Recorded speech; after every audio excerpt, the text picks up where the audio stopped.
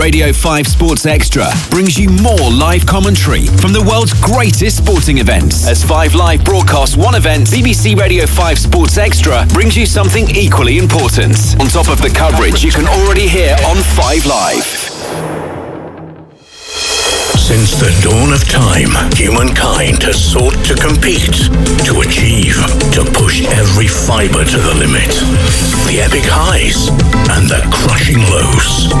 From the first Olympiad of ancient Greece to the modern day, athletes keep pushing, aiming to win, to inspire, to triumph. Radio 5 Sports Extra. You're listening to BBC Radio 5 Sports Extra. More live sports, pure live sports. Listen using BBC Sounds, plus smart speaker, digital radio and smart TV. Radio 5 Sports Extra brings you more live commentary from the world's greatest sporting events. As 5 Live broadcasts one event, BBC Radio 5 Sports Extra brings you something equally important. On top of the coverage you can already hear on 5 Live. Since the dawn of time, humankind has sought to compete, to achieve, to push every fibre to the limit. The epic highs and the crushing lows.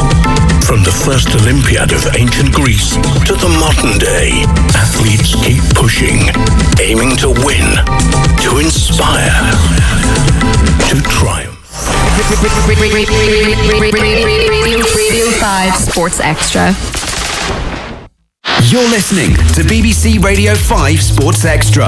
More live sports, pure live sports. Listen using BBC Sounds, plus smart speaker, digital radio and smart TV. Radio 5 Sports Extra brings you more live commentary from the world's greatest sporting events. As 5 Live broadcasts one event, BBC Radio 5 Sports Extra brings you something equally important. On top of the coverage you can already hear on 5 Live. Since the dawn of time, humankind has sought to compete, to achieve, to push every fibre to the limit. The epic highs and the crushing lows. From the first Olympiad of ancient Greece to the modern day, athletes keep pushing, aiming to win, to inspire, to triumph. Radio 5 Sports Extra. You're listening to BBC Radio 5 Sports Extra. More live sports, pure live sports. Listen using BBC Sounds, plus smart speaker, digital radio and smart TV. Radio 5 Sports Extra brings you more live commentary from the world's greatest sporting events. As 5 Live broadcasts one event, BBC Radio 5 Sports Extra brings you something equally important. On top of the coverage you can already hear on 5 Live. Since the dawn of time, humankind has sought to compete, to achieve, to push every fibre to the limit. The epic highs and the crushing lows. From the first Olympiad of ancient Greece to the modern day, athletes keep pushing, aiming to win, to inspire, to triumph. Radio 5 Sports Extra. More live sports, pure live sports. This is BBC Radio 5 Sports Extra. Coming up in the next few minutes. The Ashes. Radio 5 Sports Extra is a dedicated station for the BBC's live sport coverage, with a flexible schedule to suit the occasion. Listen using BBC Sounds, both app and online, plus smart speaker, digital radio and smart TV. Radio 5 Sports Extra brings you more live commentary from the world's greatest sporting events. As 5 Live broadcasts one event, BBC Radio 5 Sports Extra brings you something equally important. Uninterrupted, live and in full. And on top of the coverage you can already hear on 5 Live. Coming up next on Radio 5 Sports Extra. The Ashes. More live sport, pure live sport. This is BBC Radio 5 Sports Extra. More live sport. Pure live sport. This is BBC Radio 5 Sports Extra. Coming up in the next few minutes. The Ashes. Radio 5 Sports Extra is a dedicated station for the BBC's live sport coverage, with a flexible schedule to suit the occasion. Listen using BBC Sounds, both app and online, plus smart speaker, digital radio and smart TV. Radio 5 Sports Extra brings you more live commentary from the world's greatest sporting events. As 5 Live broadcasts one event, BBC Radio 5 Sports Extra brings you something equally important. Uninterrupted, live and in full. And on top of the coverage you can already hear on 5 Live. Coming up next on Radio 5 Sports Extra. The Ashes. More live sport. Pure live sport. This is BBC Radio 5 Sports Extra. More live sport. Pure live sport. This is BBC Radio 5 Sports Extra. Coming up in the next few minutes. The Ashes. Radio 5 Sports Extra is a dedicated station for the BBC's live sport coverage, with a flexible schedule to suit the occasion.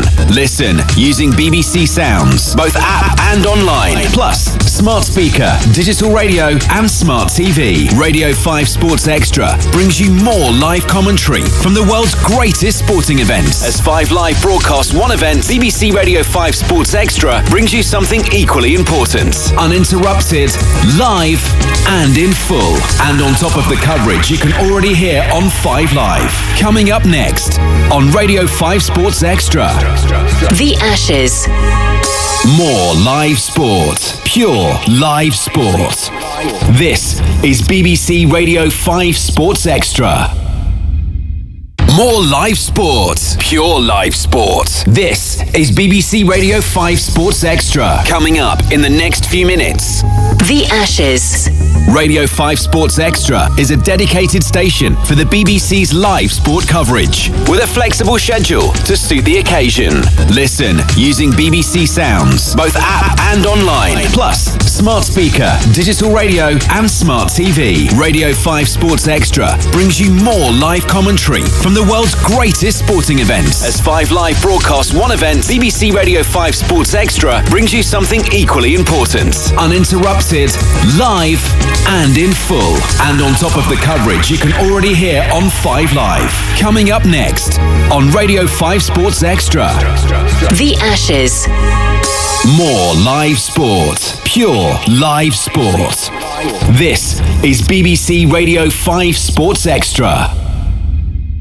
More live sport. Pure live sport. This is BBC Radio 5 Sports Extra. Coming up in the next few minutes. The Ashes. Radio 5 Sports Extra is a dedicated station for the BBC's live sport coverage, with a flexible schedule to suit the occasion. Listen using BBC Sounds, both app and online, plus smart speaker, digital radio and smart TV. Radio 5 Sports Extra brings you more live commentary from the world's greatest sporting events. As 5 Live broadcasts one event, BBC Radio 5 Sports Extra brings you something equally important. Uninterrupted, live and in full. And on top of the coverage you can already hear on 5 Live. Coming up next on Radio 5 Sports Extra. The Ashes. More live sport. Pure live sport. This is BBC Radio 5 Sports Extra. More live sport. Pure live sport. This is BBC Radio 5 Sports Extra. Coming up in the next few minutes. The Ashes. Radio 5 Sports Extra is a dedicated station for the BBC's live sport coverage, with a flexible schedule to suit the occasion. Listen using BBC Sounds, both app and online, plus smart speaker, digital radio and smart TV. Radio 5 Sports Extra brings you more live commentary from the world's greatest sporting events. As 5 Live broadcasts one event, BBC Radio 5 Sports Extra brings you something equally important. Uninterrupted, live and in full. And on top of the coverage you can already hear on 5 Live. Coming up next on Radio 5 Sports Extra. The Ashes. More live sport. Pure live sport. This is BBC Radio 5 Sports Extra. More live sport. Pure live sport. This is BBC Radio 5 Sports Extra. Coming up in the next few minutes. The Ashes. Radio 5 Sports Extra is a dedicated station for the BBC's live sport coverage, with a flexible schedule to suit the occasion. Listen using BBC Sounds, both app and online, plus smart speaker, digital radio and smart TV. Radio 5 Sports Extra brings you more live commentary from the world's greatest sporting events. As 5 Live broadcasts one event, BBC Radio 5 Sports Extra brings you something equally important. Uninterrupted, live and in full. And on top of the coverage you can already hear on 5 Live. Coming up next on Radio 5 Sports Extra. The Ashes. More live sport. Pure live sport. This is BBC Radio 5 Sports Extra. More live sport. Pure live sport. This is BBC Radio 5 Sports Extra. Coming up in the next few minutes. The Ashes. Radio 5 Sports Extra is a dedicated station for the BBC's live sport coverage, with a flexible schedule to suit the occasion. Listen using BBC Sounds, both app and online, plus smart speaker, digital radio and smart TV. Radio 5 Sports Extra brings you more live commentary from the world's greatest sporting events. As 5 Live broadcasts one event, BBC Radio 5 Sports Extra brings you something equally important. Uninterrupted, live and in full. And on top of the coverage you can already hear on 5 Live. Coming up next on Radio 5 Sports Extra. The Ashes. More live sport. Pure live sport. This is BBC Radio 5 Sports Extra. More live sport. Pure live sport. This is BBC Radio 5 Sports Extra. Coming up in the next few minutes. The Ashes. Radio 5 Sports Extra is a dedicated station for the BBC's live sport coverage, with a flexible schedule to suit the occasion. Listen using BBC Sounds, both app and online, plus smart speaker, digital radio and smart TV. Radio 5 Sports Extra brings you more live commentary from the world's greatest sporting events. As 5 Live broadcasts one event, BBC Radio 5 Sports Extra brings you something equally important. Uninterrupted, live and in full. And on top of the coverage you can already hear on 5 Live. Coming up next on Radio 5 Sports Extra. The Ashes. More live sport. Pure live sport. This is BBC Radio 5 Sports Extra. More live sport. Pure live sport. This is BBC Radio 5 Sports Extra. Coming up in the next few minutes. The Ashes. Radio 5 Sports Extra is a dedicated station for the BBC's live sport coverage, with a flexible schedule to suit the occasion. Listen using BBC Sounds, both app and online, plus smart speaker, digital radio and smart TV. Radio 5 Sports Extra brings you more live commentary from the world's greatest sporting events. As 5 Live broadcasts one event, BBC Radio 5 Sports Extra brings you something equally important. Uninterrupted, live and in full. And on top of the coverage you can already hear on 5 Live. Coming up next on Radio 5 Sports Extra. The Ashes. More live sport. Pure live sport. This is BBC Radio 5 Sports Extra.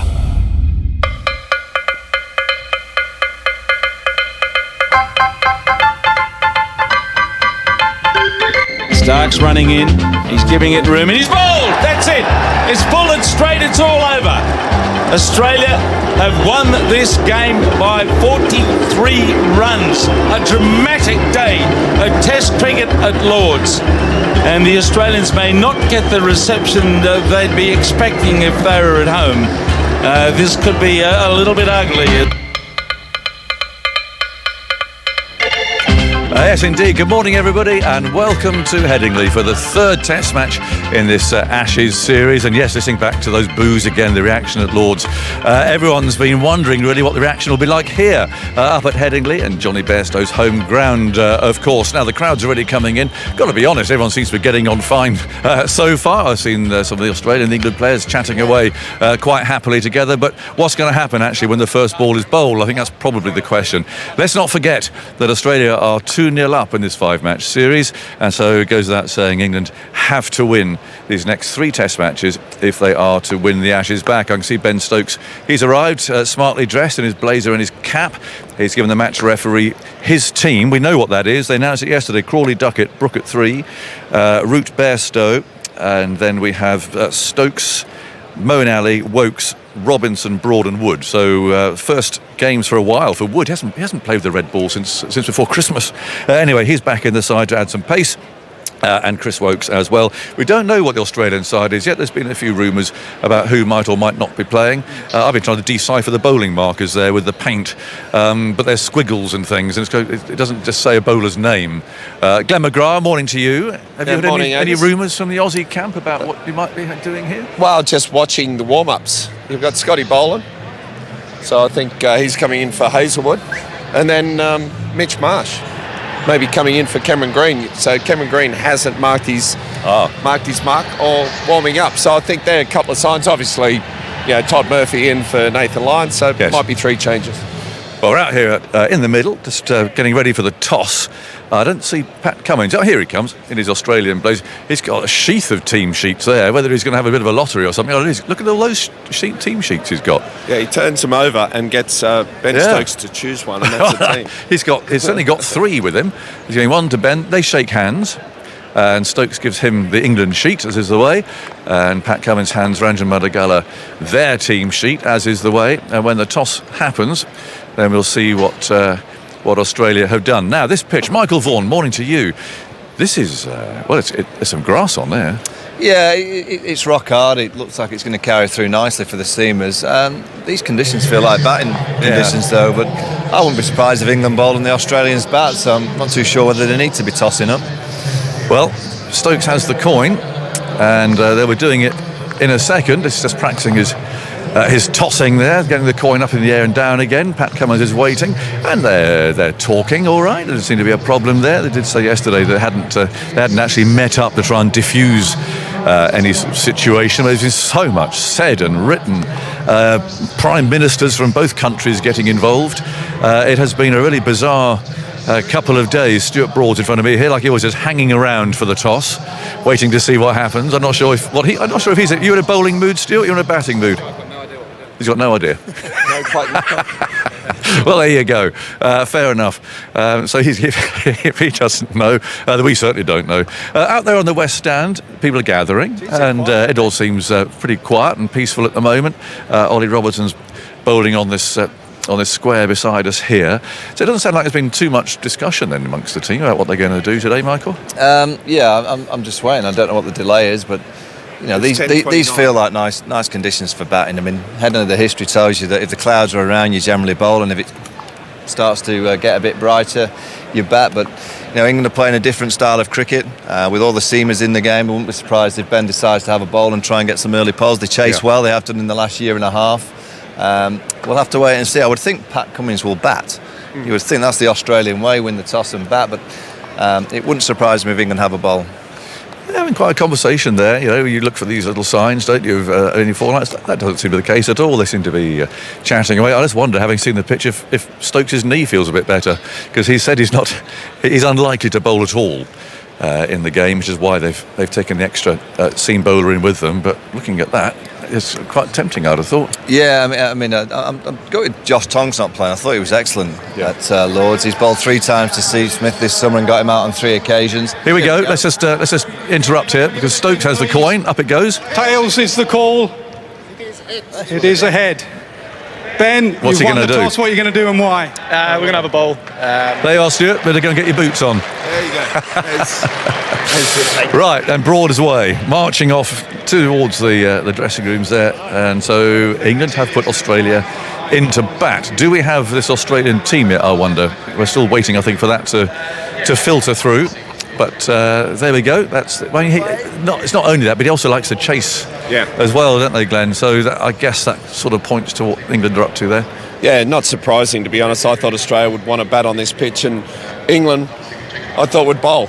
They're Bazball and all the chat. They chase, they want to chase, they feel they can chase down everything. So a couple of changes. Mitchell Marsh is playing. There's a possibility, there's a rumour of that going around. So Cameron Green is not playing in this game.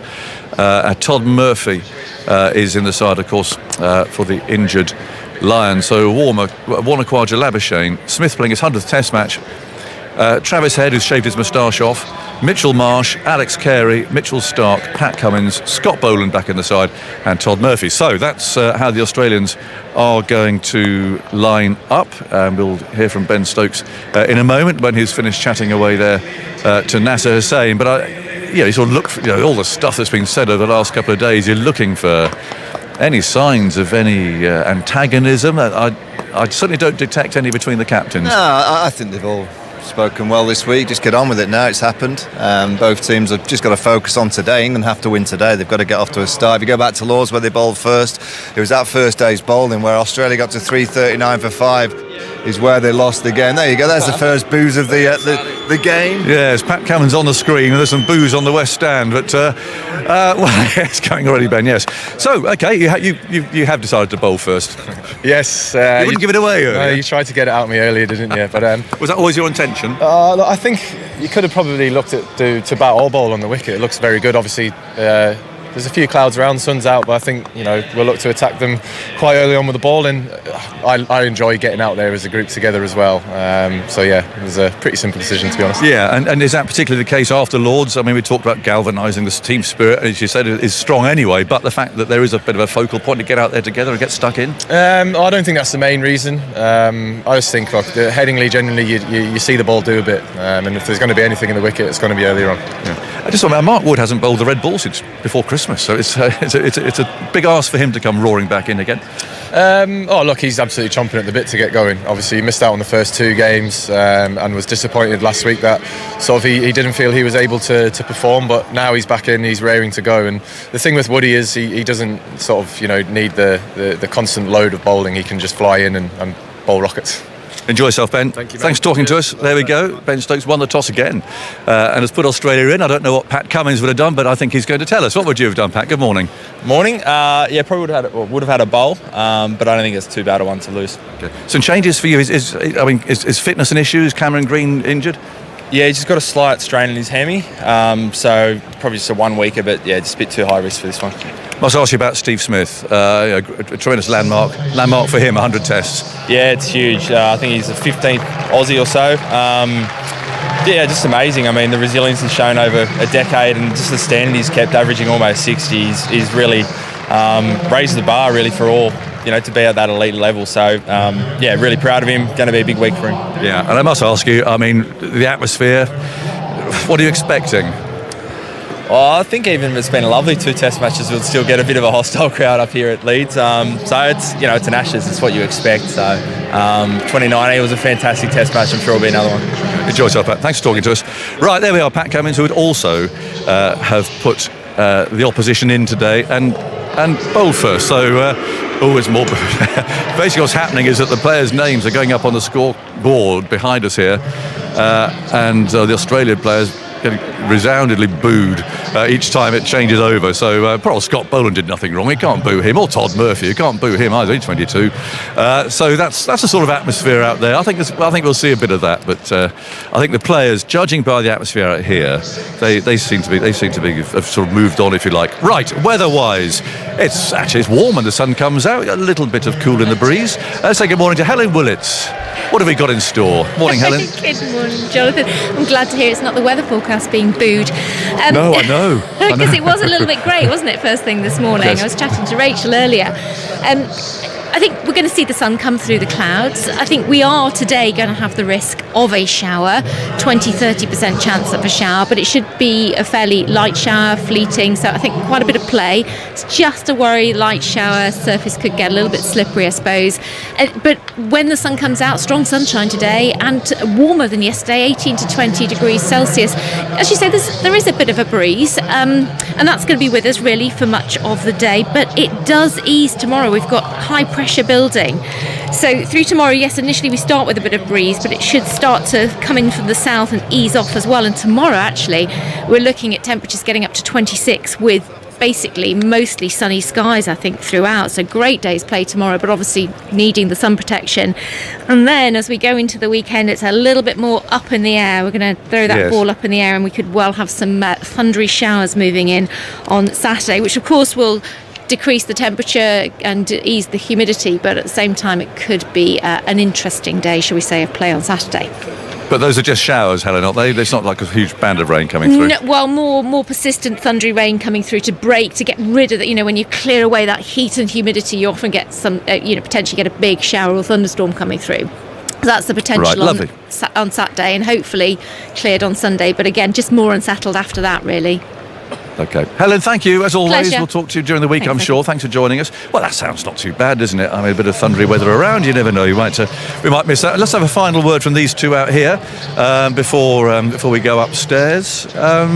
Michael, a real chance for England. I mean, whether you'd have batted or bowled, actually, they are bowling first on what looks to be a green and hard pitch. They've got to win this game. They've got to win the next three, and they've got an opportunity now to get stuck in. Yeah, and I think that's one of the reasons why Ben's bowled. I think he feels that this side are probably a better chasing team. I go back to that game against India at Edgbaston last year where he won the toss and said he wants to chase. It's kind of a similar situation. But I also think that it's, from an Australian, I think it's a good toss to lose. These are perfect batting conditions. Of course, at Headingley on day one, there's going to be a little bit of something there, and you could lose 2 or 3 in the first half an hour to an hour. But if this opening partnership can set the platform like they did at Lords for the Aussies, I think there's going to be this outfield's rock hard. It's going to be a quick scoring game. I don't think the Aussies will be too perturbed by batting first. England have to be sharp. We go back to that day one at Lords where they won the toss, they bowled, the clouds were around, the lights were on, and they weren't at the races. They didn't bowl well enough. They dropped a couple of chances. They have to take the chances this morning, and they've got to be sharp in the field. If they do that, I'm sure they'll create them because there's bound to be movement. But it's all about Mitchell Stark's just giving us a handshake and a tap. Very friendly. Very, very friendly. He'll be happy. He's not having to do too much yet today. So I just think England have just got, and throughout the first 2 games, where the games have been lost for me has just been that sharpness. You look at the extras from both sides. I think England over 70 more than Australia. 15 catches gone down from England, 7 to Australia. So that's where I really want England to try and improve upon. If they do that, of course they can win a test match. They're very, very close to this Australian side. They've just got to really capitalise in that moment. They've got to win this first session. Right, good stuff. We'll talk to you. Glenn, you're going up as well. So just realised what the problem is, this spider cam shadow. It's whizzing around overhead at the moment. And do you remember Steve Smith getting distracted at Lords? And, well, that's you can rather see why, actually. A very, very clear shadow whizzing around on the grass as we make our way off the ground here. I mentioned Steve Smith. It's a great occasion for him. It's his 100th Test match, of course. The achievement has been overshadowed by all the talk of the hostile reception that the Australian team are expected to receive in this game. And that's something he's been telling our chief cricket writer, Stefan Schemmelt, that he knows all about. Yeah, certainly nothing new for me. Maybe something new for a few of the players, but yeah, I guess I can help them with some coping mechanisms if they need it. But yeah, obviously it's a nice place to play here, Headingley, and obviously the game we played here last time was, a special one, I suppose, for many reasons for the game and what Stokesy was able to pull off. So yeah, disappointing to be on the other end of it, and hopefully we can turn that around this week. You obviously had a time out of the game for reasons we know why. Did you think there was a time when you wouldn't get to 100 tests for Australia?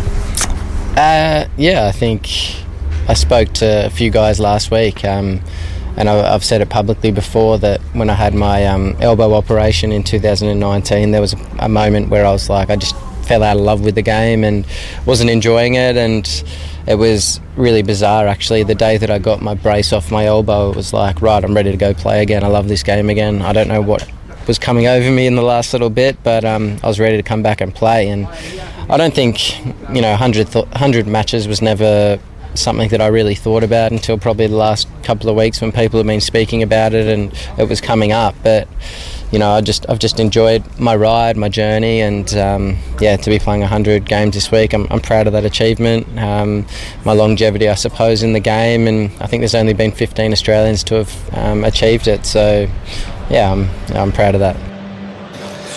That was Stefan Scheld talking to former Australian captain Steve Smith on the eve of his 100th test. You can hear more of that interview throughout this match. I've got Alistair Cook alongside me, along with Alex Hartley. We've had news of toss. If you're just joining us, England have won it. They're bowling again. They do like, as they say, to chase. And indeed, no side has been bowled out in the fourth innings of a test match at Headingley since 2015, so it might be the right thing to do. But, start with you, Alistair. Wholesale changes to the bowling attack. Moeen Ali in, not a great surprise, but Mark Wood in, Chris Woakes in. What do you make of all that? Well, good morning, everyone. Well, what I'm reading into it is that Ben Stokes won't bowl, so that they can't go in with three seamers and Moeen as a spinner, the four-man attack. They wanted the five-man bowling attack. That's why Chris Woakes is coming in. He gives strength to the batting lineup as well. And actually, Stuart Broad's now batting at number 11. So he's gone from number 8 to number 11, which is, when we're chasing in the fourth innings, a bit more depth. You might have a word to say about that with Ollie Robinson and the way Ollie Robinson batted at Lords. Perhaps. Yeah, I think it depends on the situation. He looks like the Nighthawk might be back in operation, because looking at those list of for if we ever need someone to go at the end, it looks like it might be Broad. But I'm looking forward to Mark Wood bowling. Everyone who I've just spoken to about the last 2 days around the England camp said he bowled speed of light yesterday, and if it is loud and the adrenaline's going that first spell, Jimmy actually said he reckon he might have touched 100 mile an hour. That might be just egging up a little bit. That's very Bazball, that. It is Bazball. He was at 94 apparently on the radar yesterday, no adrenaline. He was marking his run up, bowling up the hill, and Brendan McCullum said, what's the point of doing that? You won't be bowling any up the hill, be all down the hill. So he's going to bowl quick. It's going to be a brightest atmosphere. Just if England just have a good day today. If England have a good day today, with the momentum, what's happened, it's been brilliant. If Australia, hold out and play well, that kind of balloon atmosphere could burst, and it could be horrible. It does feel rather significant, doesn't it, Alex Hartley? Today, if Australia do what they've done at Headingley before, I can remember sort of 300 for nuns, that kind of thing, back in the day, then that would be a deflating thing. But at the same time, England are so close to Australia. They were so close to winning at Edgbaston, a little bit further away at Lords, but that was probably because of a mad 2 hours on that second evening, wasn't it, when after Nathan Lyon limped off. So they've got to believe here, and with a brand new shiny spearhead in Mark Wood, it's tough on Josh Tongue, but it sort of feels like they've freshened things up a bit here. Yeah, but if you play Josh Tongue, you don't want him to break down and get an injury and he's out for 12 months. So I sort of get the rotation of that. But yeah, England have a huge opportunity, I guess, as do Australia, but a huge opportunity to really put Australia under pressure here today at Headingley. I love watching cricket here. It does a bit, doesn't it? It seems, it spins, it's got a bit of everything. So yeah, I'm looking forward to seeing England. I think Mark Wood, I've not seen him bowl for such a long time, so I'm looking forward to him donning the whites. I'm not sure he's bowled for a long time. Red Bull, I think. Well, can he still spell Red Bull? It's April, isn't it? For the Sunrisers, he started, took 11 wickets in 4 matches early on in the IPL, and then I think got injured at that point, and I'm not sure he's played since then. Well, he hasn't bowled a white ball since December, has he? In Pakistan? The Red Bull, yeah. Red Bull, sorry. Red Bull. No, probably not. I want to touch on Ben Foakes, though, because when England announced their team, and we knew that Ollie Pope was out, very sadly, for the rest of the season, it felt like the perfect moment to bring Ben Foakes back in, because you've got Moeen Ali as ballast to date. So he's not batting with a flimsy tail, he's batting with a deeper tail. This means that Foakes isn't going to play this series, doesn't it? Well, it's going back to the bowling attack. It's going back to Ben Stokes' knee. The reason why Ben Foakes, I'll make sure I get this right, to Ben Foakes, Stokes and Woakes. Yes. But if Stokes was bowling, I think Dan Lawrence would have played, and then they might have gone Foakes. But because Ben Stokes is not able to bowl, he might bowl one spell, but you can't go in with 3 seamers and Moeen as a 4 seamer. He's not a Graham Swan, he's not a Monty Panesar, he's not a guy you can trust to hold up an end on the first innings. So that is the reason why. And also, it's a big call. They made the call 2 weeks ago that Johnny Bairstow's keeping. To then suddenly backtrack 2 weeks later, when actually, what's all said and done, this series should be 1-1. England totally outplayed, not totally outplayed, but they had the better of Edgerton all the way until right at the end. Australia were always ahead at Australia at Lords. I know England 180 for 1. They should have got more runs than they did, but they didn't. So I always said Australia were ahead there. So I couldn't see that. Everyone was calling for Folkes. Great time for Folkes to come in. I just never thought it was going to happen. Mitchell Marsh and Scott Boland in for Australia. No great surprise, I suppose. Hazelwood rotated out because he's not played a lot of cricket, so they're trying to manage him. Cameron Green out. How much of a blow is that? He hasn't really fired yet this series, but you miss the gully catching. Yeah, well, definitely. I think they'll miss him in the slips, won't they? And they'll miss that. But how can you miss somebody that's not fired just yet? I think they miss what could be. Cameron Green's got that potential to be a brilliant all-rounder, but he hasn't quite performed. I think he's obviously bowled well in spells, but he's not batted anywhere near as well as he can, or as well as we've seen him bat in other competitions. So I think it's a blow, but it's a blow on potential of what he could do. Now, the blow to me is Nathan Lyon. Yeah. So for years and years and years, Australia, 3 seamers, holding bowler Nathan Lyon, holes in the first inning, tacks in the second inning. It's how they've operated for 100 consecutive Test matches. Tom Murphy is apparently a very good bowler, as we saw him in India.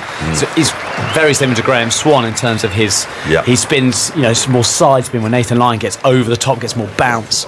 But that is the one for me. Now, the Nathan Lyon out of this team just changed the balance. This is another good opportunity for those things which England needed to go right for them in the series. An injury to one of their main bowlers. They always say, every interview they say, who's the most important bowler of their bowling attack? All 4 or 5 seamers say Nathan Lyon. I'll tell you what was really interesting to me was to see the team previously when Nathan Lyon hadn't played, so he played 100 games consecutively, and to see that team and how much it's changed and Nathan Lyon still there. So yeah, it's going to be a massive blow for Australia. I'm quite excited to see Todd Murphy. I think I've seen him a little bit. I think he's a decent bowler, but he isn't Nathan Lyon. I saw him out in Australia in Indore and Ahmedabad, and in Indore it was very hard to tell because the pitch turned square, and then at Ahmedabad it did absolutely nothing. But what he does do, look out for him, he's quite tall, wears glasses, we always like that, and he's quite quick through the air, and he does, as you say about Graham Swan, he's got that really full action, he goes right through with it. He's a very exciting cricketer, and I've got to tell you, unfortunately for England fans, he can bat a bit as well, he's carded at 11, but he's not a good no mug. There's absolutely, he's going to be an outstanding bowler for Australia, and when Nathan Lyon isn't the first choice or no available, he seems to be ready to step up. It's just, what you get with Nathan Lyon. He's been there, seen it, probably done everything in the game. He's probably glad he's not back here at Headingley for that great memory of him dropping the ball. But it's a big occasion for Todd Murphy to come here with what's happened last week to make it your first Ashes Test match. And absolutely, how will he handle the nerves? We're about to find out. Now then, we're looking for good omens. And in this Ashes summer so far, England's women lost a Test match that they might have won with a bit more luck. Should have won, really. A brilliant Test match. England's men have lost 2 Test matches that they might have won. One they probably should have done, and one they might have won. And then England lost a T20 that they might have won in the last over. Well, lost by 1 ball in a way. It was closer. But praise be, finally, going to the real home of cricket, the Oval, yesterday, for a record crowd. That's where you get proper crowds. 20,000 plus people there. Alex Hartley, you were there last night. You've done very well to get here, all the way out to Leeds the next day.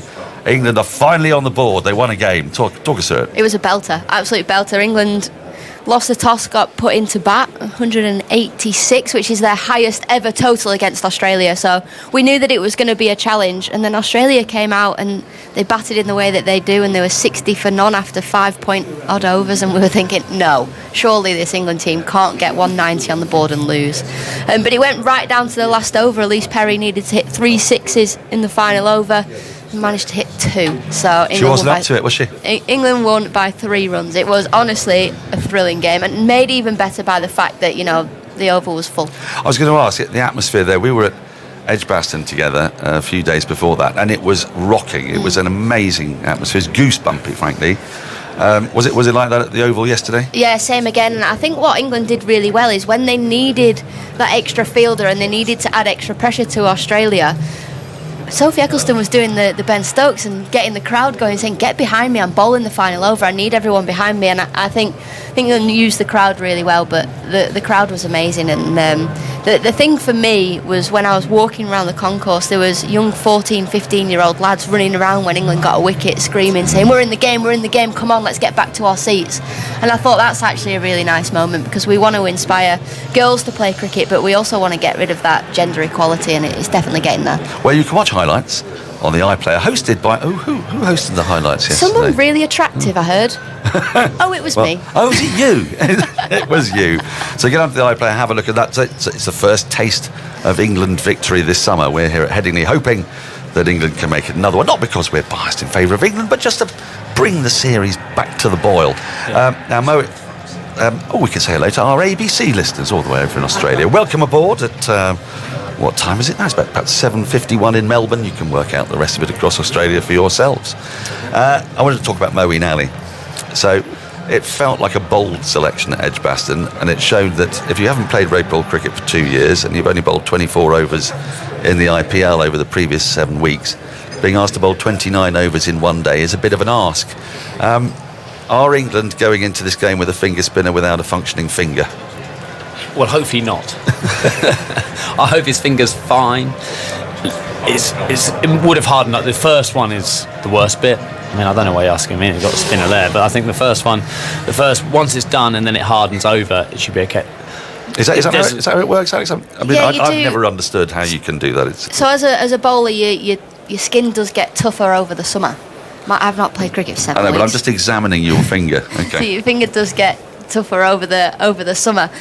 So yeah, it will be that skin that it'll have scabbed over, and then the scab will form new skin. That new skin will be tougher, so it shouldn't split again.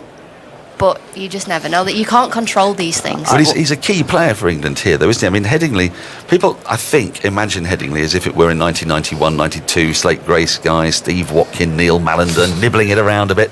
But times have moved on. Andy Zaltzman is with us. I mean, last year, Jack Leach took 10 for here. Although it's got a green tinge of grass on it, and I think it's going to be a quick wicket for the first day or so. But it is dry underneath, so I think it will turn. It suits Moeen that he's not bowling in the fourth innings. You know, like the pressure of being the spinner trying to bowl out of side. So it's different on day one, isn't it? Slightly more holding role. He can bowl a little bit more like he would in a one-day game or a T20, flatter, straighter. You're not going to be challenging, gambling too wide of off stump if it's not turning much. Trying to bowl the magic ball, the grand swan ball to Ricky Ponting where it's turning and he's trying to get him to drive through the inside edge. That's not going to happen. So that suits Moeen. And with Chris Woakes in the tie, with Stuart Broad, they've got bowlers who can bowl lots of overs as well. So Moeen, I don't think will be used, as he was at Edgbaston, where he needed to bowl because the pitch had nothing in it for the seamers. This should have something in it for the seamers today. Well, let's hope so from a point of view of this series. England bowled out Australia for India for next to nothing here a couple of years back.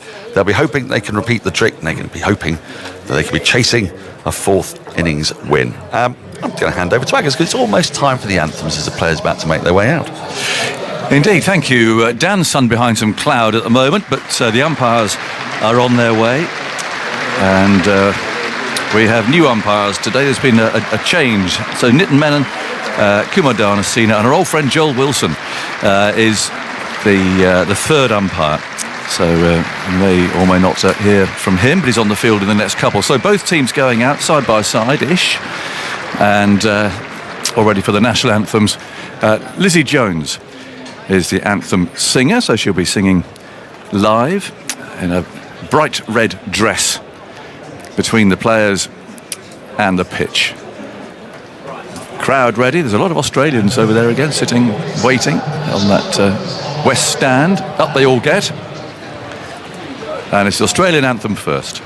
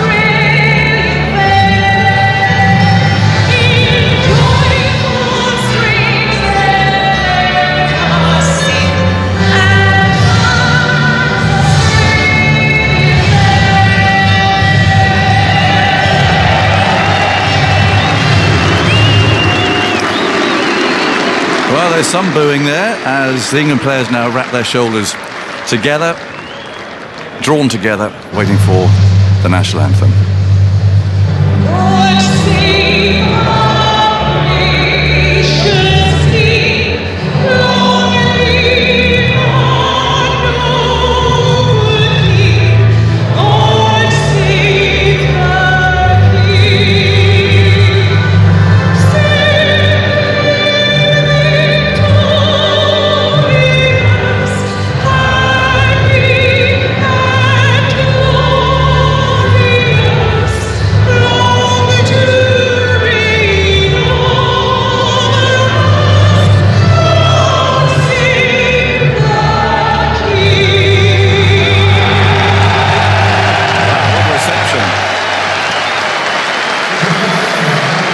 Headingley's certainly fired up.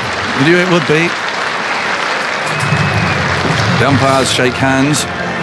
Australians put into bat, make their way off the field below us. Steve Smith there in his 100th Test match has already got his pads on, batting at number 4. I suspect he probably does. He sits there and fidgets and waits until his moment comes to bat. And the England players remain just below us here, actually, loosening up, warming up. Mark Wood, I wonder how he feels. He hasn't played a game of red ball cricket since the Pakistan tour, so since before Christmas. He's played some bit of white ball, of course, but it's a big one for him to come out in a match like this. Chris Woakes as well seems to have been sort of hanging around the team for a while. So that's the change anyway to England, largely because Ben Stokes is unable to bowl. Out go the Australian openers.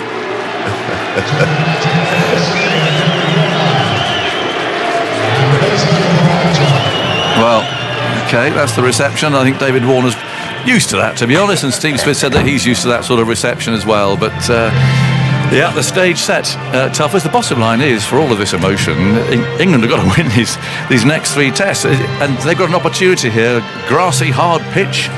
And Ben Stokes putting Australia in. There's an opportunity. Good morning to you, by the way. Morning, Angus. Morning, everyone. Yeah, no, really looking forward to this one. If England could just get off on a real positive foot and get some early wickets, I think that this Headingley crowd's going to get right behind them. It should be a crackerjack of a day. And it looks like they've got the pitch to actually do that as well. Looks hard, looks green, looks fast and bouncy.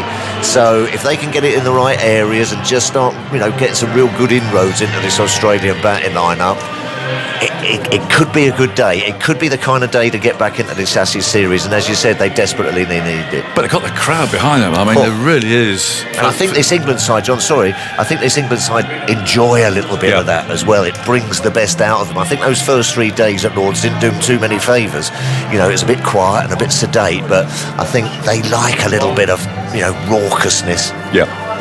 Bit of passion. That's what we're going to get, I think, here. Warner's going to face the first ball. He's waiting for Jerusalem to finish.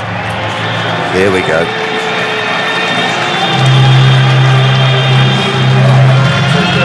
There we go. 4 slips are ready. There's a backward point.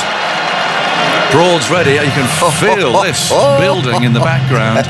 And not everybody's in the ground yet. No. There's still some empty seats there. Still having a bacon perhaps a little slow coming in, yeah. But the Aussies are in there.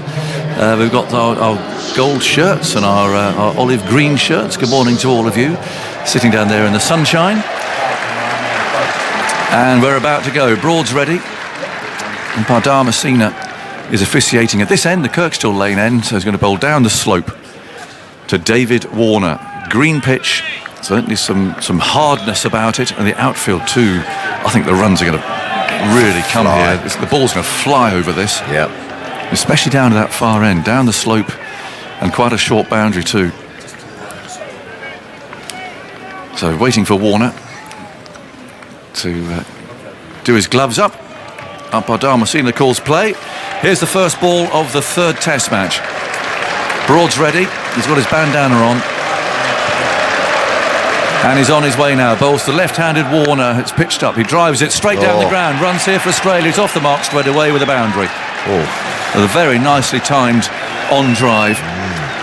And that's an example we're talking about. That really flew away. Once it's past the inner ring fielders, it's got no chance. As you say, all he did was just lay a sort of bat on. It was a long half volley on leg stump, but knocked it back past mid-on, and it got past Mark Wood, and that was 4 all the way. Yeah. Not a great start. No, lovely start for the Australians, though they are feeling a bit intimidated. I don't know if that's quite the right word, but certainly they know they're in a contest here with the crowd. 4 for no wicket then. Good start for Warner.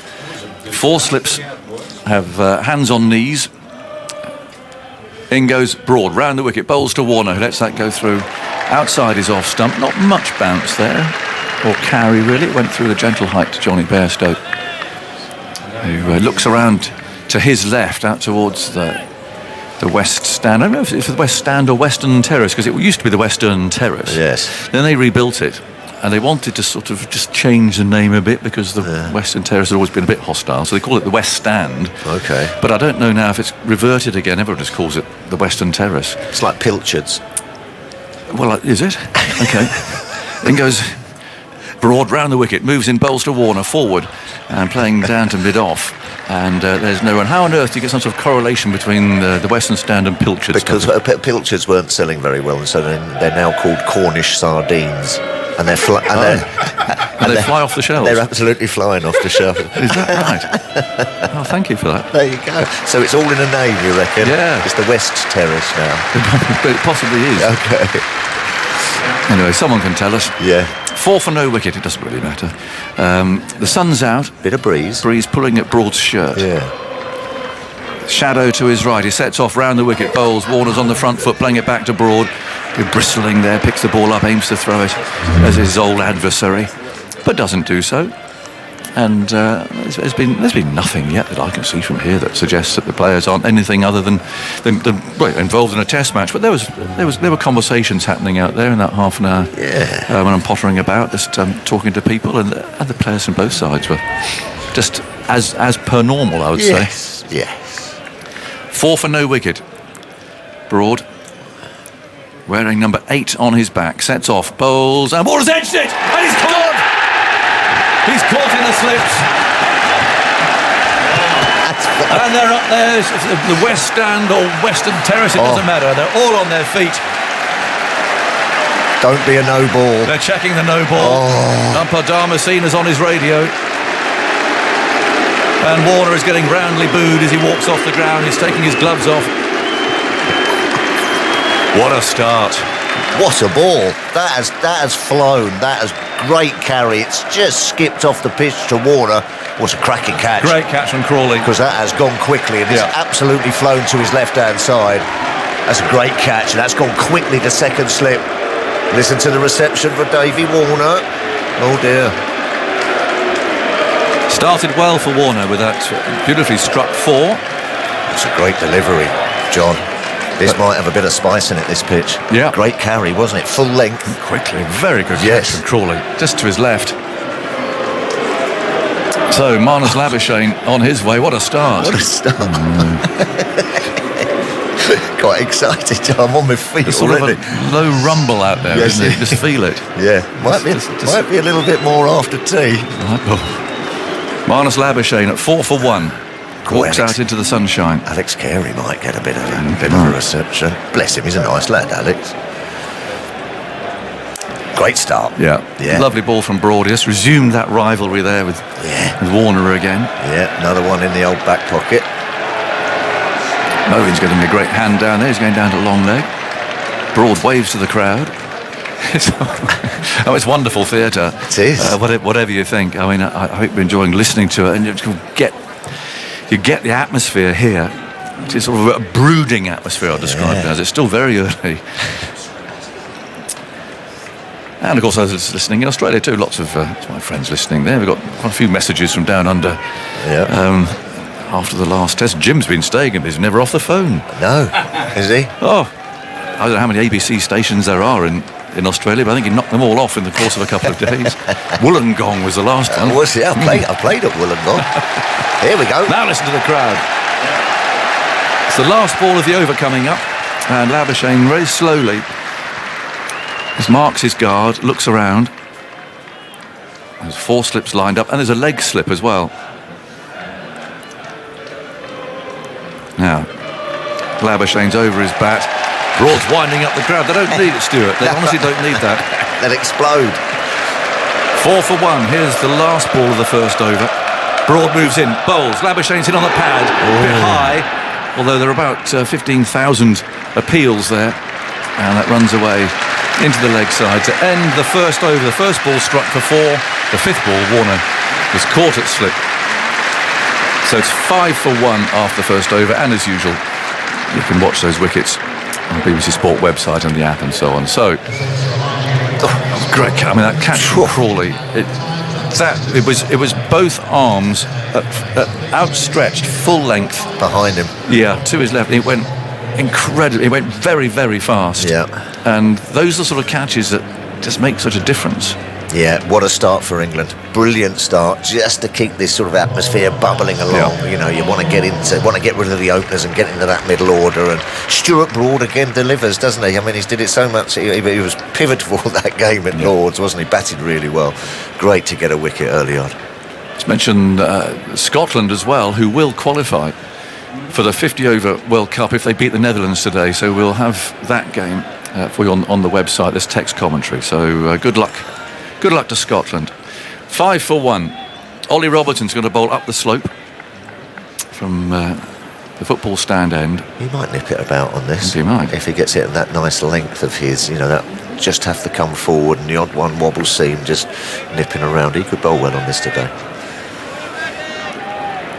So 5 for 1. Labuschagne on strike. And this leg slip in position. Robertson's on his way. Bowls. Labuschagne plays that right under his nose. Or rolls away to wide mid-off. You know, if you come straight from the snooker hall, John, you look very smart. In your waistcoat. I'm wearing a waistcoat today. You look like Doug Mountjoy. That's going back a few years. That's going back a few. As long as it's not Bill Werbenek, I don't mind. Anyway, here comes... no is the answer to your question. In comes Robinson, moves in bowls, and that's tucked away into the leg side. He does play around. And they'll take a single down to deep backward square leg. So 6 for 1. No, we have a very special guest at lunchtime today. Oh, right. Oh, this is in tribute, is it? In deference. Oh, right, yes. And I thought, I walked past this shop yesterday in Leeds, just went for a wander around. Yeah. And I saw this waistcoat, which I will say was actually in the sale. Yeah. So I've not blown the budget entirely on this waistcoat. Didn't try that hard. But it's bright, isn't it? It's lovely. Pink on the back, there are lots of flowers inside, because I think our guest will... Crimson, I thought he would approve of it. I've been a bit let down already. OK, so who's favourite? Oh, I know. 6 for 1. And Khawaja's first ball, left-handed. Robinson's on his way, moves in, bowls to him, he covers up. I've seen that shot a few times in this series. Not off. And the ball rolls away down to mid-off, and there's no run. So I thought, he's going to enjoy this, you know. Well, unfortunately, I bumped into him in the lift downstairs to go up. Yes. And he's not wearing one. Oh, no. All that effort. I know. Cost. So I said, I'm extremely disappointed. Yeah. And what did he say? And I shall wear mine during the interview. And he went, well, there you go, I'm not wearing one. Yeah, more or less.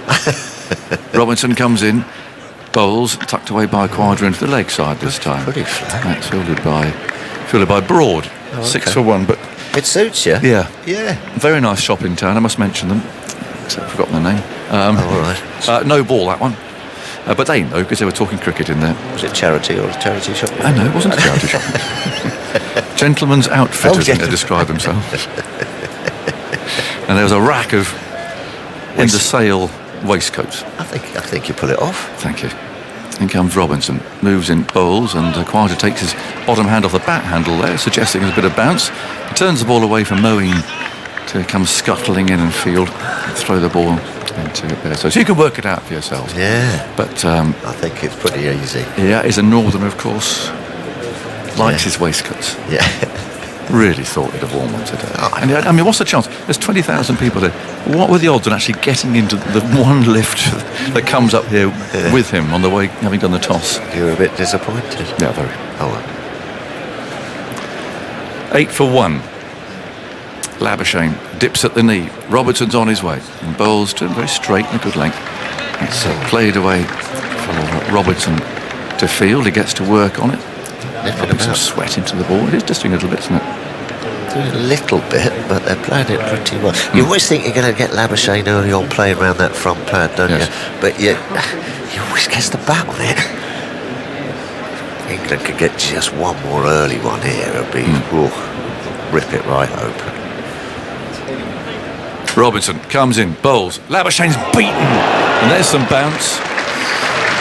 Pushing at that one, just around about the off stump. It's typical Robinson line, and that one did bounce, and it carried through to Bairstow, and the slips had their arms raised. Oh, yes. Lovely ball. It just moved away, and it's just that Headingley skip, isn't it? From a fullish length, it just skips at the batsman. Those last two wickets that they played on, it didn't have any of that, did it? It's just if anything died on the surface, but this is just kissing the surface and rushing a bit of bounce. Got to bowl a full length at Headingley. Get them driving. Morning, Andy Zaltzman. Morning, Andy. Are you on? He'll be on in a second. We've got 1, 2, 5 slips now. 5 slips lined up. Robinson said something to Broad there, maybe about they're deciding which side of the ball to shine or something like that. But anyway, it's going to come round the wicket to Khawaja. There is that extra slip field from there. A terrific series so far, but this is going to be challenging for the left-hander, I'd think. In goes Broad. There, bowls to him. He's on forward on the front foot, and actually plays a very full ball there to wide mid-off. I was going to give you an update on the Broad-Warner rivalry. 8 for 1. We'll sort out your technicals. I'm sure it's very interesting. Right. Unfortunately, I can't hear a word you're saying. So we'll work that out. The lips are moving. So Broad receives the ball again. Tell you what I saw today. Go on. In Australian gear, training gear. Yes. Cap pulled quite low over his forehead, I thought. In goes Broad, moves in, bowls outside the off stump. And Khawaja plays no straight. I didn't realise that he's now working on a consultancy basis from this test match onwards for the Australians. Yes. So he's switched camps. Oh. Right. Batting consultant. What, English batter? No. Oh, okay. But working for the Aussies. Go on. Andy Flower. Andy Flower, yes, I knew that. Yes. He's down here. Yeah. Cool. Did you know that? No, I did know that. Yeah, I saw him the other day talking about batting. And goes Broad, bowls, and that's down the leg side out of Bairstow's reach. And let's see what the umpire signals. Buys, nothing. Flew down the leg side. Broad's got his hands on his hips. I'm quite sure what that was about, where he was suggesting perhaps it had come off something, but that really did take off. Yeah. Might see if Mark Wood come flying down this hill. Did I flick something? Oh, it's well out of the way. It's gone well, leg side. Johnny Bairstow, full stretch, couldn't reel it in. 12 for 1. Khawaja has 1. And Broad round the wicket, taking his shadow with him. Is there, bowls, and Khawaja just again wanders onto the front foot. Very well stopped there, mid-on by Wood, to throw himself at that. Full length, one of those we often see shoulder injuries, talking Ollie Pope and so on. Full arm extension. It's when you land, isn't it, and your arm's out straight, it clonks it. Oh, I've had a couple of them. I saw rotator cuff. Barmy Army there, trumpeting away. Stuart Broad's song, down go the slips. Broad moves in, bowls, and Khawaja drives in that lovely, languid, easy drive between mid-off and the bowler. And again, I mean, no one's going to stop that. No. Once it's struck, it's wide of a fielder. It's 4 runs. Just a bit full, isn't he? He's searching for that, just that bit of movement from a full length, but just bowled a couple of half volleys there, Broady. Just pull that leg back, not much, about half a yard. Just a bit too easy just to drive that. He's right back in his crease, isn't he, Khawaja? He never comes out. 16 for 1, he's on 5 now. Warner's out if you're just joining us. Broad's on his way. Bowls outside the off stump. It's an inviting delivery for him to play at. Word is, Andy, that you're going out on air if we can't hear you, but Never mind. Yes. All right, okay. Oh, you're back on now. Oh, you're back on. Me now? Yes. Hello, everyone. The Broad-Warner rivalry. Now, the last 3 series, 2019 here, 21-22 in Australia, and this series, Broad's now got Warner out 11 times for just 100 runs. 7 for 35 4 years ago, 2 for 30 in Australia, now 2 for 35 in this series. Over the previous 2 series, Broad didn't get Warner out at all for 139 runs. The first 2 series they played, it was 185 for 5. So fluctuating rivalry. Robertson's on his way, moves in, bowls, and Labuschagne on the front foot plays up to mid-off. We have a very active spider cam here today. Oh, yeah. It's just whizzing around all over the place as if maybe if a 10-year-old child's having fun with it. It's now shot up there to the right, having been a moment ago really down low here, so very active. Wailing siren in the distance. 16 for 1, Labuschagne on 2. Then comes Robertson, bowls, that's a bounce. Yeah. Labuschagne played that well. Ignored it. Again, very generous lift. 16 for 1, spider cam's off again. Does make a difference, this hill as well. I've batted here and had a few boys tearing down the hill. You do feel that you're sort of getting pushed back and back and back and back in your crease. 16 for 1. Robinson moves in and he bowls, and that's ignored again by Labuschagne. That went through, I think, more the expected height for Johnny Bairstow. Reminder of the teams. England, as we know, resting Tongue and Anderson. We've got Owen Alley back in the side, and Chris Woakes and Mark Wood. So Crawley, Duckett, Brook, Root, Bairstow, Stokes, Moeen, Woakes, Wood, Robinson, Broad. Australia, a couple of changes in there as well to tell you about. Robinson in past the umpire, bowls. There's a nice shot. That'll go for 4 as well, I would think. There's a longer boundary out there, but Broad's racing after it, but he just can't get near it. Flicked away through mid-wicket. There's Robertson there, over pitch. So Warner's out, Khawaja, Labuschagne, Smith in next in his 100th test. Travis Head, who's shaved his moustache off. No way. I said to him today, where's it gone? Did you recognise it? Mate, he said, he used quite a rude word about what he'd done wrong with some clippers. Oh, okay. So it's gone. Marsh back in the side again. Is there a reason for that, John, did you ask him? Well, because it's such an obvious moustache, wasn't it? Well, they kind of usually are, aren't they, moustaches? He's just really big and bushy though. It went with him, didn't it? Then comes Robinson again. Bowls, and that's hit on the pad. Nothing from in front of the stumps, plenty from behind, but not that. I mean, it's the sort of small talk you have to make. Yeah. I mean, I've never met him before. So you're wandering around out nice there. chap. You can be a bit of a loose end, can't you? So he comes up. Yeah. What do you say to him? Yeah. Where's the moustache? Where's the moustache gone? Yeah. Just opens the conversation. Well, there you go. Can't say it progressed much beyond that. No. Okay. But it was perfectly amicable. Oh, I think it suited him. So do I. No, something about the wrong settings on the clippers or something. Oh, so no. Once you go, oh, no. on one side. Oh, no. In comes Robinson, bowls, and that's pushed away out to cover. I did that once with hair clippers. Did you? Forgot to put the guard on. I gave myself a 0 down one side. Can't tell these days. No. Right, Tuffers. No. That's everything set up, and we're off and running. And Simon, Jim's coming in here. Jim's poised. Thank you, Agus.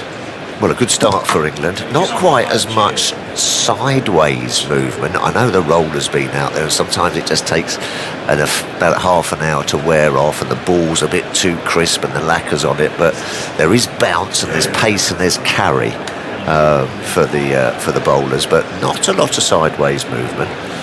It's going to be interesting. But a great start. Stuart Broad getting rid of his mate. Davey Warner again, beautifully caught a second slip. Morning, Jimbo. Tuffers. Morning. Nice to be on a high chair again. It's taking me back. Here comes Broad. He bowls around the wicket and it's nipped away by Khawaja into the onside for a single. I haven't been here since something happened 4 years ago. Right. And Adam said, I think you better get Aggers in. You can't get the last wicket. You're not doing your job. So I got off and, well, you know what happened, don't you? Yes, I do. We all do, yes. And our old friend Joel Wilson, he's just downstairs. Is he? Yeah, he's got his finger on the buttons this time. Oh, is he? Yes. He's poised. Yep. Okay. He might make up for it this game. Well, he's got 2 tests out there to come. So we'll see. 4 slips are there. England off to a wonderful start after sending Australia in. Dispatched Warner in the first over, caught well at second slip by Crawley. Now Broad bowls, it's left in the ostentatious way, demonstrative way that Labuschagne does. Just at the last minute, he watches, he sees the length, said no. But this is like an Aussie pitch. It's got bounce, it's got pace. Yep. What happened to the old tranquilised ones we had in the last 2 tests? I don't know. Well, it obviously didn't suit England, as I say, 2-0 down. So I think they've decided to get a bit of oomph in them and a bit of skip. But it looks bowler friendly. England winning the toss and having a bowl. Pat Cummins said he'd have a bowl. 1 for 21. We'll see. Broad runs in and bowls a ball that's whipped away by Labuschagne. It's darting away towards the boundary, and that corner of the ground won't get there because it's overhauled by the Robinson chasing back. A couple of runs. I haven't seen too many go sideways, Mike. No. Bit of bounce. Well, and I was coming in with Varney this morning, and he looked up and he said, "Oh, nice day for batting." But then that pitch, you look at that pitch and you think, "Oh, you've got to have a bowl first, and also fancy a chase." I mean, you don't really usually say that about Test match cricket, do you? Oh, I fancy having a chase. But this England side do. Well, 4 years ago it was dramatic. Australia made 179 and bowled England out for 67. Remember that? Yeah. As Broad goes up and Labuschagne forward edge, wide of the slip, but well saved by Brook, diving to his right to prevent some runs. And the crowd warming to this with England taking an early wicket, doing a little bit here and there with the ball and in the field, and it was an excellent catch to get rid of Warner for 4. But Khawaja's 6 and Labuschagne's 7. Mitch Marsh replacing Cameron Green in the side, who's got a hammy problem. And they just want to be sure before he plays again in another week or so. But Mitch Marsh has got some value as an aggressive all-rounder. It's Broad going in and Labuschagne whipping away to the onside. This might go all the way to the boundary. It's pretty well timed and it hits the rope. Robinson couldn't get to that. This is a very fast ground, as we know. And that's the one issue England may have today if they don't get new ball wickets. Will Moeen Ali do the trick? I wouldn't fancy having a bowl on when's that. When's Wood going to bowl? Well, he'll bowl after Stuart Broad. He's going to be unleashed down the hill. He doesn't want to bowl like the gardener's hose, though. He wants to make batsmen play. I hope he's not going to go mad on the bumping ball. You've lost me on the gardener's hose. Sorry, mate. He doesn't want to bowl like the gardener's hose. Go on. Gardener goes all over the place. Oh, yeah, whipping around. Sorry, mate. It depends what the gardener's doing. Yeah. You might know. If he's well, old. you know, sometimes you turn the hose on and there's too much pressure and you can't control it. Yeah. That's what I'm talking about. Okay, got it now. 4 slips, leg slip. Broad goes up. Labuschagne leaves a wide ball outside the off stump. And umpire Damasceno says over. 1 for 27. So Australia scoring very attractively, but they have lost a wicket, Andy. Well, just picking up on what you were saying about Headingley as a ground for batting recently, we have seen a few low first innings scores, but then it's generally got easier over the course of the game. So in Test since 2014, runs per wicket in the first innings around about 30, which is below average for Test grounds globally. Out of 33 Test grounds that have hosted 5 or more Tests, it's below the halfway point, so that equates to about 300 all out, innings 1 and 2. But innings 3 and 4, the team's second innings, 35 runs per wicket. Only 2 grounds have a higher runs per wicket in second innings over the last 9 years of Test cricket. So it has been a ground we've seen in recent years, particularly that game in 2019, where it gets easier to bat as the game goes on. Now Robinson starts a new over from the football end, squares him up and he edges it into the slip cord and on the bump. Thick edge, soft hands. Khawaja did well there to get out of any potential problems by keeping the ball down. 9 for 362 England in the 4th innings of that game. And Tavas is off. Good luck with finding those socks. 5 slips, a backward point, a mid-off, a wide mid-on, and a deep backward square. 5 in the slips, yes. From that footy end, here comes Robinson across and bouncing at the left-hander, and it's through to the keeper. Time to say good morning to Michael Vaughan. So would you have batted or bowled? Yeah, morning everyone. It's a very good question, Jim. I think it's very simple here at Leeds. I think if the sun shines, you bat. Right. When the clouds are around, you bowl, but then you look at tomorrow's forecast, it looks even better than today. I honestly would have been a captain that would have liked to have lost the toss this morning. I wouldn't have wanted to make the decision. Well, 3 times in a row, that's what's happened. Here goes Robinson, and across and pushing away to the offside, in behind it. Khawaja sturdily plays it away into the offside. Yeah, but I think we've seen already inside the first 25 minutes that it's a good pitch. There'll be a little bit there. The ball's carrying through nicely to the keeper, which is exactly what you want as a seamer. That snick of Warner flew to Zakrel. That was a good catch. Really good catch going to his left. So I think we'll see. I mean, the outfield's rock hard. It's going to be fast. Gee. So I think we're going to be seeing quick scoring rates throughout the 5 days. Robinson bowls. Khawaja is edging into the ground again with those soft hands. It went to the Stokes at 5th slip, but bounced well in front of him. But just a little bit of bounce. Not a lot of movement, really, but a little bit of bounce.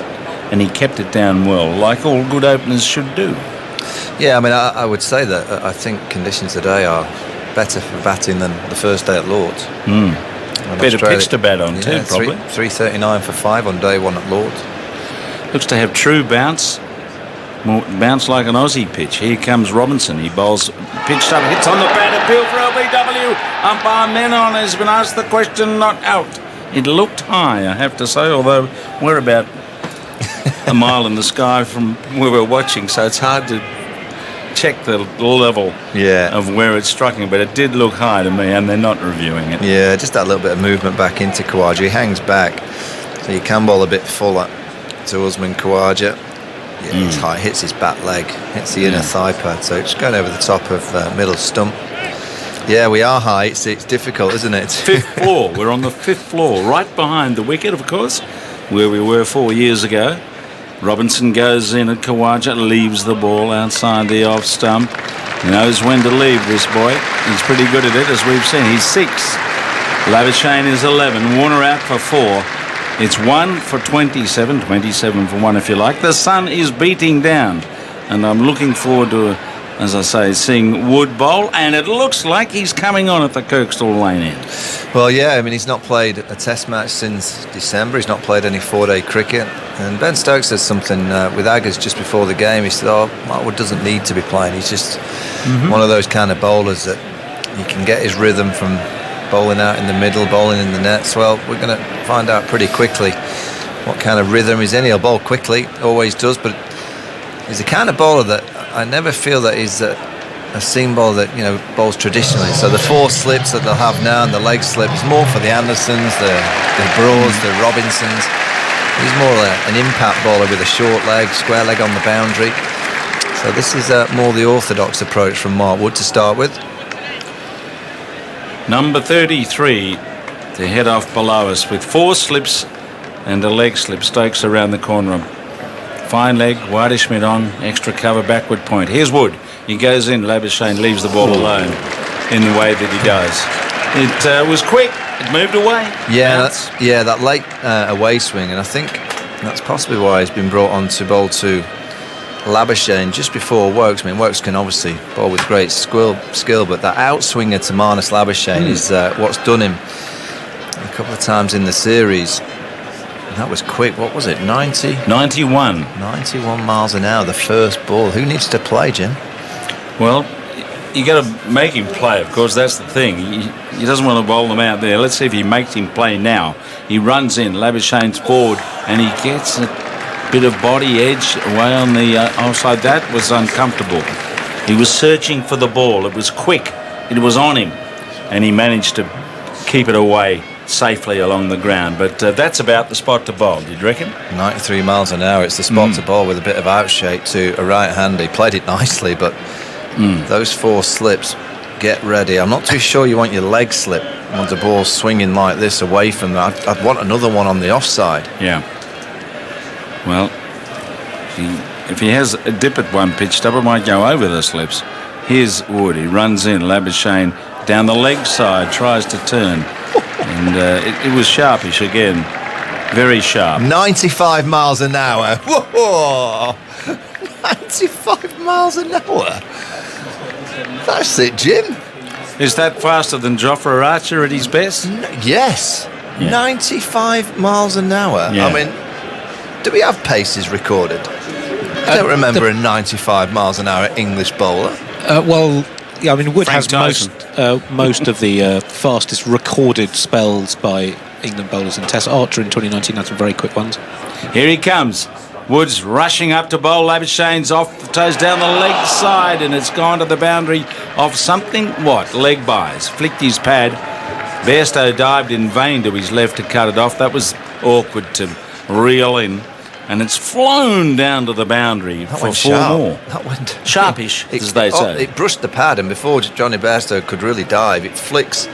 Yeah, the left pad flies past John. Johnny gets a glove in it, and it still races to the boundary. 4 leg buys, 1 for 31. And so 4 waiting in the slips. This is exciting to watch. The fury of high speed bowling. He goes in. Labuschagne is pushing and sending it on the bump up towards Broad, who's there at extra cover. Can he get the shape, the bounce, the edge? Jim, forget that. It's 94 miles an hour. This is quick. But the one thing with pace, if you get your bat on it, it flies. Yeah. And there's so many gaps. Anything on your legs, you'll feel that you'll be able to just clip it for 4. But you make one slight mistake as a batter at this pace, and you're going to create an opportunity for the opposition. Well, he's just got to get the ball in the right spot to force that error, that nick, or clean up the stumps. Wood charges in again, bowls an awkward bouncing ball, but it's well played by Labuschagne. Dropped his bottom hand off the bat and prodded it out there on the offside to complete a lively, exciting over. And there were 4 leg buys, but it was a maiden. Yeah, I reckon that's up there with one of the best first overs I've seen. In terms of pace, I've not... Usually quick bowlers, they take an over or 2 to get into their stride, but I know of bowlers like Sean Tate used to be quick from ball 1. And where were they going? He didn't know. Yeah, yes, absolutely. He was, the radar wasn't always quite right, but his paces were always up. That was quick. And that's exciting. When you see a quick bowling is always great to watch. Exciting spectacle, and the crowd have been composed, absorbed by what they're seeing. Yeah, maybe a few hooter birds around the place when Warner got out for 4, but they're enjoying the contest. We all are. Robinson goes in and Khawaja is leaving the ball alone outside the offside. 5 in the slips. As I say, it's bright and sunny here at Headingley. Is it a good toss to win or to lose? We won't know for a while, but at the moment, Australia just checking in at 1 for 31. When Ben won the toss and decided to bowl, I don't think he's thinking 160 all out. In 2019, it was 179. Yeah, it don't feel like that. But if you bowl Australia out for 300, I think you'd take that. I think it's that kind of score. And then obviously the England side have been good at chasing the game. Robinson bowls, Khawaja leaves again. Across him, a little bounce and movement away towards Bairstow. What about the Moeen Ali contribution? How significant is that going to be given his wounded paw? Well, obviously they feel he's fit to bowl. Not too sure how much the off spin is going to play a role in the first innings, but I think as the game progresses, we will see a little bit of spin. I wonder if England ever thought about bringing Folkes in and putting Johnny up to 3. I wonder if they did. A lot of people have suggested it was a good idea. Here comes Robinson bowling again, and it's full straight and pushed away down towards mid-on. But they're stubborn, aren't they? Well, they're going with what they feel is right. Yeah. I mean, clearly this week they wanted more bowling options because Ben openly said in his press conference yesterday that he struggled and his body's not quite right. Josh Tongue's a big miss for me. Why didn't he get another game? Well, he's clearly it's a little bit of a safe option in terms of making sure you're looking after a young bowler's body. But he bowled really well and got the 2 key wickets of Steve Smith in the match. Here's Robinson. Again, Khawaja watchful, leaving the angle ball. Umpire Menon standing down there at the football end. And Khawaja is resuming his vigilance as an opening batsman. Yeah, I mean, over the years you'd have seen Headingley pitches that have offered all sorts to the bowlers. You won't see that this week. You know, whether I think the pitches are prepared brilliantly now here, but it's just these balls. You know, the balls aren't doing anywhere near what the old Duke ball used to do. Flatter seam. Robinson is on his way to Khawaja. Khawaja full and straight pushes through the line down towards mid-on. That's what Simon was talking about at Lords, that the seams on the Duke's balls are flatter than they were a few years ago.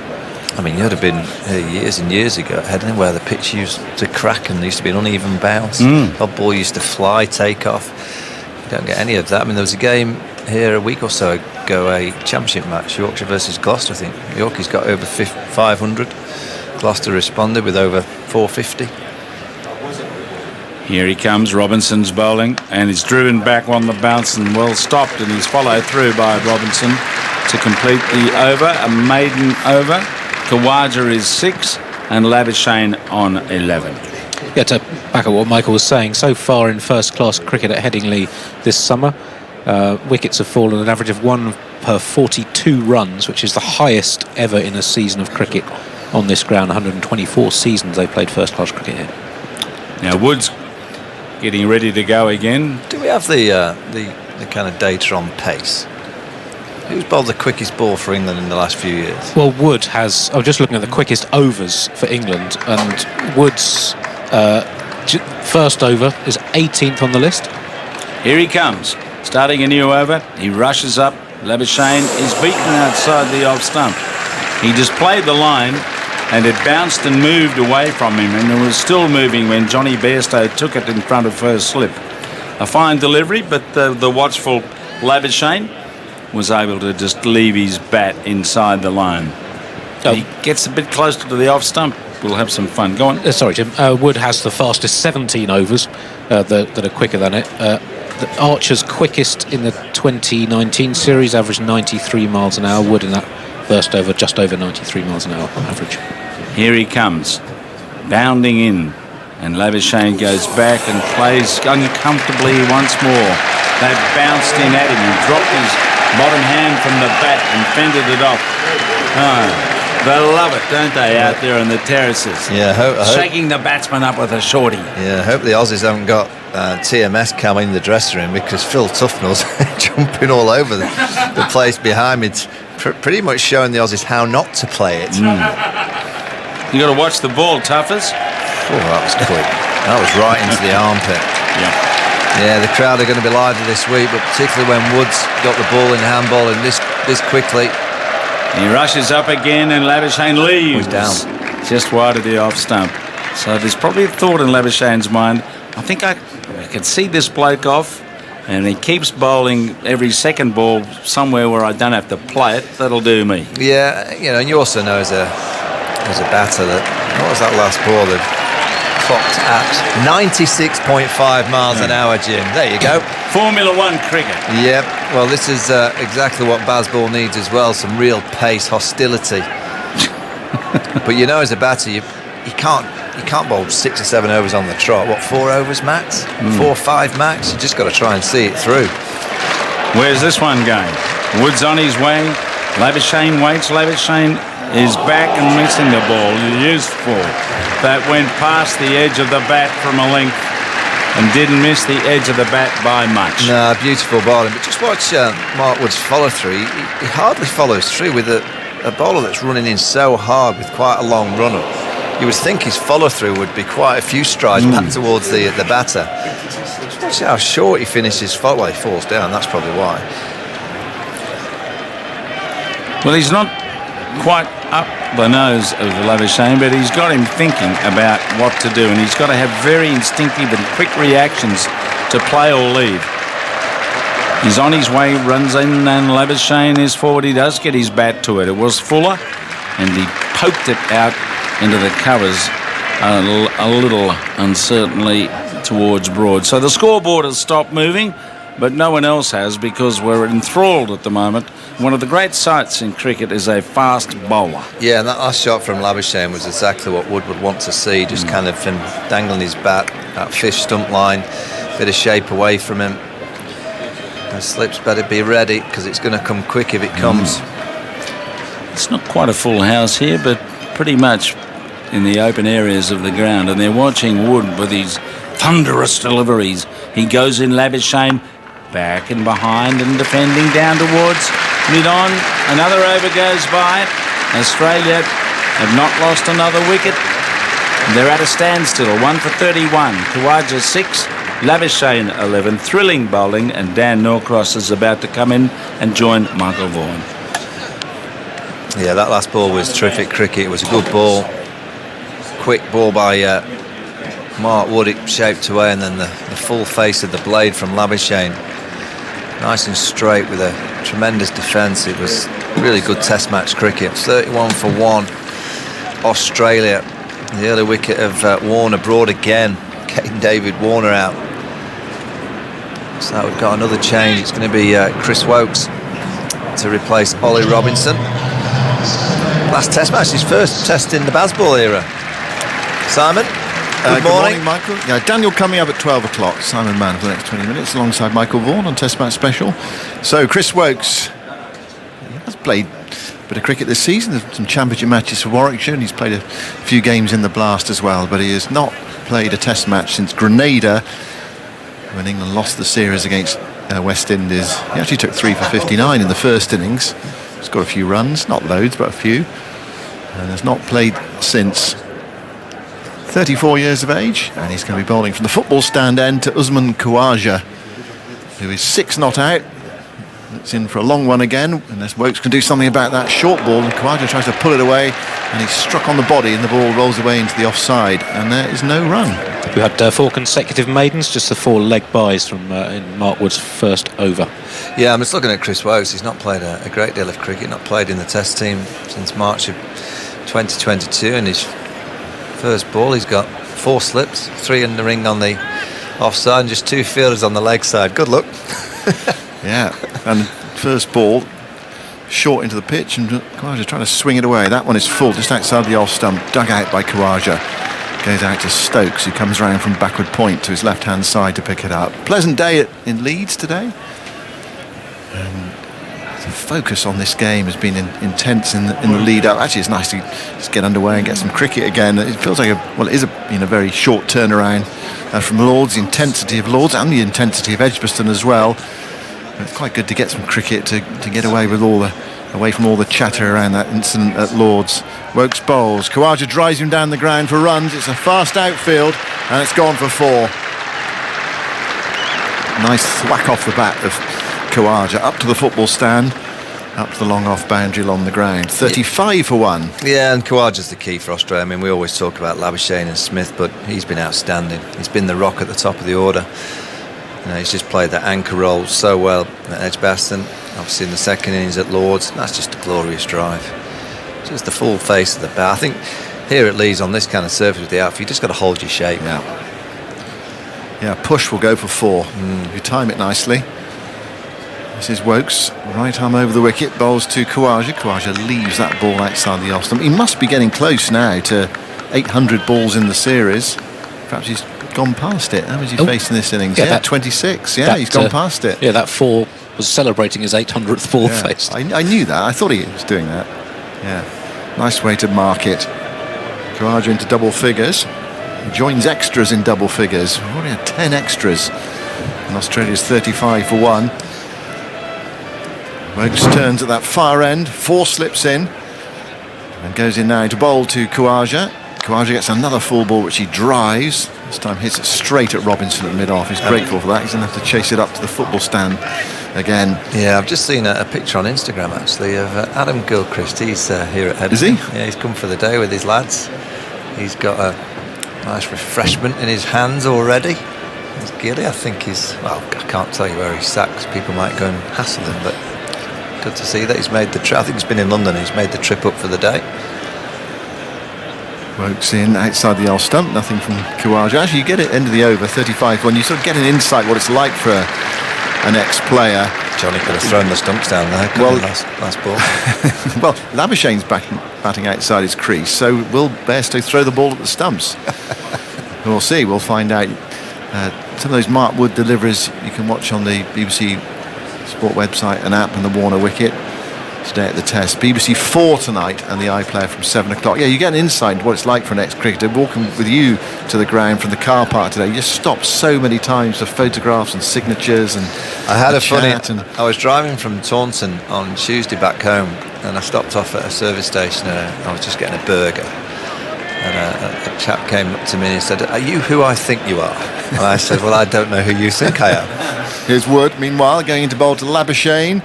And Labuschagne is forward. A good delivery from Wood around that off stump. He's curving away. Labuschagne covering it, playing it out to Broad at extra cover. So There's no run. So who do you think I am? And he said, Michael Vaughan. I said, yes, that's correct. He went, prove it.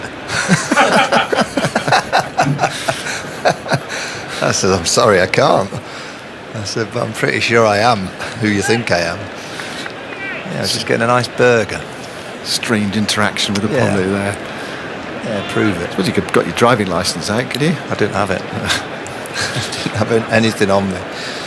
Wood turns beneath us in the sunshine at the Kirkstall Lane end of the ground. Past the umpire now, up to the stumps, bowls to Labuschagne. Labuschagne takes that off his hip there. A flinching defensive shot into the onside towards mid-wicket, and there's no run. Yeah, I think Labuschagne had just hoped that went a bit square on the onside, just to give himself a little bit of a breather down the other end. The England method of facing quick bowlers is to try and whack it to the boundary. I was always taught, get down the other end. You know, the best way to face the quicks is from the non-strikers, then just talking to your partner over every, well, good luck, well played, you're looking good. Right, changing the field after that delivery. Short leg is coming in. So it's a very attacking field for a very attacking bowler. Wood getting up to 95. He's yet to concede a run. So we've got 4 slips, a leg slip and a short leg. I really like this from Ben Stokes, because you're right, he is the attacker, Mark Wood, and every time he gets the ball in hand, that's what you should think of as a captain, get some wickets. Wood bowls to Labuschagne, and Labuschagne gets in a tangle there on the back foot, strikes him high on the thigh pad, runs away into the offside. You can hear what the crowd think of it. It must be fantastic watching square on in the West Stand there, away to our right hand side and away to our left as well, watching square on. What you watched, you just watch the batter, because you can't follow the ball, it's so fast coming down. I remember watching Malcolm Marshall square on in the 1980s, and you couldn't watch the ball, you just had to focus on where it was going to pitch. I was here for a West Indies game in the 80s, late 80s, Malcolm Marshall, under the old pavilion. Was that the one where he broke his hand? I'm not too sure, I just remember sitting side on and watching them bowl.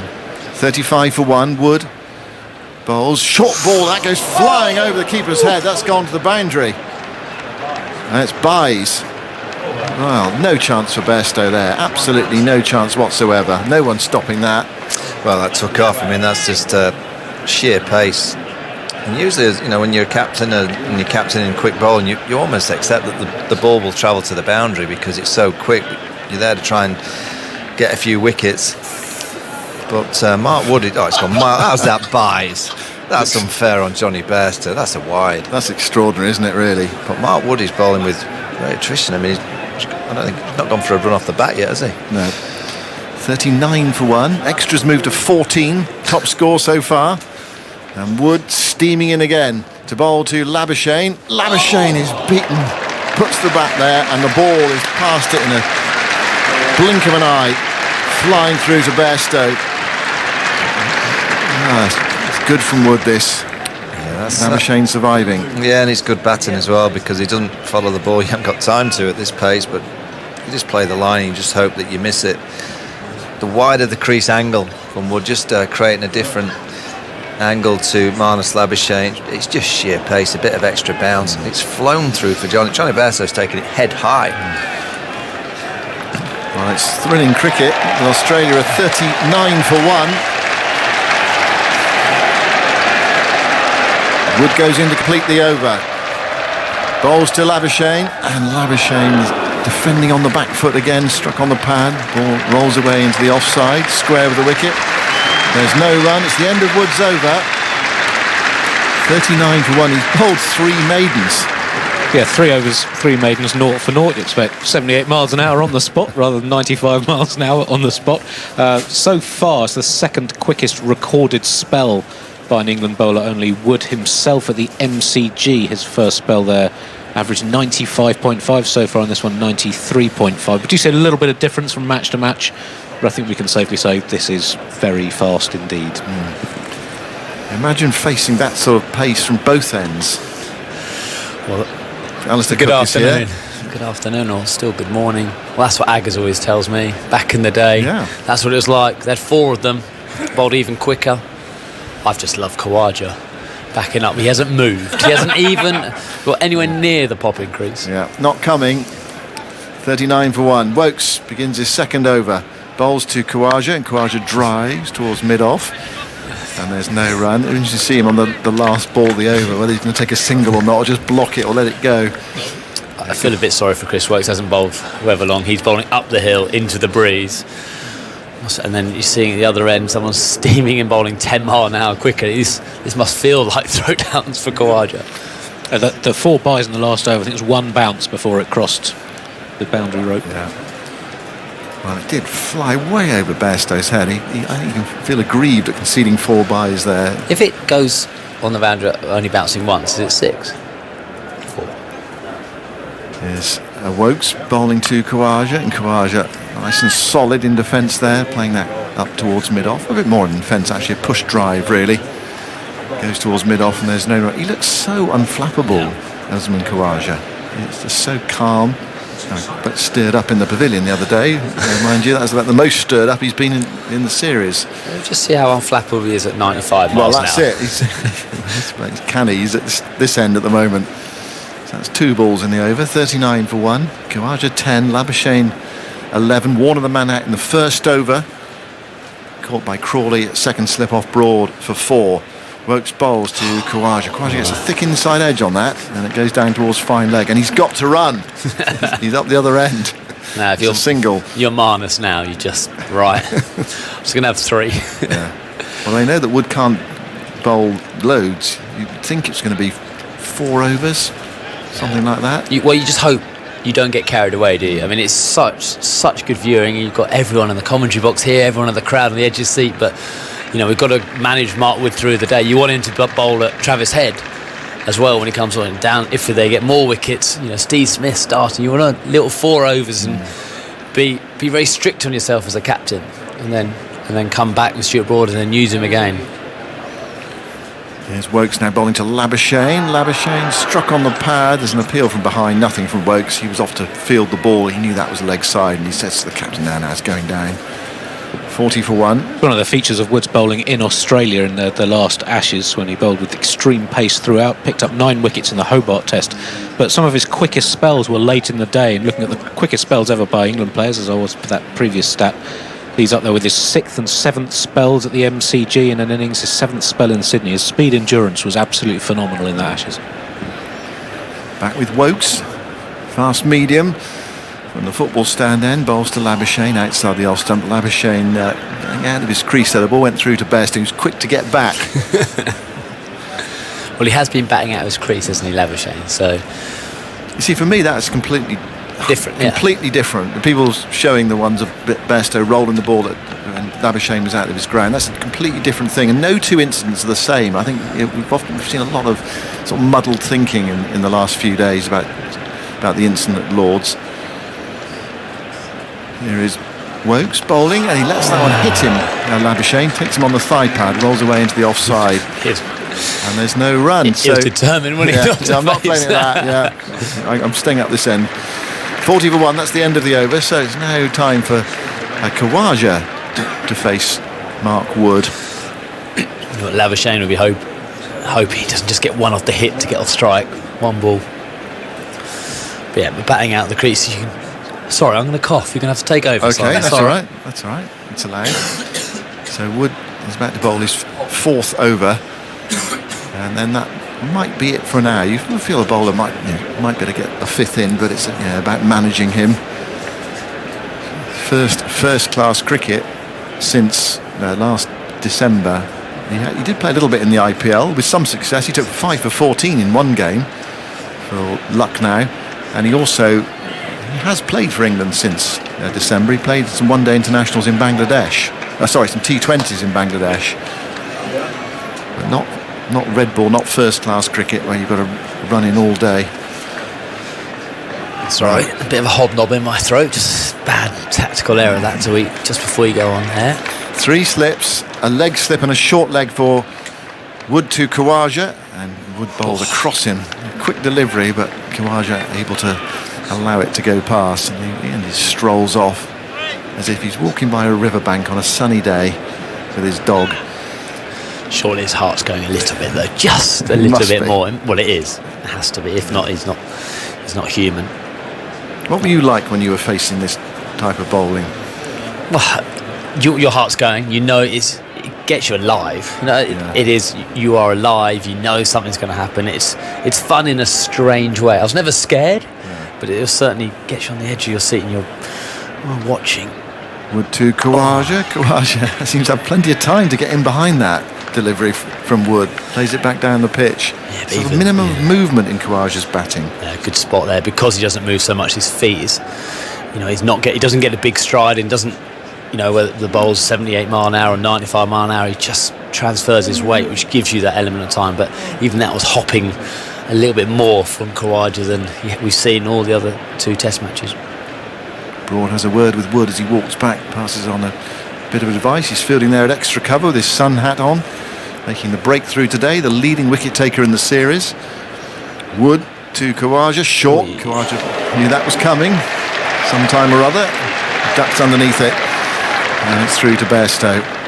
Huge game in the World Cup qualifier going on today. Scotland against the Netherlands. Scotland will qualify for the World Cup later this year with a victory. What's the latest score there? Well, Scotland have just finished their innings, 277 for 9. Net run rate also plays a factor. So according to Cricinfo, if Netherlands win within 44 overs, they will qualify.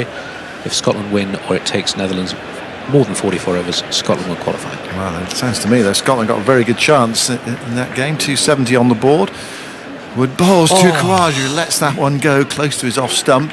Wood fell over there in delivering that, and then looked to the heavens in frustration that Khawaja survived. But with Wood's bowling here, you'd think, unless it's very full, it's probably going to bounce over the stumps. It just makes him unique because he's not tall. And no offence to Mark Wood, but most quicker bowlers, certainly this pace, tend to be over 6 foot mark. The way I batted against it, you forgo certain shots. I wouldn't be getting on the front foot. I wouldn't be thinking I can crash an extra cover drive, the massive stride. Someone else like Ponting, who was a lot better, he would do that. But I would be saying, right, I'll be hanging back and looking for that kind of shot. That one time he misses length, can I get my cutaway? Can I get my clip? But I wouldn't be thinking I'm getting forward. And if it is full, just drop your bat on it. First runs off Wood in his 4th over. Moves in, bowls very far. Khawaja is on his way. One stump on the ground, massive explosion out there, and a big explosion out there, and a big explosion in the West Stand as well. Wood has done it for England, and Australia are 42 for 2. Well, we've had Jim Maxwell in the back of the commentary box saying, well, he's not getting any wickets. Well, he has now. He's destroyed Khawaja's stumps. I was just saying you forgo the big drive, and it swung in late at 95 mile an hour, and that's what pace does. Someone's looked so calm for almost 800 balls in the series. He's just played a massive drive to one, swinging in quickly, and what a sight for a fast bowler, seeing stumps splattered everywhere. Khawaja walking off. Steve Smith waits, and he enters for his 100th Test match. He's played 100 Test matches. He's been booed at Headingley. Hostility for Smith. Commentary continues on 5 Sports Extra, BBC Sounds, on ABC in Australia. Radio 4 long-wave listeners, you know where you're going. The shipping forecast. Steve Smith on his way out. How much more can Wood bowl? He's bowled 4 overs. Was that the last ball of the over? It was. So he's bowled 4. You think he's probably got to keep him going for one more. That's the thing, though, isn't it? What do you do? Well, I right, think Daniel Norcross is coming in. Sorry, Simon. Definitely give him one more, but that's it. Even if he gets a wicket, but then you say Travis Head's in, give another one. But no, one more at Steve Smith, and even maybe give Labuschagne or Smith a single of Woakes, get him on strike for 6 balls. Steve Smith, what a player, 100 Test matches, and actually I think his stats against extreme pace, we're going to have to call this extreme pace, are very good, but still starting again extreme pace is tough. Are you getting a bit of PTSD thinking about Mitchell Johnson looking at this? I was watching on the balcony out there. The speed is extraordinary. No, good. No. That's long gone now. That's long gone. I've got to say, I was getting a bit of it, especially when he bowls full. There were a couple that beat Labuschagne's bat that flew through. 96.5 is the fastest so far, is that right? Yeah, but I think the one thing which is underestimated about Mark Wood is actually his skill of moving the ball. When he first came into the England side, I'm rubbish at dates, so I can't remember, but he bowled quick. But I was impressed to how much he could actually swing the ball both ways, and I think that's underestimated with him. What a sign! Well, that one did come in through the gate, didn't it? It did shape back into Khawaja, which is something that England's bowlers have largely failed to do against Khawaja. We haven't seen many come back into the pads. Now, umpires coming out with a new box of balls. So they've just taken a wicket with one, and it's not good enough. Is that what's going on? Well, this must be an umpire changing the ball. I don't know if they're allowed to do it. I'm sure England would not have asked for that ball. That was moving. Well, that's moving, huge amount. There must be damage unless it hit the stump or hit the camera, maybe. And I didn't see where it hit on how high up the stump it was. It was a full ball, but you wouldn't imagine. Yeah, it was quite low. It was only about a foot up there. So, well, there's definitely a replacement ball has been brought out, as Wood broken the ball. Simply too fast. It hugely improved Mark Wood since he lengthened his run-up. So since February 2019, when he played a test in the West Indies, 61 wickets now, averaged 25. This is his 17th test in that time, most of them overseas. Prior to that, his first 12 tests, he'd taken 30 wickets, averaged just under 42. Also, his one-day international stats much better since that change of run-up. So what difference, Alice, do you think that made? Because when he first started, he had the sort of short sprints, didn't he? And then he's lengthened it to a much longer sprint. Well, I'd just assume he's trying to take that kind of he's so explosive, isn't he? Just trying to ease into it rather than trying to drag it out and try and get his body more used to. I don't know, but I think he finds rhythm from it, doesn't he? He likes the rhythm from a slightly longer run. Tim Wigmore timed him. His run-up was 25 kilometres an hour. I mean, that's quite Usain Boltish almost. So his approach, I suppose, distance over time. I don't know.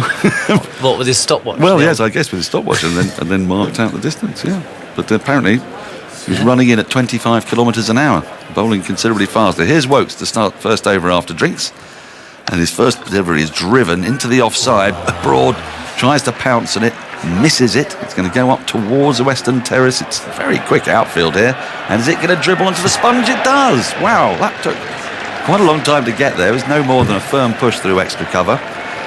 And with that, Labuschagne picks up a boundary, moves to 15, 46 for 2. Welcome back, our Radio 4 listeners. Just to note that Radio 4 will stop running a separate long-wave schedule from March. But TMS will be available on 5 Sports Extra, BBC Sounds, via the website, and also on smart speaker. Just say, play 5 Sports Extra, and you can do it in any accent you want. I've tried it in a variety, and they all work. It's 22 dot balls Labuschagne had faced before that 4. Thank you. Was that Khawaja's shortest innings of the series? It feels like it. Quite a lot. Woakes in again, and Labuschagne lets this go by. There are 4 slips and a backward point and a leg slip in place, as well as mid-off, mid-on, and a deep backward square. I've just had a text message from the strength and conditioning coach of the ECB of England. I'm surprised he's still got my number, but he's just texted me saying that all bowlers run-ups around 23 to 25. Is it? Yeah. That's normal, is it? Yeah, normal. It feels quite fast to me. Yeah, but when's the last time you started running, Dan? Whoa, 1986, I think. It was a troublesome bus as Woakes runs in from the football stand end.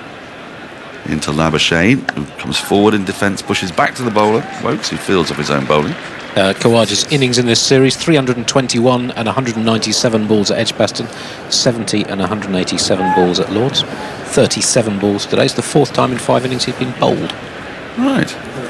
But he was starting to resemble Raoul Dravid areas from 2011, was it? When you basically bowled half the balls in the series to Raoul Dravid, it felt. We've got everyone else out, we just couldn't get him out.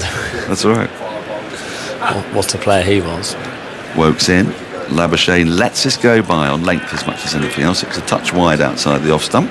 There's no run. Labuschagne 15. Smith yet to face. You're reckoning that Wood will have one more after that drinks break at the new batter? I think if they can keep Smith on strike, I think he's having one more, but just one more, because we need him. England need him at certain It's understandable spells. as a former captain. It's all right. I apologise, I shouldn't say that. A couple of overs before lunch, or 6 overs seems a long spell, doesn't it? 5 seems okay. Woakes in. Labuschagne taps this shortish ball into the onside. There's a lot of space out there, and he's able easily to get through for a single. 47 for 2. There's to 16. Smith to face his first ball. It's annoying for Wood, because he's now got. Well, he'd have loved to bowl to Smith, as we're saying. Surely Steve Smith's feeling nervous as well now. 100 Test match. It's always strange, isn't it, when you get all the accolades before you've played the game, but you're desperate to do well. Did that mean something to you, the 100th? Does it have a different feel? Yeah, it was a very special moment. I was just thinking, that's a long time, isn't it? It is. Woakes in. Smith defends his first ball. Back to a diving Woakes, who sprawls across the pitch and fields off his own bowling. There's no run. 1 from that over. Woakes has none for 10 from 3. Australia 47 for 2. Labuschagne 16. Smith yet to score. Creep.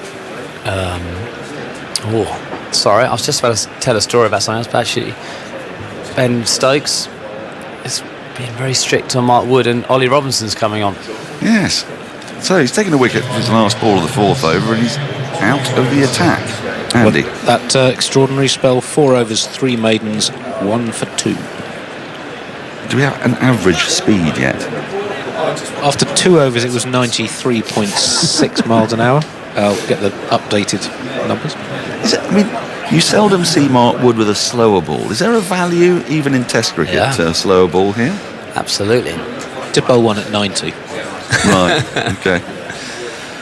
Well, I suppose if you're adjusting to 95, that would be something. Right, what have we got? Well, we've got the usual Labuschagne field, really. 4 slips and a leg slip, backward point, a shortish extra cover, mid-on, and a deep backward square. As Robinson starts a new spell from the Kirkstall Lane end. He's in, and Labuschagne is struck on the pad. A little bit of inside edge, maybe, so going down leg slightly, but making Labuschagne play. Yeah, I think you're right. I think it's a little inside edge. Interesting, isn't it? Like the 4 overs. Stuart Broad's only bowled 3 overs this morning, but he's gone to Ollie Robinson from this end. That's jagged a long way back in, actually. Are we seeing anything different at the different ends? So it's very noticeable, wasn't it, at Lords? The carry from one end was much more than it was from the other. I don't think so. I think the pitch is the same, but I just think all bowlers like bowling down the hill, don't they? It's a bit easier. Robinson in. Labuschagne waits. Just tucks this into the onside, just in front of square. He'll pick up an easy single for it, because there's acres of space out there. Moves Australia along to 48 for 2. Labuschagne has 17. The crowd today, we were sort of expecting that Headingley crowd, especially after the shenanigans at Lords, to be in full voice, but it's still early days, isn't it? It is a bit. I suppose it's only 12:10, isn't it?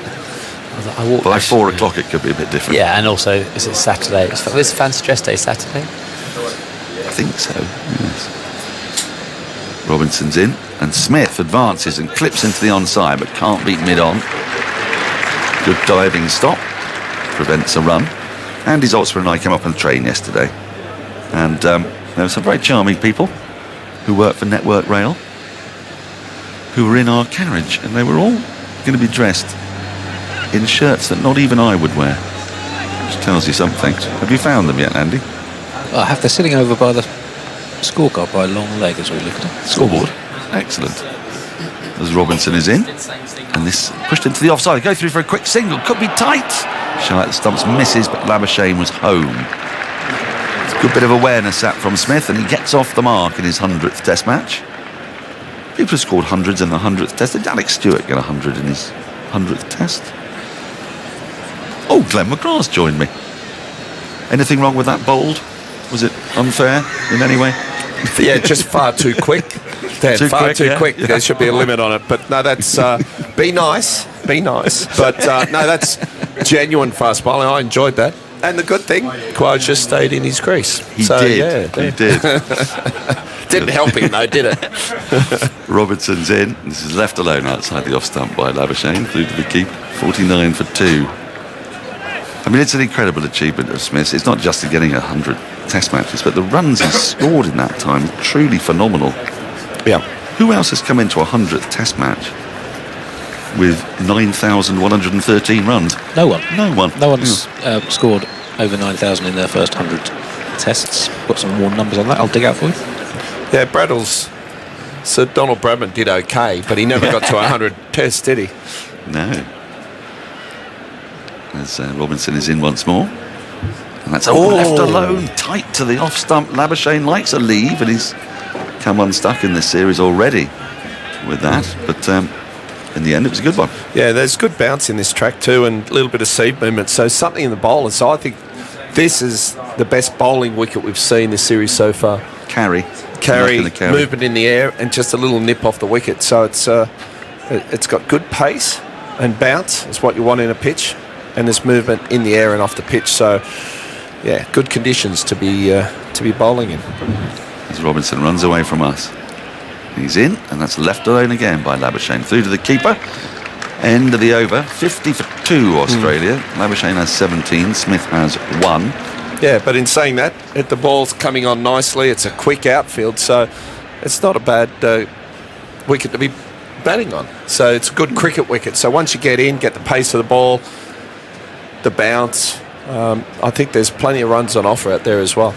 Well, it's so quick, this outfield. We've seen already. I mean, there was just nothing but a little push from Labuschagne. Went for 4. It took quite a long time to get there, but yeah, the outfield's fast. It's a fast-scoring ground. Andy? Yeah, before Smith, the most runs after 100 tests, so this was even if he gets out for a duck in this game. Brian Lara, 8,916. Smith also has the highest average of anyone coming into, or indeed after their 100th test.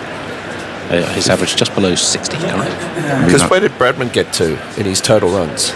6,996. Yeah. As his next delivery is defended on the front foot by Smith. First ball of a new over from Wokes. And there's now, is it 59 matches, 80 innings? 52 matches. 52 matches. So if he'd played 100 tests and scored at the same rate, he'd have scored, well, 13,000 plus runs in 100 tests. 13,992. Steady, you'd say, wasn't it? Steady. Not bad. Yes. I mean, he is obviously an absurd benchmark for which no one can really measure themselves. As Wokes is in, and Smith lets another one go by outside the off stump. Wokes has been getting a little bit of shape in his return to the England team, and at 84 miles an hour, I think there was a bit of concern he might have not quite have that nip, but he's looked okay. So so a little bit of shape, also a little bit of seam movement there. Just pitching, going away from the left-hander earlier and coming back into the right-hander. So there's enough on offer here for these bowlers. They're just, if they're consistent, get the ball in the right area, challenge the batsman every ball.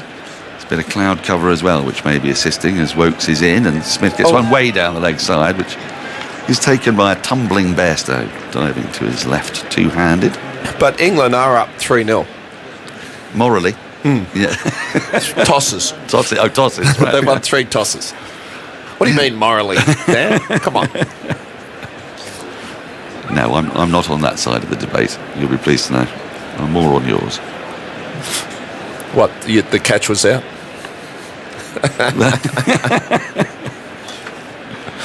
Here's Wokes in again. And Smith works into the onside, gets a single for it as a shy at the stumps comes in. It was tight, that one. But Smith's very keen to rotate strike here. There's a lot of gaps on the onside, which is his favoured area, moving across his stumps. We're led to believe that Bradman played a little bit similarly to that as well. Like with it, he was often favoured the leg side and take balls from outside off. Yeah, it didn't hit too many sixes thought you couldn't get out caught if you hit the ball along the ground. He had a strong point there. I think he hit a few though, didn't he? He played an exhibition match, and I think he hit 6 sixes in an over up in Scotland or something to prove that he could do it. Yeah. Speaking of Scotland, more in a moment. As Wokes is in. Oh, that's so tight to off stump. Another very well judged leave, you might say, from Labuschagne. But my word, that was not far from off stump. Wokes shakes his head. We're just going to take a look at this again. It's nibbled back a touch, a little high, but going over the top of off a middle. Yeah, left on length. And so far what we've seen on this pitch is consistent bounce. There's not one bouncing, one keeping low. So you can be confident if you get in on this pitch, you can just leave the ball on length. Wokes in to complete the over. And Labuschagne leaves again in that flamboyant fashion, rattling his sabre. And the ball goes through to Bairstow. There's no run. 51 for 2. We have had... How many overs is that now? 16. Labuschagne 17. Smith 2. England, if you're just joining us, won the toss again and elected to bowl. Not surprisingly, I think, at Headingley. It's been a good chasing ground. We saw an amazing run chase by the West Indies here, 6-7 years ago, when Shea Hope became the first man to score 200s at Headingley. Can you believe it? That you think of all the great Yorkshiremen that have played, Hutton and Boycott and whatnot, and he was the first man to score 200s in a match at Headingley, first class or test. As Robinson is in, this is down the leg side, and flirted with that, did Smith, but went through to Bairstow, and there's no run. Right, here we go. Fastest spells. Mark Wood has bowled a 93.41 mile per hour spell at Lords in 2021. This spell's been clocked at 92.9, so he's up there in his return to the team. Well, they've only got 2 bowlers used in that top order. It's only Brett Lee and Mark Wood there. Yeah. Anyone else get a chance? No. Well, they just cannot bowl that quickly. Wonder if did Shoaib Akhtar play up here? He played test matches here. Yeah. Mustn't have got it through that quickly. Robinson's in. That's left alone by Smith once more with that flamboyant leave through to the keeper. No run. Mitchell Johnson in Australia in 2013-14. He must have had some.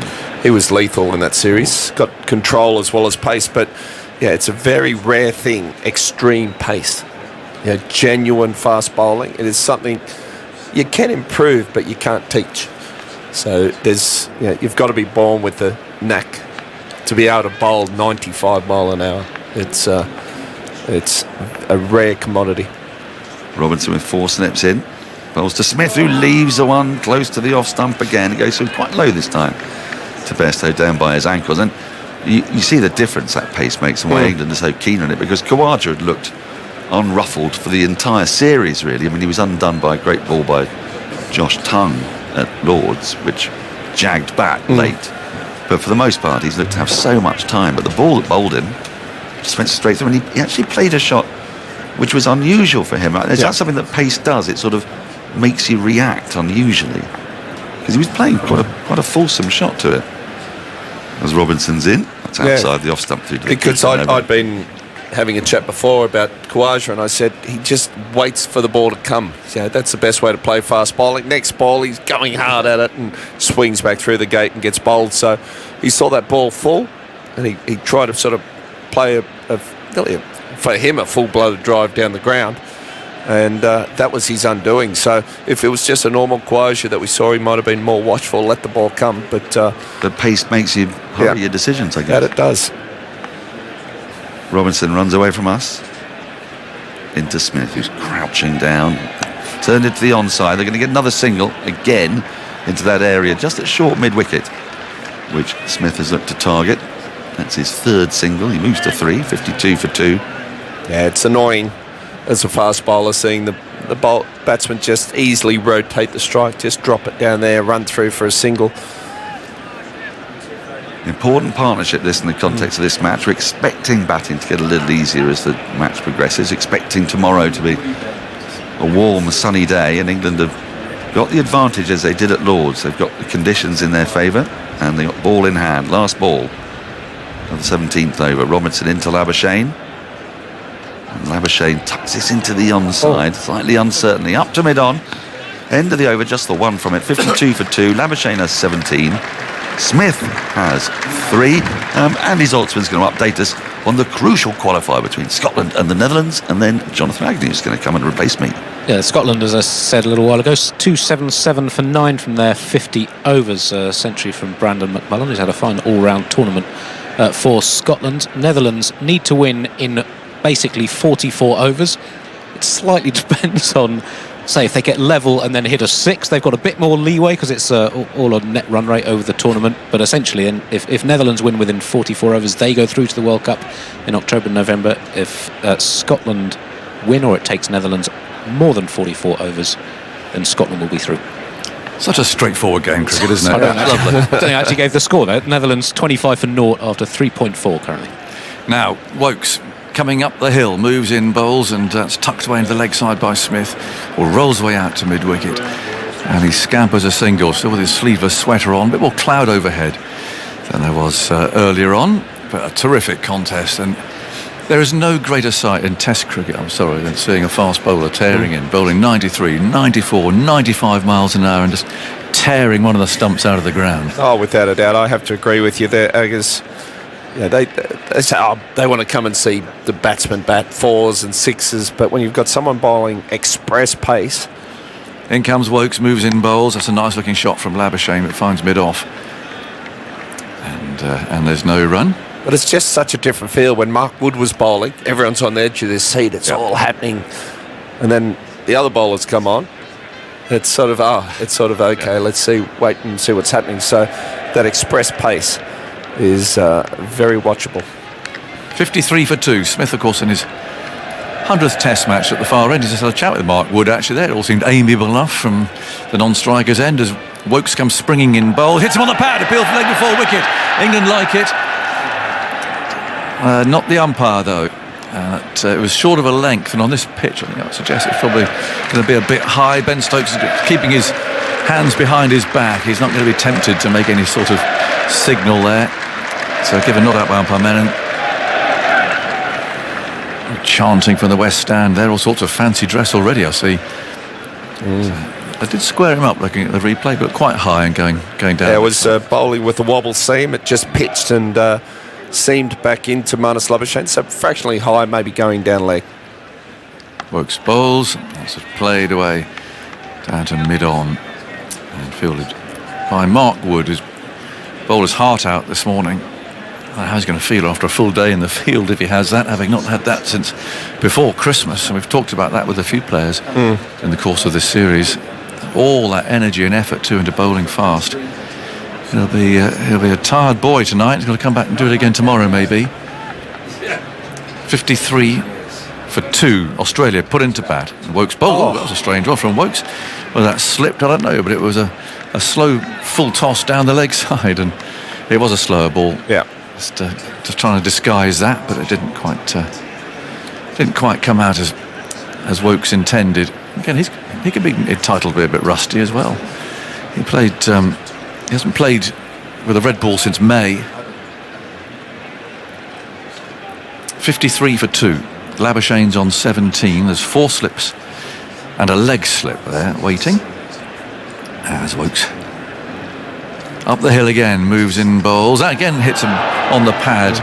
Does get rather tucked up round that leg stump. Doesn't quite get the pad gets a bit in the way of the bat sometimes. 53 for 2. Good over from Woakes, which is applauded by the crowd. And Robinson peels his cap off, hands it to umpire Damasina, and he's going to carry on from this end. I have seen your old friend downstairs, Mr. Wilson. I popped in to say hello. He's on good form. You dropped in another welcome hamper to him, did you? I said I'm very pleased to see they let you back in the country, Joel. Actually, we became very good friends in Pakistan. Yeah, he was working, so that was nice. A very, very affable chap. 53 for 2. Spidercam's on the move again. Whether it's because we're so high up here that Spidercam's more in our eye line, I'm not sure, but really catching us today. We're in a good spot here to watch the game from. Very high, isn't it? Robinson moves in and he bowls outside the off stump. There's no stroke from Smith. It flicks his pad. Now Robinson likes that. Umpire Damasina's having nothing to do with it, but that was more than just sort of an exploratory appeal.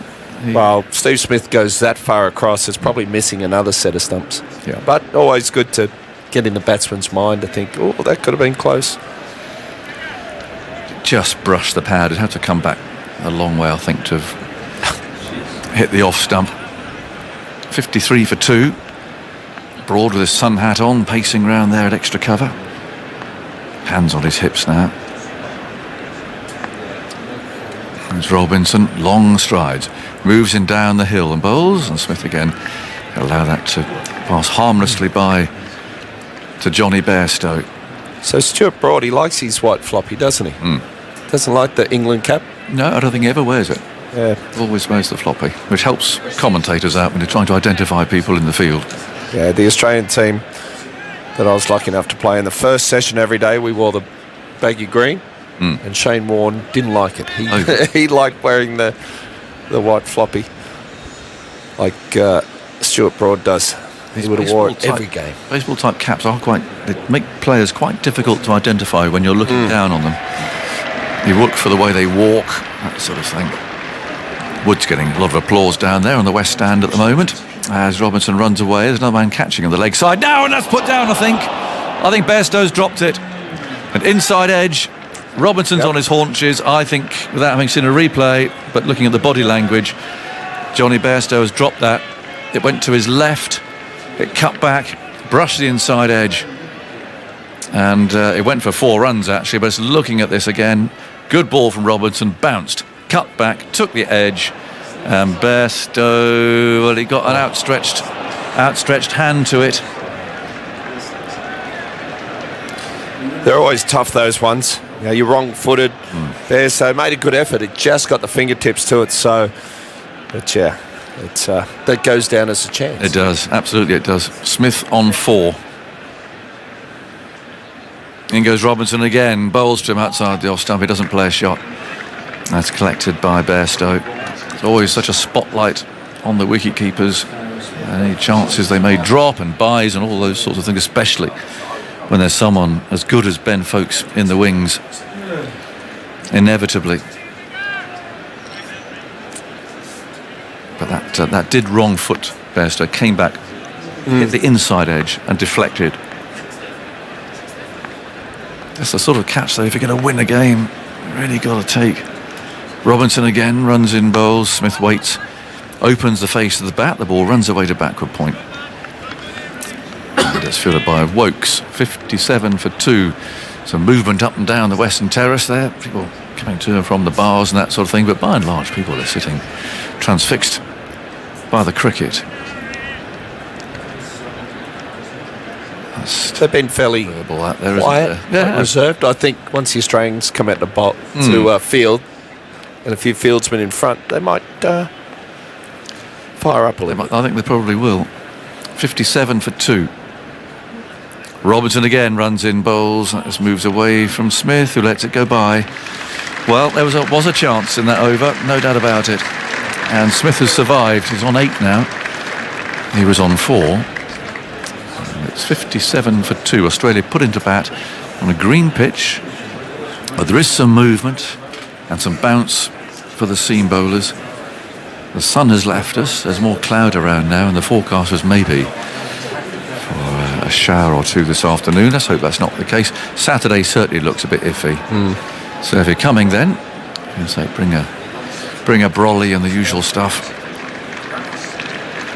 Yeah, unfortunately for England, the buys are doing very well again. Extras are doing very well this innings. Here's Woakes starting a new over. It's 57 for 2. And he bowls to Labuschagne, who lets that go just outside the off stump. Just a fraction. And it has been a concern for England, the amount of extras in this Test series so far. Yeah, I'd write an article on the BBC website that you should be able to find in the cricket section. After the first 2 tests, if you take out the extras, England's batters had scored more runs than Australia for the same number of wickets, so had a higher collected batting average by a little, but were 2-0 down. So the extras have been, there were 60 more extras England had conceded after the first 2 tests.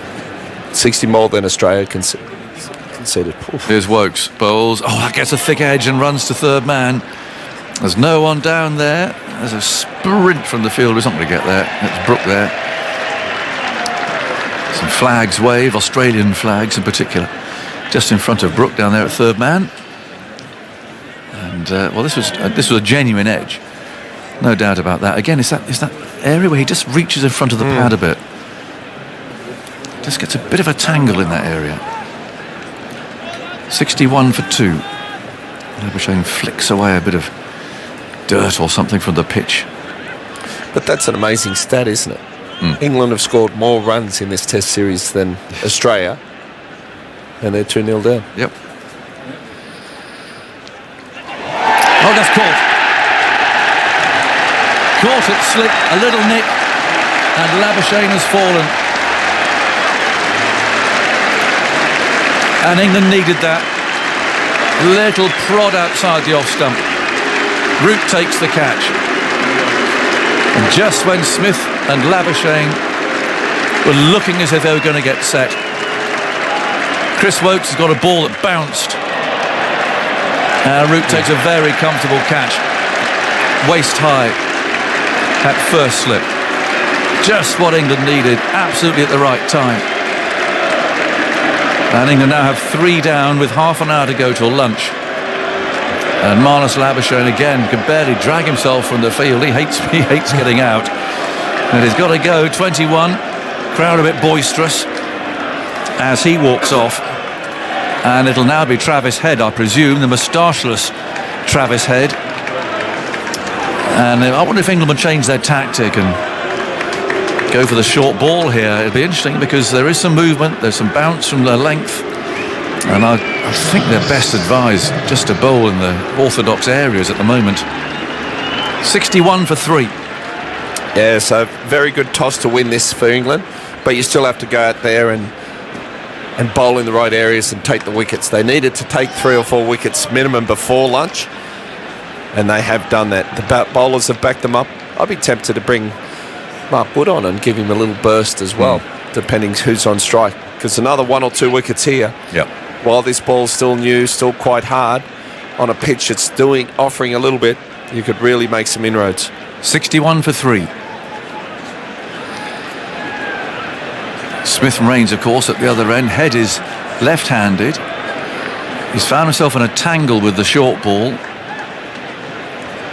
So there is a short leg going in, but they're not going the whole sort of leg side short pitch barrage. And I think that's right.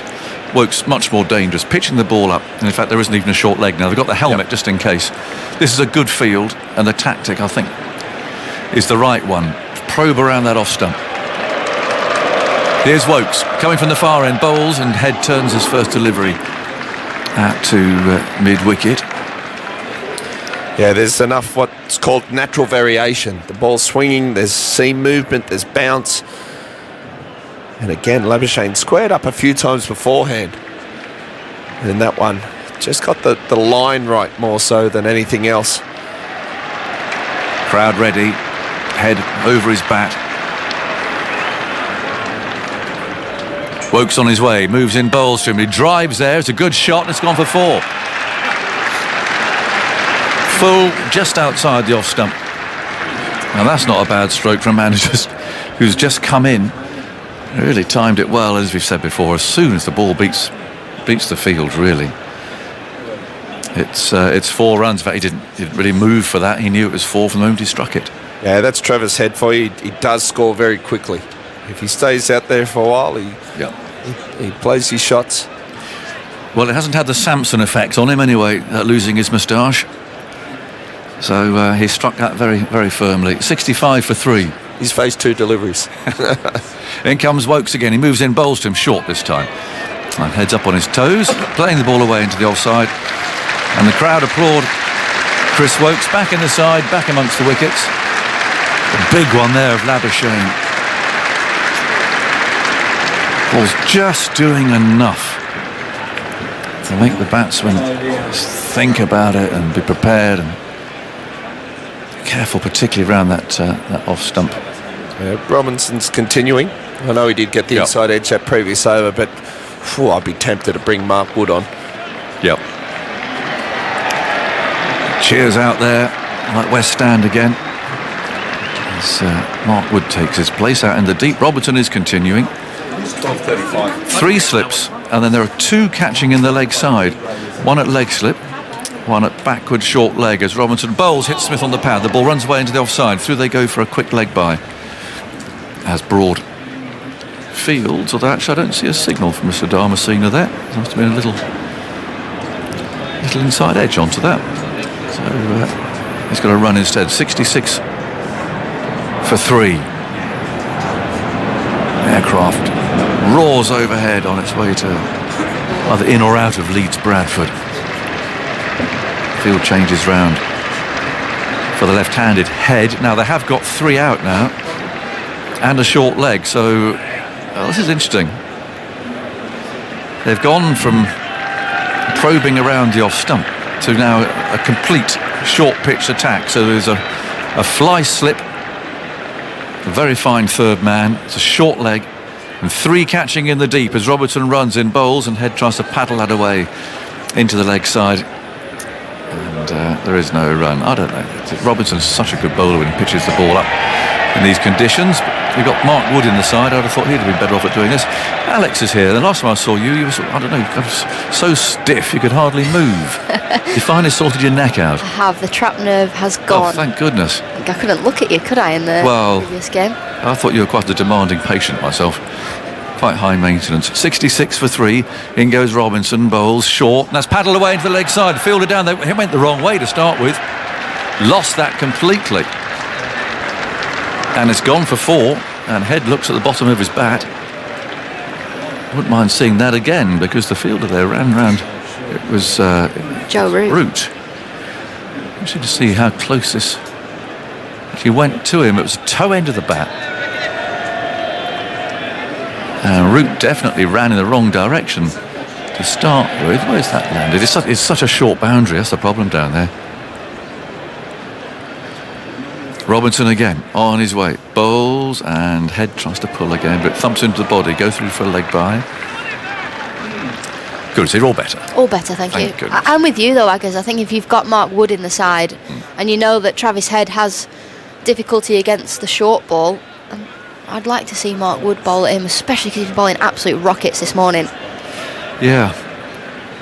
So that Robinson is such a wonderful seamer, pitching the ball up. Anyway, that's what they're doing for Head. They're not doing it for Smith, though. 71 for 3. Robinson again has long strides, moves in over the wicket and bowls, and that's flicked away into the leg side by Smith. Single out to deep square leg. Takes Australia on to 72 for 3. The ball to go in the 21st over. What do you think of the waistcoat? Yeah. Well, I like it, but when I saw you out there in the middle this morning, I turned around and said, what on earth is he wearing? It's quite pink on the back, isn't it? Yeah, and it's flowery on the inside. Yeah, it is. I thought our guest would like it, but he's not even wearing one himself. 72 for 3. In goes Robinson, bowls, played away back up the pitch. And there's no run, so we've got 20 minutes to go until that excitement during lunch, which I'm greatly looking forward to. Good game happening out in the middle, mind you. Alex Hartley will offer some thoughts, and then Jim Maxwell's coming in to join her. Yeah, it has been a good game so far. In passages of play, Australia have scored quite quickly. But I'd like to see Mark Wood have another spell here. Whether or not we'll see Robinson have one more and then give Wood a short spell before lunch. But I'd love Mark Wood down the hill to Travis Head, just with that short ball, because we know he's going to take the game on. We know he's aggressive. So, for me, I'd like to see a bit of Mark Wood. Good morning, Jim. Alex, how you going? I'm good, thank you. How are you? Well, it's a good contest. England have probably got their noses in front with 3 wickets, but they want to get rid of Smith, I would think. He's the vital one in terms of the momentum of this innings. And he was missed when he was 4, inside edge. Bairstow a bit slow to move. Got a glove on it, but dropped it. So Smith is now 9. And Wokes, who's been bowling very well. 3 slips, 2 leg slips, you could say. Comes in at Smith and Smith back and pushing away down on the onside. So the attack from England from the outset. And bit of bounce, bit of movement off the surface. and a bit of a lively pace from Mark Wood. Yeah, and what we know Smith will do is he'll absorb that pressure, won't he? He's done it time and time again, so although his team are 3 down, he's happy just to bat. He'll bat all day. He rides those waves incredibly well. He bounces around and waits, and Woakes has him going after the short ball with a flourish. He smacked that away behind square for 6. There you go. He's quite capable of that. And the easy-paced nature of that delivery had no venom. He got inside it and swatted it into deep backward square for a 6. Cop that, son. He's played it with ease, hasn't he, there, Smith? Not hurried by the pace at all. Shorter ball from Chris Woakes. Gets punished. He's not got the field for that either. Well, he hasn't got the pace either. 3 for 78. He tries again and runs in at Smith, and Smith is around his pad, squirting it into a gap on the onside, as is his wont. And Smith moves along to 16, and the score to 3 for 79. Andy? That 6 took Steve Smith into 3rd place on the all-time most runs in the Ashes for either side. He's overtaken Alan Border with 3,222. Ahead of him, Jack Hobbs, 3,636, and Don Bradman, 5,028. Don Bradman, yes. 2 triples on this ground many years ago. Might have been a slightly better, flatter surface than those days, as Woakes bowls short. And he's after this. He was a bit late, I thought, on that. They've gone back to the quasi-bodyline field here with a slip and a short leg and men spread out. But that seemed to be through him. Slightly quicker from Woakes, 85 miles per hour, where the one Steve Smith hit was 81 miles per hour. So just slightly quicker. Yep, he tried to hit it down, and he hit over the bounce, but it was near an under edge. So when you play those horizontal shots, things can go astray. Here comes Woakes. Short again, good lifting ball. That was a bit quicker, more venomous. Caused him to prod somewhere at the line of it, and it went to the keeper. So everyone's bouncing on their seats. They've seen so much to enjoy, and they're getting a bit of what they'd like to see from Mark Wood from Woakes with that last delivery. So only 22 overs so far today, heading up towards lunch. We're not going to see too much slow bowling, you'd reckon, as Woakes tries again. It's short, he cuts and misses. He almost nicked that. So Travis Head's looking a bit unsettled with his stroke play. Applause for Woakes. Useful over in the end, even though Steve Smith clobbered him for a big 6. 3 for 79 at the end of the over. If you're out and about today, remember that you can take the Ashes with you on BBC Sounds. Live commentary on the Ashes for both the men and the women, and our podcasts including the Ashes Daily and Tailenders. And a good win for England last night in that nail-biting finish. Yeah, it was indeed. Kept their Ashes hopes alive. So unfortunately for England, they need to win the remaining games to win the Ashes, and Australia just need to win one of the 4 remaining games to retain the Ashes, which is looking highly likely. They're the best white ball team in the world, the best cricket team in women's cricket, and have been for a long time. But when you're underdogs and you're so far behind, you've got to play with a sense of freedom. Well, they scored strongly last night to set that up, but we're back with Broad, actually, not Mark Wood. So Mark Wood's been kept for a belated spell. Broad got a wicket in his first over today. Here he comes over the wicket at Smith, and Smith is back behind, and that's where he likes him. Just nudges it into a little gap in front of square. Scampers through for another single. He moves to 18, and it's 3 for 80. Broad getting Warner in his first over for 4. Again. Again, yep. That was good bowling. Very good. You must know as a bowler, when you always get the same batter out, you're thinking, oh, they're in my pocket. And being a bowler myself, you thrive on that. As a batter, it must have the opposite effect on you. You think, oh, he's got me again. He's got me again. Well, it's a battle I think we'll see for the rest of the series. Warner will be there as Broad bowls and back goes Head and jumps in the air a little as he prods it away. But he's looking a little rattled by some of the short pitch stuff when it's come to him. He did smack one for 4, which was more of a long hop than a menacing delivery. But they've gone to the so-called modern bodyline field with a fly slip, a long leg, a deep backward square, a deep square, a square leg and a wide mid on. Just bowl for the outside edge. He'd probably nick off. Here comes Broad. Bowls short and he ducks under that and it goes through to the keeper. I just think they overdo this sometimes when a batsman's fresh at the wicket. Yeah, get him a few bounces, but bowl with a field, it's going to give you a chance of having him caught in the slip cordon. I think this is why I really want to see Mark Wood now, because he can bowl those short rockets and he will make Travis Head duck and weave, and we know he's got, not an issue against the short ball, but he likes to take it on and doesn't play it as well as somebody like Steve Smith, but also then he can go that full straight swinging delivery. Just offers a slightly more. And now have a short leg and a gully, the two closest fielders. Broad bowls and Head goes back and he plays this ball down at his feet. He didn't know where that was. He was sparring at the bouncing delivery, managed to knock it down on the ground, but Travis Head's best place at the moment is the other end. And he can't get down there to escape some of this threatening bowling. With the way he's played that short ball there, that bodyline ball gets his bat right up towards his chest, it does bring short leg into play. Yep, he's made 9. Not all that convincingly. 3 for 80. Broad at the Kirkstall Lane end goes in, and he's back and he's pushing up on his toes, sending the ball down to Moeen Ali. So you're the spinner in the box. How much of Moeen Ali you reckon we'll have on today? It's a great question, isn't it? I think while the wicket... Before tea? We might see him have a spell.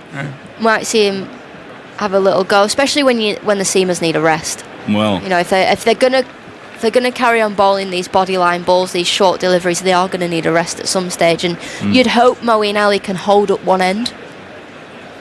Deep mid wickets dispatched now, so fair chance this might be short as Broad runs in at Head, and Head goes back and gets out of the way of a bouncing ball over his stumps. Lively over from Broad, and the crowd like it. They're giving their man some applause for that over, which produced just 1 run to Steve Smith. 3 for 80, moving towards lunch. 2 or 3 overs to go, and it looks like Woakes, who's bowled very well, will continue down at the football end of the ground. I think we're going to see. Oh, there is Wood. Sorry. Mark Wood bowling up the hill. Here we go. He's coming up the hill, right. Okay. So you got your wish. Got my wish, just the wrong end. Yeah. But it's not a massive hill. So when we say up the hill, it's a slight hill. But Yeah. I mean, I'd much prefer him to go down the hill, obviously. It's a quirk of this ground, going back over 100 years. Sort of a short, slightly downhill boundary towards where the commentary box used to be on the back of the old football stand.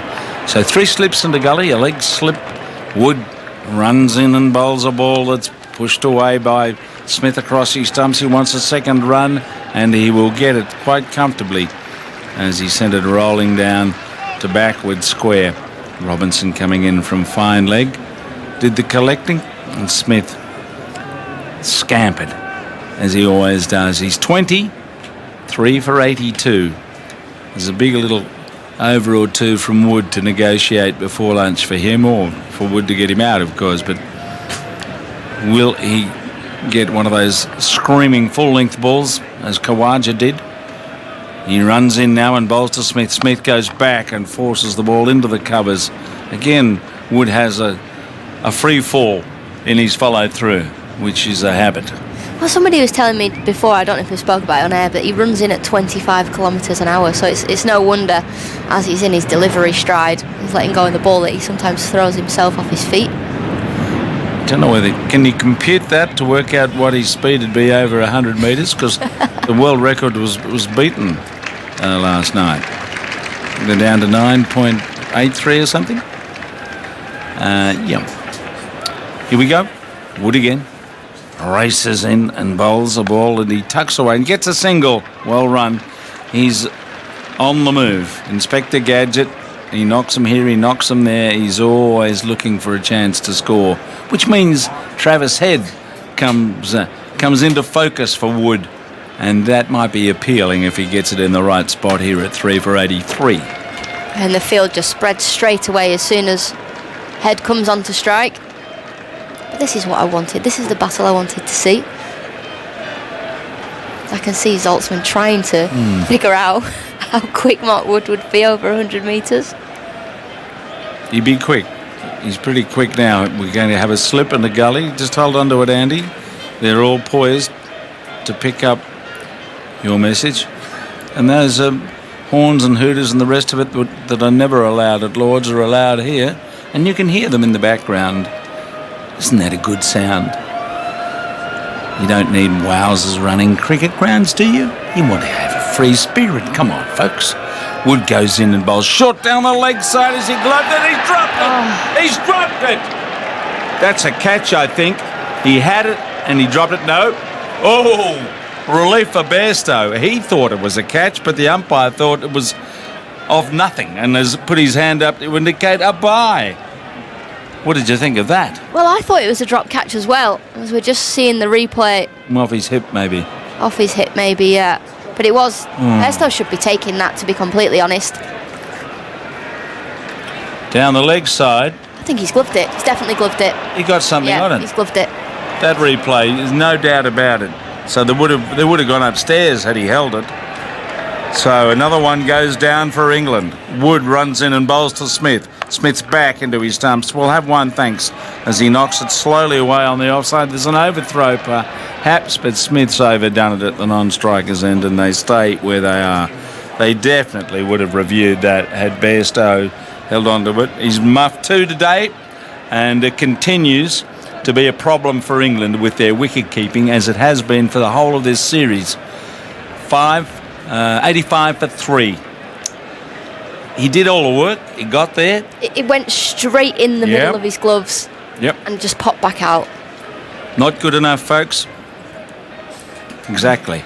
Here comes Wood. Back goes Travis Head and plays it down the pitch.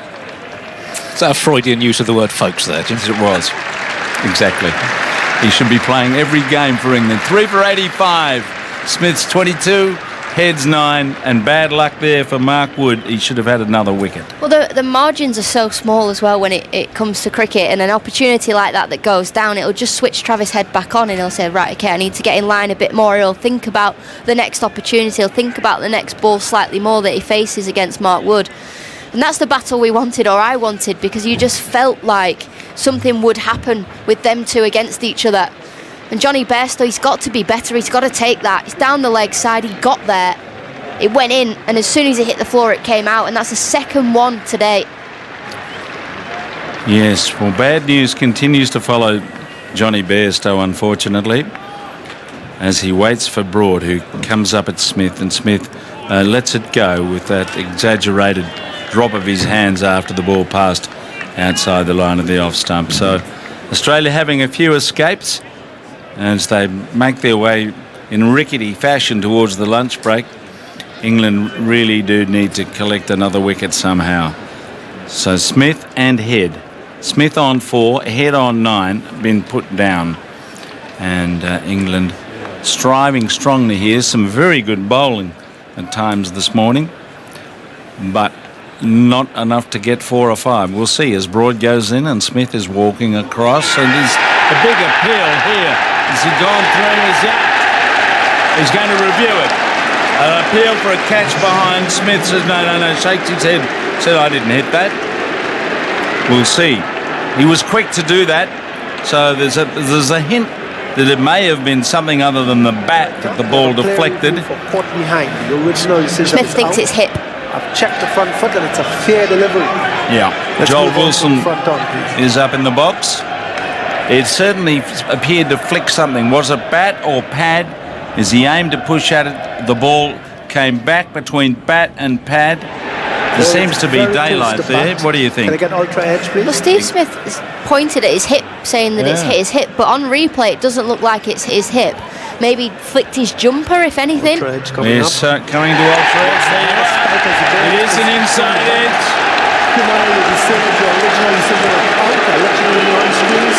He's given out, and the evidence inside edge and a straightforward chance to Bairstow, who took it. Smith is out in his 100th test, a huge wicket for England. They needed it after a couple of fumbles. 4 for 85. Smith disconsolate. He immediately reviewed, so I don't know what he was thinking there, but clearly on the evidence of the replay, there was an inside edge. Well, he can't believe it, can he? He's looking at his bat, looking for the mark on his bat where he's hit the ball. He's shaking his head as he's walking off. It's almost like he can't believe he's out. But on replay, on the Ultra Edge, there was an inside edge, whether or not it flicked his jumper as well, and that's what he felt. But he was convinced he didn't hit it, but he clearly did. Relief for England there. And here's a moment.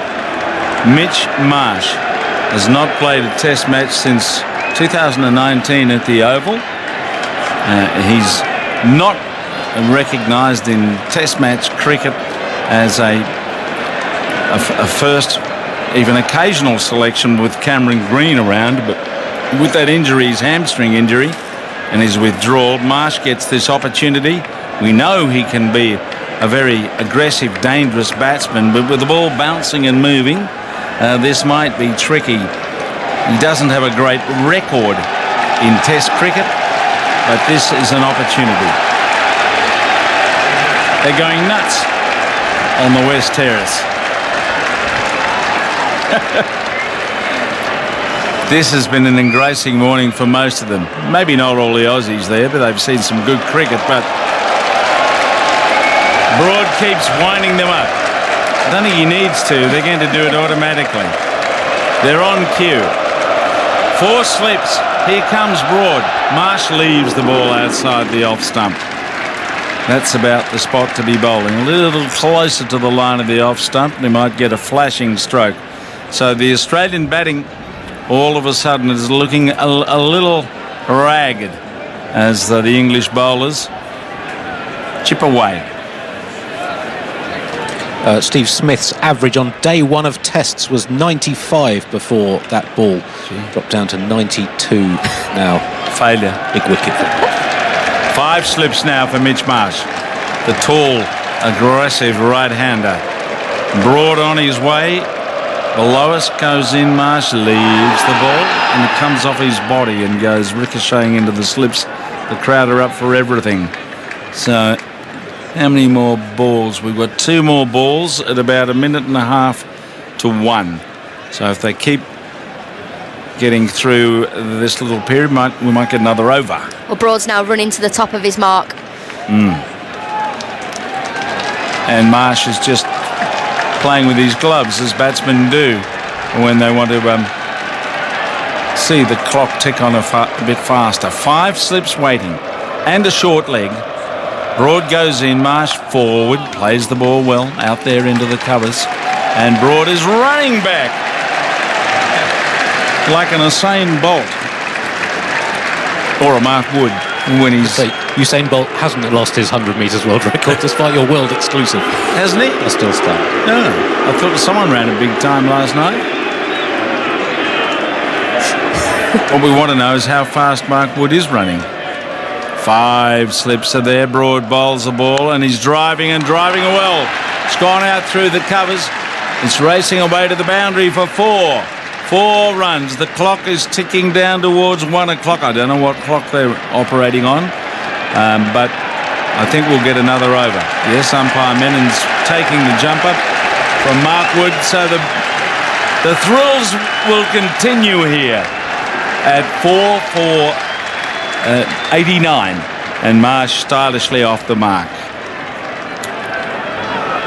He's going to go around the wicket as well, is he? No. And staying over the wicket to bowl to head. In the previous over, there was a nick. What will happen here? He comes up and head goes back and forces the ball away out on the offside for a single just in front of the cover. So what speed have you got Mark Wood flying in at? when he runs to the wicket, if he is running at that speed you talked about, 25 miles per hour. Kilometres an hour. 25 miles an hour, I think, would be would be close to world record. Yes, it would. Henry Moran showed me 14.4 for the 100, which isn't... 14.4. Oh, that's not sluggish. Now, what's happened here? 44 point... Right, what's his record? We'll come to that in a moment. I'm just going to watch Mark Wood again. Someone ran a red-hot time last night. I saw it on the BBC News this morning. 4 slips are there. Marsh is on strike. Here comes Wood, charging in short. And he's after that, and he's not getting hold of it. He missed it, and it went to the keeper. Apparently, Bolt's doing his world record. His average speed was 37.6 kilometres an hour, and his top speed was 44.7. And but he didn't have to bowl at the end of it, did he? So. What's Wood? 25 kilometres per hour, which is still quick. That is a full sprint to the crease. And when he releases it, it's been going at over 90 miles an hour. It's been rapid, and one brilliant delivery knocked over Khawaja, knocked his stumps awry. A chance of another wicket before lunch here with Wood.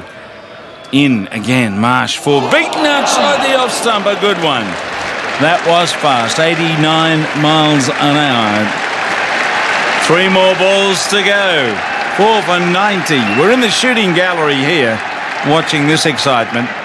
And from the other end, Head comes down to just have a chat to Marsh about whatever they need to talk about, just to get him to get his wits together. And it's not easy against a bowler of this pace. You have to make an instinctive judgment about whether you're playing it or leaving it. 4 slips go down. Here comes Wood. Marsh forward, pushes away off the line of the stumps, down there towards mid-on. So 2 balls remaining. Yes. 4 for 90. 4 for 90 it is. Head's 10. Marsh is 4.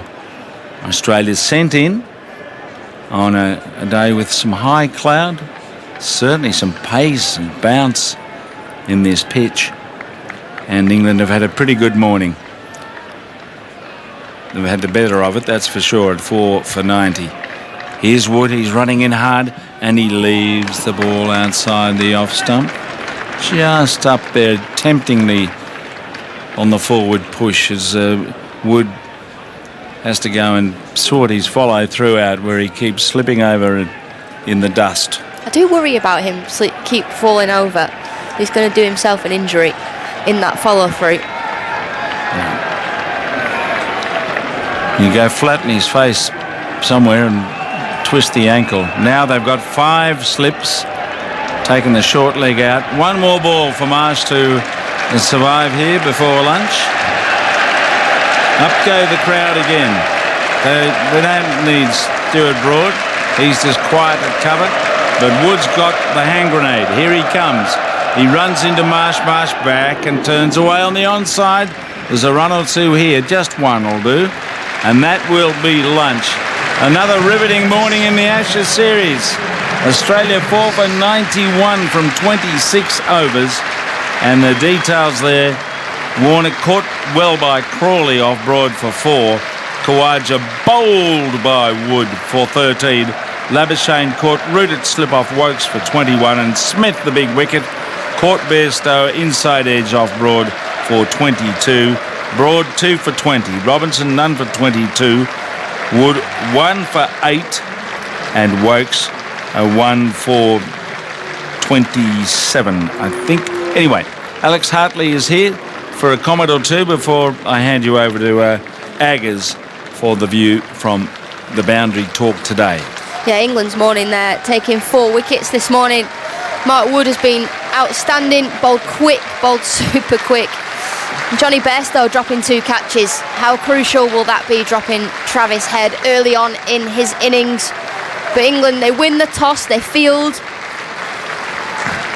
And it's showing that it is the right decision, or has been the right decision for them this morning. Head and Marsh, a lot of work to do after lunch for Australia.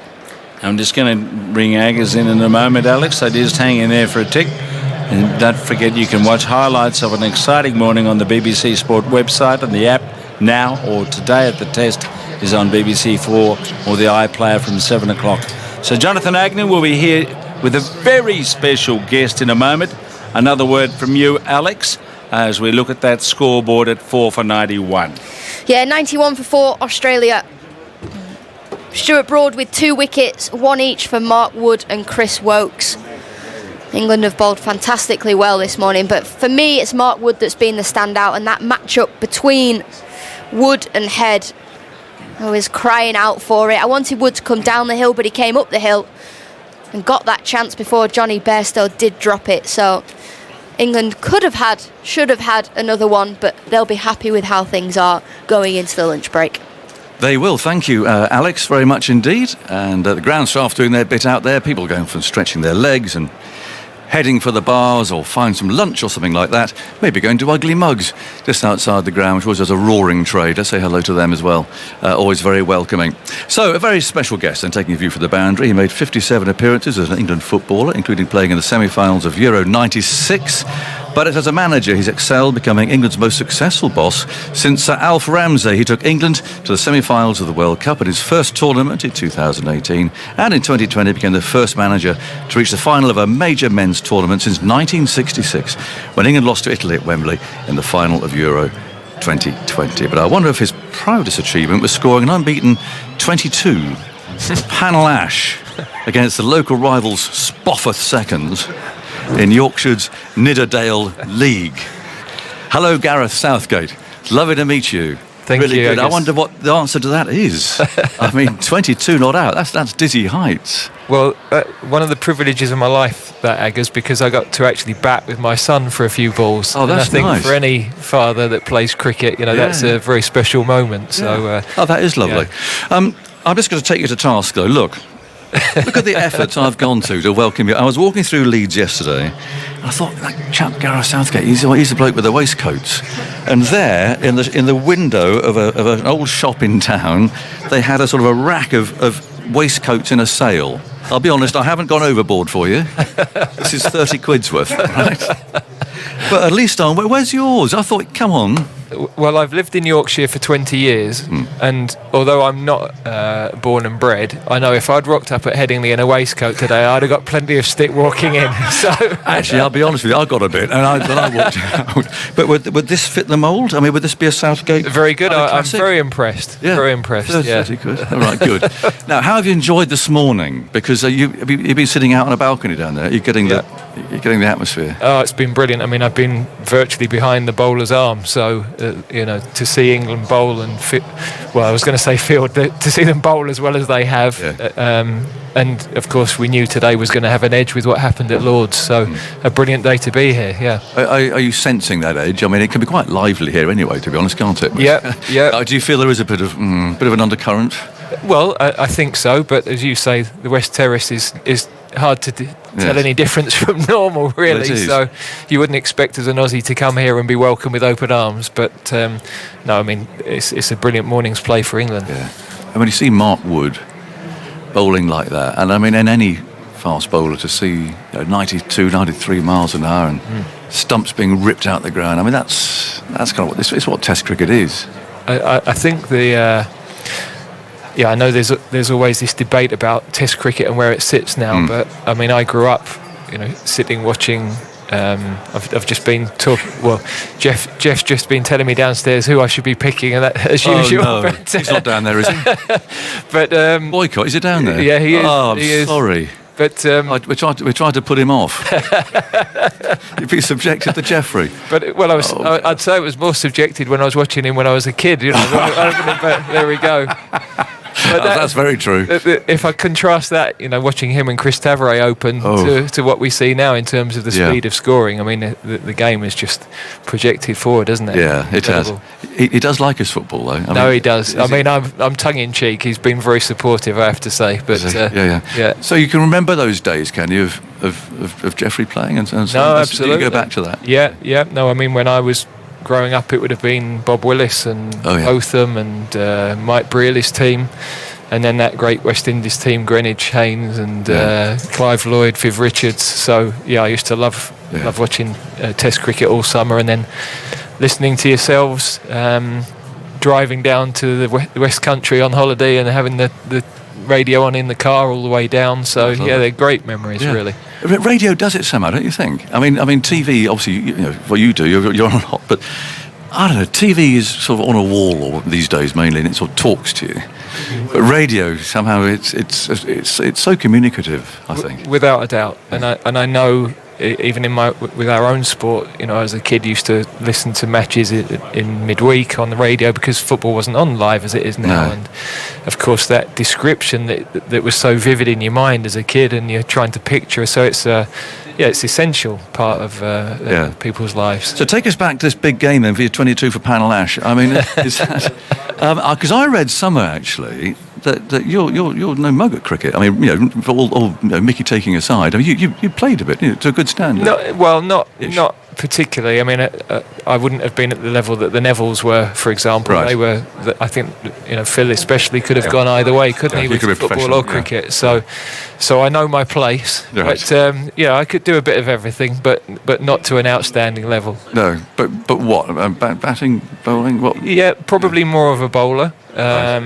But I think when I was a kid, I was at school in Sussex, so now living in Yorkshire, the difference between the amount of cricket that's played up here and the number of junior clubs and how much it's played at school, you know, it's no wonder that the county is so strong because you're just surrounded by it. Yeah, and this team, looking it up again, so the Nidderdale League. Yep. I mean, just describe a typical sort of Saturday or Sunday. Was Saturday or Sunday you're playing, or this weekend? That would have been my only appearance, really. Whether that says how well I played or whether that was just my availability. Well, it was the second. Not sure.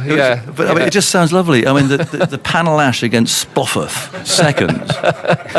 I mean, is it just a lovely little sort of village grassy sort of... No, that's exactly it. Exactly it. And I mean, Beckwith Shaw is our local club, which was where we used to try and help out as well. So and we used to run the tees there on a Saturday morning for a period when I was out of the game. So I've loved being involved in. It's nice to volunteer at times and just help sport generally, isn't it? Yeah. And as a cricket fan, I've loved watching my son play a bit, and to get a better feel of the game. Yeah. Does it? I mean, I don't. Does he play football, Flynn, as well, or is it a complete sort of sports change for him? So there's not the pressure of dad, which well, exactly. Well, also I coached him, so that put him off football for life. Right. But no, I mean, he's always preferred cricket, and I think it does help as well. Yes. Although I don't think you let too many people know who your dad is when you're just going into bat, because obviously now the ball would be flying around his head a bit more. Yeah, but you do see it, don't you? I mean, I'm thinking of in Botham, Sam, for instance, you know, and others who you have to try and follow in the footsteps of a famous sporting father or mother, and it's tough. It's hard. Yeah, no, I think for those kids who have followed their parents into sport, I think that is hard. I mean, you can pass on some great lessons, but of course to try and find your own path is really important in life. And I'm happy my two are going to go in a different direction and make their own way. It's good for them. Gareth Southgate's our lunchtime guest, chatting away, and it's 80 for 4 or thereabouts. It's gone from my screen, but really exciting morning's cricket, so we'll talk more about that in a second. When I was playing, Gareth, I played with Chris Balderston, and there was Phil Neal, and there were others who, of course, were able to combine cricket with football, and that just seemed like a sort of a dream, really. I think Chris Balderston, I'll get the teams wrong, but he played for Leicestershire at Chesterfield in a very important game against Derbyshire towards the end of the season, and then he went up and he played for Doncaster or something like that. I think Doncaster Rovers. I mean, that same day. It's like sort of Roy of the Rovers stuff, isn't it? I mean, what a chance. I mean, that's just impossible these days, I guess. Yeah, I think so. I think both sports are so professional, and both sports are almost 12 months of the year, aren't they? So it's I don't think it would work. I mean, when I was a kid, Ian Botham was playing at Scunthorpe, and I think Steve Ogrizovic had some games, didn't he? He did, county level. Absolutely. So, I mean, it would be wonderful if that was still possible, but I think I think we've gone past that time. Yeah. It's such a shame. What if you had to put your finger on sort of the sort of cricketing moment that the spark was lit for you? I'm trying to work out your age, but Headingley, 81, they're both from Test match. I mean, you remember those sorts of things? Definitely, yeah. And the World Cup final at Lord's, West Indies. Oh yes, of course. Beating and the India game or England. Yeah, against England, I think. Yes. So. Yeah, I mean, but I used to watch every summer, and I loved it. And I've been fortunate over the years when I was playing to get to know a few of the players. So I've known Alex Stewart for years, who's become a very close friend. And now we've linked in quite a bit with the guys. In the last few months, I've spoken quite a bit with Rob Key to find out what they're doing. Yes. When Andrew Strauss was running things, we linked quite a lot with England football and England cricket. So we try to share ideas on coaching and player development and pathways, those sorts of things. So there's a strong link. And what do you make of what's happened with English cricket? I mean, I was there in the West Indies a year or so ago, in Grenada, and the whole sort of thing blew up really. What have you made of the last year? This sort of complete revolution, really, in mindset, and obviously the way they've got out and played. Have you been watching that? No, without a doubt, because the first thing was that people were telling us we should be doing the same. So, is it possible? That happens quite a lot to me, really. But can you in football take on what they've tried to do with it? Well, I think there is I think we have looked at what their approach to things has been. Or I've certainly looked back at the mindset shift, because when we took over our team 6-7 years ago, there was a lot of fear. Yes. And we've tried to reduce that fear, and now we've got a team that have far more belief going into games, but recognising the individual strengths and trying to get people to play to what they're most comfortable with. I mean, it would strike me that this England team, with players like Harry Brook coming in, you don't want to restrict talent like that. People are always going to criticise a shot if he gets out. Yes. But when you see them play as well as they do and can, and when you see an innings like Ben Stokes' last weekend, then it's drawing in a new generation of fans and the excitement that it's bringing. And quite possibly we could have lost those games playing with a different approach anyway. Yes. So, do you think it's a mindset thing?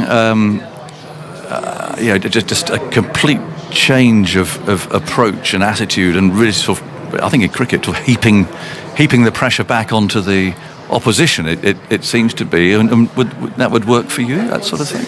Yeah. I think you try to find comparables, and of course these things you've got to assess over a longer period of time, because with any team you can have some short-term wins, and I think that's built confidence in this Test team. And then, for me, it's been fascinating how quickly the criticism has turned after these last two games. So in the end, results define people's reactions, but then you've got to perhaps adjust a little bit to what your thinking is. You're learning all the time as a coach or as a captain, and I don't think it's as straightforward as complete freedom. There's got to be some flexibility in how you play in any sport. Yes. But I think the initial shift to try and reduce the fear and change people's mindsets was really important, and I'm sure now they'll review what they're doing and they'll tweak it, and they'll learn together as a team. Yeah. You've probably worked out by now. I know nothing about football. Unfortunately, I've never played it. I wish I had at school. I wish I'd got into it. We just didn't play it. But going back to when you took over, did you think the Iceland game was kind of England's Grenada moment of a year ago? And it really did need some pretty drastic work. Not just with the players, but also the people the fans, the people who support the game. I remember a lot of angry headlines and the usual stuff when England lose in football about the players not caring and all of that. So when you did take over after Sam Allardyce, that brief period, what was in your mind about how to try and get rid of that baggage, get rid of that sort of feeling of hostility from people and the media too, and try and engage with the players in a more positive way and vice versa? Was that part of your agenda then? It was, and there were a lot of people involved within the FA. When you're trying to influence change, you've got to keep winning matches as a football manager especially. So we still needed to qualify for a World Cup, but as we were going through that process, what we were trying to do was be a bit more open. We recognised our relationship with the fans is generally, created through the media. Speaking with you guys is our opportunity to talk to our fans. So that had become fractious, and that had become not particularly enjoyable for anybody on either side of the microphone, really. And we just tried to explain to our players that, you can actually get more of your own messages out. You can control the message, not control the message, but let people see how much you care and the actual characters that we have in the team, because I don't think the players were showing the best side of themselves. And now people talk to me a lot about how good this young team are and how they like them, but I don't think that our guys are particularly different to the last generation. They've probably just been a little bit more open in how they are. Social media, of course, allows that as well. They can publish their own Instagram stories and they can connect with the fans in a different way. But then ultimately you've got to win football matches, because none of that matters if you're not winning. So we've had to combine all of those things. But the biggest pleasure for me is that when I go to places like today, people have enjoyed watching the team and they feel a strong connection, because with the national team, that's everything. Yeah. Do you think back then when you started that the players actually enjoyed playing for England? And that's different to wanting to play for England. But do you think they actually enjoyed it because of the microscope and the pressure and when it does all kick off when they lose games like that? I mean, is that a fair question, do you think? It is. I think there was a fear of failing. Yes. And therefore you stop thinking about what might be possible, because in our world, perhaps people didn't want to be the guy that made the error that knocked us out of a tournament. And of course I was in a good position to deal with that because I had been that guy. I wasn't going to bring that up. Well, I thought we might as well get there. So I could stand there and genuinely say to the fellas, look, life goes on. Yes. Whatever mistakes, if you're going to be in sport, you're going to make mistakes, you're going to lose games, but we've got to think about how good we might be. And rather than going out there trying not to make mistakes, if that's the mindset, you will make errors. And this goes back to this freedom of expression, if you like. So, which you have to trust. You've got to trust your selectors. You've got to trust your boss, haven't you, to go out and play like that, because certainly in cricket, you make a mistake. You make, like England batting in the first innings at Lords. You play those. You do have to have faith in the people who's delivering that message, that actually they're not going to just chop you off. No, definitely. Yeah, definitely. Well, that's building trust with your players, and it's not what you say; it's your actions ultimately that decide whether the dressing room believe that messaging or not. So if I'm stood next to the dugout and players are making mistakes and I'm jumping up and down like John Cleese, then they're gonna get the feeling that this guy isn't as genuine as he said. So I think what impresses me with Ben Stokes and Brendan McCullum, their body language doesn't change. When those moments of pressure come or the errors are coming, they're maintaining that level, visually that level approach. I'm sure there's a lot more going on in their head. And I think the rest of the team will feed off of that. Well, you mentioned it. I mean, I wasn't going to mention Euro '96, Gareth, but I mean that experience, though. You've probably talked about it loads of times, but I mean, did that change? How did you cope with it? Because of the expectation and because of the pressure, and also, I mean, how does it help you deal with the players now? I guess some of them couldn't even remember that, could they? No. So it's kind of irrelevant to their lives, but very relevant to you and the way you deal with them. Yeah. Well, I mean, it really hits home when the birth date of some of your players is 2003. So that's and the last thing players really want to hear is what life was like when you were playing. It was always better then. But well, exactly. But I think you can empathise with players and you can put yourself in their situation. I think what it taught me, and it took me a long time. We didn't have the support networks now. Sports psychology was just starting. Would that have helped? Well, I think it would, but in the end, you've got to find your own way through these things in life, and setbacks are going to happen. I've been fortunate in my life that mine have been in a professional capacity, and so I've learned a huge amount. They've been really public. They've been hard to cope with. But once you've been through those, extreme lows, then you start to build resilience, and you feel that, okay, if I can cope with that, then I can deal with anything really. And so I think hopefully that's allowed me to give the team more freedom to have that same mindset and not try and be the best version of themselves. That's what every coach is aspiring to do. It shows what sport means to people, though, doesn't it? I mean, you miss a penalty, you drop a catch, you're Johnny Bairstow, you drop a catch. It's all in a day's work in a way, isn't it? And yet the magnitude of that event is just colossal, especially in that case. Well, it is when you're playing at professional level, and you're taking people out of their daily life, and you're exciting them, taking them on a journey with you as a team. You're lifting their fears and their worries about general life, and we are part entertainment industry, so you have to accept that passion then comes into that. Passion is part of sport, and the disappointment is hard for people to contextualize, and that's where the dressing room is so important, that they maintain a certain level, because you can't be as emotionally high or low as the crowd get. Sure. And therefore, in those difficult moments, certainly as a coach now, I've got to make sure that the players stay on track and they keep belief in what we're doing, and they're not overly negatively affected by a defeat or a bad performance, because in sport you're going to lose games, as we said earlier. So now, of course, everybody else that's analysing it and critiquing it has got to have a stronger view, and will give a stronger view. But within the dressing room, you have to protect the players from that and guide them through those times. Just the last one. There's conversation about being entertaining losers, and that's a real balance, isn't it? I mean, the matches that England have lost have been entertaining, but they've lost. Yeah. And so, is that a kind of a line that you think about? I mean, do you try and be an entertaining football team? But obviously you want to win. I mean, it's a juggling act. It is. Well, I would say our World Cup last winter was an example of that. I think people liked the way we played. I think they felt that we a game quarter-final against France that we should have won. So to a certain level, the public were happy that the team had given a good version of themselves.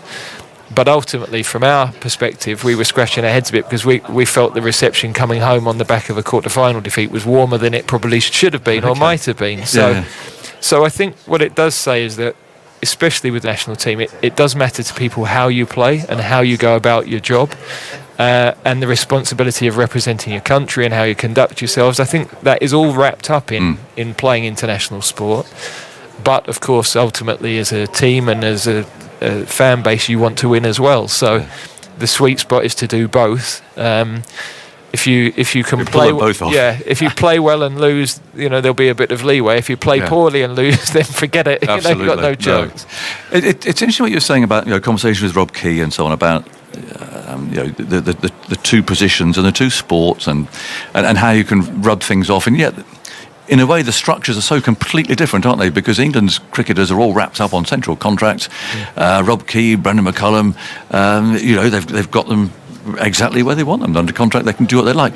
It feels, just looking in as a total outsider again, utterly different to you in that it's the club that controls it, and you get a handful of games a year, building up to a massive tournament the following year. I mean, is that quite frustrating?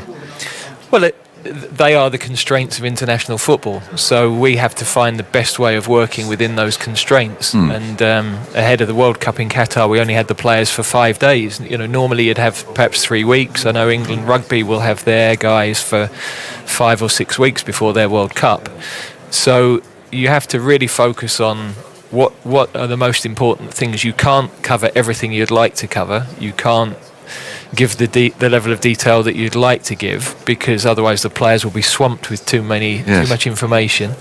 And you are a lot more reliant on the clubs for the physical preparation of the players and for the psychological condition they come in, because if they're having a bad time with their club, you've got to try and address that in a very short space of time and get them into a better place to play for you. So there is more outside of your control, without a doubt. Yeah, and tactically, you've got someone who's playing for a club and has been all summer, and suddenly he's playing for you, and you've got different ideas, and he's got someone different to playing alongside him or passing to or whatever.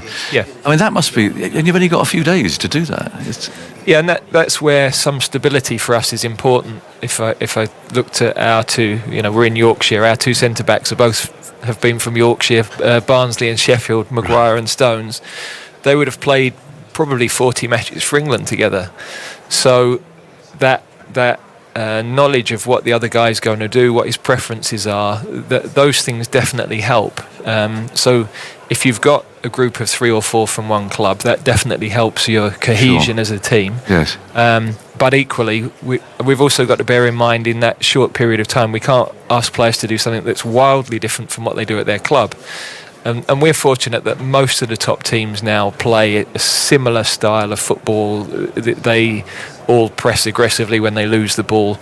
So there are some common threads that can connect you very quickly. Yeah. But we will be slightly different to all those other teams, and we have to get those messages across really clearly. And are most Premier League managers happy to see you? Because it's like, to take that player away. To sort of, I don't know, hide under a big hat or something when you turn up, just in case. I mean, do they welcome you? Do they welcome their players being picked for England? Well, we have a Spanish manager of Manchester City, a German manager of Liverpool, Argentinian manager of Chelsea now. So you can see what the problem is. Yeah. Yeah. No, but I have to say, look, the big managers understand that they're going to lose their players to international football. So the big clubs, that's part of their landscape as well. Of course, every club manager would prefer not to release their players because you don't want players coming back injured and or having had a difficult experience. But they understand it, and I have to say our relationships are as good as I think they can be. There's always going to be some friction because their objectives are different to ours, but we try to communicate through all of those things as well as we can, and I think there's a sort of mutual appreciation, really. Yeah, it's interesting. So, I mean, cricket people like me listening, and that argument seems really weird. No, I mean, everything's about playing for England. Yeah. Was it for you when you started out in football? You had, England football teams on your wall and bedroom wall and stuff. It certainly was for me with cricket. The county cricket was great, of course, and you couldn't play for England without it. But the driving ambition was always to play for England. Yeah, my only ambition as a boy was to play for England, nothing else. And I think that's the same now with younger players. I think it is, yeah. So I see our under-15s who get the call up for England, and they arrive at our training centre in Burton, and the parents might drop them off, and they drive back down the driveway incredibly proud, and the boys get their first shirt and their first cap. And brilliant. And then I see what it means to our senior players when we've taken on what you guys do with presenting that first cap and making something more special, and it's everything. The life stories of these boys to get one international cap are incredible, what they've overcome, and the chances of getting to that level are so small. So competition, it is. You read these stories, don't you, of Saturday morning club football, and mum and dad are down there and they lose it with the ref, and the pressure, the expectation on some of these youngsters, that pressure put on by their parents must be overbearing, I would think, and in many cases. Well, I think it's something that we have to be conscious of because, for most kids that play football at the weekend, it's just about getting out and playing and having fun. So grassroots football is really important, but it's important for health, it's important for community, it's important for kids to learn. I think the debate about spirit of cricket, there's a broader debate about what sport brings to our lives at a recreational and grassroots level that's hugely important for society. And then we have the professional strand of that where, now you're thinking about a career, but there's definitely more expectation and pressure on our boys now, because when I started, you hoped you could afford a new car, you hoped you might be able to get a mortgage on your house. Now the money for the family is life-changing. Yes. And you see families put enormous pressure on these kids at a really young age, and it's not healthy. No. Go on then, spirit of cricket, spirit of football.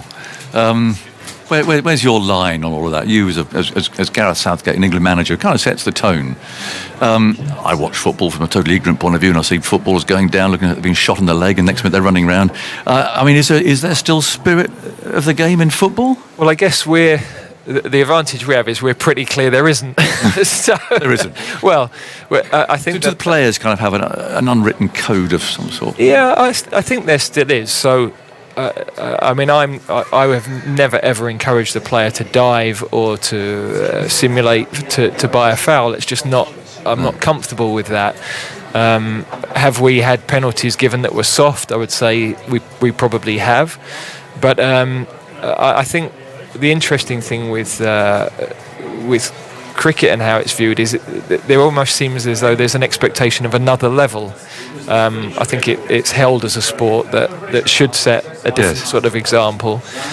I'm not quite sure why. Well, no, but just tradition. Yeah, I think it is tradition. Yeah. I think within football, I recognise whenever an England team goes out, we're still representing everybody. Everything I say is scrutinised. I'm an ambassador for the country when I speak, so I've got to have, I've got to respect that position I'm in, and therefore there is an expectation of how the players behave when they're with us and how they play. Our game is more fluid, and fouls are going to be given, and so there's always this balance in any sport of what's sportsmanship, what's trying to find an edge, and what are the limits within that. And I found the debate fascinating because. How did you feel about it on the other day, with your cricket hat on, as it were? Well, when I watched it live, and they started appealing, I thought, oh, right. Well, I'd assumed that he'd put his foot back in the crease, but what was interesting to me was that every ex-player I heard interviewed was saying, no, it's naive, he's out.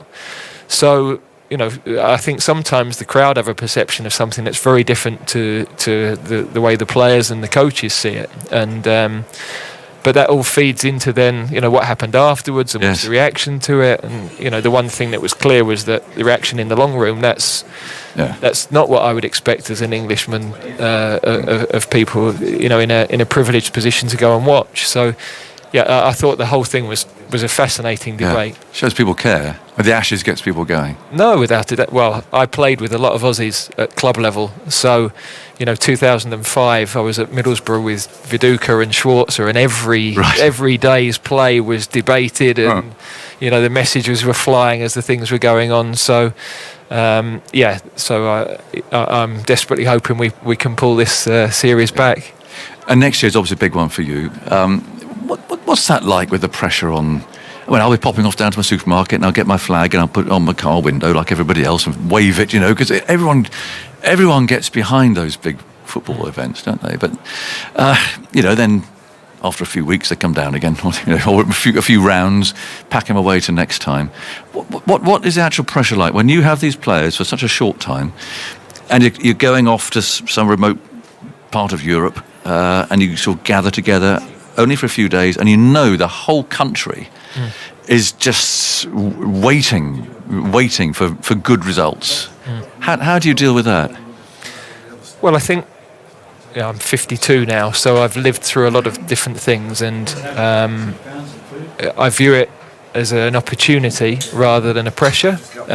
We've tried to say to our players, this is our chapter, if you like. If an Ashes series are 5 books on your shelf and there's all these chapters within that and the continuing storyline, the last 3 haven't been written yet. No, and that's what it is for us. We have the opportunity to write those chapters and to create memories that will live with people forever. And to a degree we've done that, not to ultimately where we want to be, but we have done that. And so my mindset as I've got older has been, well, let's embrace that challenge, let's go for that, and let's try and be the best that we can be, rather than fearing what if it goes wrong, because frankly if things go wrong I'll have lived through more difficult times anyway. So I guess it comes back to trying to enjoy it again, does it? And actually revel in that support from back home, the expectation. Yeah, without a doubt. Because why did we all start playing sport? We loved it. If I look at what the players are trying to do here, they're trying to take them back to when they first picked a cricket bat up and there weren't too many things going on in their head and they just played. And I think that's what you're seeking as a coach all the time. Now, you know, around that there's this noise and this drama, but in the end it's still 22 yards, or it's the same goalposts for us. And you're constantly trying to connect back to that joy of playing, yes. Because I think that's where you'll get the best out of the players. And in the meantime, last footballing one, Gareth, I promise you, with Harry Kane possibly moving to Bayern Munich, I think. I mean, but what does that mean, that there's even less control for you of England's captain? I mean, how would that work out for you if you went there? No, I mean, I think with the players we've had abroad, we had Jude Bellingham in Dortmund, and we had a very good relationship with Borussia Dortmund when Jude was there, for example. So we're such a small world now. We can fly and see them. We can go to the training grounds. We know the coaches abroad. Our medical teams connect. So these are top clubs, and it's easy to have as good a connection with Real Madrid, where Bellingham is now, compared to one of our big clubs, really. This one here, Matt Gallagher. I went to the National Theatre to see a fantastic play called Dear England, which centres on the progress of England under Gareth Southgate. Have you seen this? No, I've not been. I would find it very difficult to go and watch myself on stage. Well, I don't know. I don't know who plays you in that. We haven't been. Anyway, that's brilliant. Look, the umpires are going out, Gareth. It's been lovely talking to you. Thanks for coming. It's brilliant to get some insight into our other love. We're obviously cricket people in here, but lots of footballers too. So thanks for that. What are you hoping to see this afternoon, apart from Geoffrey Boycott? Well, firstly, thank you for having me. It's a privilege to be on. Nice. It's taken me back to my childhood. And no, I mean, if England can continue to bowl as they have, and a couple of the catches can stick, then we'll be in a really strong position, won't we? It's setting up for a brilliant Test match again. It's a brilliant afternoon, I think. Yeah. Gareth, enjoy it. Thank you ever so Thanks much. for coming to see us. Thanks, Jonathan. And if you want this, I'll knock a fiver off. That's very kind. For 25 quid. I've been in Yorkshire too long. I'll give you 15. That sounds about right. Gareth Southgate, many thanks for coming. Right, okay, players are out in the middle, batsmen going out. We are in for a terrific afternoon, we really are. And Simon Mann is going to come in here and take over the commentary with that microphone when he gets himself sorted out. There you go, Simon. Great, thanks, Jonathan. What a morning play we had today, in keeping with this Ashes series so far, and who's to say we won't get something equally dramatic this afternoon. Australia 91 for 4 at lunch after being put into bat. We've seen a couple of drop catches as well. Stuart Broad's picked up 2 wickets, and he is going to resume after lunch. The floodlights are on. I think the natural light's probably okay. A dark cloud came over the ground at lunchtime. It's drifting away. There's a patch of blue sky up there as an aeroplane goes over the top of the ground into Leeds Bradford Airport. So 91 for 4. Tuffers is alongside me. Afternoon, Simon. Afternoon all. What an exciting first session that was. Just keeps delivering this Ashes series, doesn't it? Australia played all right, lost that early wicket, and I thought that they were sort of like almost blunting this England attack, and then they absolutely came flying back at them. So they'll be thinking, can we just get another quick ones? And then you're into that Carey and the sort of batsman for the Australians. Couple of quick ones here. England are in the box seat. They'll be thinking under 200 here. Marsh is going to take the first ball after lunch. Stuart Broad's going to bowl it. There are 4 slips in, and here goes Broad. He picked up a wicket in his first over of the day, bowls to Marsh, and Marsh clips that away firmly up towards mid-on, and there is no run. Marsh has got a Test match average of 25 and a Test match bowling average of 38, but it's sort of the other way round against England. He saves his best performances for when he takes on England. I remember a 100 he made in Sydney in the Test match in which Joe Root had to retire ill on the final day. I think his brother got 100 in that game as well. I think just about all the Australians got 100. I think they made about 1,500 in all. A lot of runs. It felt like it. Here is Broad bowling, and Marsh takes that off his hip down towards fine leg and jogs through for the first run after lunch. Australia's a 92 for 4. Not a bad kind of guy, though. If he can get himself in, I mean, he's an attacking, sort of counter-attacking kind of batsman, isn't he, Mitchell Marsh? If there's full and wide, he will smack it to the boundary. So, not a bad guy to have at the crease. Travis Head, for my money, he just must get bombed everywhere he goes. He looks so unsure against the short ball for a number 5. So they've got an opportunity here, England. Yeah, immediately 3 men back on the leg side boundary, and a fly slip as well is on the boundary, just over Johnny Bestow's left shoulder, and a deep backward point as well. 5 outside the circle, 4 inside. Broad ball short outside the off stump, and Head drops the gloves and allows it to go past his chest. Doesn't play the short ball particularly convincing, even in defence, even when he's leaving it. But he's had a decent enough time of it in this series, a couple of half centuries so far. Yeah, the one thing England mustn't do is just sort of, and that's what this field does do, it just completely puts away the full-length delivery that's, is nipping about a bit. It's swung a little bit as well. It's almost just saying, right, we're just going to bowl short. Sometimes when you've got a pitch that is doing a bit, don't forget the other way of doing it. Well, that's the issue, isn't it, here? What do? They just short the whole time. That's short from Broad down the leg side, and Head goes to flick it away. One of those that could so easily have taken the glove. And 1 or 2 hands in the air there. It might have hit something on the way through, possibly jumper or thigh pad. It was taken by Bairstow down the leg side. I mean, if you're getting Smith and Labuschagne now orthodox, pitching it up, nicking it off to slips and keepers and what have you, well, why don't you do it to the lesser batsmen as well? But that's the decision they've got to make, and at the moment they've gone for the short ball tactic. Well, they just feel with Travis Head that he's going to give you an opportunity, probably sooner rather than later. It ain't necessarily so, mind you. Short leg in now. Percentages is what you've got to work on, and I suppose percentage-wise, it's not bad for Head. Well, we shall see. Broad ball short, and Head goes to the pull shot and completely miscues it. The ball drops at his feet, possibly inside edge onto his body there, picked up by the short leg fielder. There's no run. Have you seen Stuart Broad's inside bicep? No. It's completely black. Oh, what, from being bombed at Lords? Oh, I think he's got bruises all over it. I heard a stat that there were 54 blows on the body or head during the Lord's Test match. Got a huge bruise on his arm. Hard ball. Hurts a bit, doesn't it? Stings. Yeah. A lot of people hit at Lord's. Yeah, there was. Broad goes in, bowls short. Oh, he goes for a no-look pull there. Travis Head misses it. It's through to Bairstow. Broad stands in the middle of the pitch with his hands on his head. I mean, Head, what's he trying there? And he's hoping, presumably, that it comes out the middle without even looking at it, or it flies off the top edge over fine leg for 6. Yeah. But you're getting yourself into trouble playing the short ball like that. 92 for 4 at the end of Broad's over. He's taken 2 for 21. Oh, well, it's a horrible shot. I mean, I suppose that when you see a top 5 batsman batting like that, you expect, well, hold on a minute, that's percentage-wise, at least, 1 out of 5 is going to go straight up.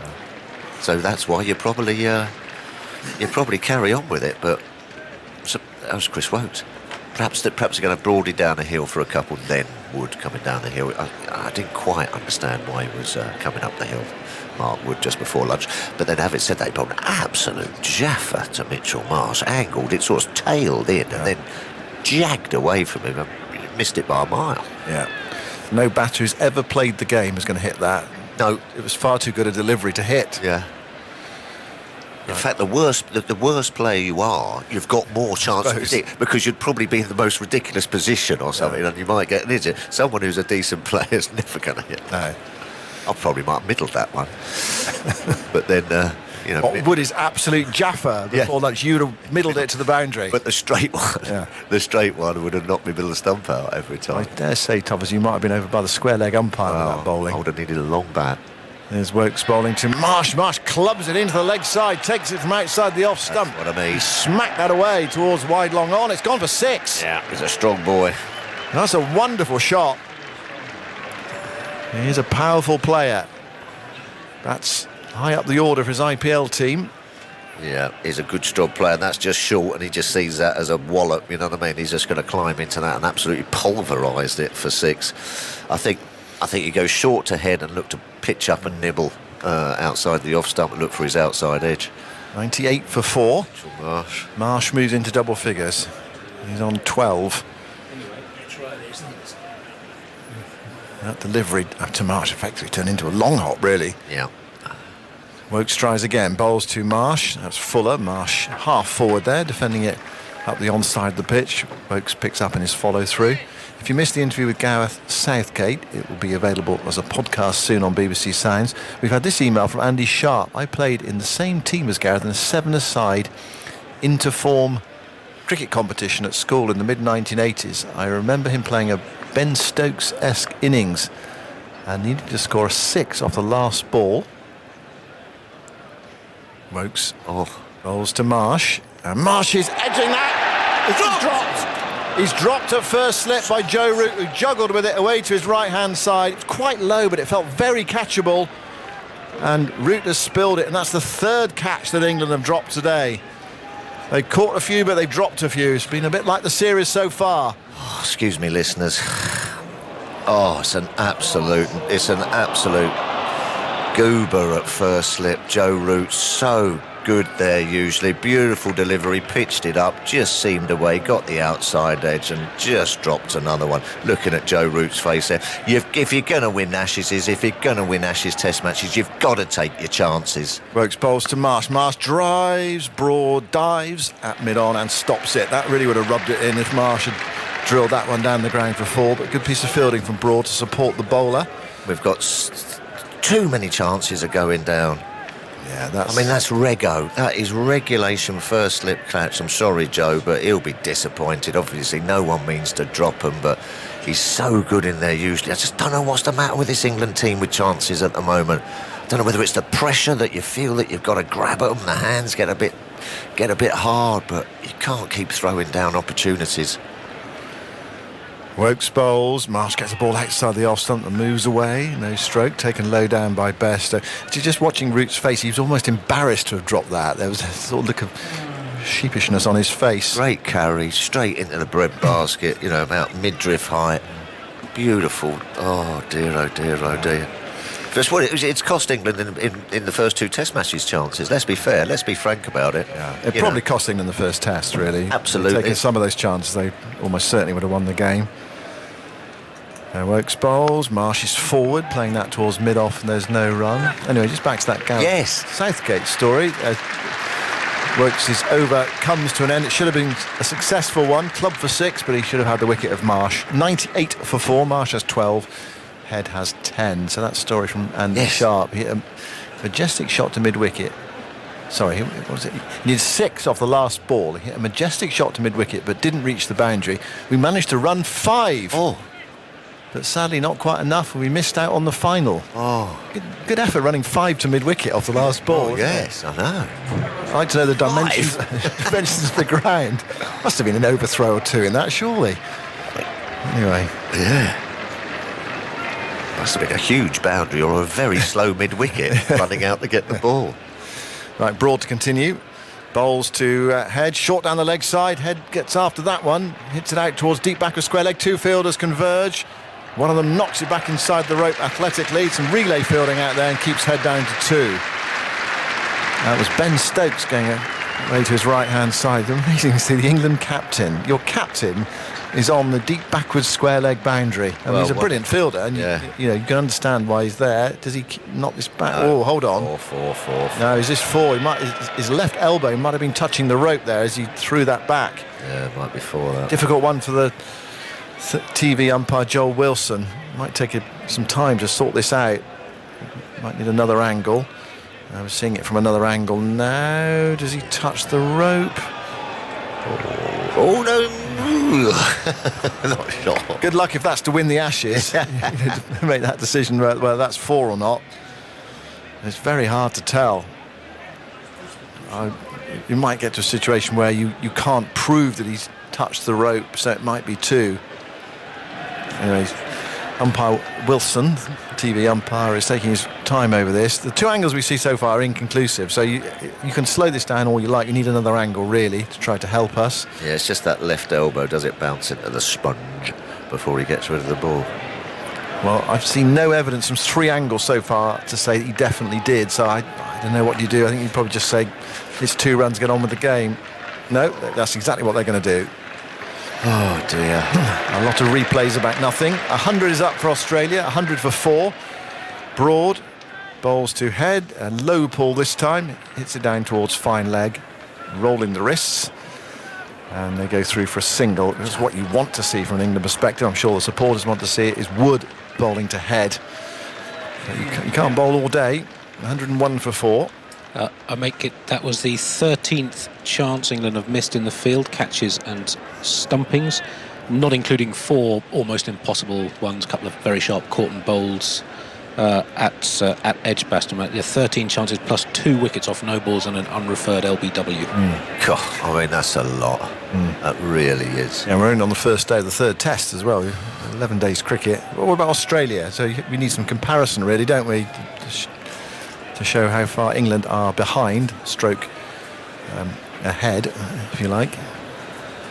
Broad bowls outside the off stump. Marsh gets a ball that swings after he's left it. Taken by Bairstow to his right. It feels like good conditions to bowl. It's overcast, the lights are on, it's Headingley. There's some green in the pitch. It's just crucial times as well, just after lunch. You're then into the wicket-keeper and the bowlers as well. You get rid of the last sort of known batter. I mean, it's just crucial times that they've gone down as well. You know, if you drop the number 11, oh well, you know. Might get him again. Yeah, get him the next ball, but this is just crucial. Broad to Marsh, very close to off stump, and Marsh lines it up and lets it go. It's taken by Bairstow. I suppose they dropped Smith once and got him soon afterwards. No, but you don't want to keep letting players off because someone will punish you eventually. And you don't win Ashes contests when you're doing that. They'll make it that Australia have missed 7 decent to good chances, 3 very, very difficult ones, and taken 1 wicket off a no ball. Yeah, so they've missed their chances as well. It's inevitable in a game of cricket that teams drop catches, miss chances. But it feels like a lot, doesn't it? Yeah. Crucial ones, crucial timings of it. Broad to Marsh, in behind that, nudging a single into the offside. 102 for 4. With 1 ball left of the 29th over. Head 13, Marsh 13. I suppose it's when you think back, it just feels like a straightforward catch. You think of the stumping of Cameron Green at Edgbaston. You know, he's such a long way down. You feel that you should take that, and the feathered edge from Carey as well. I mean, you'd expect your wicketkeeper to take that standing up. Yeah. Those are 3 that really stand out for me. Broad bowls, Head plays back with a hop and a skip into the onside towards forward square leg. There's no run. It's the end of the over. 102 for 4. No one means to drop them and everything, but there are simpler slip catches than harder slip catches, and you feel that was. That was a pretty straightforward one. You know, Joe's such good hands in there as well. Well, I saw Steve Smith drop one at Lord's. I don't think I've ever seen him drop anything. Well, and that was Ben Stokes as well. And yeah, you expect him to snaffle that one. He's normally so good. Yeah. Chris Woakes is going to bowl another over from the football stand end. The funny one on the Bairstow drop down the leg side was it was given as a bye by umpire Menon. Now, obviously England would have reviewed it. They did. When I was watching it, you think, there's a flick on that, but then he gave the bye. You thought, just optical illusion. But no, I mean, really should catch that one. It's a straightforward take, wasn't it, down the leg side? Here's Woakes bowling to Marsh outside the off stump. Nothing there from Marsh. Allows it to go through to Bairstow. In a way, with the gloves on, just to your right, that was probably the easiest catch of the day. It wasn't even a. That Joe's might be the easiest catch. I'm only saying the Bairstow one was slightly easier because he's got gloves on. But you're right, they were both. I think you described them as goobers. Absolute goobers. Yeah. But there you go. Absolute goobers. And then there's just nothing to sort of concentrate the mind of a batsman either. You feel that you've got a life. You feel that it just sharpens you up. Woakes bowls. Marsh drives. Misfield by Moeen Ali. Square of the wicket on the offside. It's going to allow them 1 run. It was hit firmly, probably should have been stopped, although Moeen's fielding one of those old wicket ends. Okay, it's only early July, but there's still plenty of them. Away to the right of the main square here, or the pitch we're playing on. 1 more run to the total, 103 for 4. Marsh to 14. My hands were a little bit electric, but these guys, they're so good. You know, they're so good in slips that sometimes you just absolutely go, oh my, you do drop them, but they're so good. They practice so hard at it. 3 men back. Woakes bowls short. Oh, that's got to be a wide, surely, isn't it? No, it's not. Umpire Menon signals one of the short balls for the over. When we watch one-day cricket. They're quite tough on those wides. I think that would have been just called wide, batting an eyelid there. And it's not a wide. Flew through to Bairstow, far too high to trouble Travis Head. Wokes back at his mark at the far end, turns and prepares to come in again to the left-handed Head. Right arm over the wicket, bowls to Head. Head shovels that way into the leg side. He's hit that well, mowing away to his left-hand side, scurrying, picks it up and sends in a high return to Bairstow, who has to leap in the air and collides with Mitchell Marsh, who was in his ground just behind him. One more run to the total. Yeah, you feel, I agree with you, Tuff. Wokes bowling short balls. Yeah. Pitch it up. Chris Wokes is a pitch it up swing type bowler on this surface. Well, that's the tactic they're using for Travis Head. He's on to 14 in Australia, to 104 for 4. Warner 4, Khawaja 13, Labuschagne 21, Smith 22. The men out. 2 for Broad, 1 for Wood, 1 for Wokes. Wokes bowls to Marsh. Marsh lets that one go very close to off stump. Lines it up very well again through to Bairstow, and then strolls down the pitch to do some guarding. It's amazing, isn't it, these players, how, you know, in the past you think you've got to play cricket, you've got to have lots of cricket, and some of them just don't have very much cricket at a decent level. Obviously doing lots of practice and perhaps some 1 or 2 practice hits, but comes out here in this test match, he's already driven a beautiful 4 and smacked a 6. He's not played since the 13th of May. Wokes bowls to him. It's full. It's driven back. That's gone past Wokes, who might have got a hand on that, but it's going up towards the straight long off boundary, and it's gone away for 4. Hit very firmly by Mitch Marsh, and he's on to 18, and Australia to 108 for 4 after lunch on the first day. It's time for Daniel Norcross. Well, they say catches win matches, and England haven't been great at it, but they've got to refocus and get back into the stride again. It does deflate you just a tad as a team, because you think that you've made the breakthrough, and as I said, it refocuses the mind of the batter. There again, beautiful straight drive from Mitchell Marsh. He feels he's got a life, and he's going to cash in on it. Dan. Hello, Phil. Hello, mate. Yes, it was a bad drop. I mean, there are drops. I think that, you know, Bairstow's had one easy one and one very difficult one off the inside edge. That was a tough one, but that for a slipper. Yeah. That looked nice height. 9 times out of 10 you're catching that. He actually sort of brought the ball back towards himself a little too early, didn't he, really? That sort of cushioning roll. Here's Broad starting a new over to Head.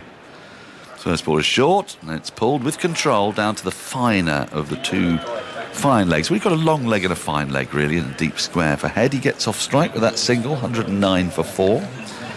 Brings Marsh on to strike. An entirely different field will now be set with slips and whatnot. Andy, you were reaching for your mic. The wicket keepers. I make it that Carey's had 17 chances and taken 15. Bairstow 16 chances and taken 9. So that's not a great ratio. It's not a great ratio, that.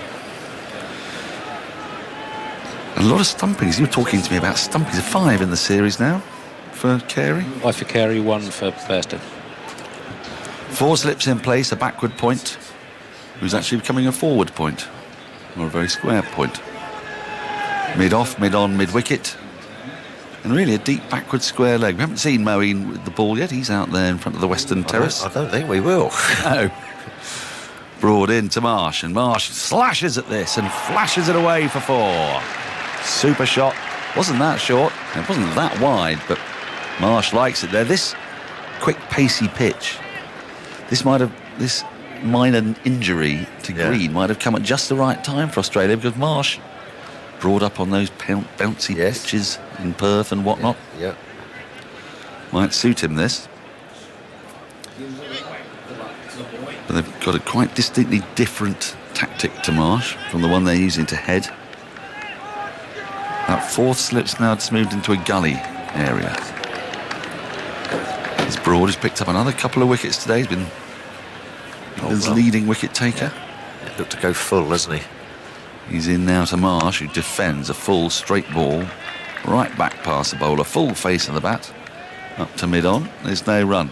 Been impressed with Wokes and Wood and their return to the side. Well, I mean, we know what they're all about. Chris Wokes, we've been commentating on for seems like years, doesn't it? So we knew he's pitch up swing and nag away, and So nothing new there. I think he's bowled nicely. And Mark Wood, well, I mean, he looks like he's had a few months off, doesn't he? He came absolutely flying in. 96 miles an hour, I think he's fastest delivery. Broad into Marsh, who lets this go quite close to his off stump. Through to Bairstow's no run. The lights are on, the clouds are high, they don't look rain-bearing at the minute. We can see the beauteous expanse of Leeds and Yorkshire. Yes. The treetops, the rooftops of Headingley. All those things as Tuffers makes his way off. TV calls. The crowd not yet really found their voice after lunch particularly. Disappointment of that dropped catch off Marsh from Wokes' bowling. As Broad is in and Marsh lets this one go away. It's swinging slightly towards Bairstow behind the stumps. Glenn McGrath rejoins us. Hello, Glenn. Yeah, g'day Dan, g'day listeners. It's never ceases to amuse us or entertain us, this game, does it? There's something happening the whole time. It's been a great series, isn't it? You had very few poor sessions, I'd say. Well, boring sessions. Boring, yeah. I mean, there's been some in and out cricket, I guess, but Broad into the right-handed Marsh from the Kirkstall Lane end. This is defended solidly on the front foot. They go through for a quick single, they'll get it. Stokes has to move to his left from mid-off. At the end of the over, Australia 114 for 4. Marsh will keep strike with that single. He has 23. Head has 15. Yeah, so 114 for 4. England are in good position, but you just think how much better that position could be. It's been one of those series where they've put a few down, and you can't do that if you're going to compete or win series. Well, Stokes is quite good at sort of compartmentalising those things, isn't he? I mean, you can sort of see in his attitude he doesn't really care for DRS, so he doesn't. It's always a struggle for him to have to decide. Yeah. He was much happier when umpires just decide. I still prefer those times as well. Yeah. I used to like DRS when it first came in, but then I thought, the more I see it used, the more I think sooner or later teams are going to win and lose matches depending on how they use the DRS. And I know that's another thing they bring into the game, and you've got to be smart when not to use it. But well, arguably Australia did here, didn't they, 4 years ago? As Wokes can't quite start this over, as Marsh pulls away. I mean, it's part of the theatre. It just slightly ruins wickets sometimes. Like when Smith was out, that was a collective roar. Everyone's very excited, and then Smith thinks, well, actually, I didn't hit it. It turns out that he did, and it just sort of deflates the moment, doesn't it? It does. Marsh has really taken quite a long time to be settled, but now he's finally ready. And Wokes can start his over with 3 slips and a gully in place. And this is a loose drive from Marsh off the inside half of the bat that rolls up to the right of mid-on, where Broad and his sun hat fields. Andy Zoltzman once tried to work out an average for the number of steps that Stuart Broad takes when chasing after a ball before the sun hat comes off. And I think we agreed that it was somewhere around the 8.5 mark. Yeah, it wasn't quite in Richie Richardson's category. No. I think his hat fell off once in his career, didn't it? I think that was it. Whereas Broad's I'm pretty sure it's about 8.5 strides. As Wokes, with his very different feel to the left-handed head, bowls a short ball, which is pulled down towards Stokes on the bounce. It nearly reached him at long leg. It's a perilous way that Head is playing, but it means that we'd have to watch Adida bounces while he's batting. There's just no other option. Yeah, to be honest, I don't mind him playing the short ball. Fending the short ball, he looks very uncomfortable. So, yeah, you'd rather a batsman playing a shot. We heard Ben Duckett the other day saying he feels very comfortable doing it. So it depends on the individual. On slow pitches, Duckett did look like that. I wonder what it'd be like on this. It's a bit quicker, this pitch. So Wokes is in. Advancing is Marsh. A brilliant diving take from Bairstow. England like it. Does that come off the thigh or a little bit of bat? I mean, it's incredible, isn't it? Johnny Bairstow's just taken an absolute worldie of a catch. And it's not come off the bat. And that was a terrific effort from Bairstow. He saved 4. But they're not going to refer this. Stokes has said no. I'm pretty sure that's come off the. Funny game, cricket. Funny game. We'll take a look at this on the replay, and it's just satisfy ourselves. Straight off the face. Of the thigh pad. Really good diving catch. Left-handed, yes, nowhere near gloves or bat. As Woakes is in once more, and Marsh drives aggressively but gets in a tangle, and it thuds off a bit of inside edge and pad and rolls up to mid-off. He's been very aggressive on the front foot here, Mitchell Marsh, looking to drive. Yeah, there's still a bit of seed movement out there, I think, so it's hard to, it's coming on nicely, but some are just gripping and sort of seaming in and just doing a little bit of natural variation, as we call it. We saw that 6 that he hit, so I think he thinks if it's up, you've got mid-off, mid-on, not that deep. If I punch it or get enough on it, I'm going to get runs. Woakes turns and runs in, and Marsh... He gets squared up. Big appeal for LBW. Stuck on the pad too high. Woakes doesn't really like it. Was there a bit of bat involved? England's slip cordon did bounce up and down, which is usually quite a good indicator that they're keen. But Stokes is not. Stokes, has Stokes actually called for DRS once? I don't think he has he? This whole series? Well, today. Today, no, not seldom. He hasn't called for it that many times, I don't think. Ooh, that's hit on the knee roll, bang in front of middle and leg. Yeah, probably going a little bit high, maybe. High. He is a big man. He uses the extra long pads, Mitchell Marsh. Not like, say, Sachin Tendulkar or Ben Duckett. The size difference pads that those two batsmen would use. Sunil Gavaskar having let them on shin guards, really. As Woakes is into Marsh again and covers up in defence. More solidly this time. Good probing over. Didn't quite get his man. And Australia are 116 for 4. Head 16, Marsh 24. Was that a maiden? Did I imagine that? Oh, 2 off it. Yeah, so, well, head pulled one, didn't he? Well, we've just seen the replay. Had it been given out in the field, it would have stayed out. It's just clipping the top of leg stump. I'm not sure that's knocking the bail off. You reckon not? Just flick the top of the stump, but the bail just wobbles. So, yeah, that's... See. I don't know how to answer that. I saw one of those in the women's T20 at Edgbaston. Yep. I think it was Danny Wyatt. Wyatt drove at one, missed it. It's a big appeal for caught behind. And actually, the ball hit the off stump at a similar point to where that was shown to be hitting the leg stump. Yep. And the ball actually lifted off the groove and back down into it. I hit the stump 3 times in my career without knocking the bail off. 2 of them were given out caught behind and 1 was not out. Ooh. And I saw a bit of footage of Jonathan Agnew's, one of his 2 test runs or whatever it was, where he chopped it back onto the stumps and it didn't knock the bail off and he ran through for a nice single. So sometimes the bails do not fall off. So on DRS, the bails always fall off, do they? Yep, they do. They must do. It was Old Trafford in 85. Best place to put the ball, It's hard to field it there. There's Broad's into Head, who pulls a short ball. Doesn't really get up that time. It's only about waist height. Pulls it down to long leg. You get the idea. When Head's on strike, there are 3 men out on the boundary on the leg side. When Marsh is on strike, the field comes in. Yeah.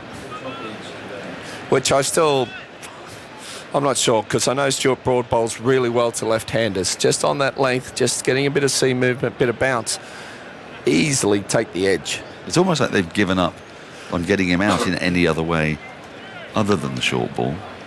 Yeah, trying to give him a bit of practice so he improves. So the rest of the series is okay. But then if they get him out another time, then it'll just continue. So it's very much a psychological game, cricket. Broad into Marsh from Kirkstall Lane end. This is full and played around his pad to short mid-up wicket. And there's no run. Stuart Broad asking the umpire there, if he missed that, would that have been out? It's a quick update from the Scotland-Netherlands game in the World Cup qualifier. Scotland 277 for 9. Netherlands need to win inside 44 overs, essentially, to qualify at Scotland's expense. They're 152 for 4 in the 30th. So they need 126 from 14 overs after this one to qualify. Yeah, it's about 9 and over now. It's getting tight. Broad in. This is nicely push-driven through extra cover, and that'll run to the boundary. Great economical shot. No great flourish, no follow-through, just bad on ball, perfect placement. And Kumar Dharmasena does the most beautiful 4 signal there. As if he's sort of painting the water, skirting just board. waving in the water. Yes. But yeah, Mitchell Starc, for a tall man, and he's 6'5", at least, I reckon 6'5", 6'6". He's got very good technique, forward defence. He's a powerful hitter. Normally tall men aren't quite as compact, but he's a very compact cricketer. Batsman. 28 with that one, 21 for 4. Broad in. This nearly does for him as he comes forward, just on the walk, and pushes defensively back up the wicket to the bowler. You can get text commentary, by the way, live text commentary on the BBC Sport website and app on the Netherlands-Scotland game. So is it 2 teams go through to the World Cup? Because I know the West Indies have missed out, which is, it's going to be disappointing not having a West Indian team in the World Cup. Yep. To be honest. And who's the other team? Sri Lanka. Sri Lanka's got through already, so it's between Scotland and Netherlands for the final place. Broad into Marsh. Marsh flicks this away. It was a straight ball, perilous shot, but he's got hold of it. And he's clipped it out towards deep square leg. Moeen Ali runs to his left. To field, they come through for a couple of runs. 123 for 4. Marsh now moves to 30. Of course, it's a pattern with the West Indies. At the T20 World Cup, they were trying to qualify in Hobart. Was it? Or were they out in Geelong? I forget. They had a pre-tournament qualifying, and they got dumped out at that stage. So you'll have to think back to 2015, and that incredible last over. Remember the name? Carlos Braithwaite. That's the fella. What was it? 4 6s in a row. Stokes, I think he went for the Yorker, didn't hit any of them. All right. While I was commentating in Pakistan with Brian Lara. Broad is in. It's worked into the onside. Acres of space. There's no one saving one at mid-wicket. Moved across his stumps, gets up a single. Keeps the strike again. Start of the next over. Has 31. Australia 124 for 4 after 33. Yeah, no, I was commentating in Pakistan, of all places, with Brian Lara. And Brian and I always had a bit of a love-hate relationship when we played. And we spent probably 3-4 weeks together. We got to know each other really well, and now we're good mates. So it's one of those things. So batsmen and bowlers can get on. Well, I suppose you'd have developed a certain degree of animus towards him when he hit that incredible match-winning 150 odd against you guys at Barbados, 9 down. Yeah, what an innings that was! Oh, it was incredible, and he's to me he's one of the best, if not the best, batsman I've ever bowled to. You put him above Tendulkar, would you? Only just because you could never change Brian's game. If he was switched on, he was incredible. Woakes into Marsh, who advances and then lets one go by. It swings into the gloves of Bairstow. There's no run. Message of hope and reconciliation for the world. It is, isn't it? Batters and great bowlers can learn to get on. This is Mitchell Marsh's highest score in England in Test cricket. It's his 8th Test innings. Previously 27 not out at Lords in the second innings of 2015. Well, he's had a life already, dropped by Root, and one of the easier chances you'll get at slip as well. None of them are easy, but that was, well, let's say straightforward. As Woakes is into him again. It was off Woakes' bowling, he was dropped. And he goes for a swing, he goes for a pull and misses. It goes through quite low to Bairstow, and that missed the off stump by not much, and it missed the inside edge by not much. I'm looking at fine leg and deep square. Who's that? Is that Wood and Robertson? They're both looking at each other going, I didn't know where it was, I didn't know what to do. So they were both expecting it come their way, and they just did not pick it up. Is it a difficult seeing ground here? Because we have seen catches spelt today already. I don't know. Woakes into Marsh. Marsh clips this away, fine, down towards Wood. Long leg, fine leg, moves to his right to field. It's a shorter ball, and it'll bring head on to strike. And then this it just doesn't seem quite right, does it?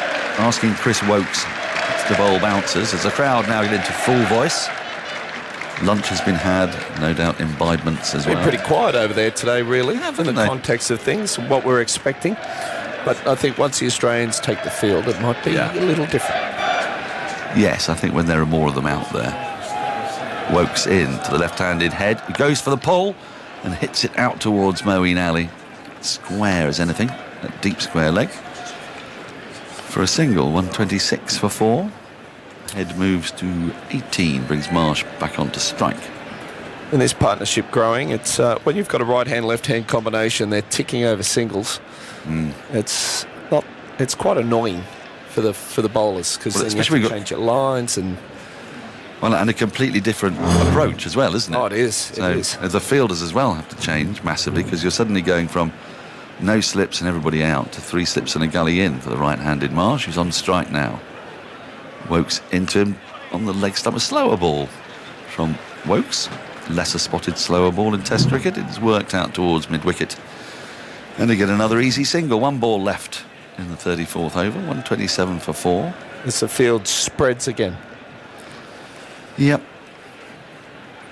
It's like watching a lung compress and decompress, this field, isn't it? In it comes and out it goes. Or a squeeze box.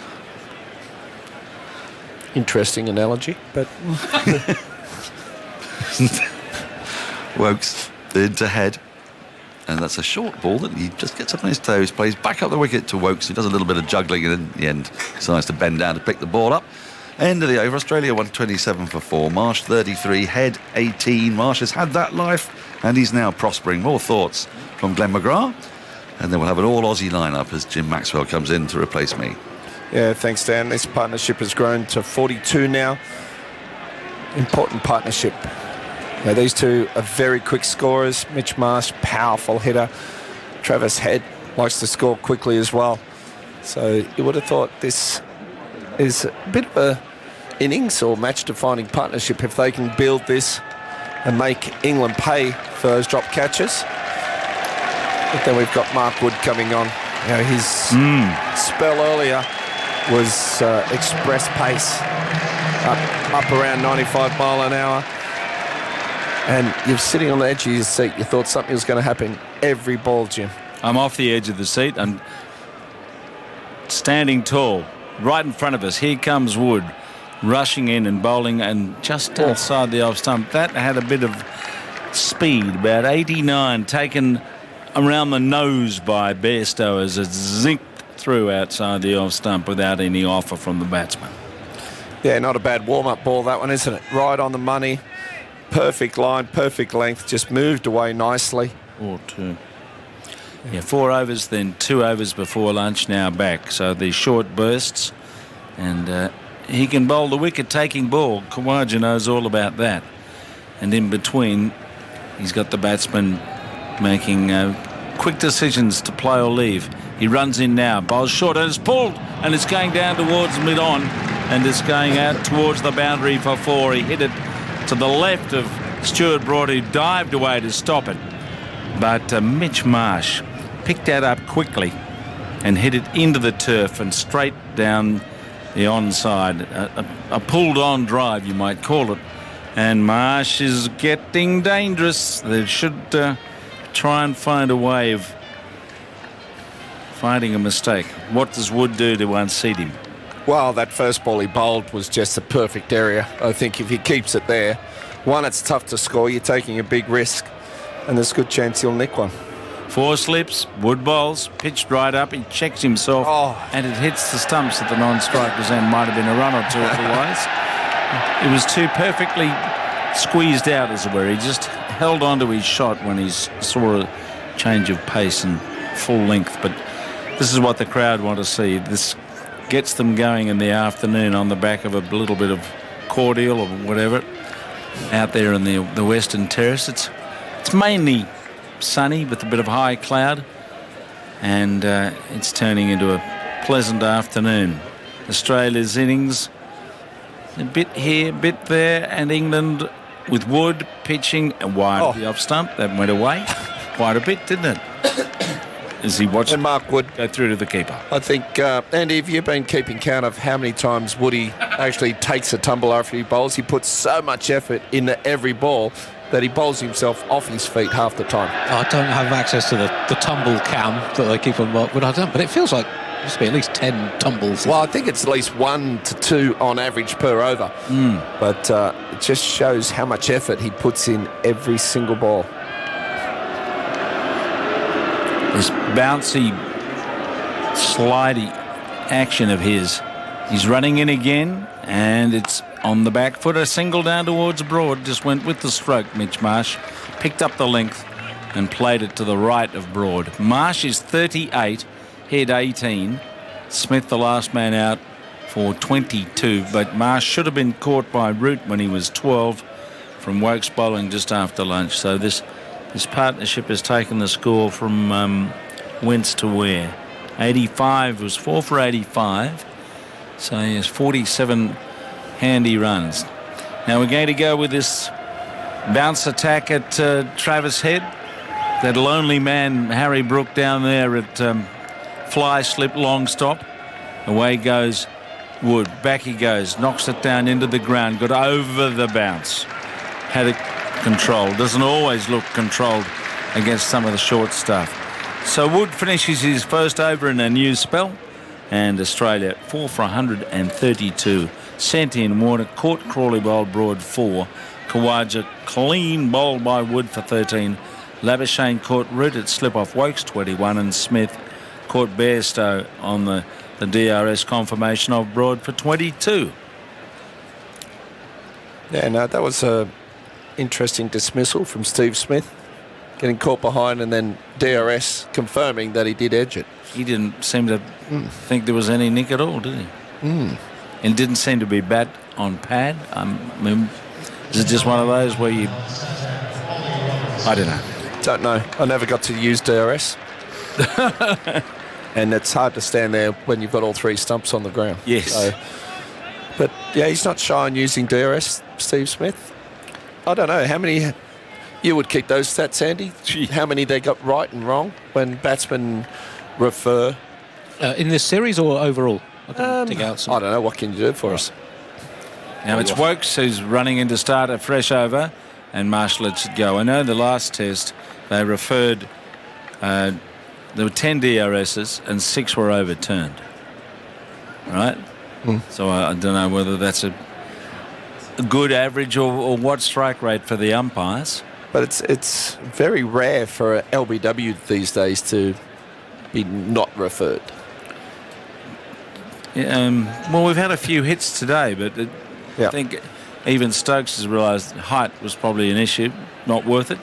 No, I mean more ones that are given out. Right, here comes Wokes. He's edging to slip and he's caught by Crawley this time. And what's happened there? I thought he'd nicked it from the bowling of Robinson. It is his bowling. Did it come from his body and not his bat? Well, it must have. Must have, because he's staying there and they're all looking around. Are they going to go DRS? It looked like he pushed forward and edged it. And he is going up for the DRS. So I wonder, he looked a bit guilty to me. When he played it, I thought, oh, well, he's nicked that. See you later. But TV umpire to director have a he player obviously review thinks for it caught was not the behind bat. The original decision There was is not certainly a out. deflection I've already checked to the front Crawley, foot, went it's a quite fair quickly delivery. to second slip. Let's move on to front on. So let's hear what Joel Wilson's going to say as he looks through the replay. Okay, he pushes forward to a ball outside the off stump, and it's come off the pad. Ball's very close to bat. Can you give me ultra edge just to make sure? It looks like there's a little gap. Deflection from the flap of the front pad as he pushed forward to it. Is there any inside There's edge? a gap between the bat and the ball, so No. the decision for out is not out. Can I check LBW, please, with the original decision not out? well, Can you bring up ball track? I don't think it's going to be LBW. He's a fair way down the wicket. Coming up, It's original going decision is over not the out. Ball stumps. pitching outside off. The impact is outside off. So Nitin, you'll be staying with your original decision you of are. not out. I'll let you know when you're on screen. You're on screen. Signal now. Well, we're looking from behind the batsman, of course, like there was some kind of deflection to slip, and there was, but it was from the pad, so he survives. And Robinson it is who runs in and bowls just outside the off stump, and it's allowed to pass. You'd like bowling on this, wouldn't you? Yeah, it's doing enough. There's enough bounce and carry. You want bounce and carry. So if the edge you find the edge, it's going to carry comfortably to the slips, which it has done. There's a little bit of seam movement. There's enough what we call natural variation I've spoken about before, where the ball just does a bit, and each time it lands there, will do something different. So yeah, there's enough on offer here for the fast bowlers. Maybe that's where they should be bowling at head, but here comes Robinson, and he's forward. He's beaten outside the off stump. He's looking to try and counter some movement by moving forward on a number of occasions, a bit like Labuschagne does, and hope that he's going to get a fuller pitch that he can get a hold of. Good bowling by Robinson. No, you're just saying before that Ben Stokes doesn't like to review decisions. Yeah. I don't think he was overly convinced there, but from here I just thought Mitchell Marsh looked a little guilty. Yeah. Whether a batsman will try to look guilty when they haven't hit it so that you can burn a DRS, is that part of the game these days?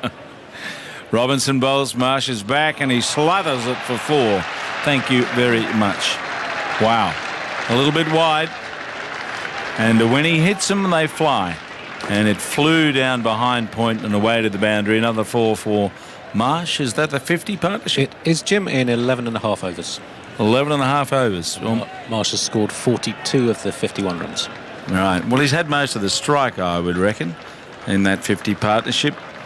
But you give him a little bit of room, and on a ground like this, well, any ground, but nice short boundary down there, as Robinson bowls to him and he's forward, checking himself, and it dribbles away on the offside.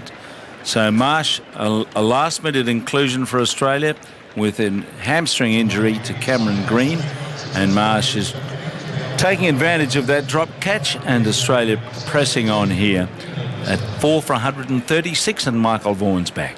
Yeah, good afternoon, everyone. Yeah, the Aussies are having a good second session so far. Yeah, that drop catch, Joe Root, just after lunch. It was a relatively straightforward one at first slip. As easy as they come. Partnership's 51. Just starting to think, what do you reckon par is? First inning par, 300? I think 300's a pretty good score at this point, yes. It's done enough, hasn't it? And there's pace in the pitch. It's got great carry. The snicks are carrying. Do you like this to Travis Head? Why keep going on with this field? Well, he's only got to 18. I know that. He's not hurting them too much. No, but the bloke at long stop, whatever, he's a spectator. What's going on here?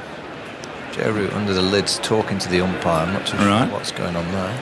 Anyway, we've got this sort of quasi bodyline field with a deep backward square, deep square, mid-wicket, short leg. That fella down there I'd fly third man, backward point. Now here comes Wood. He's quick and he's on the pads and they get a run. That's what Travis Head wants. That's the best way to play short pitch bowling, the bowler's end. Well, that's when you thank your partner, because it was a cheeky run from Mitchell Marsh. He didn't have to take on that single, but he's just giving Travis Head a little bit of a breathing spell at the non-strikers. Yeah, it's always very hard in the field as a captain when you're up against players that play positively, because the scoreboard starts to tick. But I'm seeing enough in the pitch, and I'm seeing enough out there that if England keep bowling the right lengths, opportunities will be. It's just a matter of can they take them. 4 slips for Marsh. Wood runs in towards him and he's off the pads around the corner to deep backward square in Moeen Ali, and they take another run. 4 for 138. Mitch Marsh 43. His first test in 4 years since the Ashes game at the Oval. But we always talk about match practice and sharpness. I particularly do, and actually the 3 players that have played no cricket. Mark Wood has looked electric, or fantastic. Chris Woakes has played no cricket. He's looked great. And Mitchell Marsh for Australia has not played a game, and he's 43 from 55. So we are in an era where players do seem to be able to prepare without playing. As in my term, it's all about time in the middle and getting game time. Well, the modern day player. Now Wood's bowling. Back goes Head and knocks the ball down on the onside. There's no one at home there at square leg, and they go through for a single, which is a leg by. Whether it's because the practice facilities now are so good, and they can recreate. I'm not saying it's ever like being out in the middle. I still believe you're better off practicing by playing, but they do seem to be able to replicate game situations more so because the conditions in practice are a lot better. So we're basically saying all these tours involving test matches in particular don't play any games around them. Well, England spend time in the nets. Well, England prepared to win 3-0 in Pakistan by playing 2 days in Abu Dhabi and playing golf. Yeah. Wood charges up, pitches up a Yorker, and Wood reacted there thinking, oh my goodness, that was close, but Marsh just got his bat down at the death. Was right up in the block hole, and he was watchful enough to change his stroke. He was looking to move forward and drive, and he dug it out with his spade in the end. Yeah, and it's brilliant bowling. They just put the square leg boundary rider out in front of the terrace, so Marsh may have been expecting the bouncer. That was a sharp Yorker. I think the bouncer may come now. You know, Mitchell Marsh likes to take it on. He dragged him down through mid-on for 4 in the previous over. Woods going in, he's bowling to Marsh. Marsh is after the short ball. He's hit it strong and long. Bye-bye. It's gone into the Western Terrace for a 6. It's a short boundary out there, but when he hits them, they're very short boundaries on most. Short boundary? It's gone 20 rows back. But he didn't have to hit it that far to get 6, but he did, didn't he? So that would have been 6 on almost any ground. Yeah, I reckon if any pitch playing at the minute is as similar to Perth as any of this is it. The bounce, the pace, it's exactly what Mitchell Marsh has been brought up on. That's a tremendous strike. He moves to 49. Danger. It's a sharp bouncer as well. It's a hell of a shot. He's a sort of Botham-esque player when he's going, not as good as that, but he has smashed a lot of bowlers. And Wood is trying to get him to go after a wide ball, which Bairstow has trouble reeling in way out on his right-hand side and does a good job of that. So there's Marsh on 49. He's faced 58 deliveries. It's 4 for 145 at the end of the over. Well, it's the Australian session so far, but things can change quickly. Yeah. Looking at the scoring rate, there's still 53 overs left in the day's play. Well, there could be 4 for 300. Well, that'll be disappointing. I want to see what happens if this continues. Moeen Ali, where does he come into the game? Not yet. No, I'm not saying now, but at some point. See, again, why not with Robinson? He's just playing around near the edge of the bat. Have a slip in the gully. This bloke down here, he's still there, yes. This spectator down here. What's the point? He's a long stop. So we'll see what happens. Robinson goes up and bowls to Head. Head's trying to tug a short ball, misses it. Yes, he's not always certain on the short one, we know that, but he's still there. Well, he's lucky once again. The inside edge, it just goes past off stump.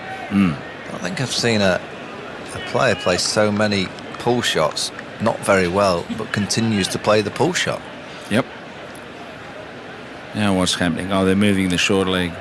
So we just got a gully, and then 1, 2, 3, 4, 5 on the onside, and the uppercut below us, just behind Bairstow, as Wokes comes up and Travis Head goes back. Flashes, he almost nicked that.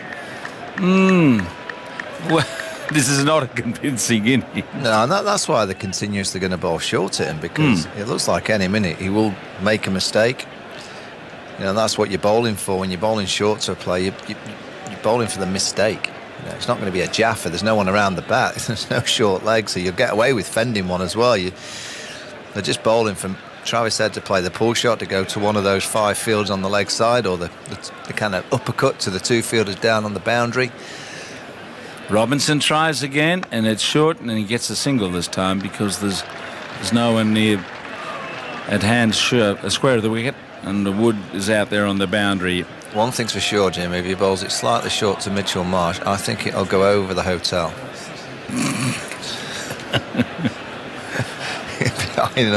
Anything slightly short, even though this fielder's on the boundary, we saw that shot just after lunch off Chris Wokes. Went into the old pavilion. Yep. It was a big hit down into that corner. They're bringing the field up, so the square leg's going to come up, so there's a big vacant space on the onside of it, slightly short. They'll be taking this on. 3 slips in a gully, the orthodox way. I've seen this for a while. Will he get one for his 50, or a 4, or a 6? Or maybe a nick off into the slips. Here we go. Robinson running into Marsh on 49, and he slides it square, maybe off the pad here. We'll wait on the umpire.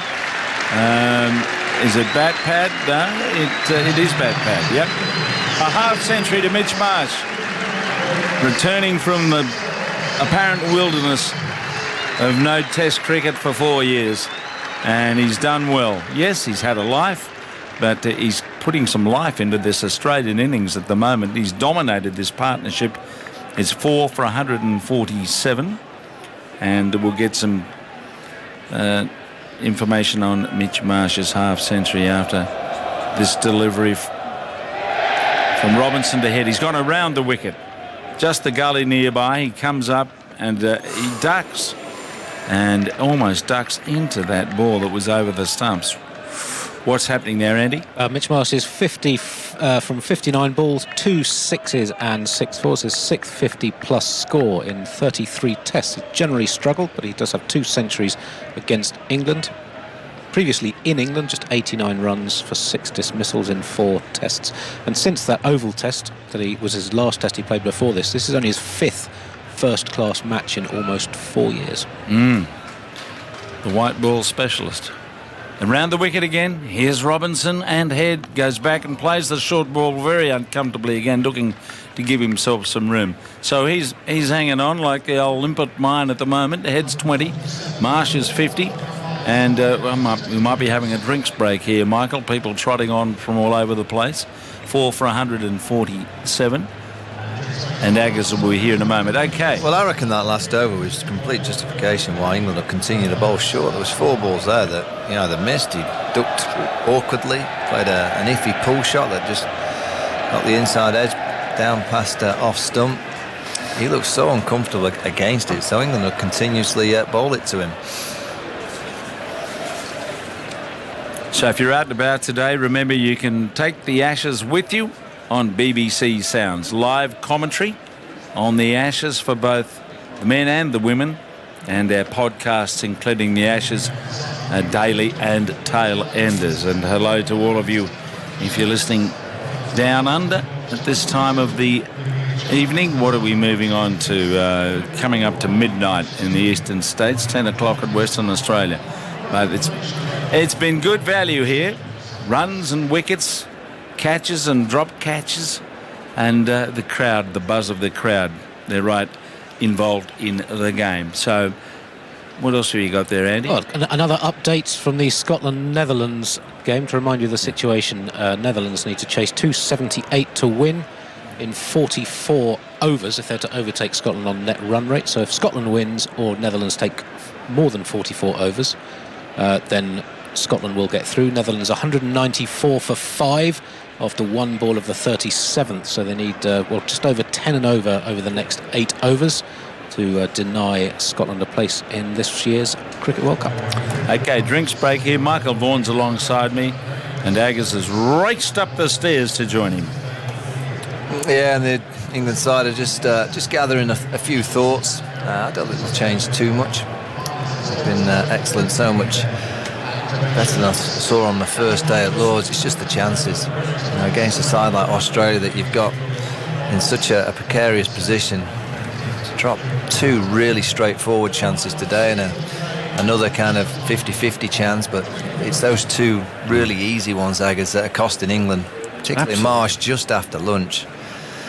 And now they're in position to get somewhere over 250, 300 in the first innings. Yes, Carey in next, isn't it? It's a big partnership to break this one. I love the way Mark Wood's bowled today. Given it absolutely everything. He's bowled himself off his feet a number of times. There's so much effort and energy, and the crowd really feel it, responding to it. You just always cross your fingers and just hope he can stay fit. He's not a bowler that's going to play every test match in a year, but if he could play half of them, I think you'd take that for the next few years. And if you add Ollie Stone into there, if you can put Josh Tongue into there, Jofra Archer, and there's 4 quick bowlers. Well, he's back again, and he's going to bowl to Marsh. He's got his first Test half-century for 4 years. He's played well too for a man who's, again, he's had such little cricket. His last first-class match was back in March. This is a good contest. Pace against Marsh. He's going to take on anything short. Well, there's 4 slips and there's 2 out in the deep and the leg side. Then goes Wood. Is there any bowls full? And Marsh on the front foot plays to mid-on. And the light can't be great because you can see the shadows created by the floodlights now. at the players' feet, so a little bit gloomy out there. I think these windows are a bit tinted, Aggers. I don't think it's quite as bad as you think. I think it's I'm just looking at the shadows. Yeah, I think it's all right. I don't think there'll be any problems with the light just yet. Might be later on in the day. These clouds stay around, but it feels like good conditions for bowling. Definitely. Marsh waits. Wood there, bowls to it, drives, and Wood on the floor again, and that goes for 4. Not timed, but well placed, and certainly enough oomph behind it to take it into the cover boundary. So good stroke. 150 is up. 151 for 4. Yeah, Ben Stokes was chasing that, and I think it was pre-series that he said he wanted fast, bouncy wickets. That was right. Is that correct? Is that what he said? Well, he's certainly got exactly what he wants here. Whether the first 2 were in his liking, I'm not too sure, but this is a fantastic cricket wicket. Certainly coming on, isn't it? Pointing players' shots, and then the ball just flies all over the place on this outfield. In goes Wood again, bowls to Marsh. He's pitched it all up so far on this over. That one swings away outside the off stump. 151 for 4. And thanks again to Gareth Southgate for coming up at lunchtime. Poor fella, subjected to Geoffrey boycott, telling him how to run the England football team. I mean, what sort of... sat next to him at lunch, is it? What sort of reward is that for coming up and giving us 40 minutes? He's told him who to pick, apparently. Well, he should listen. Tactics are rubbish. Well, they've done okay. They've made the Euro final, lost on penalties. I feel really guilty about that, poor man. World Cup semis, he's doing all right. Yeah. Far off. Here's Wood, past the umpire, bowls, and again. Oh, what a hands-off shot that is. He's just stood there and smashed that through mid-off. What an imperious stroke. That was Freddie Flintoff. Oh. That was Fred at his best. Just, oh yeah, that's powerful. Really hit that hard. Have you ever seen Headingley's outfield so hard? Andy just pointed out that was 93 miles an hour going down. I think it's about 103 miles an hour going back the other way. What a shot. Short ball's going to come. He's driven him for 2 boundaries so far, and there's still 4 slips, so Ben Stokes is still attacking. Wood's on his way. He's there and he bowls, gets pitched up. Played straight down the ground to mid-on. Yeah, you'd have been. I remember watching cricket from Headingley in the 80s where and the Oval in particular, where the outfield were bare. Yes. Now, I've stood on the outfield here at Leeds many, many times. I've never stood on a firmer outfield. Paul Collingwood came up and he said it's like playing links golf. So the outfield's like a links golf fairway. It's rock hard. Well, that's what I feel for Mark Wood, really. He hasn't had much cricket in his legs at all, has he? Big Merv. Merv's in the crowd. He's in amongst the Aussies. Well, Jeff Marsh is in there somewhere. Mitch's father. 155 for 4. In goes Wood. He bowls. And Marsh, I think he was waiting for the short ball there because he hasn't had one in that over. He's on the back foot to a foolish ball, really. End of the over, 155 for 4. Travis Head has 20. And Mitch Marsh, 58 from 65 balls. This is going to be interesting. Moeen Ali. Oh, yes. He's going to have a ball. Travis Head, what will he do? Because he's just been peppered. He's been ducking and weaving and flapping. He's 20 from 40. He obviously likes to get after any kind of spin. He got after Moeen a little bit at Edgbaston, then was out to him twice. First inning dancing down, he inside edge one to mid-wicket, and then he got a good one in the second innings, one just gripped. Yeah, so Moeen Ali back in the side after that injury affected him really quite badly at Edgbaston. He was unable to bowl. I think Travis might be thinking of hitting a few. It'll be interesting what Ben Stokes does with the field. Looks to me like they're already going to put fielders on the boundary, and I think that's sensible. If you remember at Edgbaston, he kept all the fielders up. Yeah. And there was many of us saying, come you just need to give Moeen a bit of protection. Well, already he's got a bit of protection with cover point on the boundary, square leg on the boundary, and that fielder down at it's a very straight long. It's literally bang behind Moeen Ali, who's bowling around the wicket to Travis Head. Well, there is a position called behind the bowler's arm, isn't there? Is that right? And that's what it is. Yes, in club cricket and so on, you often get, I think, that behind the bowler's arm, and that's where he is. Moeen's first ball then. In he comes, bowls, and Head on the back foot, tries to force it down the ground. 155 for 4. So Mowin on for the 40th over of the innings. Mowin again bowls, and that's pushed away for Mowin to retrieve himself there on the leg side. Yeah, I'd be interested to see how his finger reacts. I know he would have been bowling in practice, but you know, he had that awful gash in that first Test match only a few weeks ago. Here's Mowin round the wicket, bowls with a low. Oh, he sliced it past slip. It went too quick to be a chance. It was just to his left. If that had been, it was one of those could have actually sort of bounced into his chest. That's not a chance. I'd have got it. No, went too quickly. It just makes me laugh. I mean, Travis Head is just, he's got exactly where you'd want to be as a batter today. Get the off spinner on. He's trying to back away and whack it through the offside. There's no thought press. Too close to me, too tight to play that cut shot. Mowin bowls. Just played comfortably on the front foot this time by Head. Yeah, Duckett fields at extra cover. I was always taught on days like this, you try and keep the spinner on. Just knock it around. Floodlights on, Mowin round the wicket, bowls. Oh, there's a loose shot from Head. That's a horrible shot. The drive into the offside is just got an inside edge there. The ball's grubbed away out to square leg. It's an ugly innings, this. Yeah. He's played all sorts of shots, Travis Head. He's 24 from, he's still out there though. Still not out. 159 for 4. There goes Mowin and bowls, and this time it's played off the back foot. Duckett picks up at cover to end that over, and it's a nice opening over from Mowin. And Head and Marsh are having a conversation. 159 for 4. Head 24, Marsh 58. A story again today of missed opportunities for England. Yes, Marsh dropped on 12, Head on 9, Steve Smith dropped on 4, then out for 22. The head-to-head between Head and Moeen Ali in the first test, 45 balls, 44 runs, including the 6 and 8 fours, and 2 wickets. So all action. It's another change-up. So Stokes has been fiddling his bowlers around. Robinson coming on from our end this time, so down the slope. Chilly, Alistair. You've got a top on. Good afternoon. Yeah, it was quite muggy. Sitting on the stairs. It's okay. A bit of a draft. Now Robinson then on his way, bowls, and Marsh gets some pad on that. The ball rolls away towards mid wicket, and Robinson aims an Angus Fraser-like kick at the ball and misses. He hits the ball quite hard, Mitch Marsh, doesn't he? He played that cut shot earlier, which is like Robin Smith, and then that drive down the drive. I mean, that is proper power. I mean, he's quite a big lad, isn't he? That's what, 93 miles an hour I think the ball was. Drove it back like that. 160 for 4. And again they're going to go short to Travis Head. So 3 fielders out in the deep and a short leg.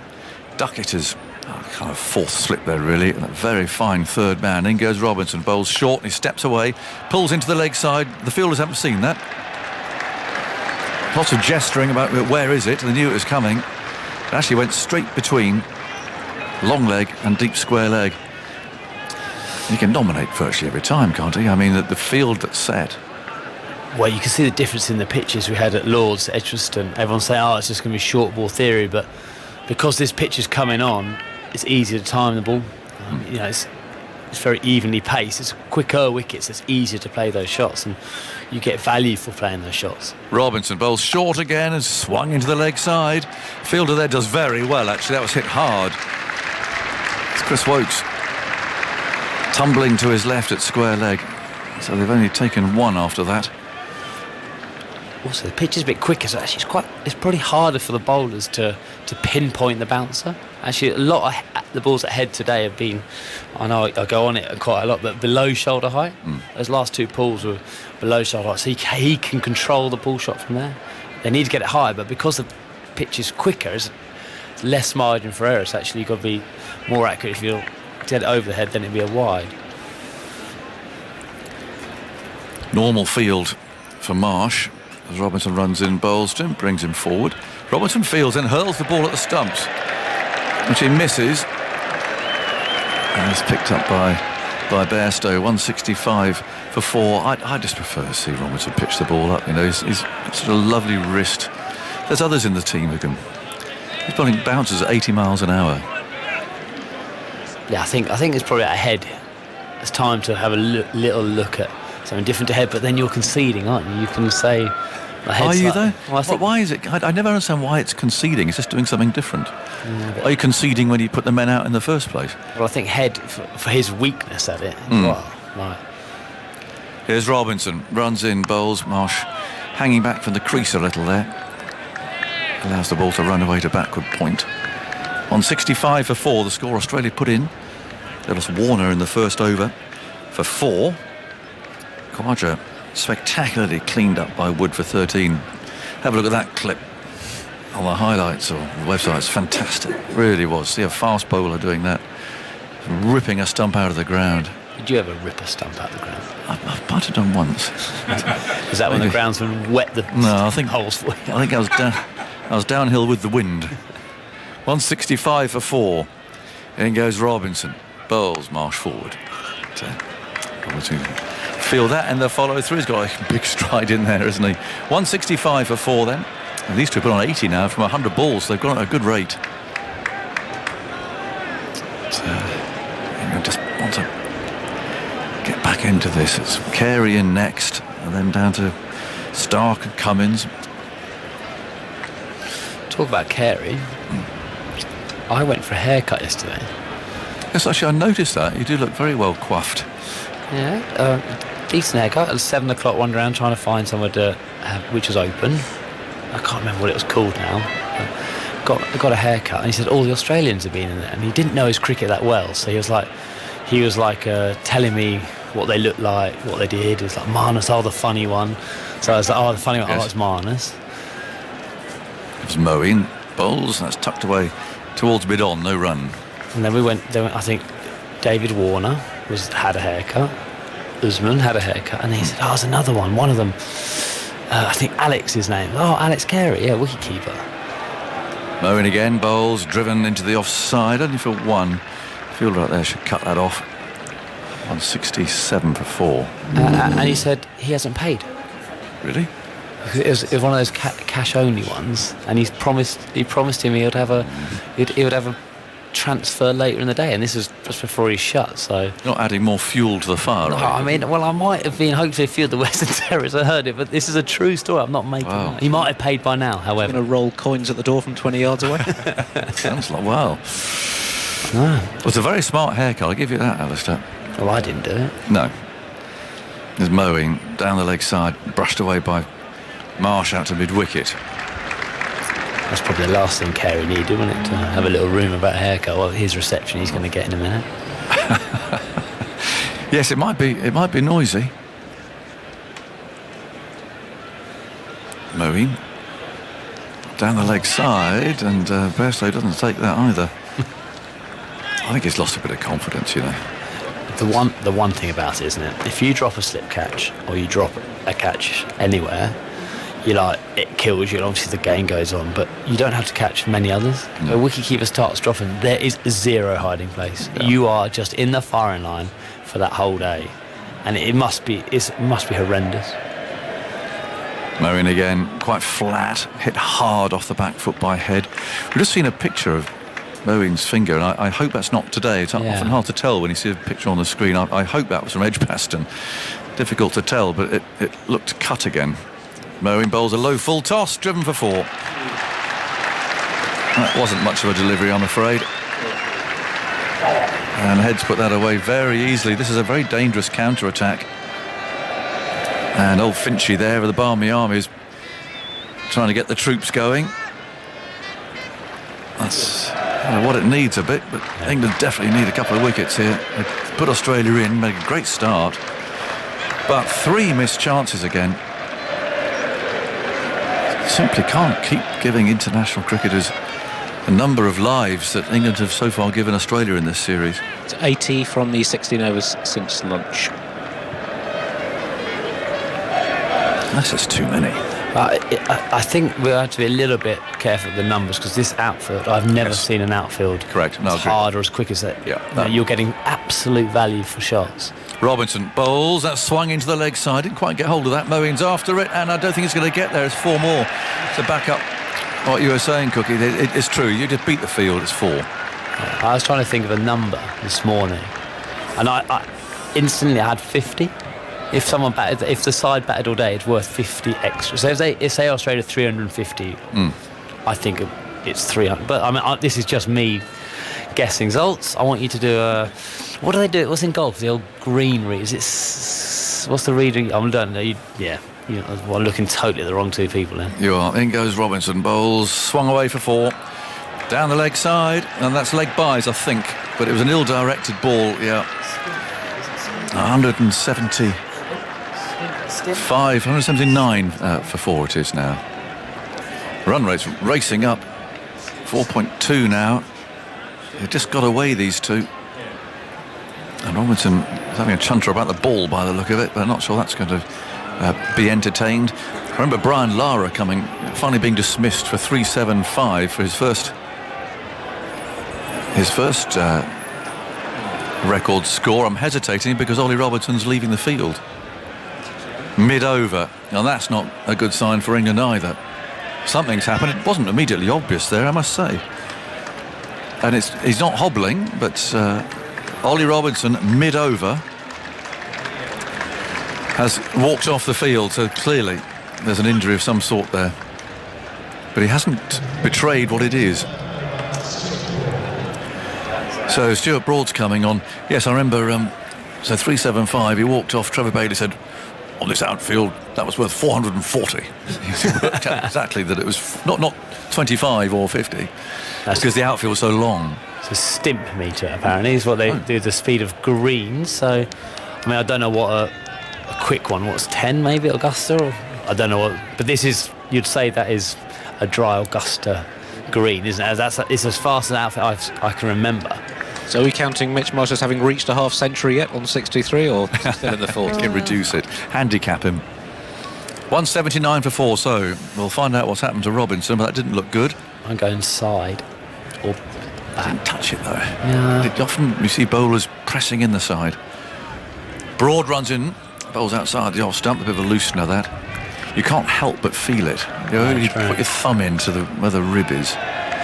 It might have been, maybe he deliberately didn't show us what it was, but often on the telly you get a replay too, don't you, of an obvious injury. Yeah, we've seen nothing there, is it, all day or anything from. That's a hammer blow for England. Woakes is loosening up as well. So suddenly Stokes has got to manage this attack with a bowler down, but of course he has got that extra, or did have, the extra armoury, but 1 now off the field, 179 for 4. In goes Broad once more, bowls to Marsh, width, and he's hammered that. The only doubt there is whether it went for 4 or 6. He seemed to get underneath it. It was a carving square drive. Absolutely hammered it. He's playing as if he was in that like last chance saloon mode, isn't it? Like he's not in the fact that he'll never play a game, but this is almost like with Cameron Green almost so set in this side and what he's brought to this Australian side.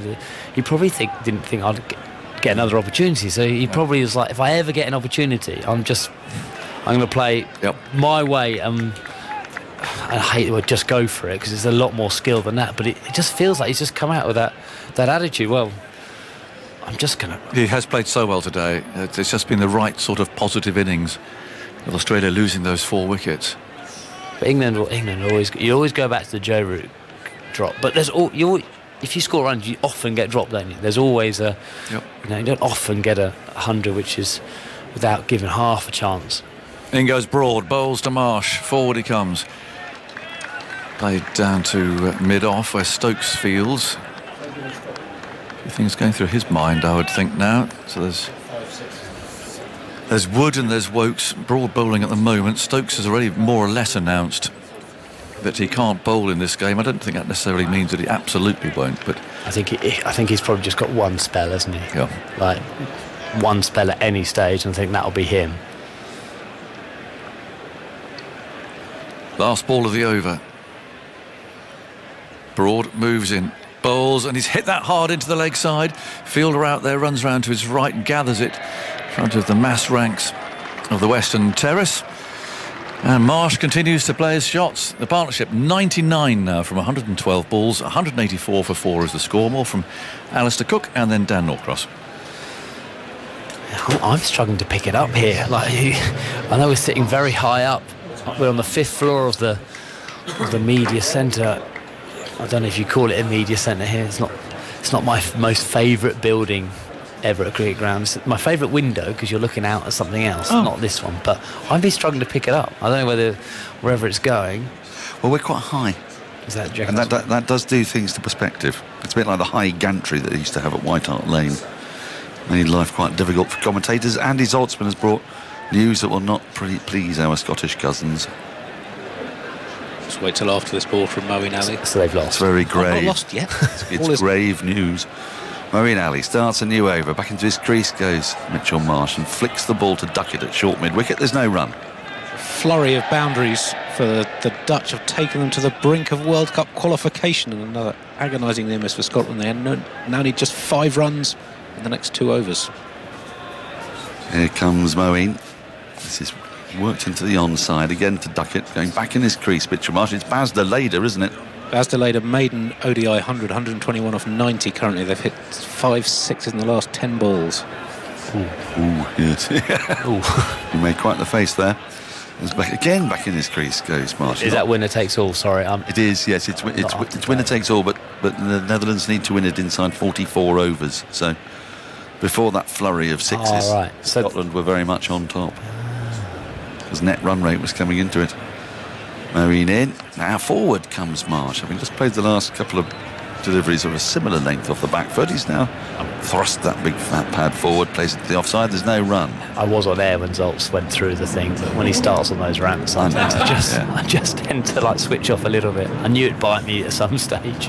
Moeen in. Again goes back into his crease. Quite perilous that from Marsh, but he plays it out into the offside. It's fielded in the covers. There's no run. Could do the wicket, can we? Sorry, England. England could very much do with a wicket. There's no doubt about that. As Moeen is in, and Marsh goes back again and gets the single, pushing the ball into the covers. That brings up the 100 partnership. From just 118 balls, it's been a dynamic affair. 69 of them scored by Mitchell Marsh, 25 by Travis Head, who has been perturbed, to say the least, by the short ball. But Mitchell Marsh has been dropped catastrophically by Joe Root when on what? It was not very many, and it was early in this session. 12. The 28th over. Do you have a list of adjectives you have? And you think, I'm going to use that one in this sentence? Because I wouldn't have never... You wouldn't have gone quite as far as catastrophic. Well, well it's I mean, it sums it up nicely. As you were saying that, I wouldn't have had... I don't want to say it because I'll get it the wrong way around or something, but... It just came... I mean, it was... It felt like the mot juste, as they say en France. I'll take your word for it. I promise not to try to do bad French for the whole of the next over. If you won't be survived. You see, oulala, Le Stuart Broad from the Kirkstall Lane end. Headband on. He's in the attack because Ollie Robinson has walked off. Broad is in. This is drive aimed at mid-off. Gets a thick inside half of the bat, and the power of Marsh sends that flying across this rapid outfield, out through wide, long on for 4. That wasn't where he intended, but it brings him 4 nonetheless. 189 for 4. Marsh to 73.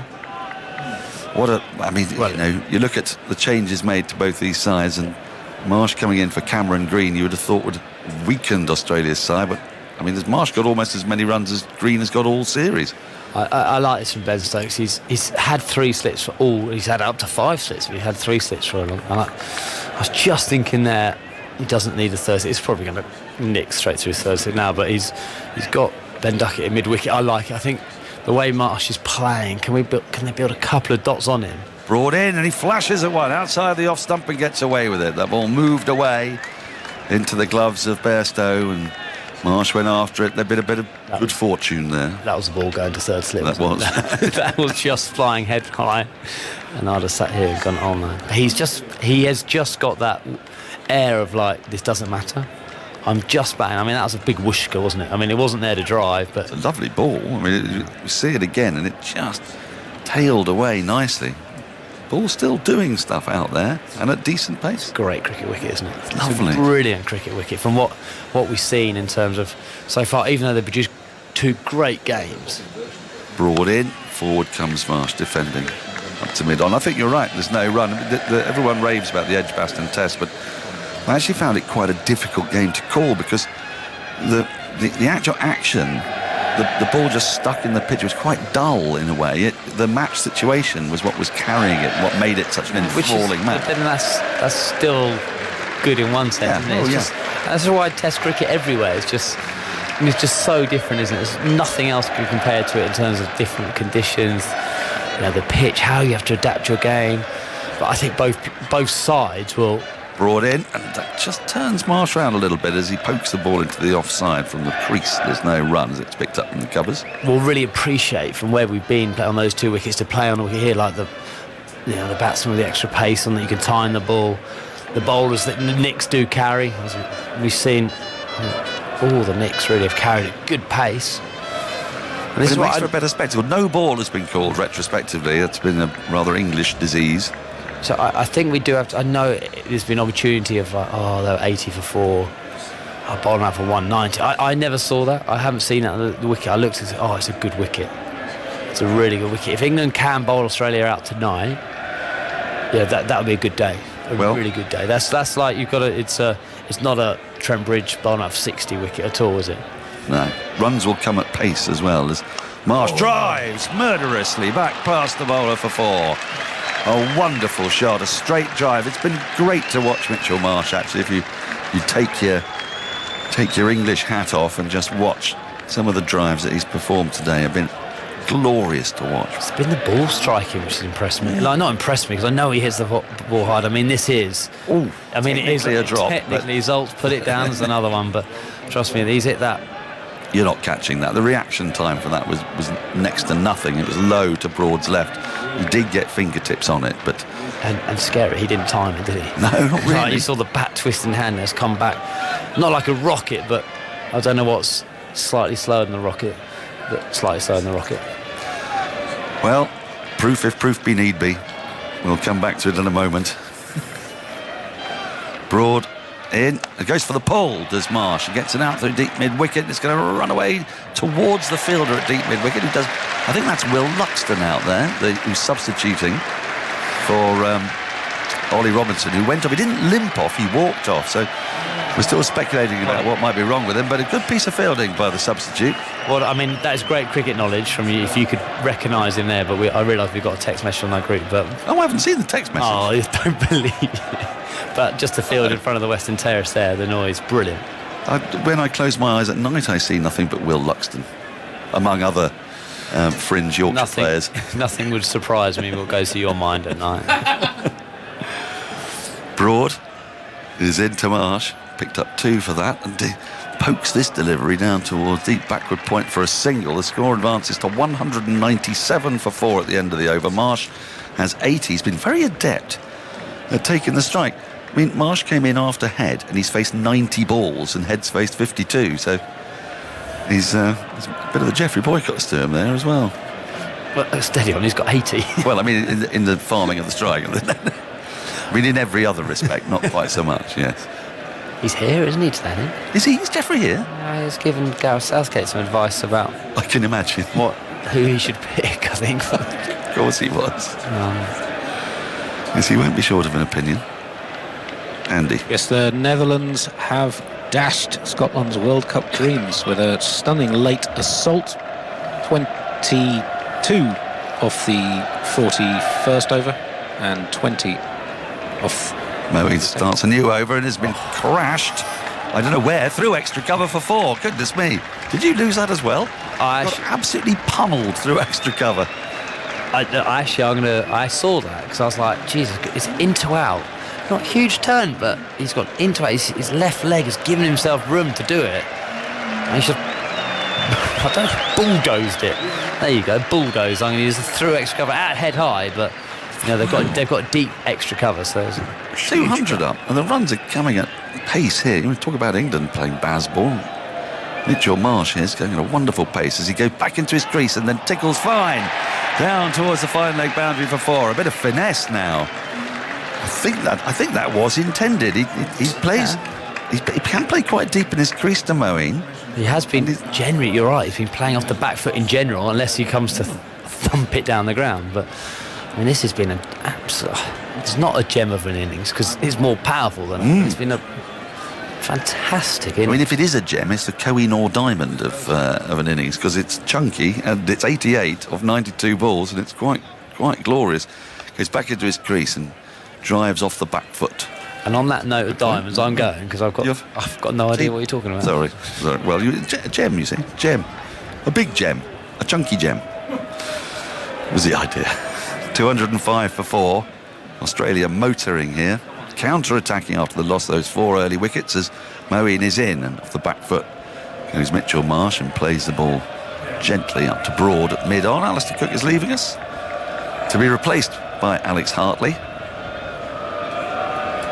as Moeen is not finding it easy out there. He's conceded 18 runs of his first 22 balls. He's in once more and Marsh just dabs this square of the wicket in the offside. It's picked up at point and there's no run. Hello, Alex. Good afternoon. It's great stuff, this, from Mitchell Marsh, isn't it? He's been fantastic, hasn't he? Not played red ball cricket or test cricket since 2019. It's crazy. In comes Moeen and Marsh plays it slightly crabbily out into the offside. It's picked up at short extra cover. There's no run. End of the over. Australia 205 for 4. Head 34. Marsh 88. What was the score at lunch? It was 80. It was 91 for 4 of 26. So 114 runs from 20 overs. Yes. Woof. The last 50 to get from 151 to 201, just 7 overs. Just to complete that story, the Netherlands qualifying for the World Cup. A late assault. Bastilleida finished run out for 123 from 92 balls with 5 sixes and 7 fours. Saqib Zulfikar a quick 33. And Scotland, for the second tournament in a row, have narrowly missed out on qualifying for the Men's 50 Over World Cup. Dare one say it, they've been sent home to think again. How close. It is, I mean, it's terribly unfair what's happening to Scotland, by the way, that they're expected to play these qualifying games and then they get virtually no games at all against 4 member countries in between, so they have to turn up at this tournament. And they wouldn't have played 50, if they'd qualified, they wouldn't have played any games between. That's right. I mean, it's scandalous, really. Yeah. I mean, they're being asked to do something that's virtually impossible. But then the same is true of the Netherlands, of course. Well, yeah, very true. You know, as Broad starts in around the wicket to Head. Now, this is interesting. We've got a change of plan, and forward comes Head, pushes it to the offside, no run. So whenever Head's been on strike, we've seen this relentless bouncer barrage, which today nearly did for Head a couple of times from Wood, but now we've got an entirely different field with 2 slips in place. Head hasn't faced a ball in the last 4 overs. It's felt like it. 2 slips, mid-off, mid-on, extra cover, mid-wicket, deep square leg, a long leg, and a deep backward point. Moeen has spent half the day out there in front of the Western Terrace on the boundary as Broad is in to Head. And Head defends off the front foot into the covers and there's no run. Big issues for England. Ollie Robinson, we haven't seen him come back on the field, I don't think, have we? We haven't heard anything either, so just keep checking my phone to see if we'll get an update. I mean, is that a sort of side injury feel? If you're walking off, he didn't limp in any way. He looked all right, didn't he? And then it's either a back spasm. No, he has had them. You could be able to walk off with one of those. Yeah. Or a side. Broad in to the left-handed Head, and the Head pokes at one outside the off stump, gets a thick outside half of the bat, and it runs down to Moeen Ali at deep backward point. There's a single, 206 for 4, Head to 35 on 55, but really today is about drop catches and it's about Mitchell Marsh. Yeah, Marsh has been outstanding, hasn't he? Just taken the game on. It's been good to watch. I thought there was a floppy hat in the slips, but it turns out it's a balloon. Oh, and it's been stamped on cruelly by the big boot of Zach Crawley. He has no time for balloons. Oh, he's picking up the remnants, going to put them in his pocket. Well, that was a very violent bursting of that balloon. As has Mitchell Marsh, bursting the balloon of England's hopes today. This terrific knock of 88. Broad is into him. He gets up on his toes and works the ball off his hip into the mid-wicket region where Duckett does the fielding, shies at the stumps, misses, but head is home. 207 for 4. Marsh to 89. Well, at the start of the day, we were speaking about how much of a miss Cameron Green will be, but Mitch Marsh comes in replace and actually has scored runs and looked comfortable at the crease. And we were speaking about you can't miss on potential, and I think Cameron Green has so much potential to be this all-rounder and this fantastic cricketer. Hasn't quite got it this Test series. Broad round the wicket to the left-handed head, 2 slips in place. He's in, that's full, it's driven into the covers, picked up sun-hatted fielder, and there is no run. Now, what we know about Mitchell Marsh, well, what I found out on the train yesterday, is that he's one of only 3 Australians in the last 50 years to be on the honours board for both batting and bowling in an Ashes match. Yeah. So he's not a bad replacement to have for Cameron Green, is he? He's got 100 and a fifer. That was a fun little quiz I gave you on the train up, wasn't it? Great little quiz, Zach. Do you know the other 2 Australians? No. I was gobsmacked. I mean, I shouldn't have been, really, but as Broad's in to complete the over, that's worked to short mid-wicket. There is no run. Australia at the end of the over, 207 for 4, going well this time. Enough for Mitchell Marsh to bring up his 100 before tea, and it really would be a spectacular effort if he manages that. Steve and Mark Waugh. Oh, wow. The answers for you. And more from you, Alex, and then to take you through to tea, it is the newly shaven Simon Mann. Well, England need to break this partnership, don't they? Both of these two going along really nicely. The head actually looks a little bit more comfortable at the crease now, and what England want is Moeen Ali to settle into his spell quite quickly and be able to bowl from that far end. And here he goes with 20 minutes to go until tea. Bolton Marsh, who goes for a big booming drive into the onside. He's got some of that as well. It's gone out towards the long on boundary for 4. He's speeding towards 100. He's into the 90s. He's completely changed the feeling of this game this afternoon. Ever since he was dropped by Joe Root at first slip. And you can watch that chance go down on the BBC Sport website if you want to. It was so straightforward as slip catches go. 211 for 4. England under pressure, 2 down. Australia fighting hard. Moeen bowls. Marsh is back, playing into the onside towards straight mid wicket, and there's no run. So 3 Australians in the last 50 years have taken a fifer and scored an Ashes 100. 3 English players have done that as well in the last 50 years. Were you on this train as well? It sounds thrilling. No. Here is Moeen bowling, Marsh defending into the onside, and there is no run. Do you not do cricket quizzes on all journeys, Alex? Come on, Alex. Maybe I'm doing them wrong. Get with the programme. What, train journeys? Well, any journey by the sounds of it. I'll leave that one there for you to think about. 3 England players have done a fifer and an Ashes 100 as well. Marsh goes for a big blow down the ground. He's nailed that one. That's going out towards the long off boundary for 6. He's climbing into England's attack. He's on to 99. It's 217 for 4. And this has been wonderful hitting from Mitch Marsh this afternoon. He struck it so cleanly, so often.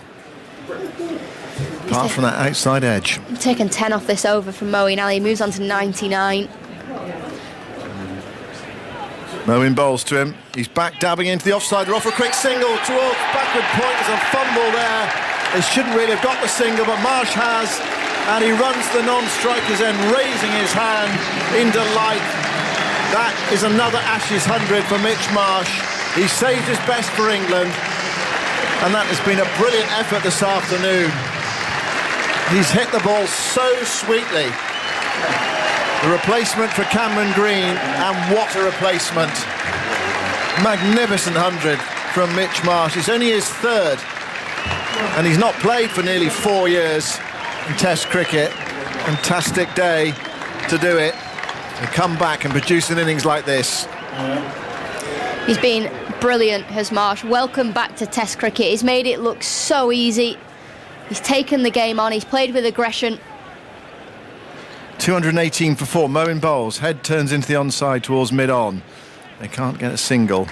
It was nearly a run-out, or should have been a run-out. Was it the young sub-fielder? It was. Yeah, Will Luxton at backward point. It was dabbed straight to him. A pick-up and throw. to the keeper, and Travis Head might have been struggling to make his ground. Head was prepared to come. Mitch Marsh obviously wanted the single. Shouldn't really have been one, but can't begrudge him that single. He's played superbly this afternoon. 100 from 102 balls, 3 sixes and 15 fours, so 78 of his runs in boundaries. He said his third Test 100, all against England. 2 of them were in the 2017-18 Ashes series, and I make it that is the second fastest century by an Australian against England in England. There's been a few quicker in Australia, but only Victor Trumper, 95 balls when he made a century before lunch at Old Trafford in 1902, has made a faster century for Australia in this country. Wow, that is something. I love it when Victor Trumper comes up in the stats. We all love a bit of Victor. We do. Next on the list, Clem Hill, the same series, 105 balls at Bramall Lane, the one Test played in Sheffield. We love Victor Trumper so much that we had a great day out, didn't we, in our last tour of Australia. We went to visit his grave. Yeah, it was tremendous, wasn't it? I do quizzes on trains and I'll take you to see dead cricketers' graves, Simon. What more do you want? Absolutely, Zoltz. I stick with you all the way. I'd have been on the beach. Well, it was raining. So it was a rainy, grey day in Sydney. We went to pay our tributes to Victor Trumper. We might not have gone if Zoltz hadn't been with us, mind you, but there we go. You have to tag along, don't you? It's like an idea a day. What are you deciding to do today, Alex? And you go with that. And what are you deciding to do today, Zoltz? We go with that. You have to fall in line with your colleagues. 218 for 4. It's going to be Chris Woakes to bowl from the Kirkstall Lane end. England needing some inspiration. The partnership worth 133. Woakes bowls to Marsh outside the off stump, swinging away. Marsh leaves it and it goes through low to Bairstow. Dropped 2 catches today. Roots dropped 1. So Smith reprieved on 4. Travis Head on 9. And Mitch Marsh on 12. And I wonder what Joe Root is thinking at the moment, because that drop has cost England, well, just bold terms, 88 runs, but also the partnership as well, and the whole feel of the game. 2 slips in. Woakes bowls to Marsh outside the off stump. Good carry through to Bairstow. Marsh leaves it, and Bairstow takes it. This is a wonderful situation for Marsh to be in now. He just didn't expect to be here in this series. Saw Cameron Green play the first 2 Test matches. Green with a slight hamstring problem. They say he's going to be available for Old Trafford, where he might not get in the side. It would seem fairly harsh, wouldn't it? But that's the way cricket goes. Your first choice, fit again. Woakes to Marsh, and away swinger. Marsh leaves that one. Woakes is getting the ball to go here. Just needs to get it a bit closer to that off stump and get Marsh playing if he possibly can. Crowd quite quiet for a Headingley crowd. Yeah, that's what this partnership has done, hasn't it? It's just hushed everybody around the ground. England was so on top at lunch, and then these two have come out post-lunch, and it's all about, can you ride that momentum and ride those passages of play that are tough, and these two have done that fantastically, and now still only 4 down. They've got themselves back in this game. 2 men back on the leg side boundary. Woakes was very full, a full swinging delivery, and it's dead batted by Marsh into the offside. And it's picked up at extra cover by Duckett, and there's no run. The other problem for England as well is that Ollie Robinson is off the field, so potentially a bowler down for the rest of the game. He might come back. So that's another worry for them. Stokes said, well, we don't think Stokes will bowl with what he was saying at his presser. Woakes bowls, and another away swinger. Marsh is forward to it, playing it towards cover again, and there's no run. Got another Mitchell Marsh stat for you. His previous hundreds against England were in Australia. He now has a 5-wicket haul and a century in Ashes cricket in England. He took 5 at the Oval in 2019. Only 7 players in Ashes history have a century and a 5-wicket haul in this country. 4 for England and now 3 for Australia. We didn't do the 3 England players who've done it in the last 50 years. Another away swinger from Woakes. He really is getting the ball to go at the moment, but Marsh has been equal to it or not having to play, and he survives that over. 218 for 4. Well, they're quite obvious candidates, actually, for the England players in the last 50 years who've done an Ashes, Pfeiffer and 100. You just sort of think all-rounders, really, the major all-rounders. Save my blushes, go on. OK. Both from Stokes and Flintoff? Oh, obviously, Yeah. obviously. And they all have centuries and Pfeiffers in Ashes cricket in England. Before them, you've got to go back to the great post-war Australian all-rounder Keith Miller, who had 1 century and 2 Pfeiffers in Ashes cricket in this country. Before that, Charlie McCartney played either side of the First World War. And there's Moeen Ali beginning a new over, bowls to Travis Head. Head drives, drilling it away into the offside. Stopped at extra cover, and there's no run. a brilliant batter, also bowled left-arm spin, I think, predominantly a batsman later in his career. Moeen to Head, who plays that flick drive, a wristy drive, an unusual looking shot. Again picks out extra cover, stopped by Duckett, no run. And before him, F.S. Jackson for England, captain England to the 1905 Ashes. Head waits, Moeen bowls, Head goes back and guides it this time to the right of Duckett, extra cover. England have a sweeper on the boundary, so it's a single. 219 for 4. I think he was a Yorkshire player as well, wasn't he? F.S. Jackson.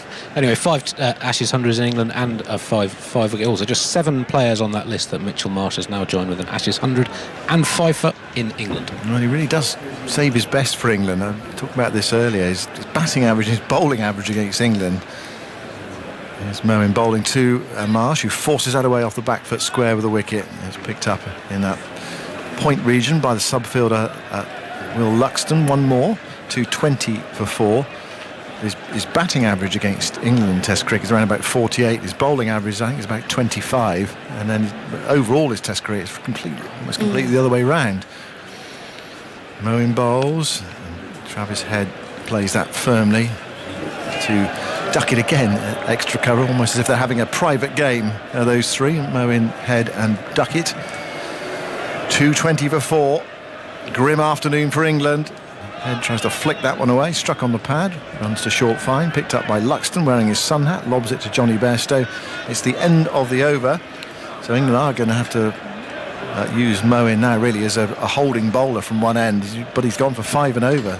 Well, that's the thing, isn't it, as well? And there's no turn, there's no hold in the wicket for Moeen Ali, and Marsh in particular. When it's been in his slot, he's been able to play through the line of the ball and he's been able to take those risks. Although England had that man right behind Moeen Ali, you just have to get it 10 yards either side, so you go up and over mid-off or over mid-on, and you're going to find the boundary. Yeah, he's played so well. He's picked his spot, driven firmly. That's been a real feature of his innings. Big booming drives through the offside and the onside. Chris Woakes, promising last over, moves into bowl to Marsh, and Marsh in behind that delivery. That was a good one from Woakes, targeting the stumps. Marsh had to play at it, rather squared up, goes out towards cover, and there's no run. Can England salvage something from this session right at the end? 7 minutes to go until tea. Australia going to lunch at 91 for 4, and then Marsh dropped soon after lunch. Same over in which he hit Chris Woakes for 6. Back with Woakes, bowling from the Kirkstall Lane end. Bowls to Marsh, and Marsh heaves just away into the leg side. This is going for 6 into the West Stand. Another remarkable blow from Mitchell Marsh. Thrashed away into the leg side. You just knew from the body language, the moment he struck that was going for 6. It's a great shot from Mitch Marsh, back of a length. It's a tall bloke and he heaves it into the onside, straight into the Western Terrace. Not beaten for pace, he knows that he can just rock back and slap the ball into the onside. Goes way back as well. Huge blow. Woakes bowls to him full, clipped away into the onside, broad dives, can't get there, that's going for 4. Through wide mid-on. 230 for 4. Marsh to 111. The partnership worth 145. He's got 111 out of 145. And 106 in the session. According to the data I've got, it's the 85th time a player has scored a century in a session. 100 runs in a session of Test cricket. Yeah, not by any means in unique company. I mean, it is done, or has been done quite often, but this is just brilliant hitting. Short outside the off stump, cut away by Marsh. Moore runs here. In fact, it'll only be a single towards deep backward point. Takes him to 112, and he has now scored 100 runs since he was dropped at first slip by Joe Root. It's the second of the last 3 Ashes sessions in which a player scored 100 runs in the session. Ben Stokes did it at the end of his innings 4 years ago. Since then, only Travis Head in Brisbane against England has made 100 in a session in a test match. Something about this ground encourages this sort of hitting. It does feel like a fast-scoring ground, Headingley. If you get it right as a bowler, you can cause trouble. If you're a bit off, you get smacked. Woakes bowls to Head. Head goes back and guides it away through backward point. Moeen Ali on the boundary, hurls it into Bairstow. Another run. 232 for 4. And England will look back and they think Travis Head dropped down the leg side early on, and Marsh dropped at slip early on, and they have made England pay, and how. Well, the whole momentum has now changed, hasn't it? England had the momentum at lunch and coming out after lunch. And the way these two have batted, they're so in control. They've put the bowlers under pressure. The bowlers haven't been able to settle into spells. Woakes tries again, bowls to Marsh. Marsh gets a ball that's full, he drives it, doesn't time that one. Woakes thought for a moment he was going to get through onto the pad.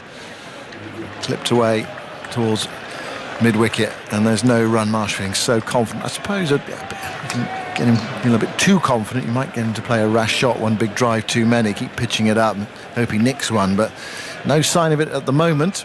We've only had 51 overs, so still 39 to go in the day's play. And Australia with a chance here to punish England and go big. 232 for 4. Warner out for 4, Khawaja for 13, Labuschagne for 21, and Smith for 22. 2 for Broad, 1 for Wood, 1 for Woakes. It was 83 for 4 at one stage. Have I written that down correctly? 85 for 4. So, can't read my own writing. Right, here's a new over. Moeen Ali bowls. First ball single off it. Away on the offside. Head moves to 38. And Australia to 233 for 4. England actually, I think we're at a stage now where they'll be glad to get off a tee and have a break. And sometimes a break can work in your favour. And just to have a word with the coaching staff on, as a coach, you have a completely different perspective of play. You have a different idea of fields. You see things differently. Owen ran the wicket to Marsh. Marsh drives through the offside for extra cover. He'll have another 4 for that one. Just cannot bowl to him at the moment. He's hitting it here, there and everywhere. Marsh to 116. 237 for 4. And that must be the 150 partnership. It is in exactly 27 overs. 150 in 27 overs. You think of a session being about that, don't you? 27 to 26, 28, something like that. So that's what they've done. There's Marsh pushing a single into the offside there towards deep cover. And we saw England, for example, in Rawalpindi in that test match. I think it was taking about 170 in a session, and that felt unprecedented. So that's the nature of Australia's batting this afternoon. They have broken free. They are roasting England here. Moeen Ali bowls to Head. Head nudges that one away. That'll be another run into the onside. England cannot halt the flow. The dam has burst. Yeah, just too many runs coming too easily. Marsh is going fantastically, ticking on it, more or less a runner ball. 239 for 4. Moeen bowls to Marsh. Marsh goes back and manoeuvres a single into the offside, short of mid-off. It's either it's a runner ball or it's a 4 ball at the moment. England really will be happy to get off. This is the last over before tea, I think, and there's one ball left. Just before lunch, remember, they rushed to get in an extra over. Here, I think they'd be happy not to have an extra over. Moeen to Head. Head leans forward and guides it towards extra cover. And there is no run. Are we going to get one more in? We might do. Well, Bairstow's running to the other end. Well, perhaps they are keen to get another over. I think I'd be happy to get off.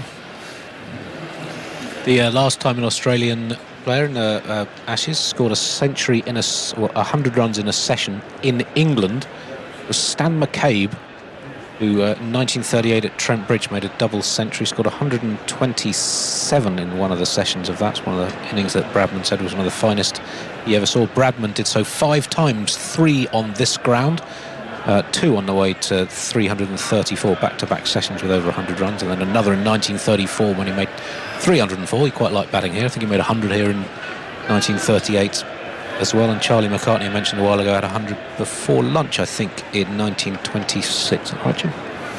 I'm turning to my authority on Australian Test history. Here's Woakes bowling to Marsh. Marsh edges. Is he caught the slip? He is. He's walking off. Right at the end of the session, in that extra over, England have made the breakthrough. Caught at second slip. It ballooned 2-second slip as well. And Chris Woakes gets the wicket that England desperately needed. Brilliant innings though from Mitchell Marsh. Out for 118. Zach Crawley with the catch. And Marsh walks off. He's entertained us all this afternoon with a scintillating Ashes 100. And he's pushed Australia ahead in this game. England nipping him out just before tea. They will be immensely happy to see the back of him. 240 for 5. Yeah, inside edge onto his thigh pad, which is why it then ballooned up to second slip. A fantastic knock from Mitchell Marsh. Not played Test cricket since 2019. And he's come out here today and looked completely at home. He's taken the game on. He's put England bowlers under pressure. He hasn't allowed them to settle. But the England fielders, Johnny Bairstow in particular, they raced through to the other end of the pitch to get that extra over in. And it only took one ball to break that partnership. Chris Woakes, but fantastic innings from Mitchell Marsh. It's amazing, isn't it? You think, oh, you've had a session like that, get off the field and regroup. But that extra over, okay, there was about 30 seconds left. You mentioned Bairstow rushing through to get the over in. Perhaps you are sometimes vulnerable just before a break and just after a break. In this case, Marsh was vulnerable just before it. And England's so grateful for that breakthrough. Well, they'll just feel relieved now they've got that wicket, because it was a tough session for England. You know, they couldn't bowl in partnerships. They couldn't really create chances. Mitchell Marsh just looked so comfortable at the crease, and I think Head actually played it beautifully. You know, he just allowed Marsh to play in that aggressive manner and take the bowlers on. But you've got to be patient in Test cricket. You have to ride those waves. We talk about it time and time again. But patience. You will get your breakthrough. You will get the opportunity. And then goes that inside edge onto his thigh pad and balloons up to slip. I mean, it could have gone anywhere.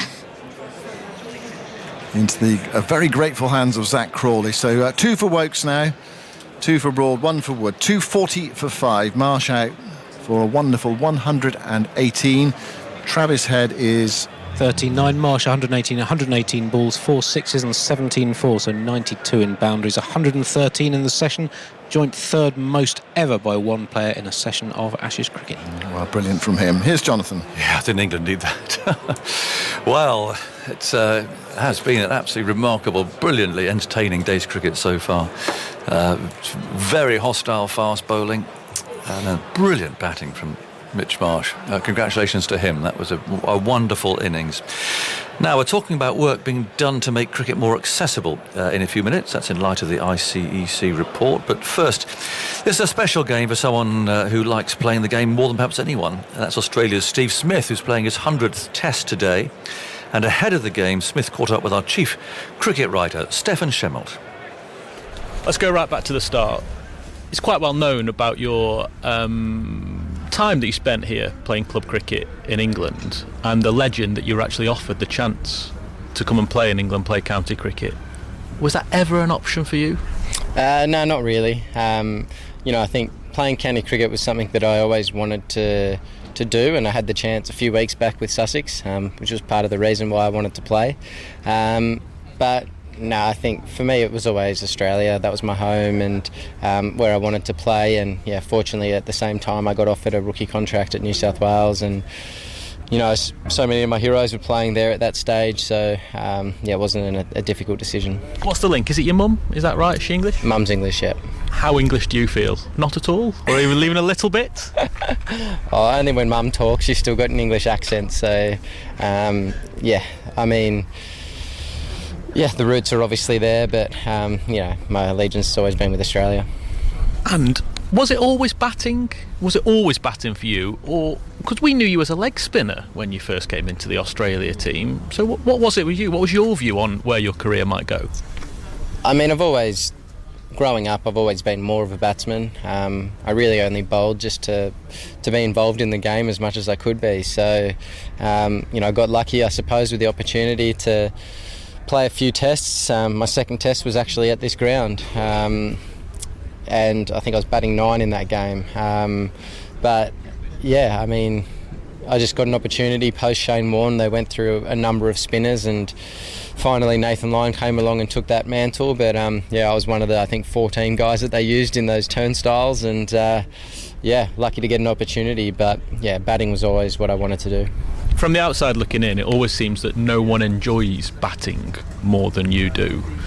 Even if you take away playing for Australia and all the runs you've scored, all the hundreds you've scored, what does actually the act of batting mean to you? Is it your very most favourite thing to do in the whole world? Yeah, I think so. I enjoy it. I love practicing. I love going in the nets and, getting challenged and, finding new ways to play and, just learning. I really enjoy it, and, I enjoy every aspect of the batting.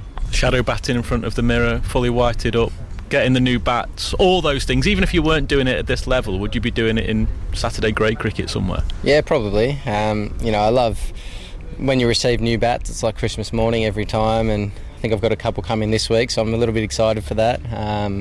I just love all the aspects of batting.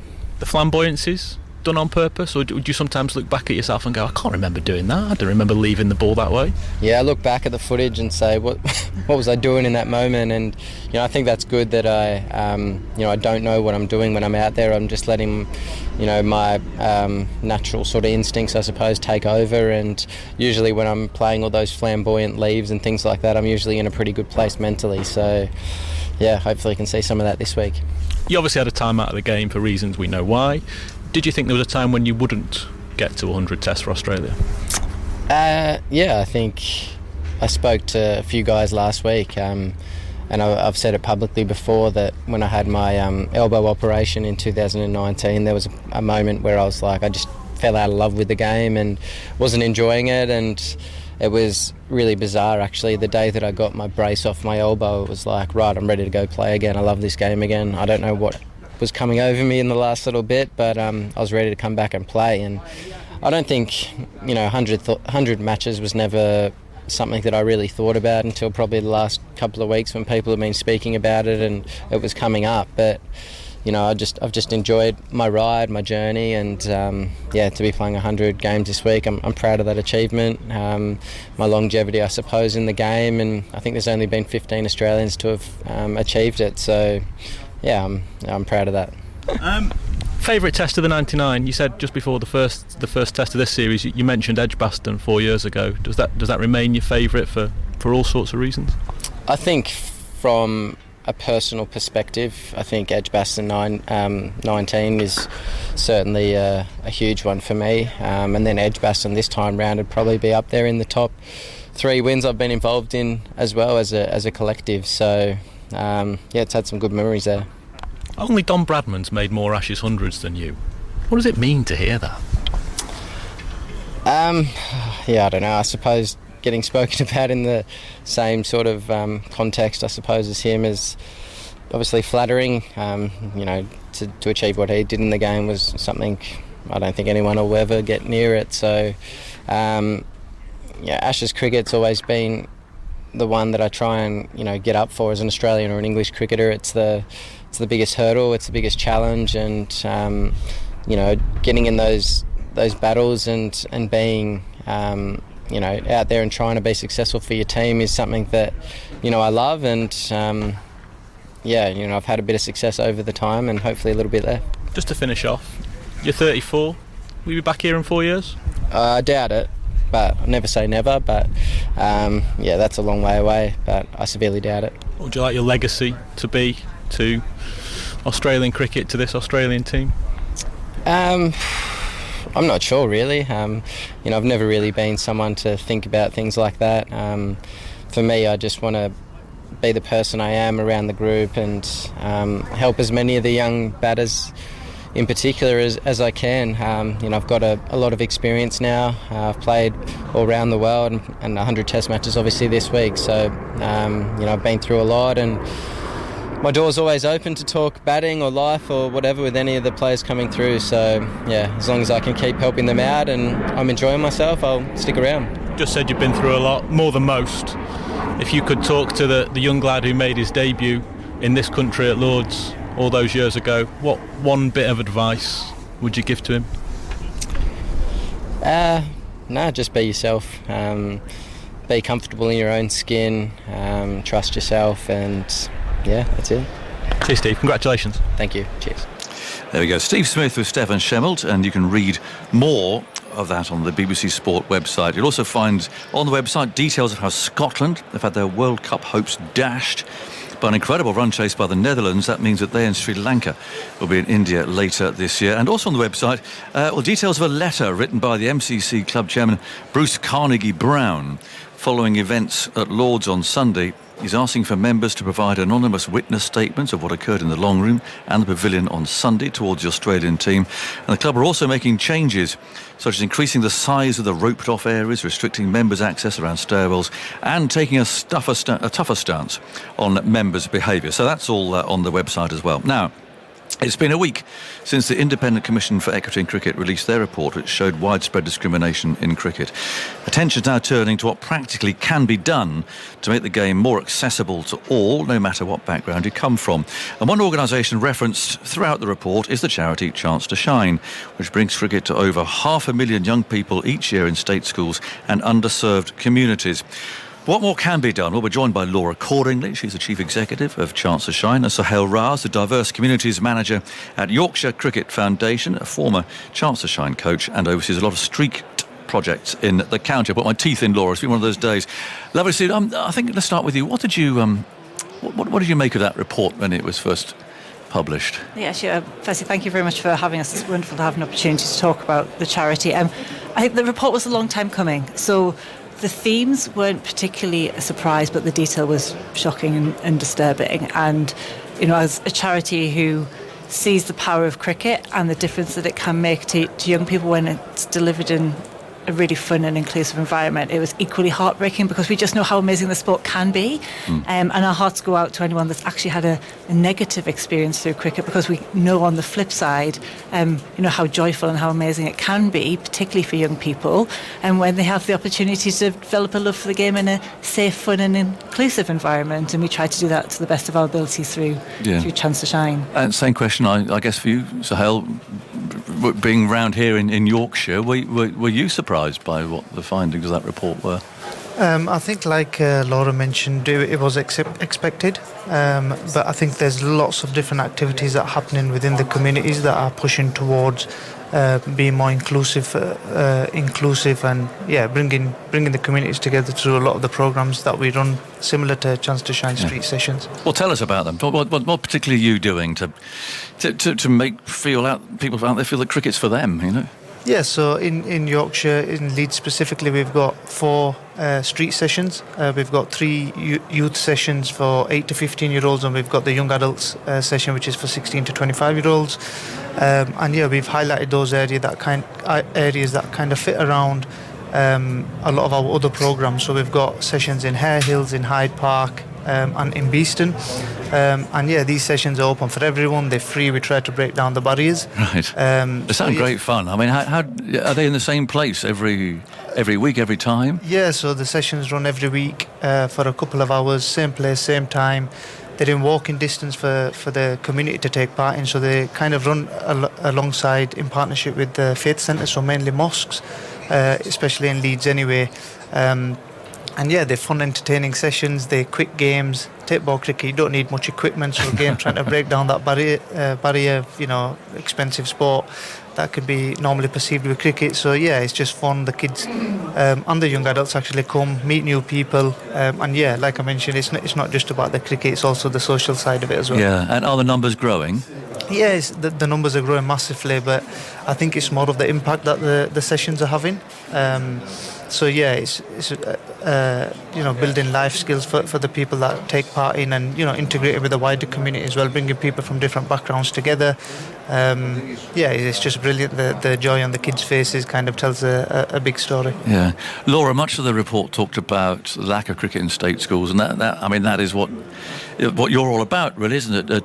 A chance to shine. Yeah, you know, it's a balance we had. We obviously always want to do more. So over the last 5 years, we've worked in half of all primary schools, state primary schools in England and Wales.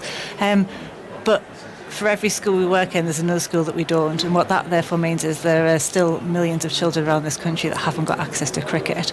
The reason Street exists is because we realised, and we've worked really hard, that if we take Chance to Shine to state schools, children learn a love for cricket and they want to continue playing it. Well, we don't want where you are to be a barrier to that, and for some young people there's not a club in their local community, and that is exactly why Street was born, to take cricket to young people, to make it hyper-local, to make it free, to make it accessible. You know, with all that being said, there are still challenges. You know, you'll have read from the report that if you're a talented young person, and if you're a talented young person in the street at the moment, you're just falling outside of the system, to be honest. Right. And that is a bit heartbreaking. How can that change? Well, you know, first and foremost, there are thousands of young people at the moment taking part in Street all over the country. We've grown from nearly 200 to 300 projects in the last 12 months.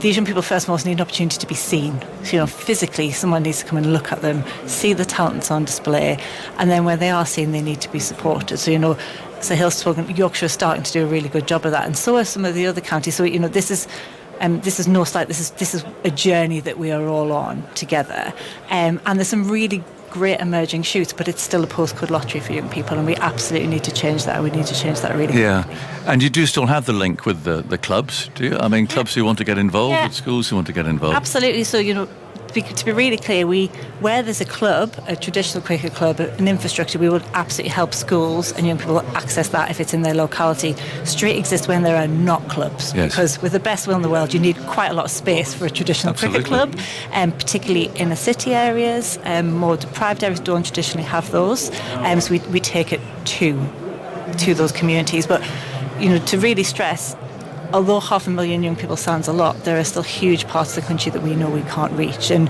we're essentially looking for more support to do that. We don't have a big footprint in secondary schools at all at the moment, and that's purely a funding restraint for us. And we know teenagers are some of the most inactive group, you know, around the country. So actually what we want to do is to continue to grow our state school primary, have a footprint in secondary, and then make sure we put street projects where there are gaps and work with traditional clubs where they exist. Yeah.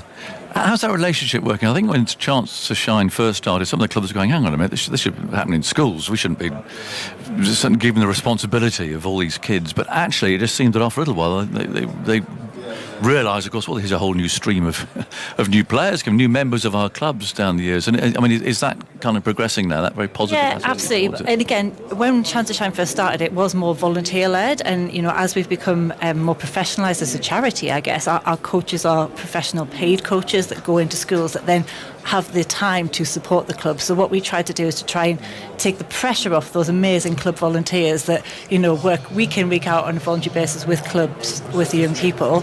Our coaches go into schools, takes the pressure off the clubs, they deliver the programmes, they deliver street sessions, and then we try and support with the linking between the clubs and, you know, and young people.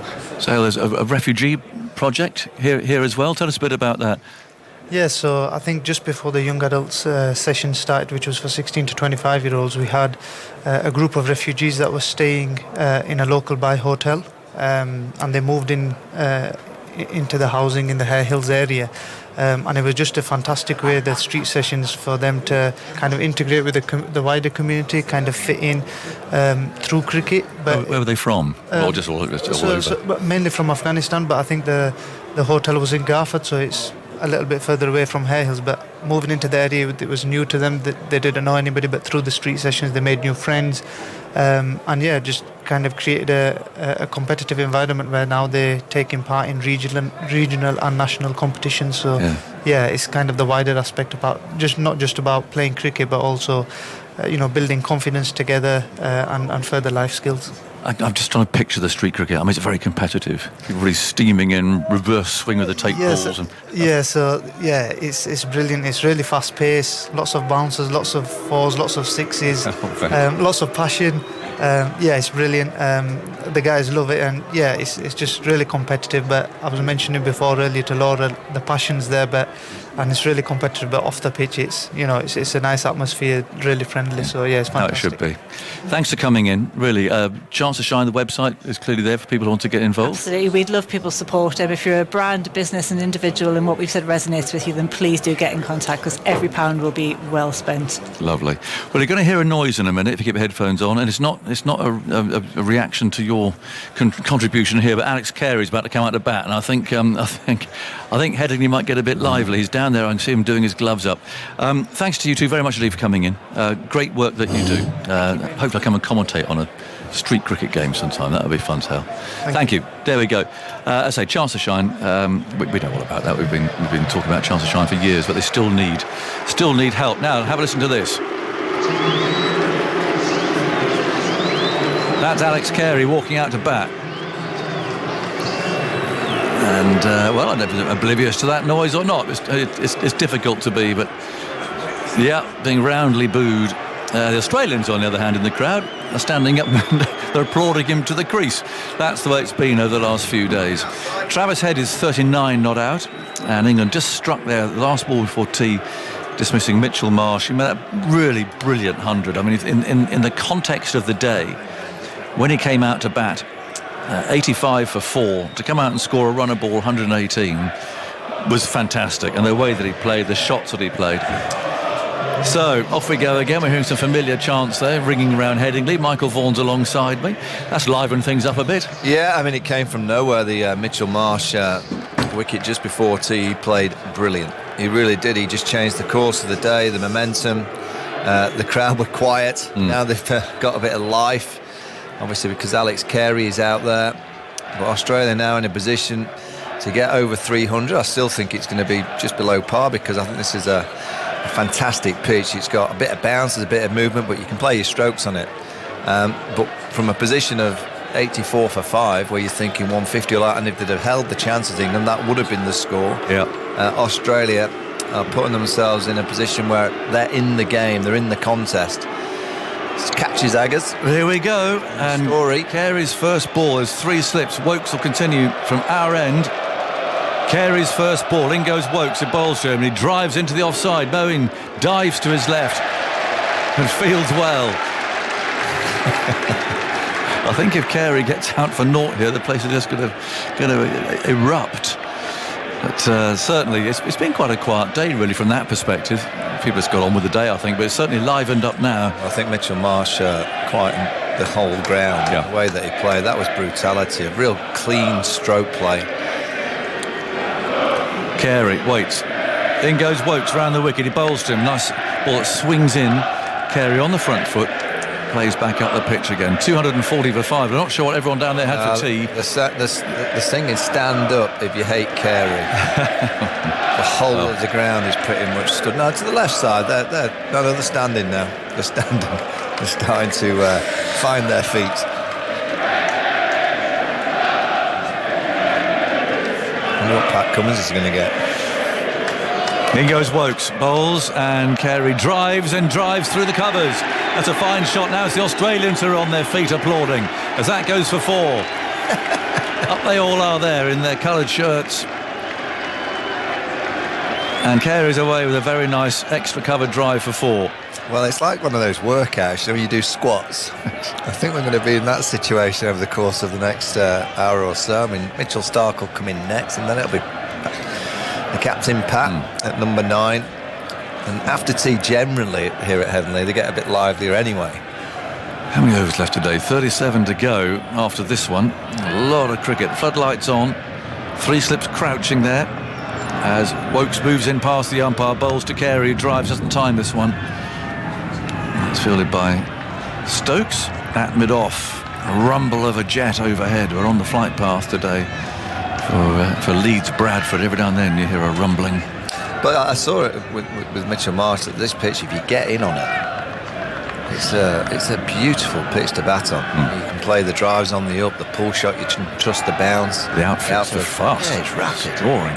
2:44 for 5 is the score. In goes Wokes, bowls, and Carey flicks him away easily to mid-on. Broad's the fielder there, and that ends the first over. 2:44 for 5.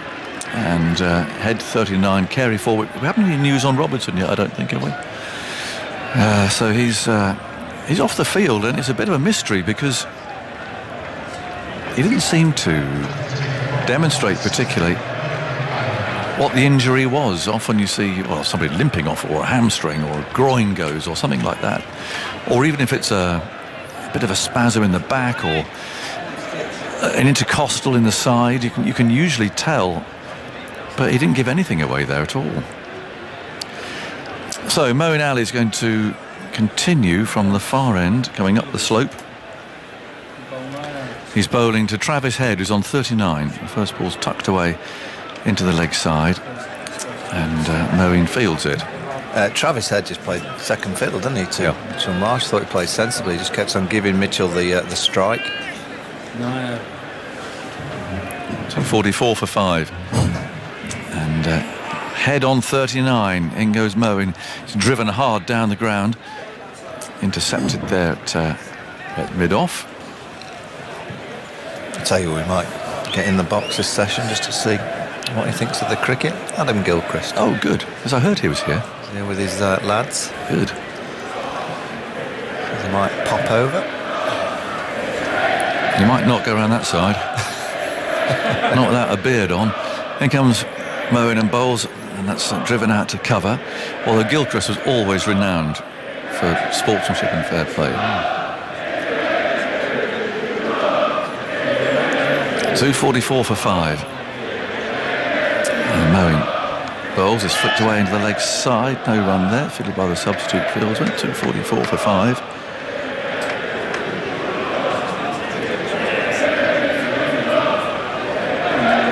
Vashvagadir is a sub-fielder. He's only 19 years old. And he's got a sun hat on there. Big moment for him, crikey. And Moeen bowls, and there he is, moving in quickly again to field. Tosses the ball to the keeper. Have we had any word on Ollie Robinson? No. No? Nothing. What do you reckon, hamstrings? Well, he wasn't limping. No, but he obviously felt something. Whether it's that back problem again, I'm not too sure. There's Moeen bowling and driven, not timed though, by Head out to cover. And that ends the over. 2:44 for 5. Head 39. Carey has 4.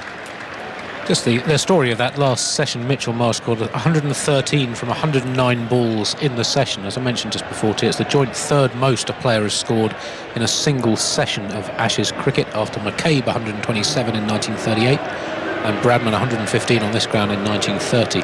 But he also was very good at counting to 6. A lot of singles off the last balls of overs. Travis Head faced just 49 balls in the session to Marsh's 109. Here's the update. He's got a back spasm, and so he's off the field for the rest of today's play. Well, I think it could be worse than that. So a back spasm for Ollie Robinson. I think that's happened to him before.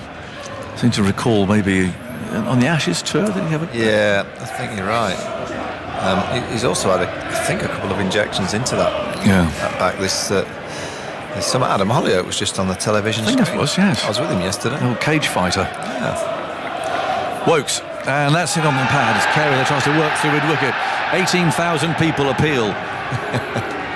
Nothing though from Wokes. Chris Wokes has bowled really well, Aggers. He's got the ball moving around. I was talking to Jim earlier about the modern day player that, we all say, you need game practice, you've got to play lots of cricket. Well, Mark Wood's bowled brilliantly today. Not played any cricket. Chris Wokes has hardly played 4-day cricket. He played a couple of games for Warwickshire, but that was a few weeks ago. He's bowled really well. Mitchell Marsh has played no cricket. Yeah. And look at what he's just It's amazing, really. It does show, doesn't it? Just in the mind, and maybe fresh in mind, fresh in body. Just watch the ball and react. Carey waits. Wokes goes in, bowls to him. It's exit! Oh no! It's dropped him. Another one goes down.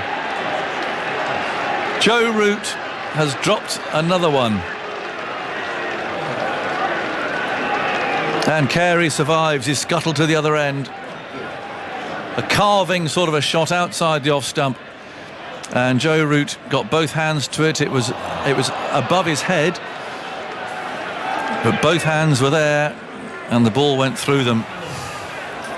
Well, it's just so frustrating for the bowlers. Bowlers have given it everything today. Oh. Been bludgeoned a bit by Mitch Marsh, but they've created opportunities. It's 3. I mean, there's 4 chances gone down. It's one 4 from now. Johnny Bairstow, which was tough, but he dropped a real easy one down the leg side, and now Joe Root has dropped 2. Well, it's first they're never absolutely easy, but 2 catches that you would expect to take. Joe Root today's dropped. Head on 39. Wokes bowls to that's edge. Root takes it. He's actually caught that one. And Head stands there going through that again, and Root actually caught it and then hurled the ball to the ground. In the current circumstances, better be careful with that. Oh, yeah. I don't think the umpires are going to have a word about this, whether it was under control or not, but it seemed to be. But Head's walking off. Oh, you've got to it's out. I mean, it's a catch taken, and in frustration he lobs it down, but in the letter of the law, has he got control of his body? I don't know. He's caught it, juggling it. I think he has, to be fair. He's got control of that. But then he hurled the ball into the ground afterwards. So Head's out. And well done, Wokes. He's deserved that. Well, it's a good ball. It bounced. Just tried to, I think, run it down to that vacant space to kind of a widest third to get the scoreboard ticking. Just plays with half a bat, does Travis Head. You can't take your eye off this for a moment. We've seen some brilliant batting this afternoon. In the whole series, I reckon there's one period at Lords when the bouncer ploy was delivered by England in the second. Got a bit turgid because Australia were doing nothing, but I don't think there's been a boring hour of the whole series. No. Mitch Stark's walking out. He's number 8. Travis Head's gone. And, well done, Wokes. He's been denied a couple of wickets here today. What's like third?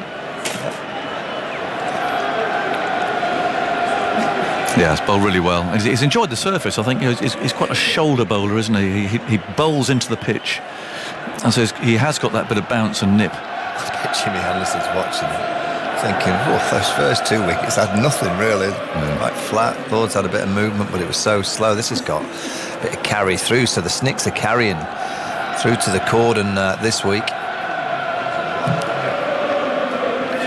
Wokes is ready. And England got a target batting tonight. Yeah, Stark has taken guard. Australia are 6 down, put into bat, 2:45 for 6. 3 slips lined up. Wokes runs away now, he's there, and he bowls to Stark, who comes forward, not by very much though, he's leaning forward really. Brooke is the fielder at backward point. Stokes claps his hands there at mid-off. Yeah, I wonder if it's worth England at the other end just going to seam both ends. Not so sure Moeen going to threaten Mitchell Stark too much. No. Maybe go to Stuart Broad, or clearly the captain can't bowl. The problem with that left knee, he's had a problem throughout the whole series, but he's managed to bowl 2 or 3 really good spells. Can he produce one more maybe? Wokes 3 for 61, on his way again. He's there and he bowls a ball that swings in and Stark tucks away off his pad. He'll look for 2 here. Long chase for the fielder coming up from long leg. And so 2 runs it is. 247 for 6. And Headingley has come alive since tea. They sat back, most of the supporters were watching Mitchell Marsh bludgeon the ball around and would have been quite disappointed about that, although the entertainment was brilliant. But now, suddenly, he's out. And Travis Head is out. And Wokes bowls and Stark comes forward. Plays that off that front foot to Moeen Ali at point, who picks the ball up. Applause for Wokes, he thoroughly deserves that. He had Carey dropped in that over. And he had Head caught just a couple of balls later. Steve Harmison we see there, and Ryan Sidebottom, some of the oldies gathered somewhere in a box. There's Adam Hollyoak, I can see them on that screen. Richard Blakey as well. Oh yes, so it is. Former players' balcony or something there by the look of it. Harmy looking cheerful. Looks thirsty, doesn't he, Steve? He does. 247 for 6. Well, they're keeping Moeen Ali on. I think might see a few shots from the two left-handers against Moeen Ali. But still that chap there behind the bowler's arm. I'm sure that is a recognised position. I think sort of back in the very old days, that's what they called that field. But he's actually coming round more to long off now. So for Carey, it's a short leg and a slip. There's a man out on the square leg boundary. And Moeen grips the ball. Carey looks around the field. And now he's ready. In goes Moeen with a swing of the arm and bowls to Carey. Oh, that was... Well, actually hit short leg there. A drop catch? Well, I think it was turned hard at root. So I'm not sure we got actually a hand on it or not, but I think it was played deliberately off the inside edge pad. Well, I mean, technically, I tend to call those opportunities rather. Yeah, I mean, he caught a couple of good ones at Lords, didn't he? Yeah. It just went so quickly. It did hit the hands, though. 248 for 6. Moeen bowls, pushed into the offside this time. It's amazing how the ball follows you, isn't it? Yeah. When you've dropped a couple, it just... I bet he gets another chance. Well, he's in catching positions, isn't he? 248 for 6. Carey waits as Moeen comes round the wicket to him.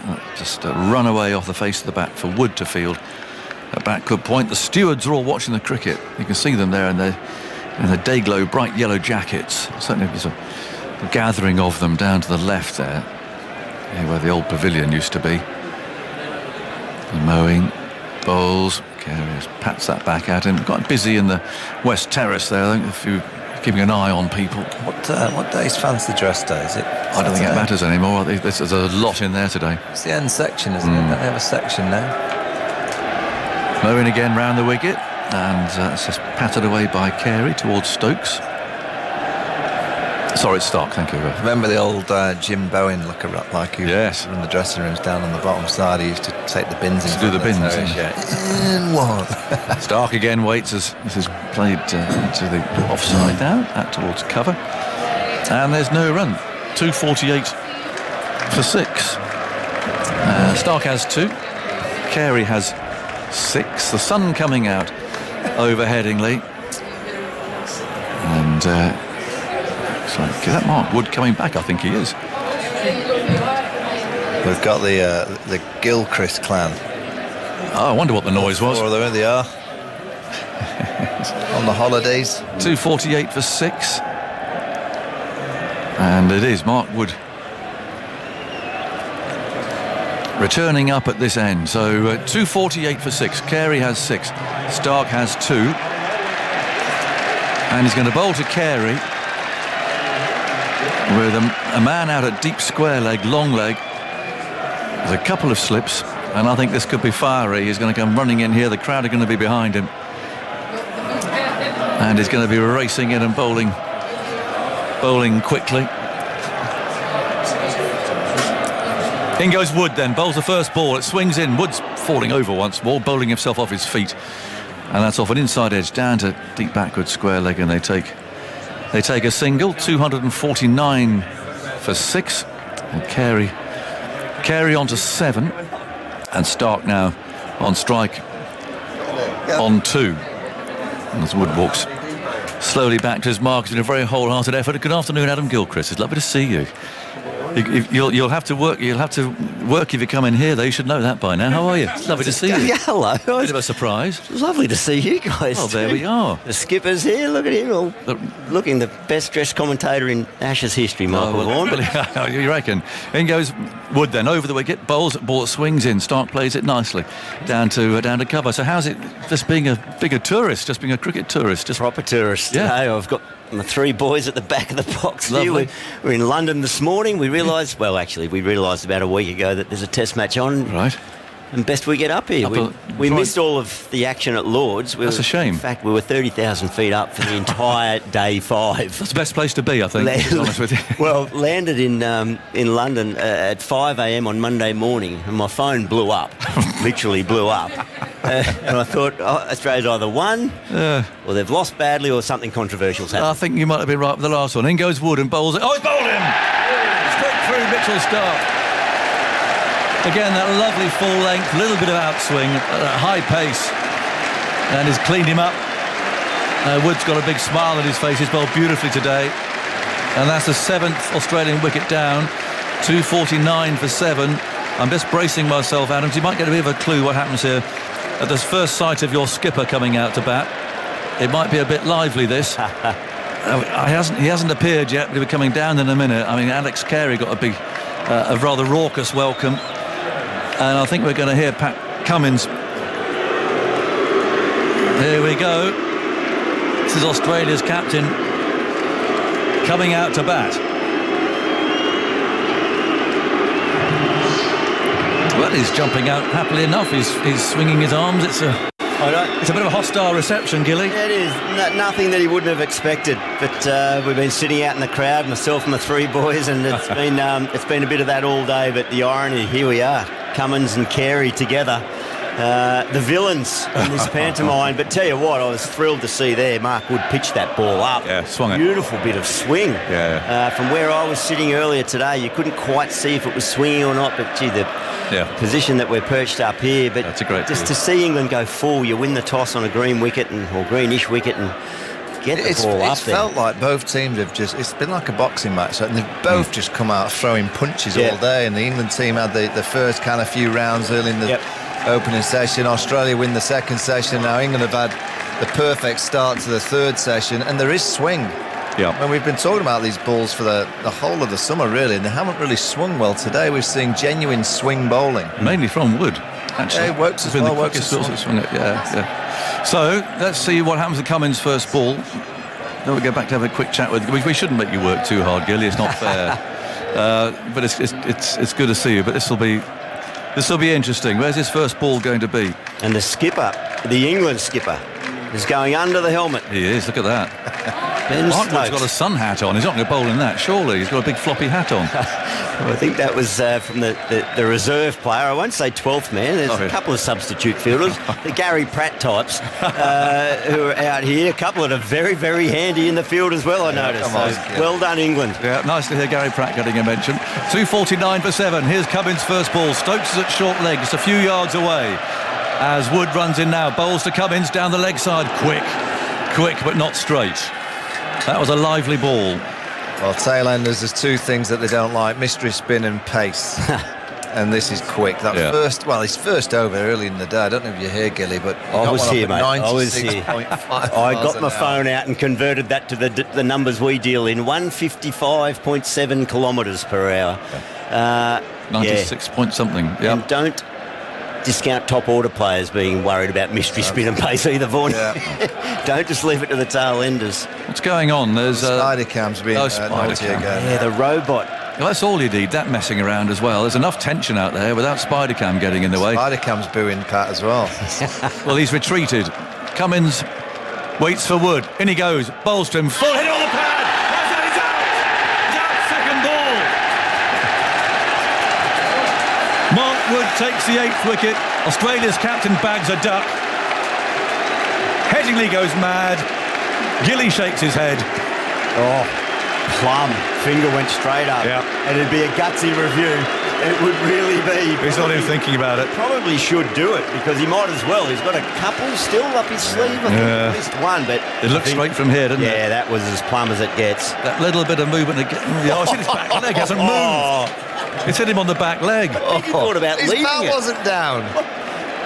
Well, that has got Headingley singing and dancing, and he'll get another boo as it comes off. He's got a duck, and suddenly it's 249 for 8. There we go. Right, Gilly, some thoughts from you and Michael, and we've got Jim Maxwell coming in here. Yeah, well, thoughts are that you just felt like for all the heroics of Mitch Marsh, that extraordinary Ashes innings there, that century, him being dismissed right on tee, you knew that opened the door for England. You knew that there was enough on offer for the ball if it was pitched in the right areas, if they got their fields right. And they were re-energised on the back of that. A little chance to Joe Root, but he finally held on to the catch-off head, and now the door is well and truly open. Gilly, we're not seeing a great deal of Todd Murphy's batting. What's he like with the bat in hand? I mean, he's not a bunny. He's decent. He's okay, but I don't think he's come up against 96, 97 mile an hour deliveries on a green-tinged wicket in front of, well, one stand in itself, the Western Terrace there, baying for blood. So hostile. Yeah, this is aggressive. So he's about to enter a new phase of his cricketing life, but what an experience. And well done, England, the way they've held on to the tail of Mitch Marsh in Australia, but now they've climbed right back into this contest. How are you, Jim? Very excited to see him. Yeah, it's good cricket. Well, I'm just excited to see him. He only bowled 3 overs in that partnership down at the other end, right? And now he's come back, and at that speed, to lower order players in particular, pitching it up and swinging it. He's on 3, isn't he? He's bowling bombs. He's bowling bombs. 3 slips a gully, a leg slip, a short leg. Todd Murphy, welcome to the Ashes. Here we go. There's Wood charging in, and it's pitched up, and he snicks it down to third man for 4. He was going for another cruncher on the pads or the stumps. Got a little full, and he got his bat down on it and managed to squirt it. This is Test cricket. It's been the most fantastic day. It's just the whole series has had this kind of tone. And not even remotely close to halfway through the series either. Yeah. And all options are on the table still. 2-0 up Australia. So often you would say that series done, wouldn't you? In any series, particularly a fight. But who knows what's going to happen today, let alone across the whole series. It's absolutely brilliant. You said at the start of the day, Australia 300 to be happy with that. I think just at the moment they'd be quite happy with it. Yeah, if you can get to 300 from here, the Aussies will be really pleased. But this crowd, they just can sense getting the last 2 out. Good move, just replacing Moeen Ali with Chris Woakes going back to seam. I think the skipper realised continuing with Moeen Ali might have got hit into the stands a few times, so it's a good move against Carey. And Carey will probably have to go now. Probably gamble and try and strike it towards the terrace, big open space in the mid-wicket region. Well, it's a lightning fast outfield, as ever, as it was 4 years ago. So you get a lot of reward for any shot that penetrates the field. Woakes has had an excellent day. Let's see what he can do. Around the wicket, he runs in and bowls a bouncing ball that he ducks into. He got too-minded and the ball was on him before he knew it and struck him up on the body or the gloves and dropped down at his feet. That was surprising because normally he takes on the short ball, but he lost it. Yeah, I've seen Travis Head actually lose a couple of short balls from the rubbish stand there. He just lost that. Let's hit him on that right shoulder. Nice to have you along for the show with the family here, Adam. Terrific. They're getting a chance to see the best of the Ashes as Woakes bowls and he drives miscues off the bottom of the bat down the pitch. So is this just a one-day wonder for you and the family? It is indeed, mate. We jumped on the 7:03 from King's Cross Station this morning, and you're on the Rattler back tonight. On the Rattler back tonight. Although the eldest of my threesome that I've got here, my 3 boys, is lingering around in Leeds tonight. So he's got a mate here that's probably going to lead him astray, but he's off on the lash, is he? Around the wicket, here comes Woakes. He's smashed back, advancing down the pitch. Carey took him on, and Woakes did well to stop that. As Carey decided the numbers. That's the 3rd ball, right? Bang. Yeah, he missed out. I think that's the intent there, isn't it? I think that blow to the body from Carey, first ball, took it on the body, and I reckon that's made him realise that he's just got to go a little bit, as you mentioned, Vaughan. Aggressive down the pitch, but didn't quite get a hold of it. 8 for 253. Woakes has had a good day with the ball, and Carey's edging almost. He followed that outside the off stump, nearly got a nick through to Bairstow. Yeah, I mean, Chris Woakes has been excellent as well. I mean, you've got the 2 newcomers into the series in Woakes and Wood, 6 wickets between them, and they've just got bits of movement. Woakes is a skillful bowler, and if you give him a ball that does anything, he'll certainly get as much as anybody else out of a ball or out of a pitch. But it's been his consistency. He's bowled with great kind of discipline. And then the rockets from the other end. It's a good combination.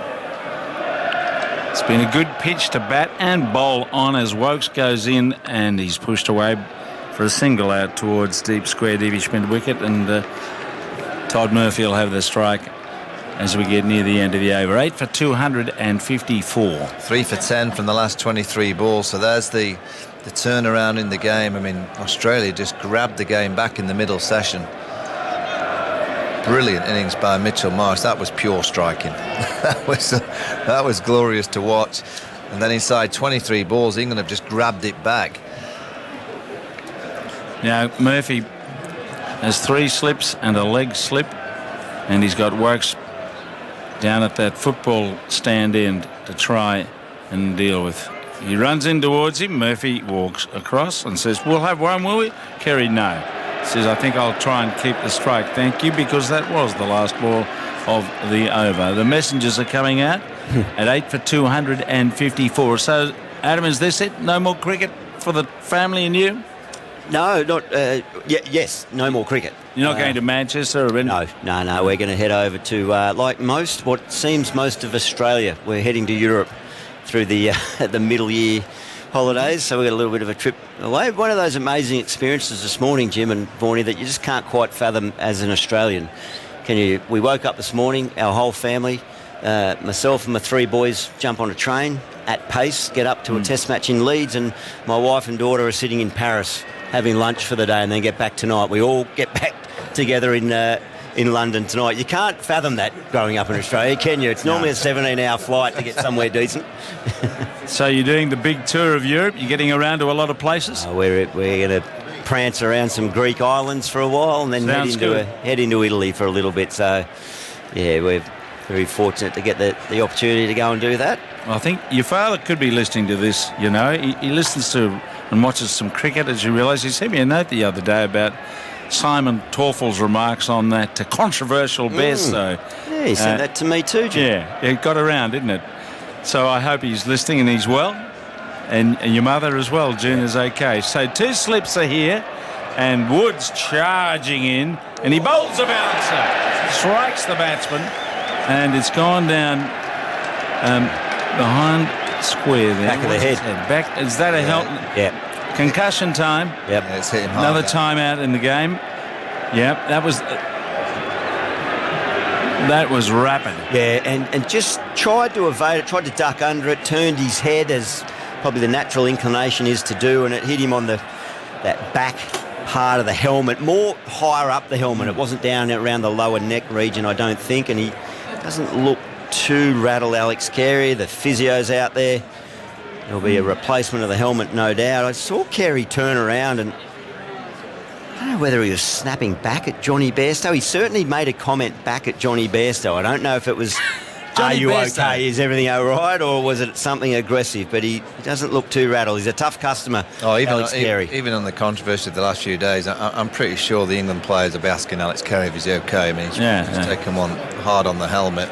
I hope kind of relationships haven't gone so bad that you can't even ask if someone's all right when they've just been hit on the head. I don't think that's the case, but you know, he kept the strike because he wanted to try and target Wood, because maybe he didn't want Murphy to face the pace, but he's not an easy bowler to be striking against at the minute, bowling 95 miles an hour. Now, everyone has had their 2 bobs worth, including the British Prime Minister and Anthony Albanese, about the stumping. Jim, I came up to say hello. I didn't even know I was coming on air, mate. Seriously. I'll just throw you one half volley. You can pat it back or do whatever you like with it. Fair I missed game. As I said, I was 30,000 feet in the air. I still haven't seen it. What happened? Haven't you? Oh, you haven't seen it? Really? Hasn't someone replayed? I think it's going to come up on the screen in a minute. I tell you what, there's been a furore after it, hasn't it? Everyone's got an opinion. And well, as I say, when you get prime ministers having their 2 bobs worth and there's a difference of opinion, that adds a bit of fuel to it. Yeah. And then a heap of members and others at the ground hostile at the Australians' performance and not calling him back, giving him a second chance, all that sort of stuff. So it has been a lively conversation, yes. Yeah. No, I think... You ever been involved in that yourself in any way? Tried to throw the stumps down when blokes have wanted out of their crease. It's fair game, isn't it? At times, as a wicketkeeper. It's fair game. Absolutely. Yeah, look. Yeah, I think it's out. Been blown out of proportion, you think? Oh, I think it has, yeah. Yep. Well, we've kind of moved on today. You got to say that. Some of the hypothesising about how people should go about it. You don't need to cast opinion on what other people think or do or what they would do. Now Wood bowls again. He gives himself room, lashes it into the air, and he's out. He's held out the cover. He's chipped the ball straight out onto the offside. And after being whacked in the helmet, Kerry's decided to have a crack, throw his bat, and he's chipped the ball straight up in the air. Australia's innings fading rapidly here, and Wood's got a bag. He's now got 4 for 34. And a smile on his face for him, which is great to see. Great to see him in Test cricket. Yeah, I mean, he's got pace. It's always a great spectacle. I'm not too sure that was the right option from Alex Carey. Trying to hit through that packed off side. Whether the blow to the helmet had just unsettled him slightly, but look at the terrace. There's a guy there with a huge beer snake celebrating as well. He's being careful not to throw those plastic cups everywhere, but Carey goes for 8, Cummins goes for 0. So the two players in the controversy of a few days ago, well, they've added 8. Australia 254 for 9. They lost 5 for 14. It's 5 for 14 in 5 overs and 2 balls. Yep. Well, you'd have to think if you're an Australian bowler, though, there's a bit in this pitch. There's a little bit of pace, there's a bit of carry, but I also think, as Mitchell Marsh showed, as Travis Head showed, as we've seen some strokes throughout the day that it's a good cricket wicket. Very good. Fast outfield. Fast pitch, fastest of the series. Now, it's Boland, the great night watchman from a couple of weeks back, who played so well at Edgbaston. It's like he's got some padding. Yeah, and understandable as well against Mark Wood.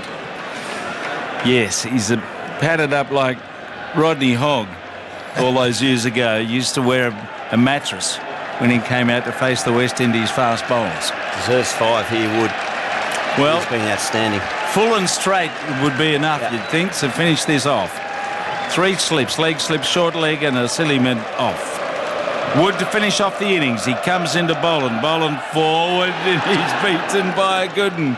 Up on a length, and it just went away from his poking bat towards the slips and the keeper. I don't think I've seen a field that has got more bases covers than this one. They've got a short leg, a silly point, 3 slips for the outside edge. They've got a leg slip for one just down the leg side. They've got a fine leg for the top edge pull. They've also got a deep third for the uppercut.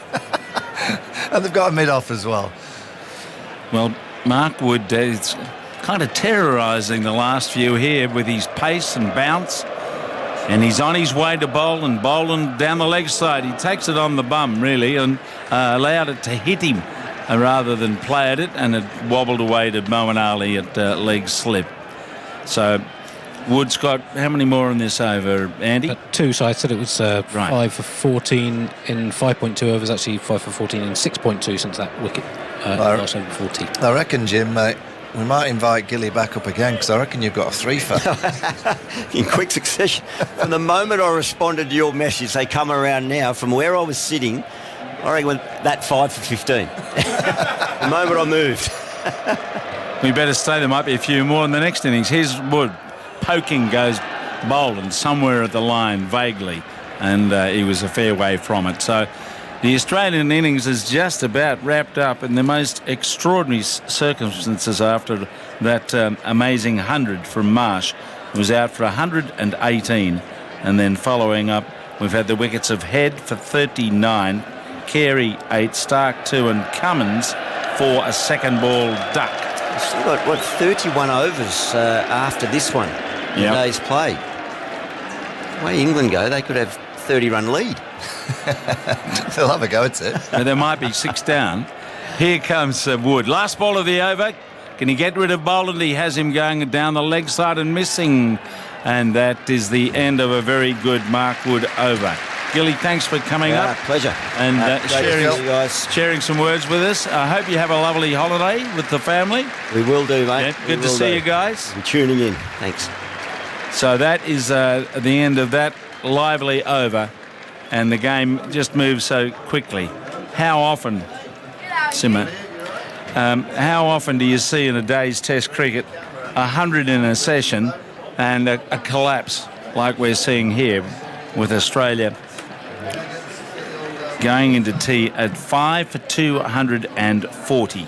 and now they're almost done at 2-5-4-4-9. And Tuffers. Yes, afternoon, everyone. Yeah, it's been lively here and out in the middle.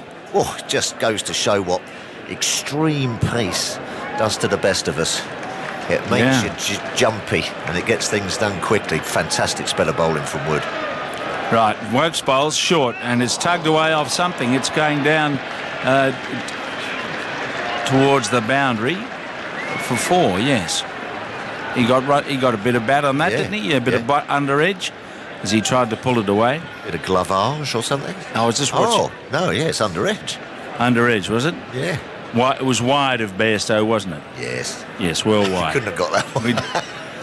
He's had a horrible day, really. He's had a horrible couple of games. Yeah, and the game chases you when it happens. Oh, doesn't it? Don't I know?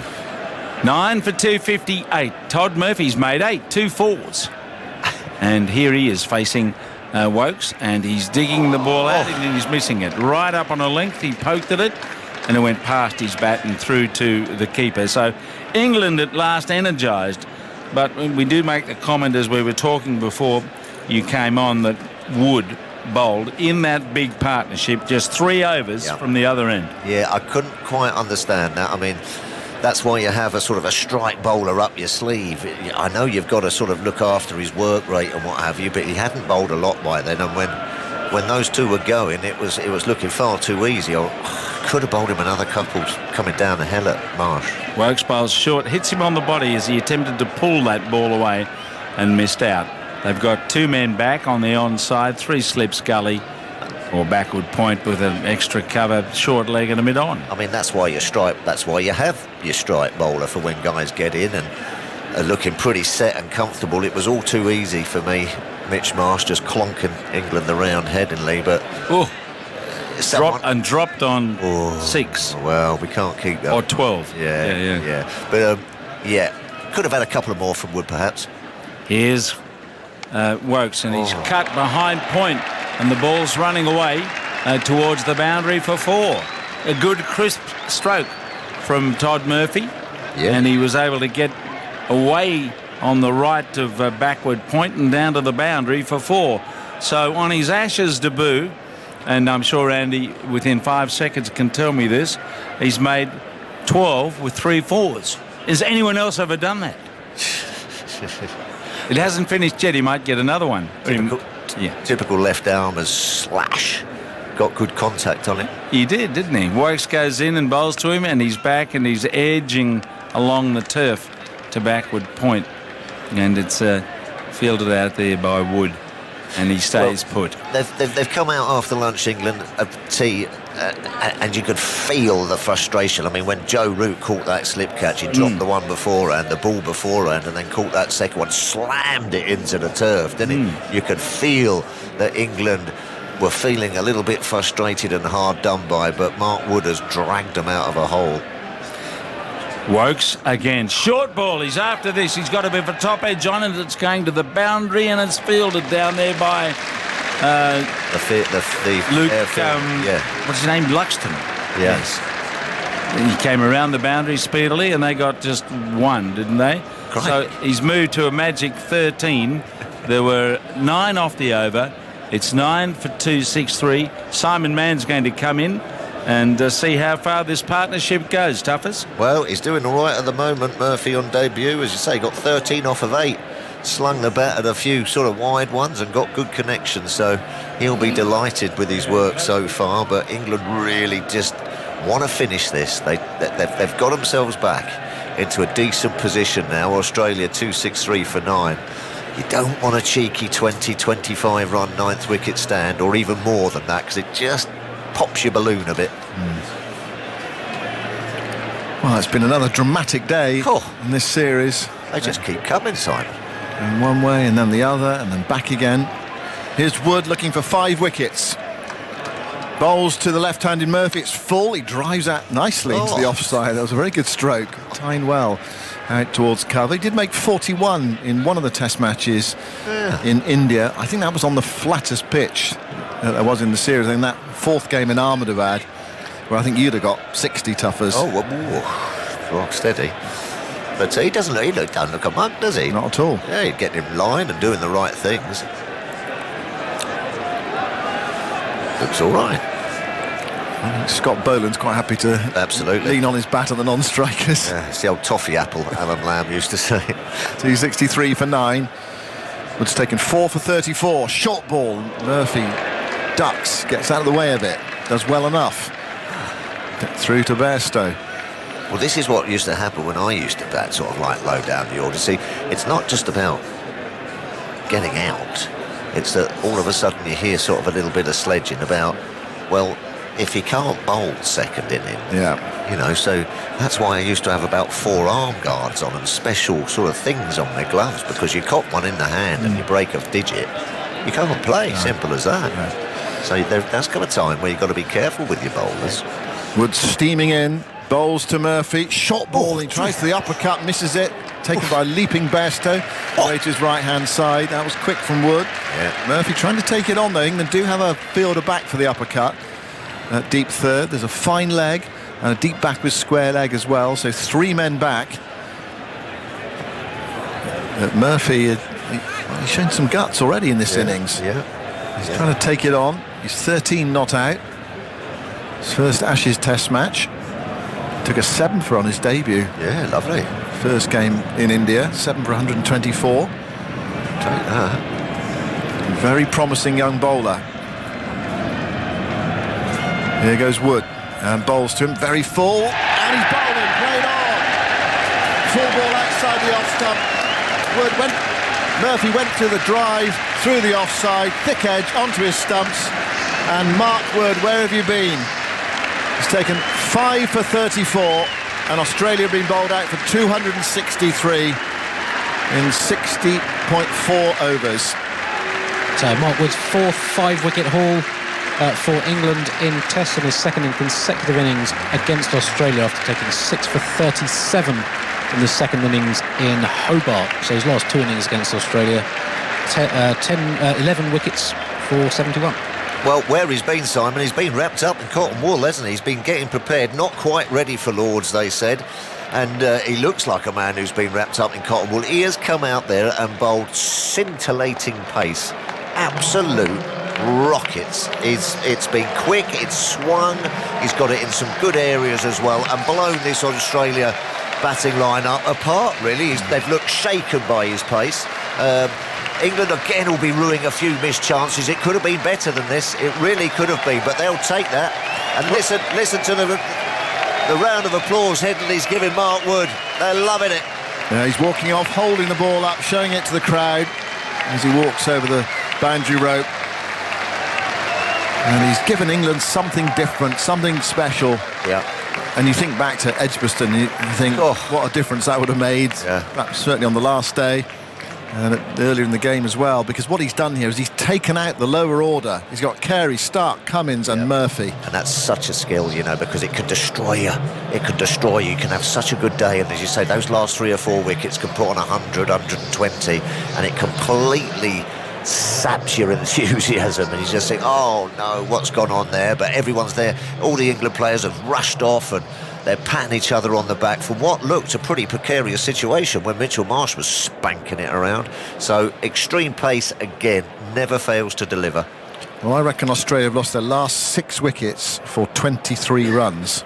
Yes, in 8 overs and 4 balls. And Mark Wood's spell at the end there was 4 for 5 in 16 balls, his last spell. 4 for 5? It's a bit like me. That's a bit like me at the Oval against West Ham. Sorry. I think he just had you on the speed gun, Tuffy. Well, yes. No, I mean, that's just... It was sensational, wasn't it? I mean, everyone... That's what pace does, isn't it? You get that... You just got the feeling this morning that, you know, England win the toss and Mark Wood steaming down the hill, England needing to get back into this Test series. He could just be the man, and he's proved it. Bowled wonderfully well. Wasn't just pace... Got some lovely swing and shape as well. I mean, it looked to pitch the ball up as well. It wasn't just sort of like banging Billy stuff. Yeah, he'll be absolutely delighted with that. And what that does for a team, it gets you together. It just gives you a feeling that you've got a cutting edge. When sometimes, as you say, you're looking at Edgbaston and Lords a little bit, we've got to go to short ball or we've got to have umbrella fields. No, let's just, let's go steaming in and unsettle them. Yeah. Yeah, I do remember on this ground 4 years ago, Jofra Archer bowling quickly and bowling Australia out in the first innings, and everyone thought, what an opportunity this is for England. They came out the next day, got rolled out for about 60 or 70. So there's a challenge ahead for England here, but then of course we know what happened after that as well. Listen, they've got Mitchell Starc, Pat Cummins. These guys are pretty tasty themselves. If we could just get over that, if we could get off to a bit of a start without nicking off. Our two openers are a little bit flicky. If we could just have a couple of drop catches or a couple of plays and misses, it's going to be interesting. So Australia bowled out for 263. England will have an hour and 35 minutes batting this evening. There are stacks of overs to be bowled. We won't get all of those. Australia bowled out in the 61st over. 200 for 2. Well, that would make it interesting, wouldn't it? Hour and 35 minutes to go. I'll give you the scorecard. Warner was caught Crawley, bowled Broad for 4. That was in the first over of the day. Warner hit the first ball of the match for 4 down the ground and then nicked to Crawley at second slip. Khawaja was bowled by Wood for 13. Labuschagne was caught by Root at first slip off Wokes for 21. Smith was caught Bairstow, bowled Broad for 22. Australia then 85 for 4, and then came the recovery, but helped by England because Head was dropped by Bairstow down the leg side when he'd made 9. Marsh was dropped by Root at first slip on 12, and both those, we'll see them on the highlights tonight on BBC 4 or on the website. They're probably on the website as well. I mean, they really should have been taken there. At this level, they were very straightforward catches, and they made England pay. They put on 155 before Marsh was caught at second slip by Crawley off Wokes in what proved to be the last over before tea. Inside edge onto the pad, the ball ballooned to Crawley. Marsh, fantastic innings, 118, his third Ashes 100. He's only made 3 Test 100s, all in Ashes matches, and he hasn't played a game for 2 months. And he's only played 1 first-class match before today in 18 months. And he came out and played gloriously. There was a glorious romp from Mitchell Marsh. A runner ball, 118. So he was out just before tea, 240 for 5. And then it was pack of cards time after tea, thanks to Mark Wood and Wokes as well. Wokes picked up 3 today. Head was caught by Root off Wokes for 39. That was after Root had dropped another catch. Alex Carey spilled at first slip, same over, and this time he took it and he hurled the ball into the ground in for frustration of what had come earlier, but relieved to take that catch. And then Mark Wood took over. He castled Mitchell Starc for 2. He had Cummins LBW for 0. Carey, after being hit on the head by Wood, holed out to deep cover. He gave himself some room, a little bit like Harry Brooks' dismissal at Lords. Carey was out for 8. Murphy hit 3 boundaries and then was bowled off the inside edge by Wood, looking to hit another one. He was out for 13. And Scott Boland, who was at the non-striker's end, looked on with a bit of relief. They didn't have to face Mark Wood. Wood had steamed in at him and bowled him some crackerjack deliveries. Boland not out. 23 extras, 263 all out and 60.4 overs. Broad, 11.4 overs, 2 for 58 no maidens. Robinson, who walked off with a back spasm, 11.2 overs, 2 maidens, no wicket for 38. Wood, 11.4 overs, 4 maidens, 5 for 34. Chris Wokes on his return to the England Test team after a long absence. He hasn't played in the Brendan McCullum era. 17 overs, 1 maiden, 3 for 73. Moeen Ali, 9 overs, 1 maiden, no wicket for 40. So 263 all out, and we will see the England openers fairly soon. Mark Wood's 5-wicket haul, his best figures in a home test. He'd never taken 4 wickets in an innings before in England. Most of his home tests, I mentioned that early phase of his career before his remodelled action has significantly improved his stats in both test and one-day international cricket. His average speed on the CricViz data for the innings, 90.5 miles an hour across his 11 overs and 4 balls. And in their database, which goes back to 2005, the only 3 innings quicker were all bowled by Brett Lee in the 2005 Ashes. So that's the quickest innings in terms of average ball speed recorded in the database in 18 years in England. Just looked like he'd been sort of, unleashed. Do you know what I mean? Hasn't seen him for a while, and I know Woody would have been desperate to get back into the action, desperate to be part of this Ashes series, and it just looked like he was running free, and I'm fit, I'm ready to go, and I'm unleashed, and didn't he? Oh, well, and just to explain to people what pace does to you, Khawaja, he's batted all those balls, hasn't he, so far, and he's just looked so at ease, and we called him Khawaja the Koala, wasn't he, because he was just looking to get in position and knock the ball around. You can do that at 80, 85 miles an hour. When it starts popping up to 90, there's that little extra split second which makes you rush, makes you make rash decisions, and to see him have his leg stump pole knocked out the ground, that sends little shudders through the dressing room. Everyone starts looking at each other and going, "Oh crikey! Oh hello, we get stuck in here." And what a bowling spell that was! Great to see. I mean, fantastic stuff that is. We are getting some Ashes series now. Can England just get over the line? They've been in both series, and they've both been in both Test matches, haven't they? And they've just cocked it up for want of a better word, but they've got themselves back into a good position here. Just go out there with the bat, set a foundation, and then go. Yeah, their aim here, well, to get a lead, isn't it? I mean, aren't we perhaps too greedy? Well, they'd love to be greedy, wouldn't they? They'd love to get 450, but get a lead, and then you've got Wood in that second innings. You can put some pressure on. Or what did they get? 263. 263. If you're looking to get 300, anything plus 320 would be nice. See how we go. Let's bat today. Be positive. Well, this is the only way they're going to play. They're not going to be hanging about. It's as simple as that. But so much time in the game. Yeah, we've had 2 5-day Test matches so far, and I feel this game is on a fast forward. Having said that, there might be some weather around later in the week, so we may be up against it to get the game in time. Saturday, some weather around, possibly Monday as well. What, showers or solid? Yeah, I think some showers around. Thundery showers, because it's going to be warm tomorrow, and you know what it's like when it gets warm. Sunny, nice days. We've had some conditions. Yeah, well, they have today. Yeah, it's been overcast. There's been a bit of sunshine around, but there's been some cloud as well. But I think tomorrow is a sunny, warm day. Yeah, mind you, it was go back to 2019. It was a sunny, warm day when England came out to bat in their first innings in that last Ashes Test match on this ground 4 years ago, and they just got rolled over. Just like you open the curtains in the morning, you thought this is the day for England. Australia all out for what was it, 170 or something.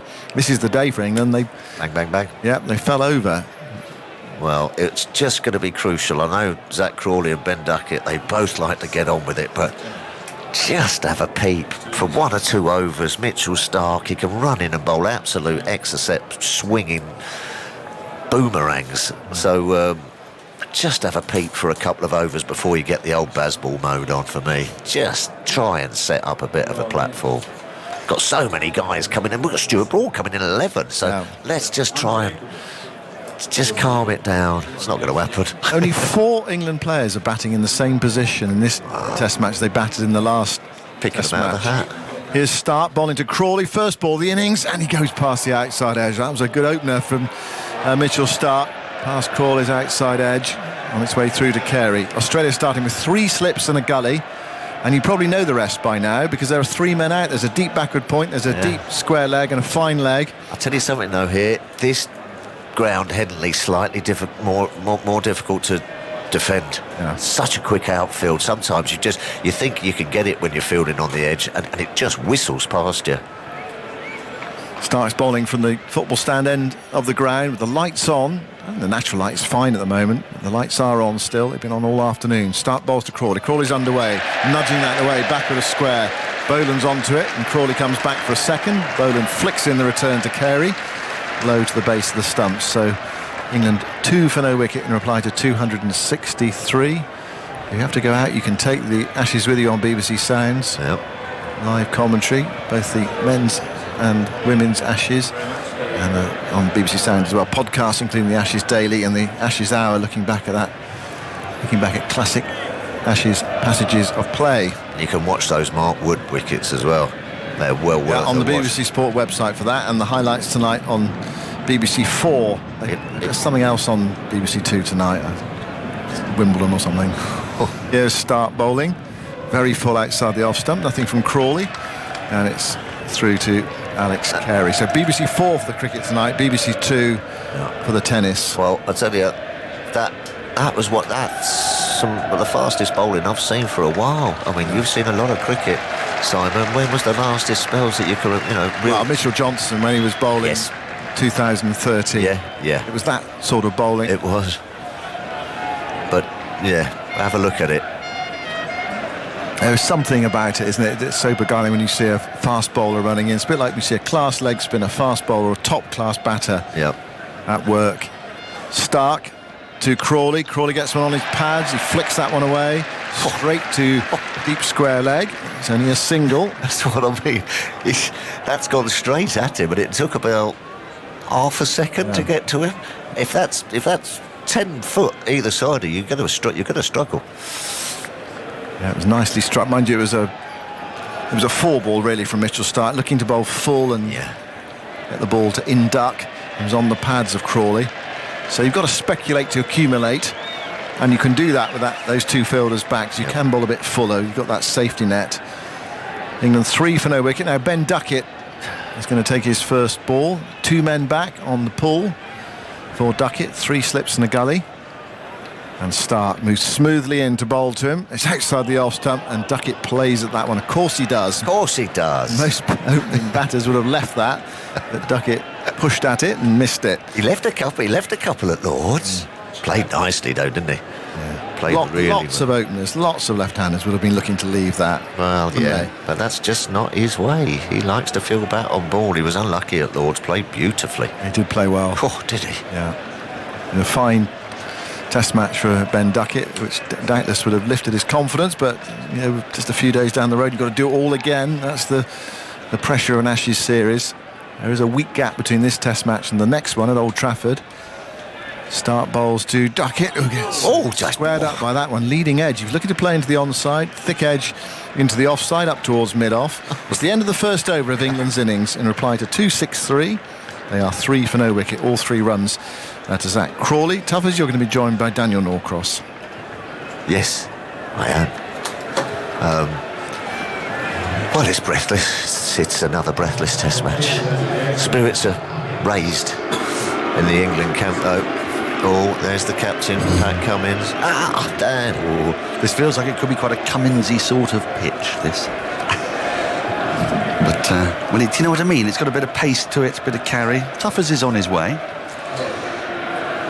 Like ships that pass in the night. And England 3 without loss, having picked up the last 6 wickets for just 23 runs. The value of pure pace. And what a strange sight it is to see Australian batsmen recoiling from English pace. It's not a sight that one's particularly used to.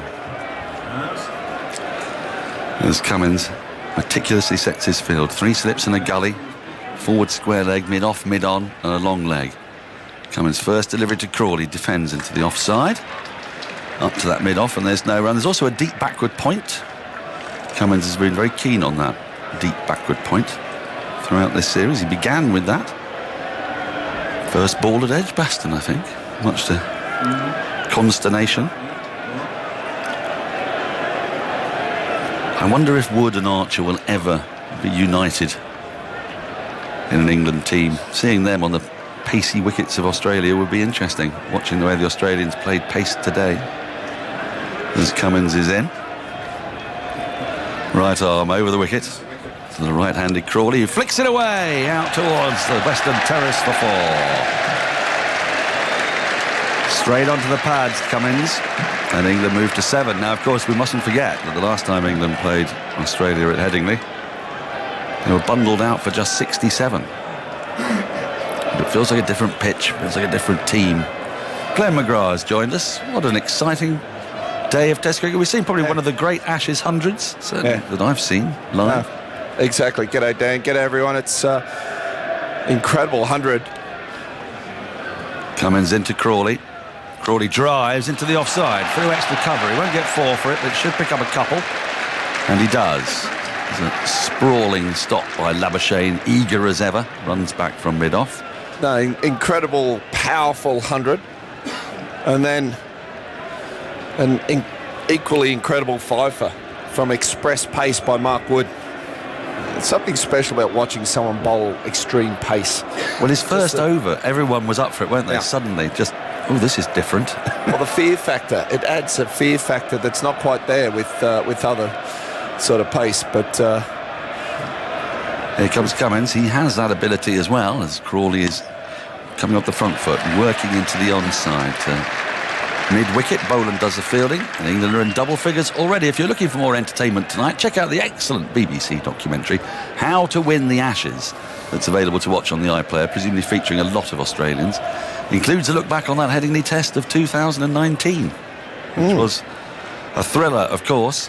But, you know, we talk about that great Stokes 100, but today, genuinely, in the context of that innings, Mitchell Marsh, 118 of 118 balls, an extraordinary innings.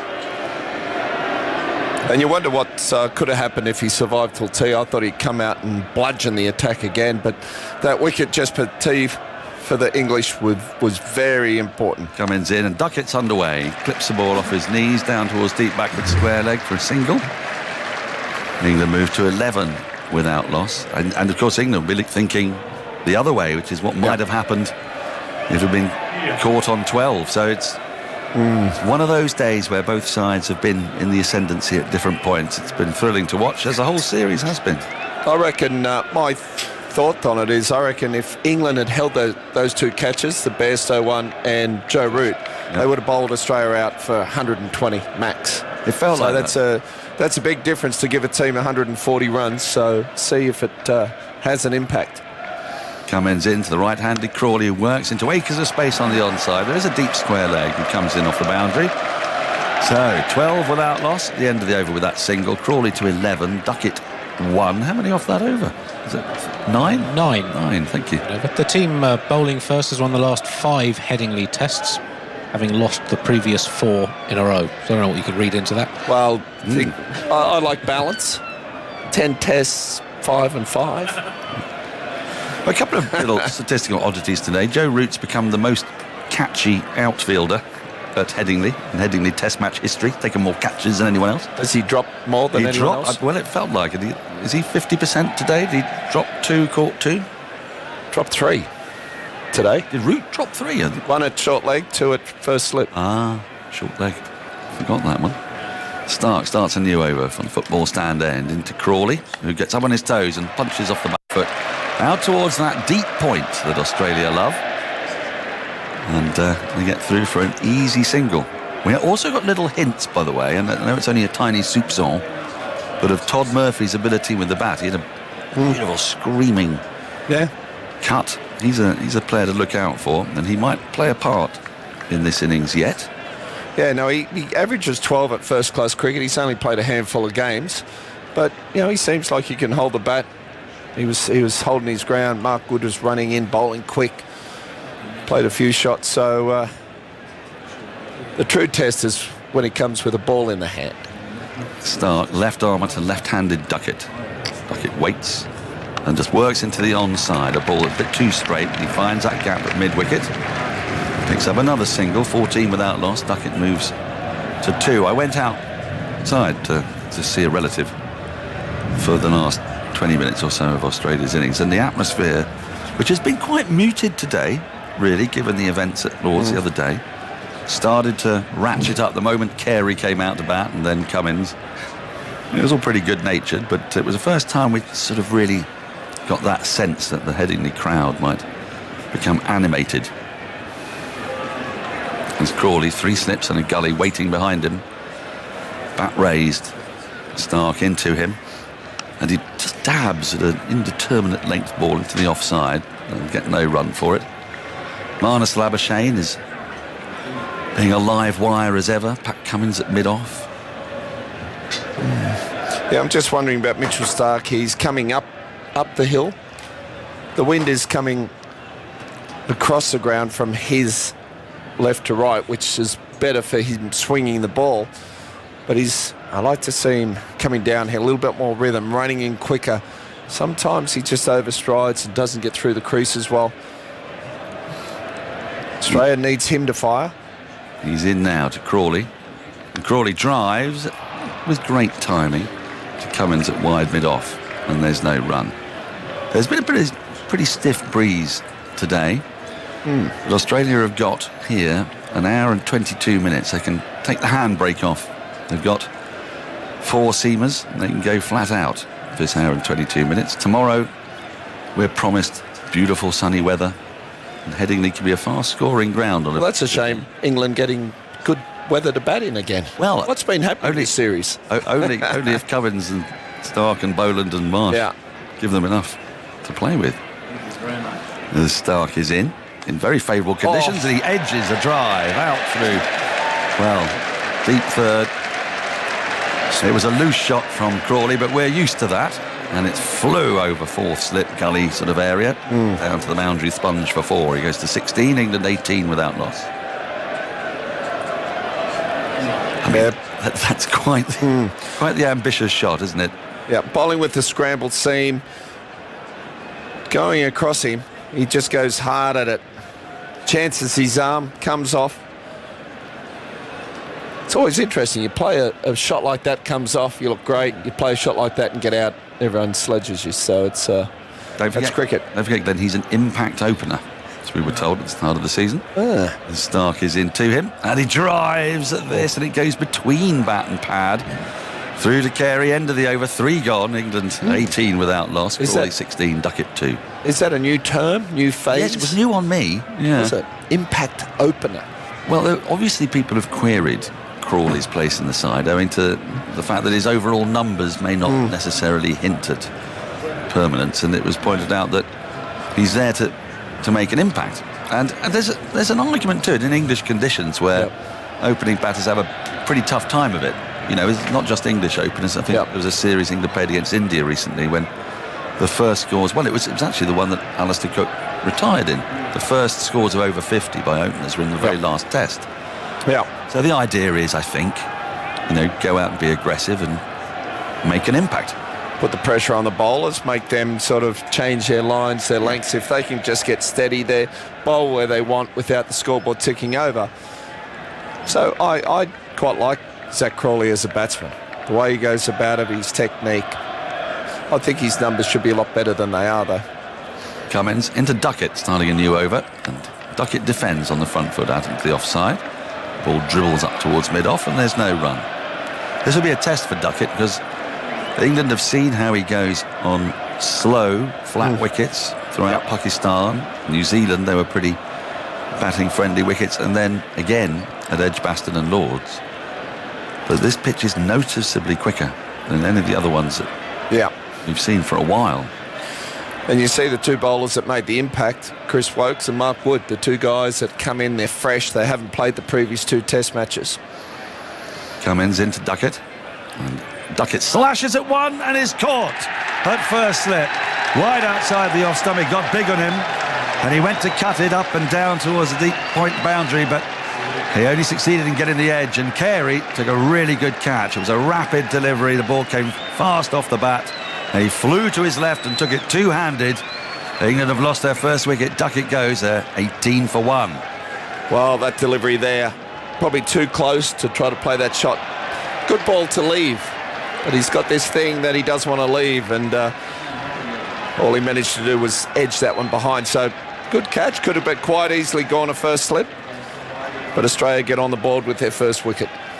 Yep, it was not played with a horizontal bat. He was actually playing it almost like a vertical back foot drive to a ball that was around about, almost his shoulder height. He's not the tallest man, but it was one of those ones where his compulsion to play at the ball produced his downfall. And it means that walking out to bat at number 3 for England is Harry Brook. And this is not a familiar position for him. He's there because Ollie Pope is injured, and he'll be there, presumably, for the rest of the series. So this is a big test on his home ground. He gets rousing support. Fans are on their feet. Well, these 2 batsmen don't like playing the defensive game, do they? And that wicket there, I think, was brought by extra bounce. I think that's what brought Duckett undone there. I think the extra bounce is going to trouble him in his career. But these 2 here, you've got Zach Crawley, I think, plays the short ball quite well, and the ball coming on. Harry Brook, whether there's a little question mark about the short ball, the one that sort of gets big on him. This is going to be a big test for this young fella. Well, we're comparing similar things, aren't we? Duckett and Brooks' careers looked at recently. I've been on these pretty placid pitches, and actually when he was in the World T20, it's harder to gauge because he was down the order a bit. But he did seem a little discomforted by the pacier pitches in Australia. He comes in with a hugely impressive average, of course, averaging nearly 70. 50 runs away from 1,000. Were he to get there, he'd become only the second man in the history. If he could get there in the next, well, in this Test series, he'd then the second man to do it within a year of starting, I think. Not a bad effort. Not there yet, though. Cummins into Brook. Brook gets a short ball, which he doesn't play at all well. Gets down on one knee, rather ups the periscope of his bat, and it flies through to the keeper. This is a different kind of surface. It looked like he wanted to play that, didn't he? Yep. Just seeing again Duckett's shot, he won't like looking at that. It beat him for pace and bounce, but it was well taken by Carey. It did bobble around a little bit there as he rolled it, but controlled it well. Controlled the ball while he didn't have control of his body. Oh, we're going to go back to that.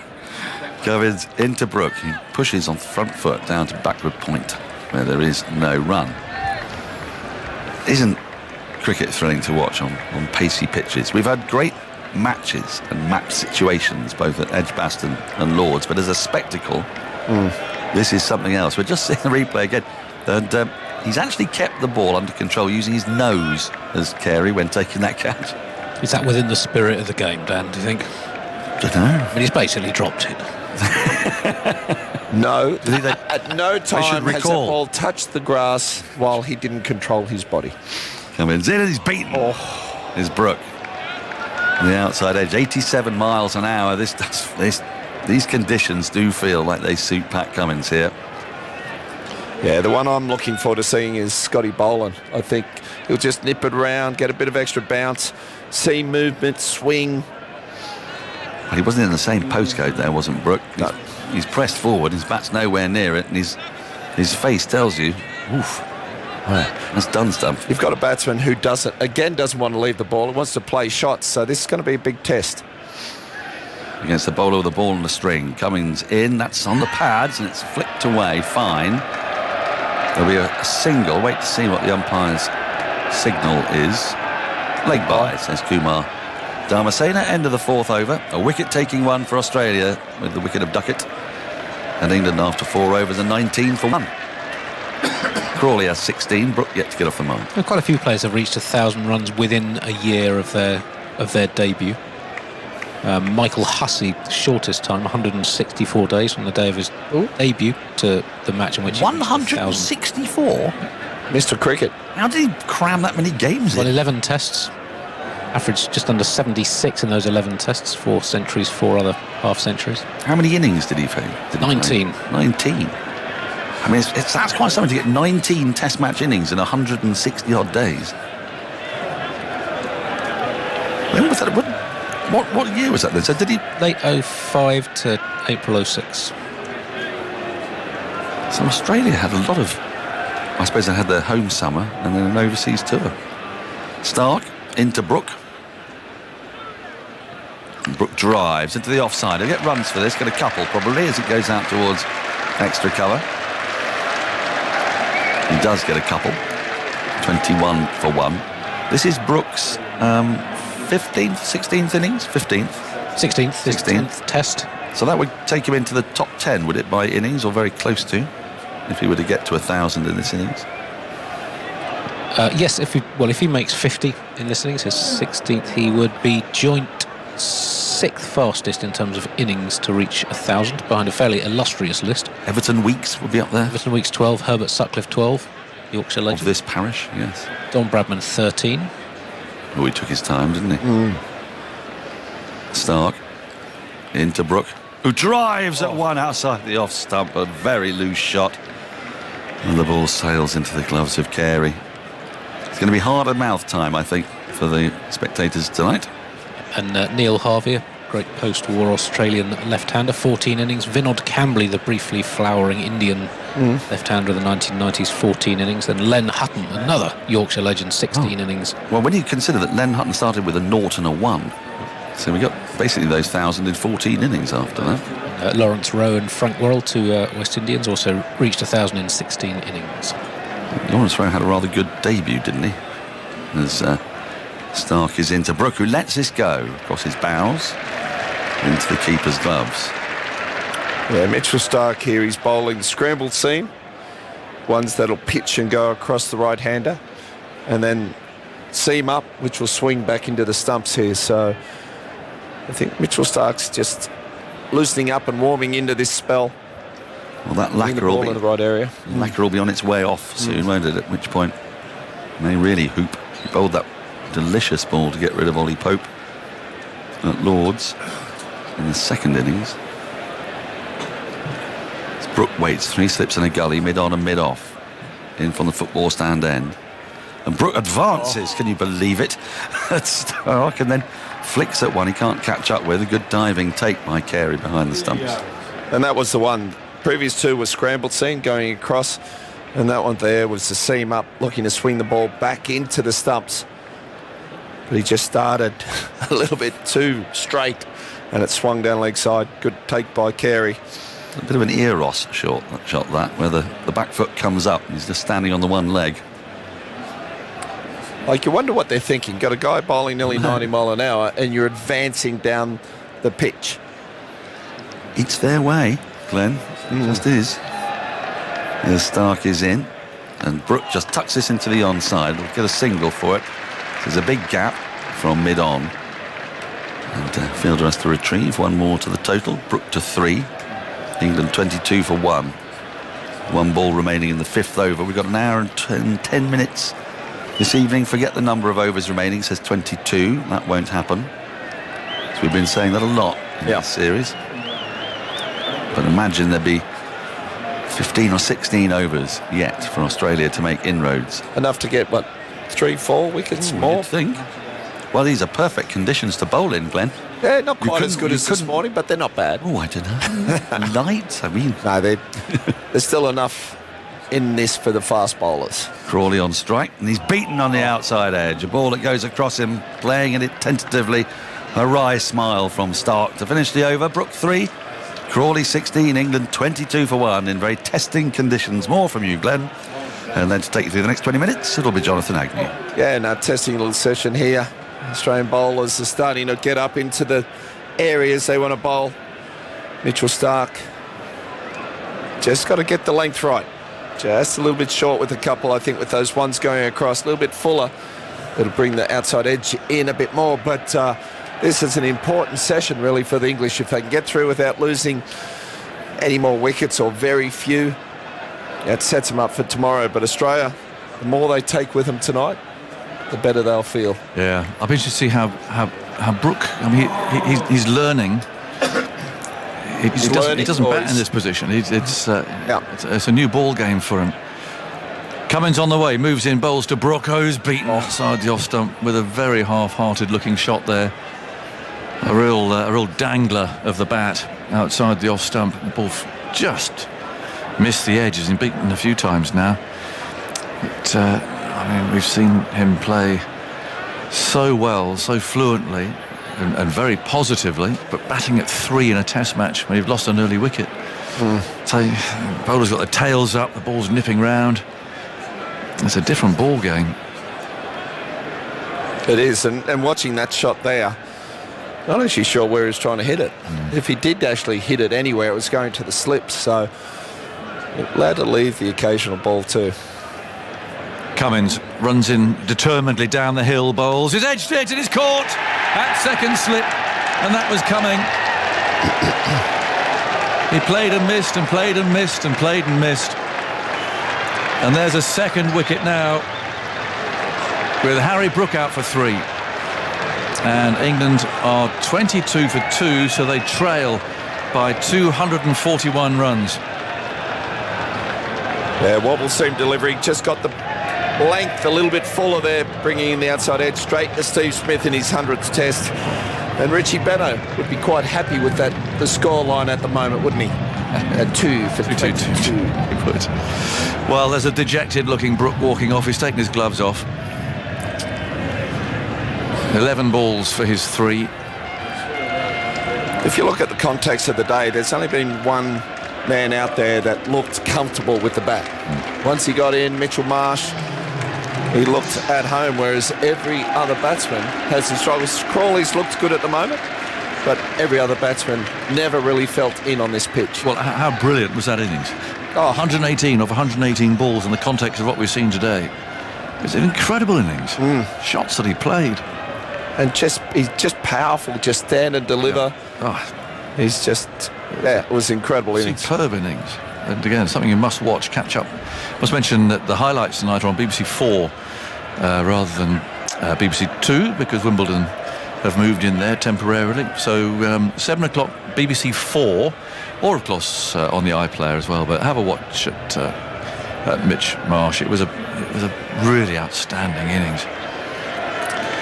Now, how's Joe Root going to fare? He's not had a great day in the field. He's dropped a couple. Pouring at the ground, looking around. Barmy Army trumpeter footling away in the background there as Cummins is on his way now. Bowls to Root, a good one, just nipping away off the surface. Root, though, calmly lets it go through the wicketkeeper Carey. Yeah, no, Harry Brook there could take a leaf out of Joe Root's book. Just play at the deliveries you need to play at. That one there got the perfect length. And Steve Smith normally has pretty good hands. So I just saw Joe Root inquire that everything is well there from the wicketkeeper as he went up to prod the pitch. Well, good to see them respecting the game and asking permission to leave the crease. In goes Cummins, wide of the crease, moves in, bowls to Root, pushing it away for his first run. Is off the mark. And through they come for a single. 23 for 2. Root is away. Crawley now on 16 on strike. And England are 240 runs behind. The floodlights are still on. They've been on for much of the afternoon, actually. There's a low cloud around. Forecast good tomorrow. A bit of blue sky. 26. Was it 27? To get your shorts on, it'd be like being back at home. Happy days. And then Queensland. Bit of rain around on some Saturdays there. So fingers crossed. But yeah, no, I'm as you rightly mentioned, I am residing in Queensland at the moment and enjoying it up there. I guess you have to come for a visit next time. I'd love to come. A bit of booing there in the terraces. The stewards moving in, I think. Cummins bowls, and it's tucked away nicely into the leg side there by Crawley. He'll look for 2 if he can. Oh, he's actually sent Root back there. He's going to come for the second, but Head came in quickly. Not very big boundaries here. That's probably a sensible decision. 24 for 2. No, I reckon there was 2 there. You think? If they'd gone hard, I reckon they would have comfortably made it, but don't really want to risk a run out at this stage. That's the worst thing that could happen. Australian supporters sitting there watching intently as well. They've seen a terrific day's cricket today. In goes Cummins. Bowls, Root forward, and a little dabbing into the offside. He wanted a run there, and again Crawley says no thanks. Bowls rolls away for Labuschagne to field at point. So the end of the over, 24 for 2. Crawley 17. Root has 1. The men out for England. Duckett for 2. I think there'll be a lot of left-handed opening batsmen who were saying, "Why did you play at that? Why did you play it? Why don't you leave some balls?" Because it was right in the channel, really. Bounced. But anyway, he's out for 2, and then Brook out for 3. There's been a brilliant innings of 118 by Mitch Marsh, which at the moment is the difference between the two teams. Australia with those runs on the board, not as many as they'd like. England backs to the wall at the moment. 24 for 2, hanging on in there. And Stark is coming up the hill, running towards us, and is bowling to Crawley, who drives. Not really get out of the middle of the bat. So did you say Australia 2? Is it? What then up 260? 263, wasn't it? You said not as many as they would have liked. They wanted more than 260. They probably a lot more than they should have got. Oh well, yeah. So with the it drop depends. chances. You look at the context of the game. So it's been Nearly every day of this Ashes series has been a highlight package. Today, no different. Well, it's definitely got the interest. Oh, yeah. Well, look at Headingley. It's absolutely packed. It's packed. It's sold out. All 5 days are gone. Good to see. It's brilliant. 24 for 2.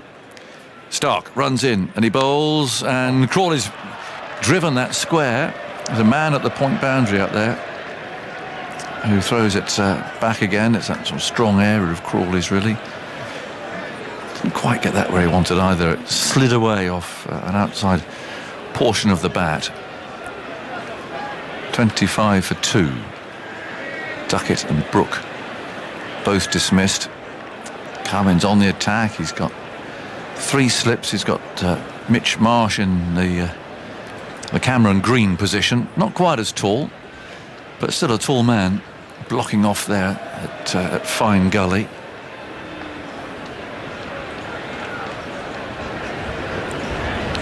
Stark cruises in, Root on the back foot, allows that to go through outside the off stump.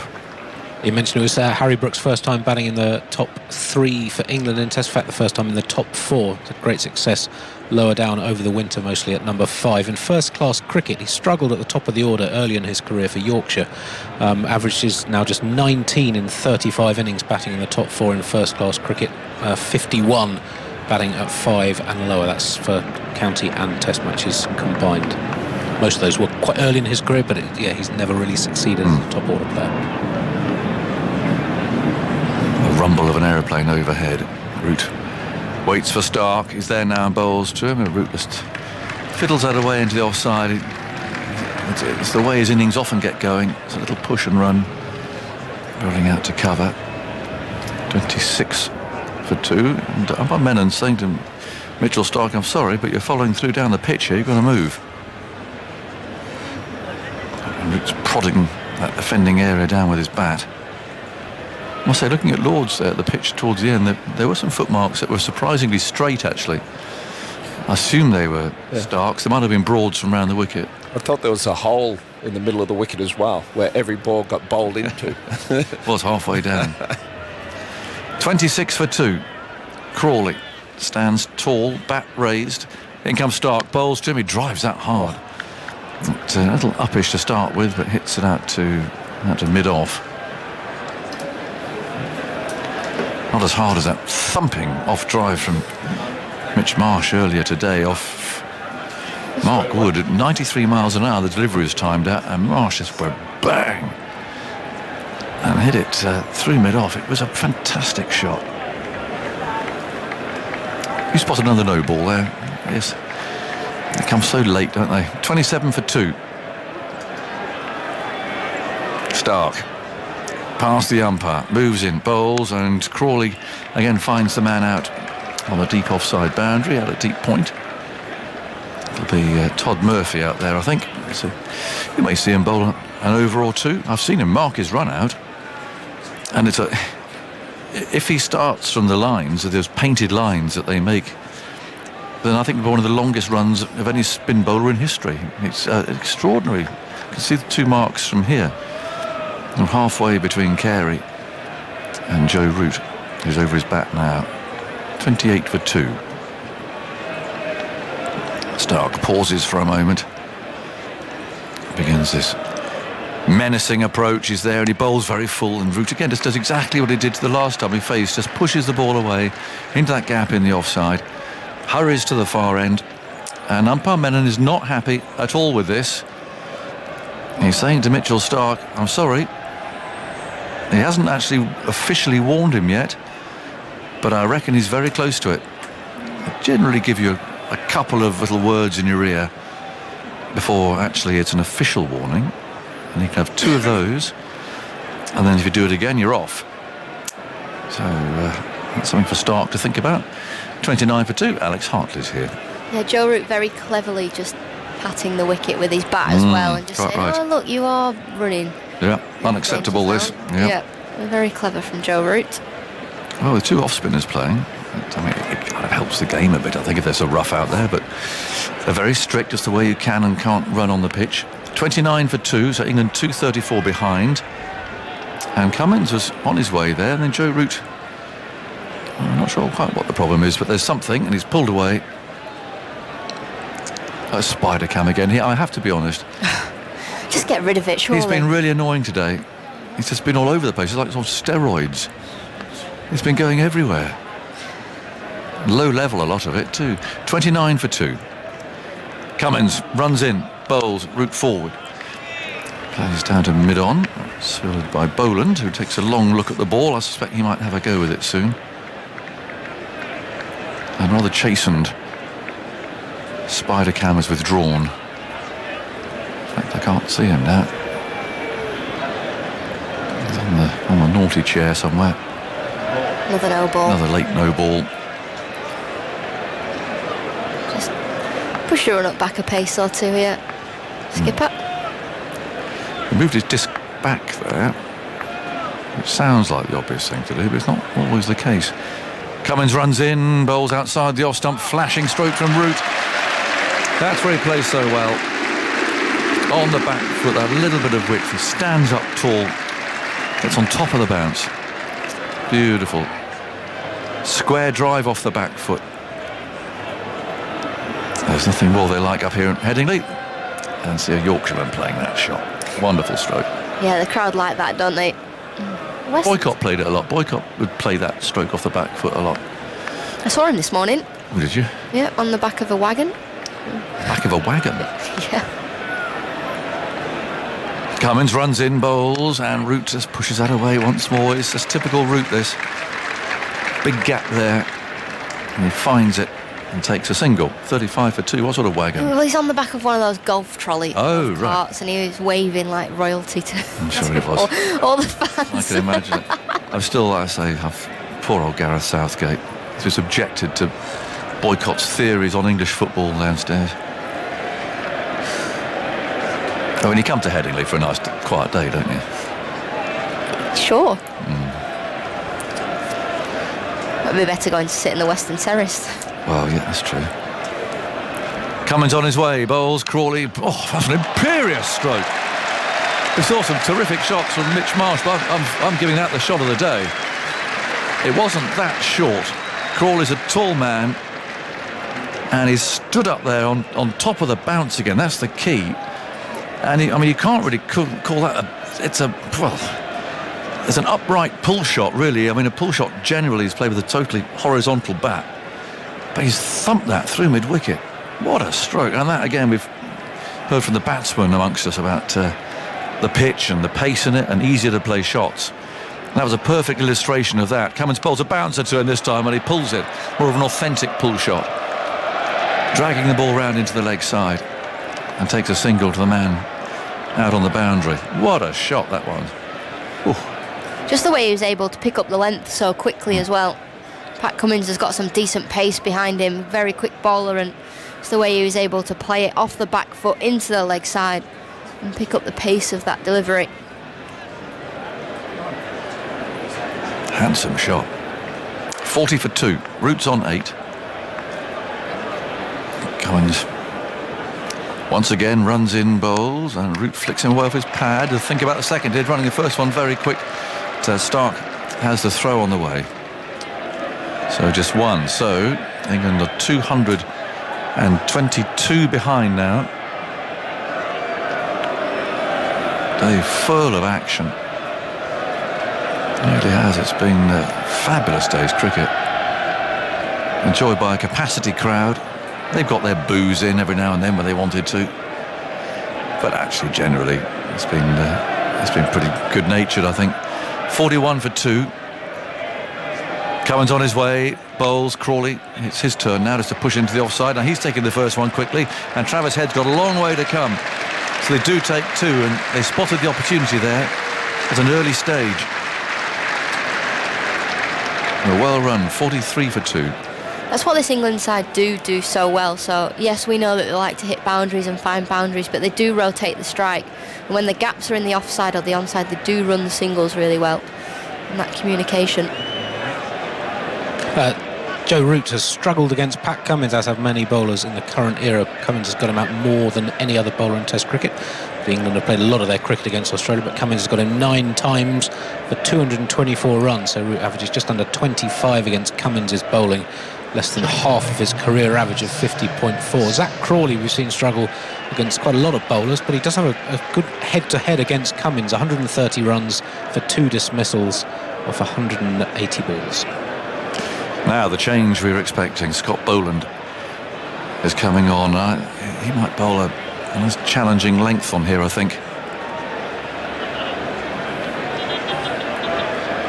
Just loosening up. He's going to bowl up the hill from the football stand end. There's 2 slips and a gully. And Root over his bat.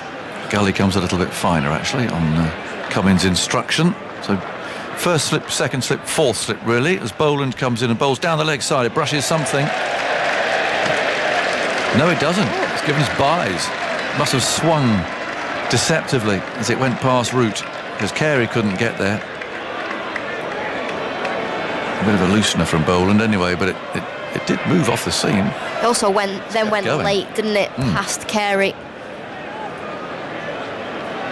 It did look like Joe Root got something on it. It went that far. 47 for 2. Boland swings round again in the distance. Here he comes now, past the umpire, bowls to Root, who leans back and cuts that for 4. Between the slips and the gully, perfectly controlled. Too short from Boland, who kicks at the ground. Murphy runs down to the Australian supporters section and throws the ball back again. A chap there with a Yorkshire flag waves vigorously. And the 50 comes up. Waving it in front of the Australians, or? Well, to one side. I think he's just being quite wary. He's only a few seats away, but it's all very good natured down there. In comes Boland, moves in, bowls. Root gets another one down the leg side. Oh, the appeal from Boland. Root is, well, he's saying what? What are you talking about? Boland's coming down for a conversation, and Cummins too from mid-on. Certainly, I mean, it's possible there was a noise, because they did all go up.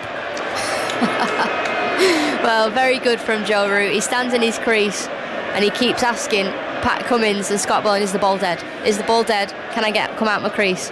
He's done that a couple of times now. I think it's come off his thigh, surely. I think it brushed something, just his trousers. There must have been a noise. But it's a nice take from Carey. 51 for 2. Spider Cam is basically fielding in the slips at the moment. Here comes Boland, bowls to Root, who takes a pace down the pitch and then plays no stroke. Up everyone goes.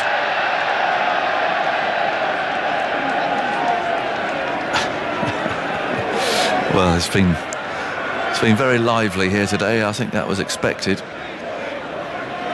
51 for 2. Yeah, just have the thigh with Joe Root, that previous one. Root waits, Boland turns. Away in the distance. Comes in up the hill, bowls to Root, plays across his pad.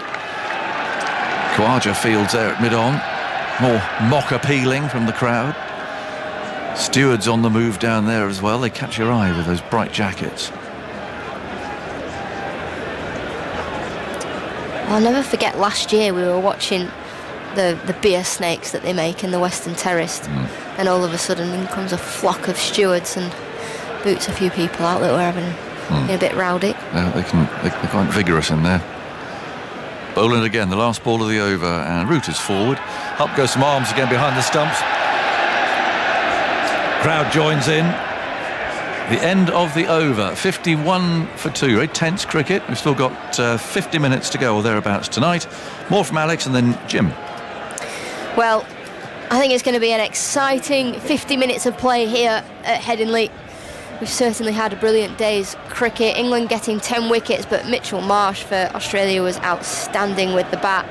Then Australia taken 2 quick wickets, and it's down to Joe Root and Zach Crawley to rebuild here. England, they don't want to lose another wicket before the end of play, ideally. Ideally, yes. That's 45 minutes or so away. It'll be interesting to see how he deploys the attack here with the novice off spinner in the lineup. You'd imagine he'd get a chance at some point before the end of the day. Maybe even Mitchell Marsh, who's had such an extraordinary day with the bat, coming back after 4 years. Now, the skipper, Pat Cummins, bounds in and bowls it, and Crawley plays it around the pad hard towards mid-on, but he can make a run because Stark had to move in to collect it. So England busily along to 2 for 52. This is only the 10th over, so they're having a bit of Baz's ball, or whatever they call it. Their batting is very attractive. It's a good pitch to play shots on. It's coming on. You just have to be sure you don't nick one, and a few have. Cummins is in and he's bowling, and it's short and it's ripped away to deep square and to Murphy. Again, sure of the bounce on this quicker pitch. It's not the variable of the previous two surfaces, and Joe Root got over the bounce and heaved it away. He's 14, 2 for 53. 2 slips.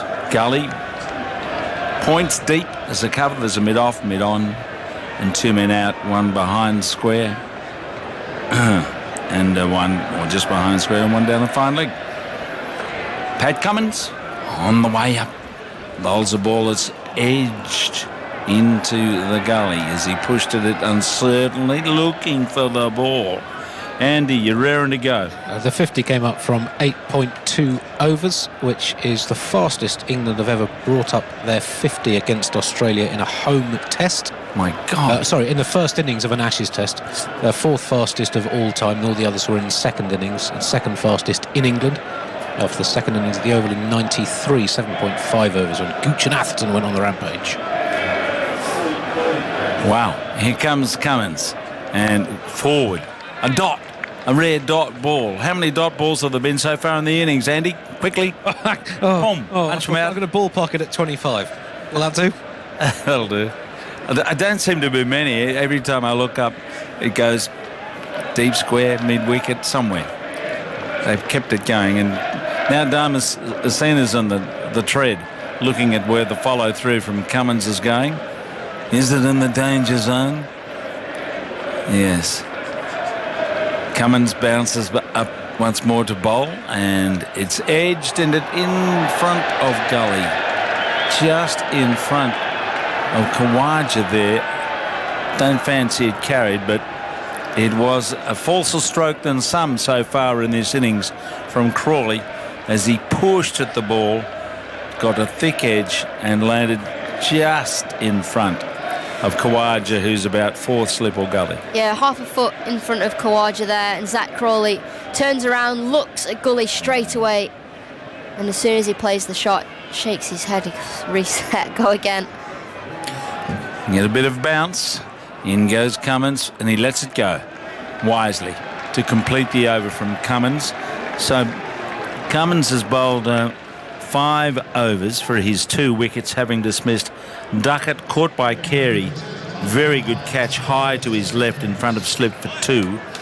And then Brook caught by Smith, pushing and a bounce delivery that went from Cummins to second slip, and he was out for 3. So here we go.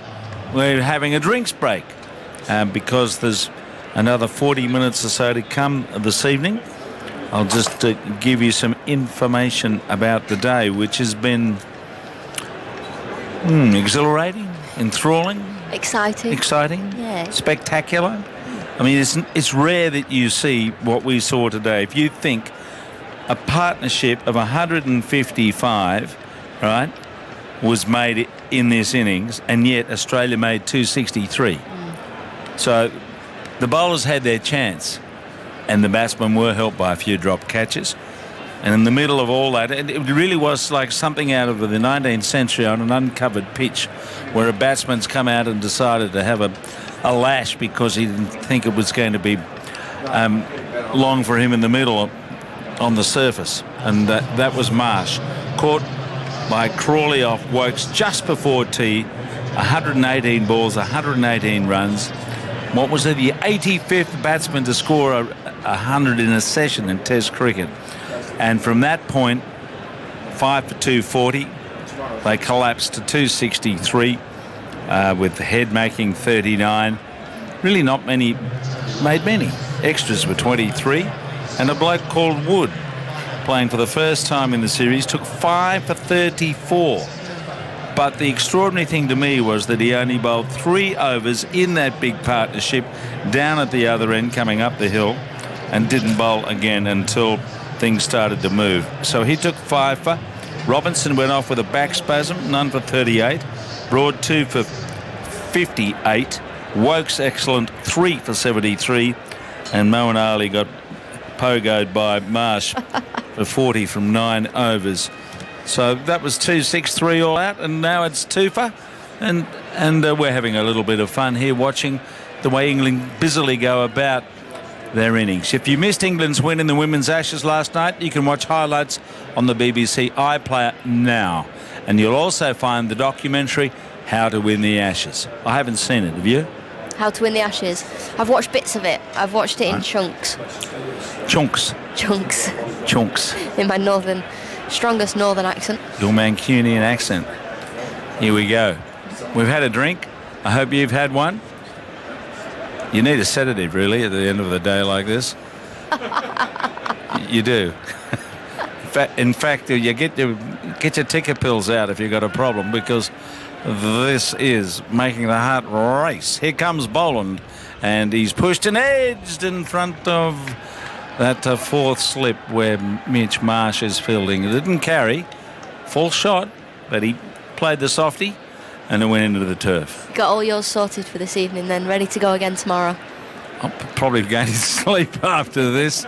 But yes, I could trip the light fantastic and wander into a bar. I think there'll be a few of that Western Terrace will be very thirsty if they haven't quenched it already. It's Boland coming in again, and Ford, he wants a single, won't get it because it went pretty quickly in the direction of the bowler following through. Sun's out again. Isn't that good? Where do you go for a swim round here? There's no beach, is there? Are we far from water? Well, there's water of some sort here. Isn't there a river? It'd be dirty though. We're in Yorkshire. Oh, don't say that too loud. I can. I'm from Lancashire. It's fine. Right. There's a canal I know in town. I don't think I'll be swimming in that either.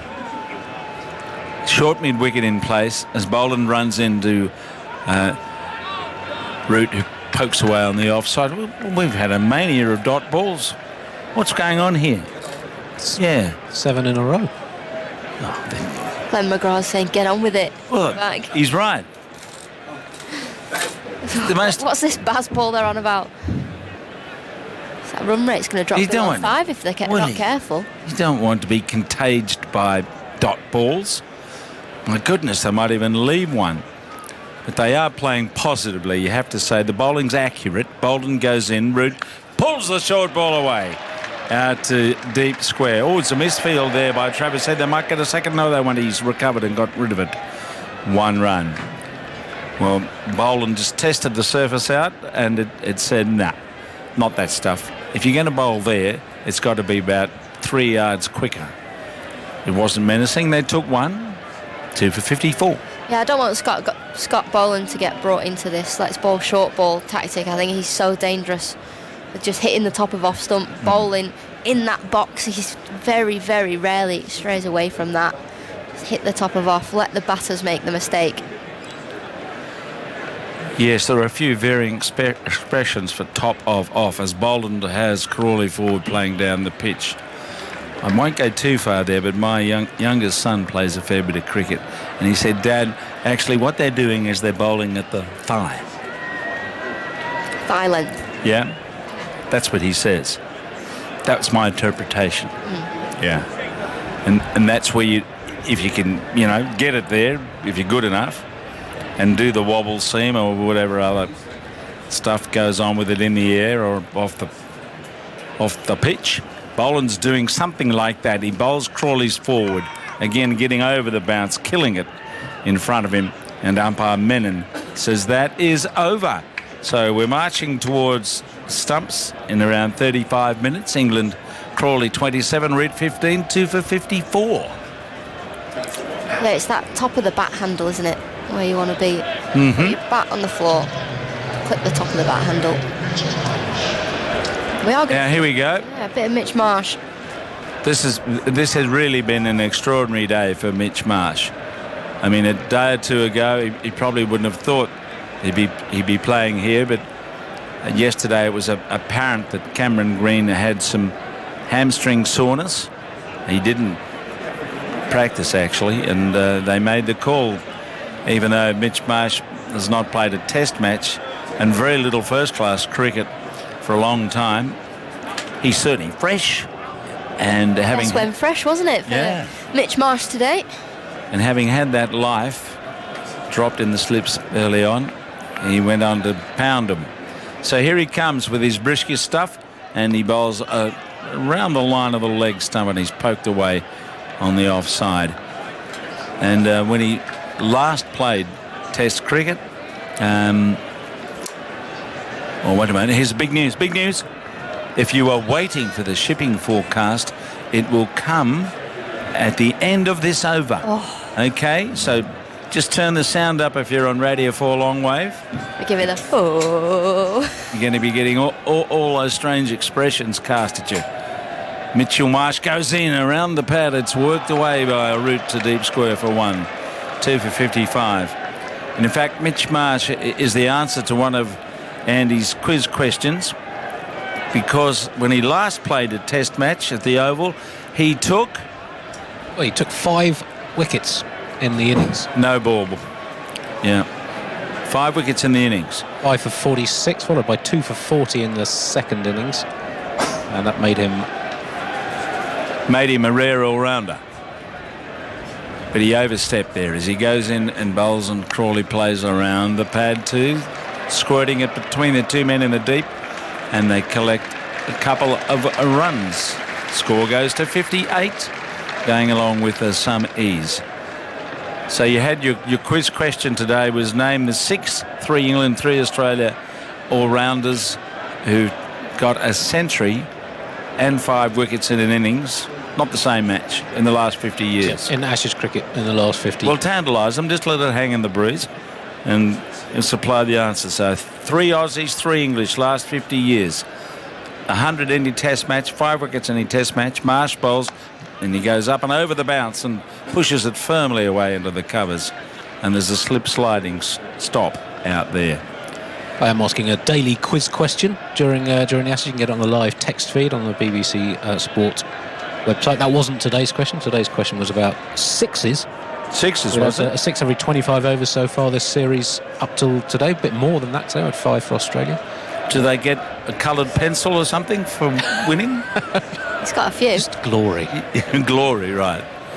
Here comes Marsh. He bowls a ball that's whipped away to the onside, out into the deep. Another single with protection at deep mid-wicket, and Murphy tosses it back at 2 for 60. Crawley's 30 and Root is 16. 2 for 59. Some scoreboards are faster than others, some are slower than others. This one's fast. They had the score up before. Don't know where to look. Before they scored the run. Other scoreboards are well behind. 2 slips Gully. Mitch Marsh is bowling his medium fastish stuff, and is about to move in from the Kirkstall lane end to Root, who's advancing and punching on the off drive down to Cummins, who's applauding the delivery as he picks the ball up. So today's question was, how often was sixes hit in Ashes cricket between 1946 and 1999 in terms of number of overs per 6? We've had a 6 every 25 overs this series. So it's the kind of questions people can take a guess at. I don't know about your knowledge, about taking an educate. What would you say, Alex, instinctively? 42 overs. 27.3 overs. Here we go. And I'll be way out. Marsh bowls and pushed away by Reid for a quick single down towards mid-on, and Starker gathers the ball but doesn't release because he can see they are through, and that is the end of the over. So the score is 2 for 60. Crawley's 30 and Root is 17. It's not the end of the over. anticlimax. We've got another posthumous no ball. We've had a few in this innings. Now, what's umpire Damasceno doing? He's standing there in the danger zone and he's giving it a little pity-patty signal of some sort to someone. Right, this should be the last ball of the over. Marsh runs up and bowls it, and it's hitting the pad. And they skip off for a single. Did he get a nick onto the pad, or is it a leg by at the end of the over? He nicked it onto his pad. So that is the end of the over. No posthumous no's. No. 2 for 60. Righto. The commentary continues on 5 Sports Extra, BBC Sounds, and on the ABC in Australia. Good morning to you all. But Radio 4 long-wave listeners are leaving us briefly for the shipping forecast. Yes. Okay. I'll give you the answer to the quiz question. All right. 6 every 171 overs in between 1946 and 1999, so many more these days. I'll give you the list of all-rounders. What was the number of overs for the Sixers? 171. You were close, Overs. Jim. 6 every 171 The overs. average number of overs. Boring batsmen they were, as Boland bowls, and he's slid away on the offside, just opening the face down towards third man, and Todd Murphy's there. I think I'm out of here, but they're... Yeah, we'll just... He's got to run up the stairs. 2 for 62. England bumping along. All right, now with the... So the other question was about the all-rounders. I hope you've all been thinking about it.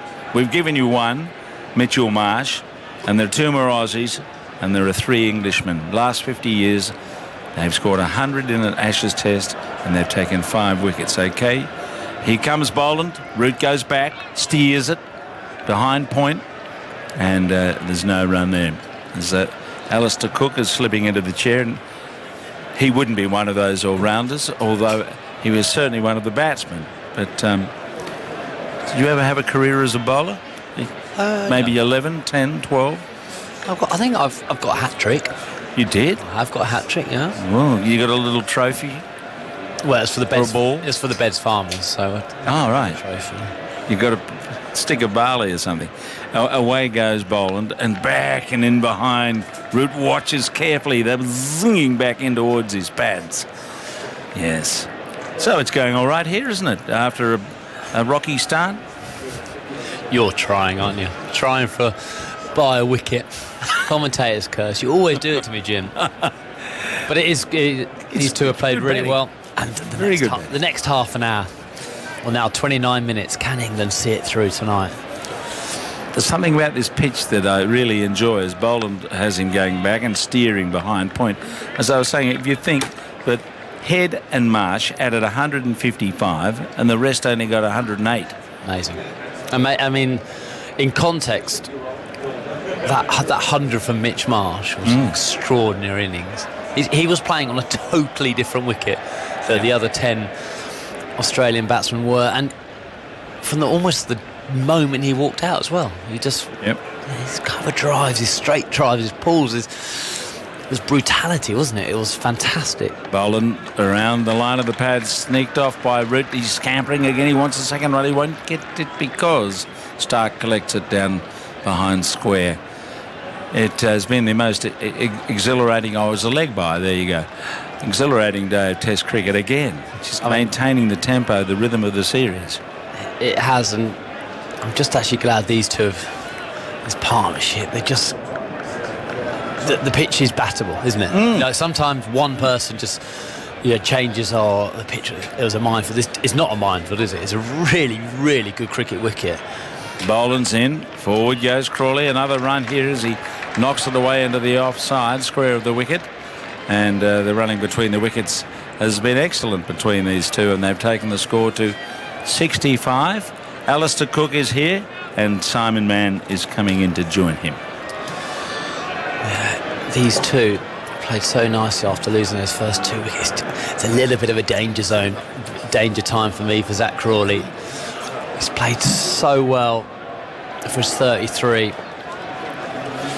but you just fear it's like he doesn't have that mistake in him like he's had so many times in his career so far. But he's He has played beautifully at the top of the order. England needed him to after losing Ben Duckett. He's played well. Well, crucial 25 minutes coming up here.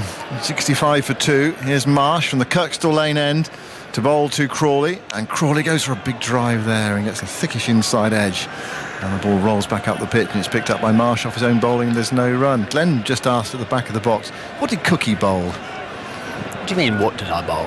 Like what? I bowled spin and seam in Test cricket. Well, I think actually we came up with a word beginning with F. Filth. There's just no need for me. I expected Aggers. I expected Aggers. Well, not from you. No, there wasn't. No, that wasn't me. Me and you are friends. But Glenn said, was I a better batter than Cookie was bowler? Here's Marsh bowling. Forward goes Crawley, playing up the onside. Picked up by Stark at mid-on. No. Glenn wasn't a better batter. No. Than you were a bowler. No, you never saw me at my full potential. I like that. I'd given up on my bowling. I was a decent off spin, non-turning off spinner. What? It's sort of like when you were a teenager. I got 3 for 13 for Essex in the first class game. Did you? Yeah. I had 3 for 1 at one stage. Genuine as well. No one else could get wickets. Marsh bowls. Oh, that's edged and caught at first slip. Crawley's gone. Warner takes the catch. Nice comfortable height away to his right-hand side. And Marsh joins the action again after his 100 earlier. Crawley goes for 33. And the game swings again, 65 for 3. What a day Mitchell Marsh is having. It's just his 5th, 6th stump. It's a nothing. Oh, it was a nothing shot, really. It was the one he nicks. And it's a good catch from David Warner. Almost sneaked out. I was saying, just felt a bit of angst. This is a crucial time for Zach Crawley. He's played nicely, but how many times you'll see it? How many times you'll see a good start and not going on? Yeah, he played well. He played well until he nicked one. And in a way, that sentence sums up Zach Crawley's Test career, really. Played well until he nicked one. Just when England were just not getting on top, but were recovering. They were doing. Who's that crucial wicket? I was just going to say, is it Johnny Bairstow? It is Johnny Bairstow on his way. Does he have a point to prove? I don't know. He hasn't said anything since Sunday's events. He's on his home ground. Last year at Headingley, he made 100. And he's going out to join Joe Root. Tough time to bat as well. The last 25 minutes to play the floodlights, just making a bit more of an impact. It's a good time to bowl. Yeah, there's a dark cloud over the ground at the moment. And this game is right in the balance. 263 plays 65 for 3. It's been a wonderful day's cricket. Yeah. The bowlers have been in the game. There's something in the pitch. There's pace in the pitch. And you can score as well, but you have to work hard for them. It's a great cricket wicket. Yeah. Brilliant cricket wicket. And it will change as well. I reckon the next couple of days, I think we'll see less movement. It's meant to be nice sunny. Is it meant to be nice? Nice sunny and warm. Sunny, warm tomorrow. 26, 27 degrees, cloudless skies. Here's Marsh bowling to Bairstow with 4 slips in. Bairstow plays into the onside up towards mid-on. It's picked up by Mitchell Stark. You can make your minds up about that Zach Crawley wicket on BBC 4 at 7 o'clock tonight with the highlights. It'll also be on the BBC Sport website fairly soon. Just feel he just played away from his body a bit, felt for it, didn't need to play at it. I was just watching how long it took Johnny Bairstow to leave the crease to go garden. It was a bit longer. Marsh bowls to Bairstow. Bairstow drives inside edge onto the pad. The ball rolls away into the offside, and there's no run. Bairstow just waits and waits to leave his crease. The crowd like that. He's still waiting. And Labuschagne there in the gully, he shaped a throw at the stumps. A bit of pantomime action there from Labuschagne, all in good humour. just hope Johnny's got his Johnny head on. You know, he's don't want to get distracted by trying to play funny. Such a crucial 20 minutes. And a quick look over his left shoulder there. There is a fielder on the deep forward square leg boundary. Marsh to Bairstow, and Bairstow is beaten by that one. He goes right through him. Through to Carey. Well, it's one of those days for Mitchell Marsh. A day to remember. He's had a few of them in Ashes series, but perhaps none quite like today. Scintillating 100, and he's picked up a wicket as well. Just to tell you that 5 Live Sports Extra listeners have more live cricket from 7 o'clock. Commentary on the first of the T20 Blast quarter-finals. Birmingham Bears taking on Essex Eagles. I'm sure you'll be watching that later, Alistair. I will be. If I can find it somewhere. Or listening to it, following it. We'll have to do the podcast, won't we? Oh, yeah. If I'm asked to do the podcast. Or maybe you're always waiting for the TV text. You're waiting for the text, who's on the TV out. Which pundits gets the late shift. They got a chance at Edgbaston for that one? Absolutely, they've got a chance. Yeah. Dangerous side. It was always... It's like the playoffs, isn't it? The side who sneaks in. We sneaked in on run rate at the last ball. Feroz Kushi hit a 6 to get us through. Root on 17, faces Mitchell Stark back into the attack. Stark outside the off stump, probing. Not far away from that off stump. Root equal to it, leaving. Through to Carey. Essex tried their best. I think they're chasing 190 odd. Essex needed to win. And I checked the score, and we're 130 off 11 overs, so we needed 70 off 9 or something. 9 wickets down, 9 wickets to go, we're 1 down. So done. Didn't even look at it, and then I looked. We saw we won off with on the last ball. I didn't realise we hit a 6 to win it. So I don't think the last 8 overs went particularly well for us, but we got there. You got there, that's the crucial thing. Right, Stark making a change in the field. A leg slip in for Joe Root, who's 17 not out. England lost Crawley for 33, Duckett for 2 and Brook for 3. 2 for Cummins, 1 for Marsh. Here's Stark looking for his first wicket of the match. Bowls to Root, who's forward, playing into the onside. He's off quickly for 1, and they're going to come back for the second. They decide against it. 2 fielders converging, 1 from leg slip, 1 from deep square. And actually, we then had to rely on Kent not beating Somerset. And so I got in from working on the farm, and Alice was watching with the kids the highlights of one of the test matches on that. So we watched that, and then that game started. It's like, sorry. And actually, Alice went out, and so I was watching it and just doing whatever. And I was like, right. And suddenly realised that we needed Kent to win, but I didn't realise it was on live. To lose, sorry. And I didn't realise she had paused the thing, so I was watching an hour and a half behind. And then so I finished the first thing. I was like, was a bit late. Anyway, nipped upstairs and put it on upstairs, and the game had finished. I was like, I was totally oblivious to the fact that I was an hour and a half behind. Start now to Bairstow. Bairstow leaving, a ball outside the off stump, through to Carey. Mitchell Stark been brought back to bowl at Bairstow. He's got him out 9 times in tests for just 161 runs. So Bairstow averaging 17.8 against Stark.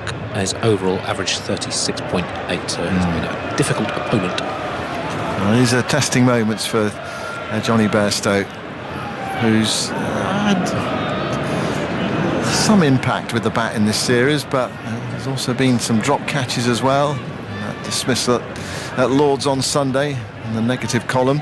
Stark bowls to him. Bairstow thinks about playing, if you can think, in 0.5 of a second, and then leaves it. Ball goes through to Carey. Yeah, it's funny that, isn't it, when you pause something and then you've forgotten you've done it. Well, I also didn't realise she'd paused it. Yeah. So I came in from the farm, and then I was... But yeah, so all the angst of Kent trying to chase 220, I think Somerset set them, it was all done. I promise you, I turned it back on upstairs. There was 1 ball left, and Grant Stewart hit a single or something. I was like, all the nerves and excitement's done. Why is this game finishing at 20 to 2 in the morning? Well, it was a bit dopey from me, to be honest. I was like, this game's starting late. Start to Bairstow, wide of off stump. Bairstow leaves it, taken by Carey in front of Warner at first slip. Australia 263 all out today, 5 from Wood. England 197 behind with 7 wickets left. Well, now Ollie Robinson's got his back spasm. Is Stuart Broad padded up? Is the Night Hawk? Is he padded up on a quick, fast wicket? I presume so. Or was it Mark Wood? It's Woody. Could be Woody. He's taking his 5 wickets earlier. He's not a bad lower order player. Stark bowls outside the off stump. Nothing from Bairstow. Flies through to Carey. Good carry in this pitch. End of Stark's over. 66-4-3. This game in the balance. Wood in his last 2 test innings, I think, has got into the 30s on both occasions. Useful runs lower down. We can reveal that you are on TV post-match highlights duty, so you'll have to, following that Essex game, you'll have to be delayed a bit. Yeah, I'll have to pause it again. A little more on Zach Crawley's curious series. He's had 3 good starts in first innings, 61 off 73, 48 off 48 and 33 off 39, but out for 7 and 3 in second innings since his 100 in Rawalpindi, averaging 24. There's Mitchell Marsh beginning a new over to Joe Root, wide of off stump. Root leaves. Of course, you can pause BBC Sounds as well, so you can pause and go back if you want to catch up all the action there right from the start. And since his majestic 267 against Pakistan at the end of the 2020 home summer, 29 tests, now averaging 23.9 in those 29 tests, 200s, only 6 other 50s in 56 innings. Marsh. Past the umpire now, up to the stumps, bowls to Root. Root solid in defence, bat and pad close together. Back to the bowler who picks up, and there's no run. Has there ever been a player that looks so good and plays so many good shots to average less than 30? To average less than 30. But it's almost, I'm trying to think, do I feel guilty about suggesting that it could have happened? That's the first thing I thought when I came on air. I was like, it's just that period of time that he's played so well, but there's a reason why he averages less than 30. Marsh bowls to Root, back into his crease, playing defensively, drops the ball into the offside, and there's no run. Yeah, if you'd popped in and watched the first 12 overs of this innings, you'd say he'd be mid to high 40s, wouldn't it? Just like he plays quick bowling well. He looks like he has all the time. The pull shot of Pat Cummins is just a magnificent shot. It's one of the shots of the series so far, wasn't it? Yeah, I mean, Pat Cummins bowling quick on a quick wicket. It was just nonchalant. Hit it for 4. Marsh to Root outside the off stump. Nothing from Root there. Got his eye on the close of play. 15 minutes away. 66-4-3. How many overs officially do we have left in the day's play? 11 after this one. 11 overs after this. I said that, I suppose the people who turned up today have had, 330 runs, something like that, 329 runs and 13 wickets. Marsh moves in again to bowl to Root. Root back, playing carefully towards cover. No run, 66-3. The official from Lords? I've been on the farm, I haven't seen -10 there were both sides were on their over rate. I haven't seen anything. Have a look on the World Test Championship table results, because that gives you an indication of how many points you're docked per over down. I read somewhere, I think England were -16, so that may be wrong. Marsh to complete the over, bowls to Root, comes tiptoeing down the pitch. Marsh fires it in at his pads, and Root turns it away for a single, backward a square. So Root gets the strike at the end of the over, 67-3. We've had 16 overs. Things have just quietened down in terms of the run rate in the last 2 or 3 overs. England were bounding along at 5s. As they move towards the close and play a bit more carefully, looking at tomorrow. Australia fought back well, though. They bowled out for 2-6-3. You expected them to come out hard at England. You could say that England have rather carelessly tossed away 3 wickets. Not through reckless stroke play, but just perhaps playing at balls they didn't need to play at. You're going to nick balls, aren't you, on this wicket? Australia nick balls. England gaze into any opportunities to, with those drop catches. That's the bit which hurt me today. Start bowls, Root defends, and wants a single into the offside. It might have been there, but they decided against it at this stage. So what are England at the moment in the World Test Championship? In fact, neither side was docked any for Lords, it seems. They were both docked 2 points from the Edgbaston Test, so England are on -2. -2, yeah. And it's all done by percentage, so the percentage of points from your available points, because teams played different numbers of games. So England are on -8.3% of the available points they could have had after 2 games of this cycle. Room for improvement. Leg slip in. 2 slips in the gully. Stark bowls. Root lets that one go outside the off stump. So was that figure on the scoreboard at Lords when it had -10 just not right? It's a good question. It's a very good question. Don't know the answer. You'd think that they would have been docked points and fined for their over 8 at Lords, wouldn't you? Absolutely. I mean, unless it was just someone having a bit of fun with the over 8 scoreboard operator think, I'll just mess around for a bit. But it was going up and down, wasn't it? You don't do that sort of thing at Lords. Well, see what happened in the long run the other day. Everything goes at Lords now. You know what I mean? It went up and down, didn't it? So they must have been official. It's a long, purposeful run, bowls to Root. Root is forward, defending towards Labuschagne, fielding it mid-off, and there's no run. And inching towards the close here, desperate to get their 3 down. Clock seems to go so slowly when you're batting in this period. Look up, it's still on 18, 6-18, still on 18. When's it going to 19? The game's come to a standstill for them. England won't mind this too much. There's someone moving at the far end. Mitchell Marsh has just stopped. I think there's a scrap going on in the hospitality. I can't see it. Where are you looking at the moment? I'm looking above the door. They're like, there's a bit of pushing and shoving in the doorway. By the way, security are coming in. I mean, I'm making it up because it's a long way away, but it doesn't look like there's a bit of something here. Well, the game has stopped, and Root, he wants them to sit down, and they close the door now. So if there was something going on there, they've closed the door on it.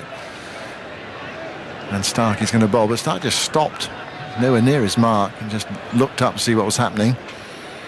He bowls to Root. Root gets the ball across him. He allows to go through to Carey. Root played well within himself here. It's the Root that we've come to know, really. There's been nothing extravagant. I presume he's going to come out tomorrow and play the reverse ramp first ball. Well, it must be going through his mind. Well, he's gone off to square leg now, and he said something going on there at the far end. He's pointed out to the square leg umpire. He might be on his walkie-talkie, umpire Damasceno. Yeah, he's pointing up there. To be fair, we haven't had many stoppages, have we? No. They've all been well behaved in terms of getting up during the over. Stark sets off again. Root's happy now. Stark bowls to him. Root lets that one go across him and through to Carey. And 1 ball left in this Stark over, and then 10 more minutes cricket, or just under 10 minutes. Looks like Cummins might have another go, loosening up at mid-on, possibly in place of Mitchell Marsh at this Kirkstall Lane end. It's another gripping day's Test cricket, and then the field comes up. They want to bowl at Bairstow. Root took the single off the last ball of the over, and again Root pulls away. The door's open. There's a door above the sight screen. People keep coming in and out of that door. I love it when you sit down to them and they'd sit on the steps. Anywhere but their chair. Right, last ball of the over. Stark goes in and bowls to Root, and Root nudges that away, and the field's come up, so that was good captaincy from Cummins. If the field had come up, it means they do get a chance to bowl at Bairstow. 67 for 3 then, and we're moving towards the end of this day's play. Jonathan Agnew is going to take you to the close and beyond with our review of the day. Good spot, Simon. He was doing some stretches. A bit 2 overs maybe from this end. Mitch Marsh got the ball to swing. Ball's just started to swing a bit more. But Cummins knows there's an opportunity to get 1 more wicket tonight, and just say Australia have had this probably slightly better of the day. Close to call, isn't it? What interests me about the swing is that the fastest bowler of the day has probably swung the ball more than anybody. You don't often see that. Mark Wood really swung the ball. So Bairstow on strike, and we've got 10 minutes to go, and Cummins is already on his way. There's 3 slips waiting there as he bowls, and Bairstow almost plays into his stumps. Well, it inside edge of his bat, possibly into the boot, and just for a very anxious moment there, Bairstow looked behind him. Could easily have just dribbled into his stumps. Should have bowled a bouncer, but shouldn't he? First ball coming. It's inside edge, big inside edge. It's his front pad. He didn't know where it was. No. Goes for the Johnny Bairstow wonder, which we'll have to call it now. 67 for 3. He's over his bat. And Cummins wheels round below us, wearing number 30. Short sleeve shirt, runs in, bowls, and Bairstow raises the bat. Through it goes to Carey. Oh, he's still not asking permission there. Now... He went... It wasn't as quick at Lord's, but it wasn't... He didn't look round, did he? No. It just seems to be in a world of his own, but after what happened, you'd think that he would be really careful. Let's watch this ball, see what happens. 67 for 3, movement behind Cummins now. So Bairstow's saying, sit down, please. It's amazing how you notice it was 7 minutes to go, but at 11:34, the sun's out. Yes, maybe not. Perfectly happy to face. Slips are ready. Cummins runs in, bowls, and Bairstow again lets that go. Stands there in his crease, looks behind him, and now he goes very deliberately, leaves his ground. I think he remembered that time. Never thought we'd be commentating when a batsman leaves his crease to go gardening, would you? No, not really. Cummins receives the ball. He marches back very quickly. Bairstow's ready. Cummins again. Over the wicket. Bowls down the leg side. The in-swinger there. Didn't quite get it in the right place. England 196 behind at the end of this first day. Story of brilliant innings, missed chances. Seen everything, haven't we? Yeah. Terrific fast bowling from Mark Wood. Lots and lots to entertain us. And apart from a bit of booing here and there, actually, it all appears to have, it's certainly on the field, it's been played in a perfectly reasonable spirit. 67 for 3. Cummins on his way, bowls, Bairstow lets that go by. Oh, it bounced a second time there. So Carey couldn't gather that. Just for my notes, Andy Zaltzman, what was the score when Mitch Marsh was dropped? I've got him dropped on 12. That was 98 for 4 in the 28th over. 98 for 4. Was that before or after Travis Head got dropped? That was after Head got dropped. That was 83 for 3 when Head was dropped. So it could have been 98 for 5. 67 for 3. And Cummins bowls on the leg stump. Flicked away by Bairstow to long leg. He's off the mark. Cheer breaks out of what remains on the Western stand there. Crowd definitely thinning out now, and over to the left-hand side as well, just below the hotel that converts into sponsors' boxes on days such as this. 68 for 3, 18 overs gone, 195 behind are England.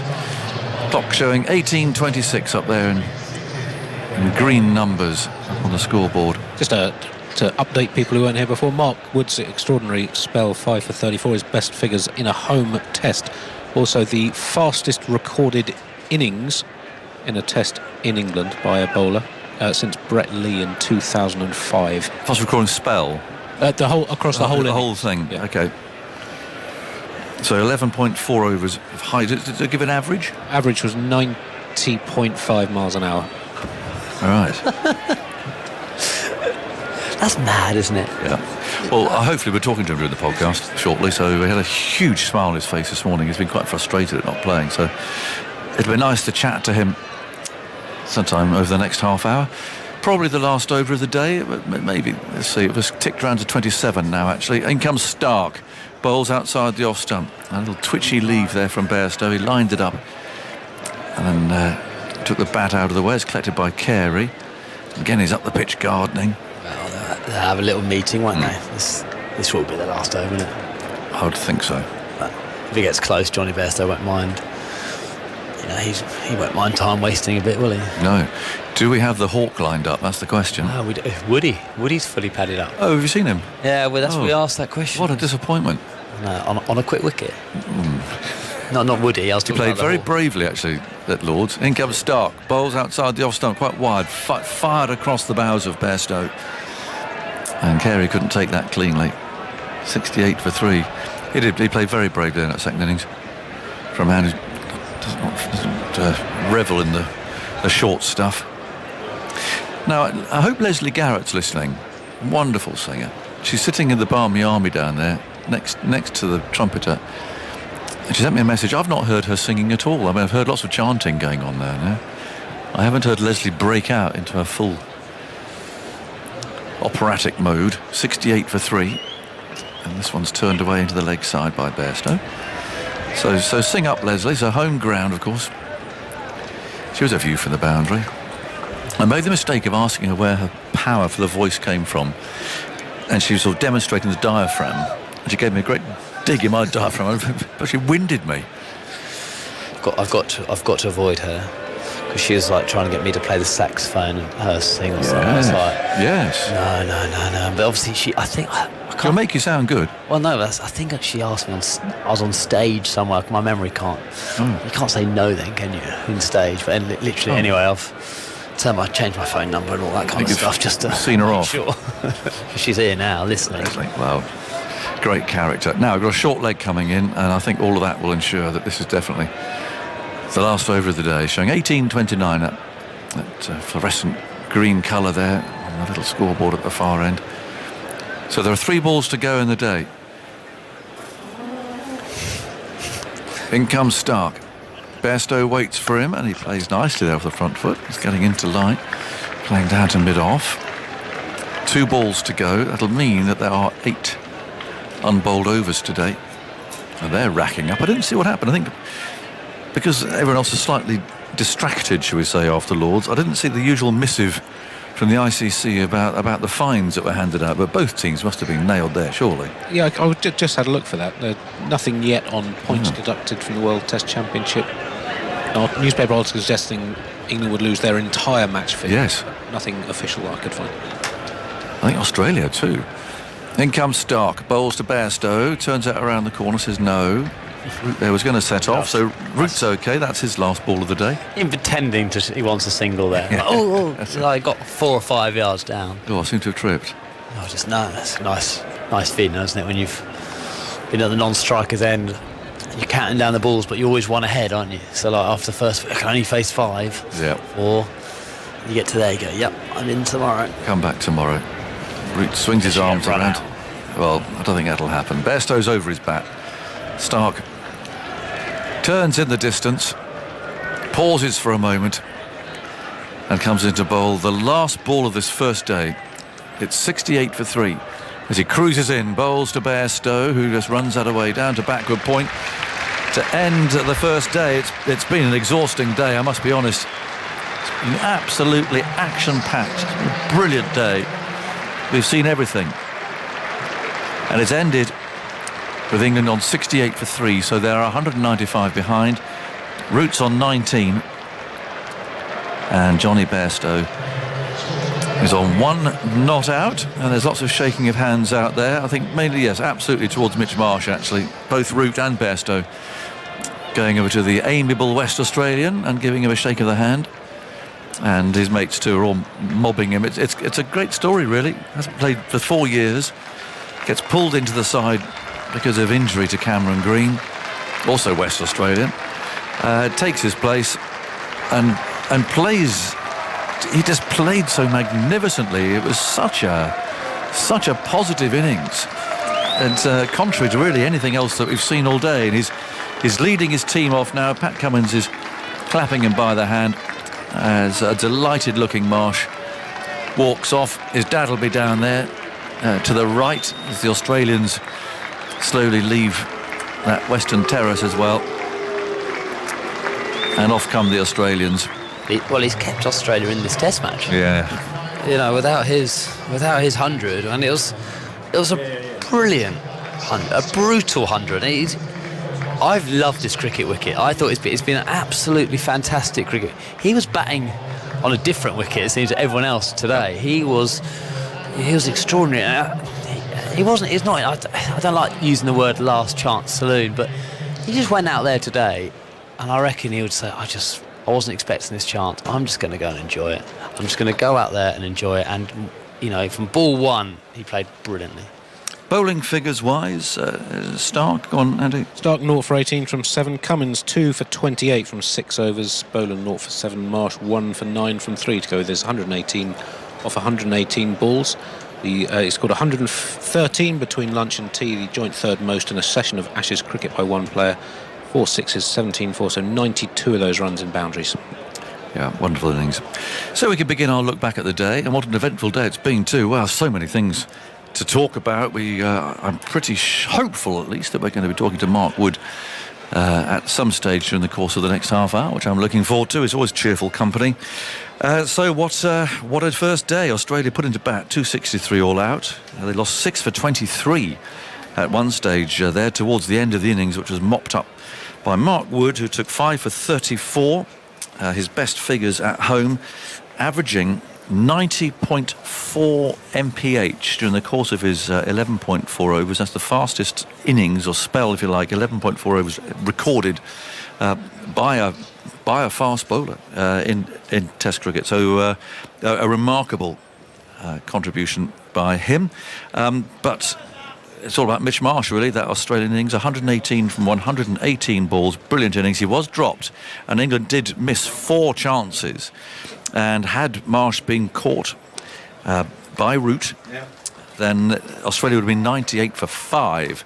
As it was, he was able to put on 155 with Travis Head before those last wickets fell. So then, in go England. They lost Duckett for 2, Crawley 33 and Brook for 3, 68 for 3, 195 behind. I've got a whole line of people here alongside me. I've got Glenn McGrath, I've got Alistair Cook and Michael Vaughan. So who are we going to start with? Let's start with Glenn, shall we? We're out there at the start, Glenn, aren't we? And greenish-looking pitch, quite hard. I wonder if you think the scores sort of reflect what that pitch was. Yeah, originally we thought it might have been what we call a Clayton's toss, where if England win the toss, they're going to have a bowl. If Australia win the toss, they'll have a bat. But talking to Pat Cummins, he was going to have a bowl as well. And looking the way it went today, it was probably a good toss to win and have a bowl. There was plenty in it. I think it's a great Test cricket wicket. The ball did plenty all day. A bit of movement, bit of bounce, carry, bit of seam movement. But once you get in, the way Mitchell Marsh batted, so I think it was a great wicket. 13 wickets. England will be happy to bowl Australia out for 263, but I think it could have been so much better. I reckon 120 with if they took all their catches, I reckon they would have knocked over Australia for 120 and be in a far better position. But, they fought hard in that last session, England, to be only 3 down, and it's going to be a great day tomorrow. So it doesn't disappoint this Ashes cricket, does it? Every day is a highlight package. So, another great day of Test cricket. Bowlers are always just slightly in it, aren't they? I mean, from you two batsmen down there, Michael and Alistair talk about the extra pace in the pitch and a bit of bounce, and you can play the shots and the outfield so fast. But I think the bowlers are always in this as well, the seam bowlers anyway. Yeah, I mean, I totally agree with what Glenn says. This is a fantastic cricket wicket. I think the first 2 Test matches, there's been great interest. The game's been played in an expansive way. It's brought great entertainment. But I think we'll all agree that the first 2 wickets have been quite slow and at times turgid. So it's been very difficult for the seamers. And this pitch here, the ball's just flown through to the keepers. The slips are properly in the game. The snicks are going kind of waist height. So a fantastic cricket wicket. It's been a brilliant day's play. I mean, you can't take your eyes off it. No. I mean, it's hard work commentating because usually you have those moments where you sit back and nothing happens and you don't have to say too much, particularly on the telly. But you have to be so on it all the time in this series because things are happening all the time. I was pleased with Johnny and Joe at the end there because they put Bazball in the box because they played the situation. They had to seeing them through to stumps without taking any risks. I think Australia will be pleased from the situation they were at lunch to think that they're still nearly 200 ahead of England and only 7 wickets to get in terms of the first innings. But I think the sun will shine tomorrow. The pitch might play at its best tomorrow. But I just think it's the kind of pitch that there's always going to be a ball. It's a really good cricket wicket. And I think if you bowl in the right areas, I think it's great for batting because if you get balls you can hit, you can really kind of just keep your shape and the ball flies. You just mentioned the outfield, it's rapid. So it's a really good pitch for a batter, but it's also a really good pitch for bowling. That's why it's going to be a great contest. Yeah. Is tomorrow the day when England finally, you feel that they're probably just got their noses just in front of it. It feels like that's kind of the balance. But is this tomorrow the day where they finally? Oh, you're pulling faces at me. 195, 7 wickets left. Oh, I think it's absolutely even. Dear. Absolutely even. I think you couldn't have a game better balanced or more finely poised than we are now. I'm with Varney. I just the cricket, it's amazing how the wicket has changed, isn't it, in terms of we've had Lords, we've had Edgbaston, and then we come here and we see a totally different brand of cricket today. And there's a ball there which Mark Wood bowled Stark. It went for 6 off the stumps. Oh, did it? It literally went for 6. I mean, that's how fast Mark Wood bowled and how England needed that wicket just before tea, didn't they? The wicket of Mitch Marsh just before tea, which Chris Woakes got in that last over. Also, actually, it ended up being the last ball before tea. And then Mark Wood came out after, was it 5 for 14, whatever, they got the last few wickets, but they needed that to stay in this game, because if Australia got 330, 340 after losing the toss being put on that wicket, it would have been a disaster. We'll talk to Mark Wood in a minute. He's out there doing the rounds. Come on, a bowl like that. Having just been bowling in the nets. It's pretty remarkable, really. Oh, incredible. And, Woody's that type of guy that he's going to run in and just give everything he's got every single ball. That's why you see him on the ground after he bowls majority of the time, because of the effort he puts in. But you look at the two guys that bowled well today. You've got Mark Wood, exceptional, 5 for Chris Woakes, 3 for bowled well. Could have quite easily had a few more wickets. The two guys that haven't played in this series, there's been a lot of bowling, a lot of short pitch bowling at Lords, and you wonder how much that took out of the bowlers, but those guys did well. And Mark Wood bowling up to 96 mile an hour. That's express. That's unique. You can't teach someone to bowl that pace.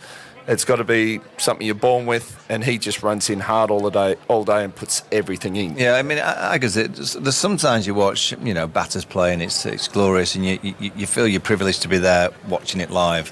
That was a real honour to be here watching that pace. I mean, we've seen quick bowling over the years, but when you see that first over, and he said, I was on commentary with Jim, and we looked up at the screen, it was 96.5 miles an hour. So you see something, you go, that's quick, that's really quick. But then you see the number on the screen, you go, wow. Yes. It was, obviously the Australian found it difficult to face, understandably, but it was a real pleasure to actually watch Mark Wood at the end of his run. He runs around, and he just charges in. And as Glenn said, probably 50% of his delivery ends up on the dirt, because he's just got that much momentum going over that front leg. Great. He's found it obviously difficult because he's got this injury.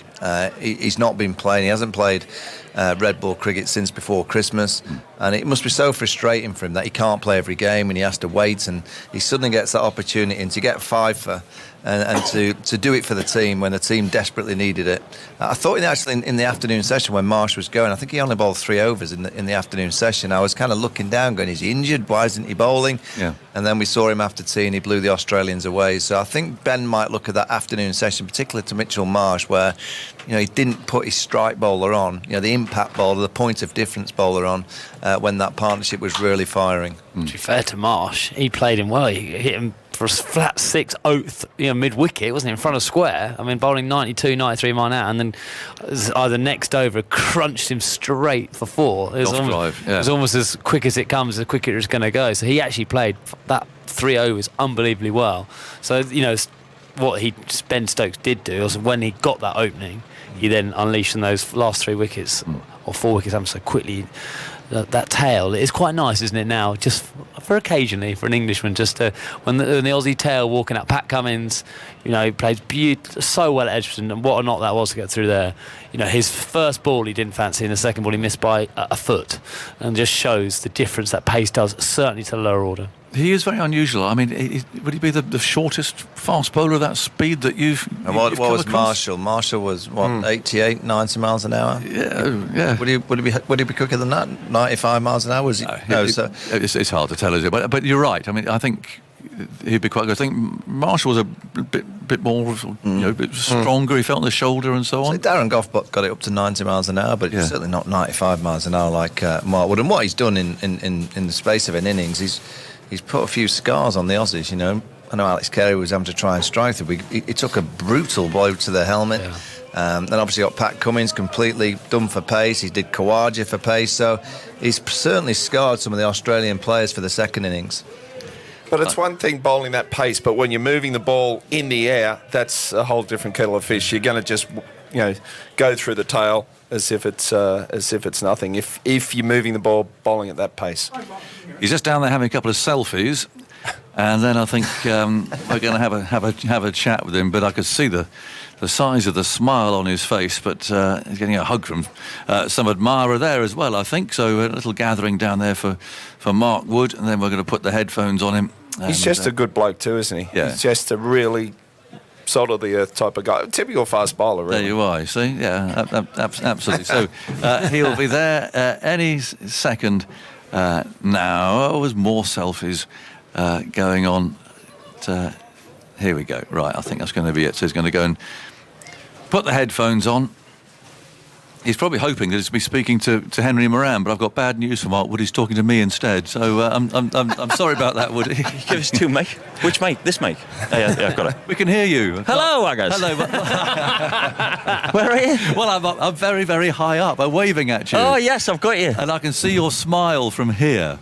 Chef's How many buttons you got undone now?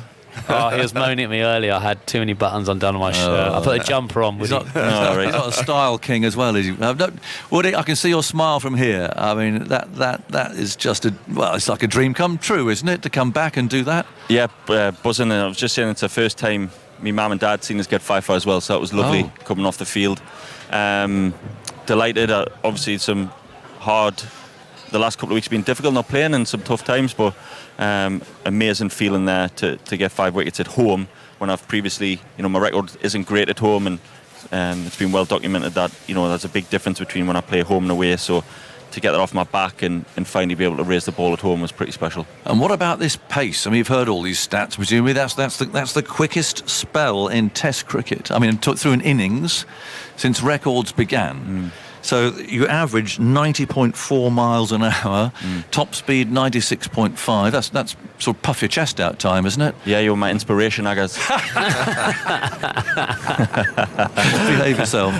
No, I just had to, Stokesy was very clear before the game. Wanted me to bowl short, sharp spells as quick as I could and try and make something happen. Luckily, it's come off the day. It doesn't always happen like that. I don't really want to get ahead of myself. It's been an amazing day-to-day, great feeling. But there's more on the line this game than just that. So if I can bowl well second innings, get the win on the board and get the team some momentum, that would be great. They bowled, I thought, well tonight. When you look at it, it's a very similar position to what we were in. We thought, if we can get a couple more wickets, then we're right through them. And then Marsh, I thought, made the pitch look totally different to everyone else. We were thinking, after 30 overs, the ball's gone soft. It's not as easy now. But then as soon as we get a wicket, the new batter comes in, you realise it's not that easy again. So the general sort of feeling amongst the group is, great day. The outfield is absolutely rapid. Yes. So we feel if we can get a good first innings total, we can really put the pressure on. How have you managed to replicate what you did today in practice? Because you haven't played with a red ball for months. Yeah. So how can you replicate running in and bowling at that sort of speed just in the nets or on the outfield, on the edge of the square? I don't think you can, to be honest. I think in training I would tend to bowl sort of 80-90%. I would never charge in at the full whack because I'd just get injured knowing me. So I think it's just trying my best in training to feel good. And it was zipping out my hand the last couple of days, so I knew that I felt in a good place mentally and physically. So I'm just pleased that I've been able to deliver today. I heard a rumour that you were a night watchman as well. I was bricking it, honestly. I couldn't stop pacing up and down. My hands were so sweaty and clammy. Couldn't stop talking. I was just counting the balls down every time. It's all right. We had this cool thing called the Nighthawk. I know, where is it? All of a sudden, I come back in the team, it's back to Night Watchman. I know. It doesn't seem fair to me, that. I was going to ask Woody, what is your name going to be? What are you going to name yourself if you're in the night? Well, you can't just call yourself Night Watchman. You're far too interesting to have a boring nickname like that. Yeah, I'm not quite sure. I was preparing the Blade of Justice again to go out there, but I'm not sure about my nickname. It's a great shame I didn't see it, Mark. Well bowled today. That's what Test cricket's all about. To see fast bowling like that, stumps tearing out of the ground, is absolutely brilliant, and everyone here today won't forget that. Thanks, team. Bye, Woody. Thank you. Thanks for talking to us. There we go. You're always guaranteed a bit of a laugh with Mark Wood. Funny old game. The poor old fast bowler runs out there. I know. Breaks his back bowling 100 mile an hour nearly, picks up 5 wickets, does the job, comes off, and the batsman goes, well, I don't want to bat tonight. How about you just go back out there? It's not right, is it? You've got bats, perfectly good bats on there. Baz ball has broken. It's gone, Aggers. If the Nighthawk... They've retired the Nighthawk. Well, if he's retired, he can't just pick and choose when he wants to Nighthawk. He can. If they bowl above 85 mile an hour, he ain't Nighthawk. Baz ball's now got a few brains. It's good. Last one for you, Alistair, because you've got to go and perform on the telly. Brook at 3. What are your thoughts on that? I mean, it's a totally different game. Batting at 3 when you lose an early wicket to when you go striding out there, 3 down and runs on the board. I wonder what the conversation was about just Joe Root going up one. Doesn't like that, does he? No, but he didn't like it when he was captain. He liked that bit of time, a bit of time off, just to get himself ready for batting. But I did read that he was happy to bat at 3. So I wonder if that was a conversation. Harry Brook has opened. He did open a fair bit in his early days of his Yorkshire career. So he's not used to the new red ball. Look, it's a massive ask. First Ashes series, first home game as well with the crowd, and he got a good one. He'll look back and say, could I have left it? Do I need to evolve that? He's just had an interesting couple of weeks, hasn't he? From when when he left Pakistan as a player, where everything he touched turned to gold. He's then gone on a huge run into IPL and hasn't gone as well as he'd liked, and he's now struggling a little bit, not like massively, but he is struggling. He's not scored the runs he had done there. It's just amazing how this game always tests you, no matter how good you are or how good your start you had. No, exactly right. And the thing I noticed out here, this pitch has got more bounce than we've seen. You've got someone like Ben Duckett who doesn't want to leave the ball, Harry Brook who's not keen to leave the ball. If you're not going to leave the ball on pitches that have bounce, you're going to get found out. And I think that's what happened today with Duckett. He edged one that just bounced more. He really should have left that. He should have left that. Yeah. And Harry Brook as well just wants to play the ball on. So those things they have to just sort of tidy up a little bit. They're quality players, but if they can tidy up, they'll be even better. Glenn, you've got to go. I think you're performing too on the telly. You've got your smart jacket on, so there we go. That is you and me, Michael. What do you think of Brook at 3? I mean, it's only. I know it's only one innings, but I think it's a tough ask. From his technical point of view, he's very much a baseball style player and hits it, and he's got used to playing really aggressively. So his mindset really is to bat in the middle, and he goes out there and tries to cause a bit of destruction. That's what he does. To do that at number 3 is a lot harder because there's a lot more pressure at the top of the order, because you can't be dancing down, trying to whack the ball batting at number 3, or you can try, but I don't think it'll be successful. You're facing one of the real quality bowlers as well in Pat Cummins, who's always going to challenge that 4th stump, 5th stump line. He doesn't look a natural number 3 with his technique, but it's early days. It's only one innings. I think if you quietly asked him, would you prefer to bat 5 or 6 at the minute? Of course he'd take that, but he's been shoved up there for the team. Let's see where the test match ends up. Let's see if England can get to parity. Can they get a lead? What will they be chasing in the second innings? I don't think they're going to get so much in front that they're not going to have to bat again in the second innings. They're certainly going to have to chase something. From what I saw there, I think Australia wouldn't mind Harry Brook batting at 3. And sometimes when you see that early, maybe England can look to rejig it in the second innings. Maybe Joe can go to 3 in the second innings. He got in early enough today. We know the quality of Joe Root. So in the second innings, whatever England are asked to chase, and let's hope for England's sake it's not a lot, but if it is a few, maybe the way to rejig the order would be to put Joe Root to 3 and just rejig 4, 5, 6 and 7. Well, I could talk about the drop chances in a minute, which are really stacking up for England, and they're having an impact, aren't they? But let's just catch up with the other star of the day, Mitchell Marsh, who played brilliantly. And he's been speaking with Simon Mann. Well, Mitch, you've had some good days out in Ashes cricket. What about that one? Yeah, pretty amazing. I'm probably still a little lost for words. It was a crazy day. Very nice to be back wearing my baggy green, and it was a long time coming. When did you know you were playing? Well, we sort of knew Greenie had a little niggle 2 days out, so got the word, and probably ruined my holiday. Felt like I was on Kentucky the last couple of weeks, but it's unfortunate for Greenie, but that's why I've been in the squads for the last couple of years, to be his backup, and just nice to contribute. What were you thinking when you went out 85 for 4? Get through to lunch initially. Beans are certainly flowing. Really proud that, it's only a couple of balls, but I think in the past my nerves have certainly got the better of me, and I've worked really hard on being able to control those in big moments. And Ashes cricket at 4 for 80, 5 minutes before lunch, there's none bigger. So nice to get through that and have a partnership with Hetty. And you had a bit of luck after lunch and you capitalised. Yeah, I think it's the first time I've ever been dropped in Test cricket. So as Usman Khawaja says, you always need a little bit of luck in this level, and today was my day. Is that as well as you've ever played at Test level, striking the ball like that? Yeah, certainly. I think it's right up there. I've worked really hard the last couple of years to get myself in a position where mentally I can go and take the game on like that. Understand that it's not going to happen like that every game that I play, but really proud that I was able to go out there. And everyone always talks about playing the natural game. That's as natural as it gets for me. Yeah.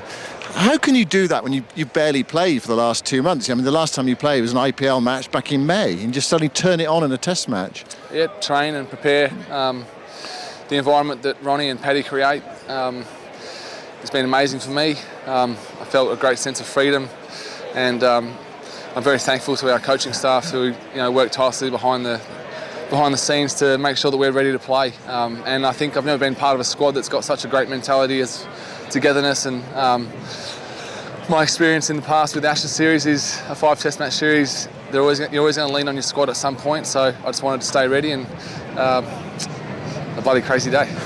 You didn't face much of Mark Wood. What did you make of his bowling today? Oh, class. Brilliant for him to come back after a lot of injuries to get a Test fifer.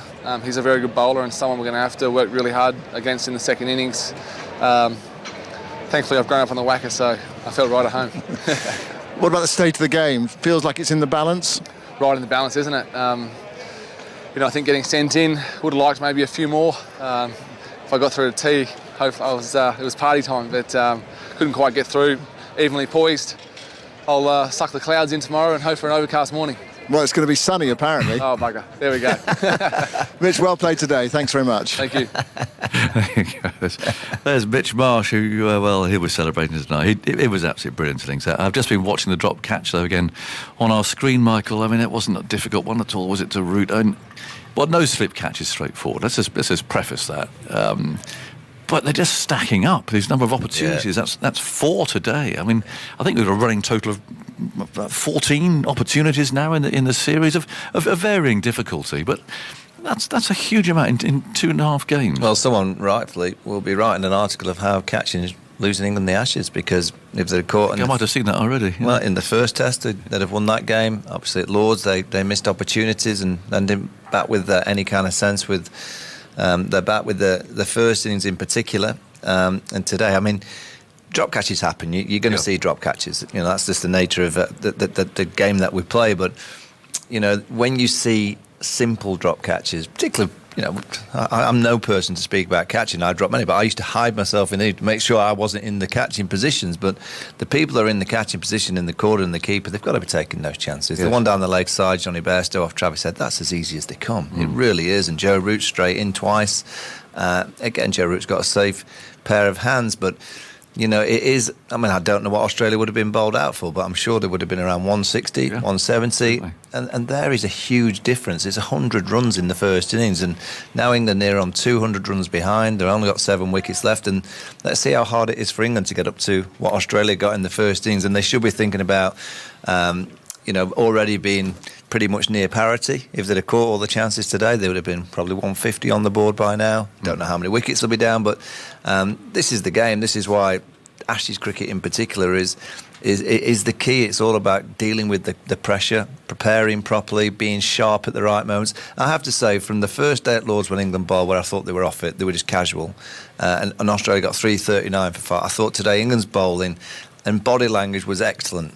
They were excellent, but they just missed the moments.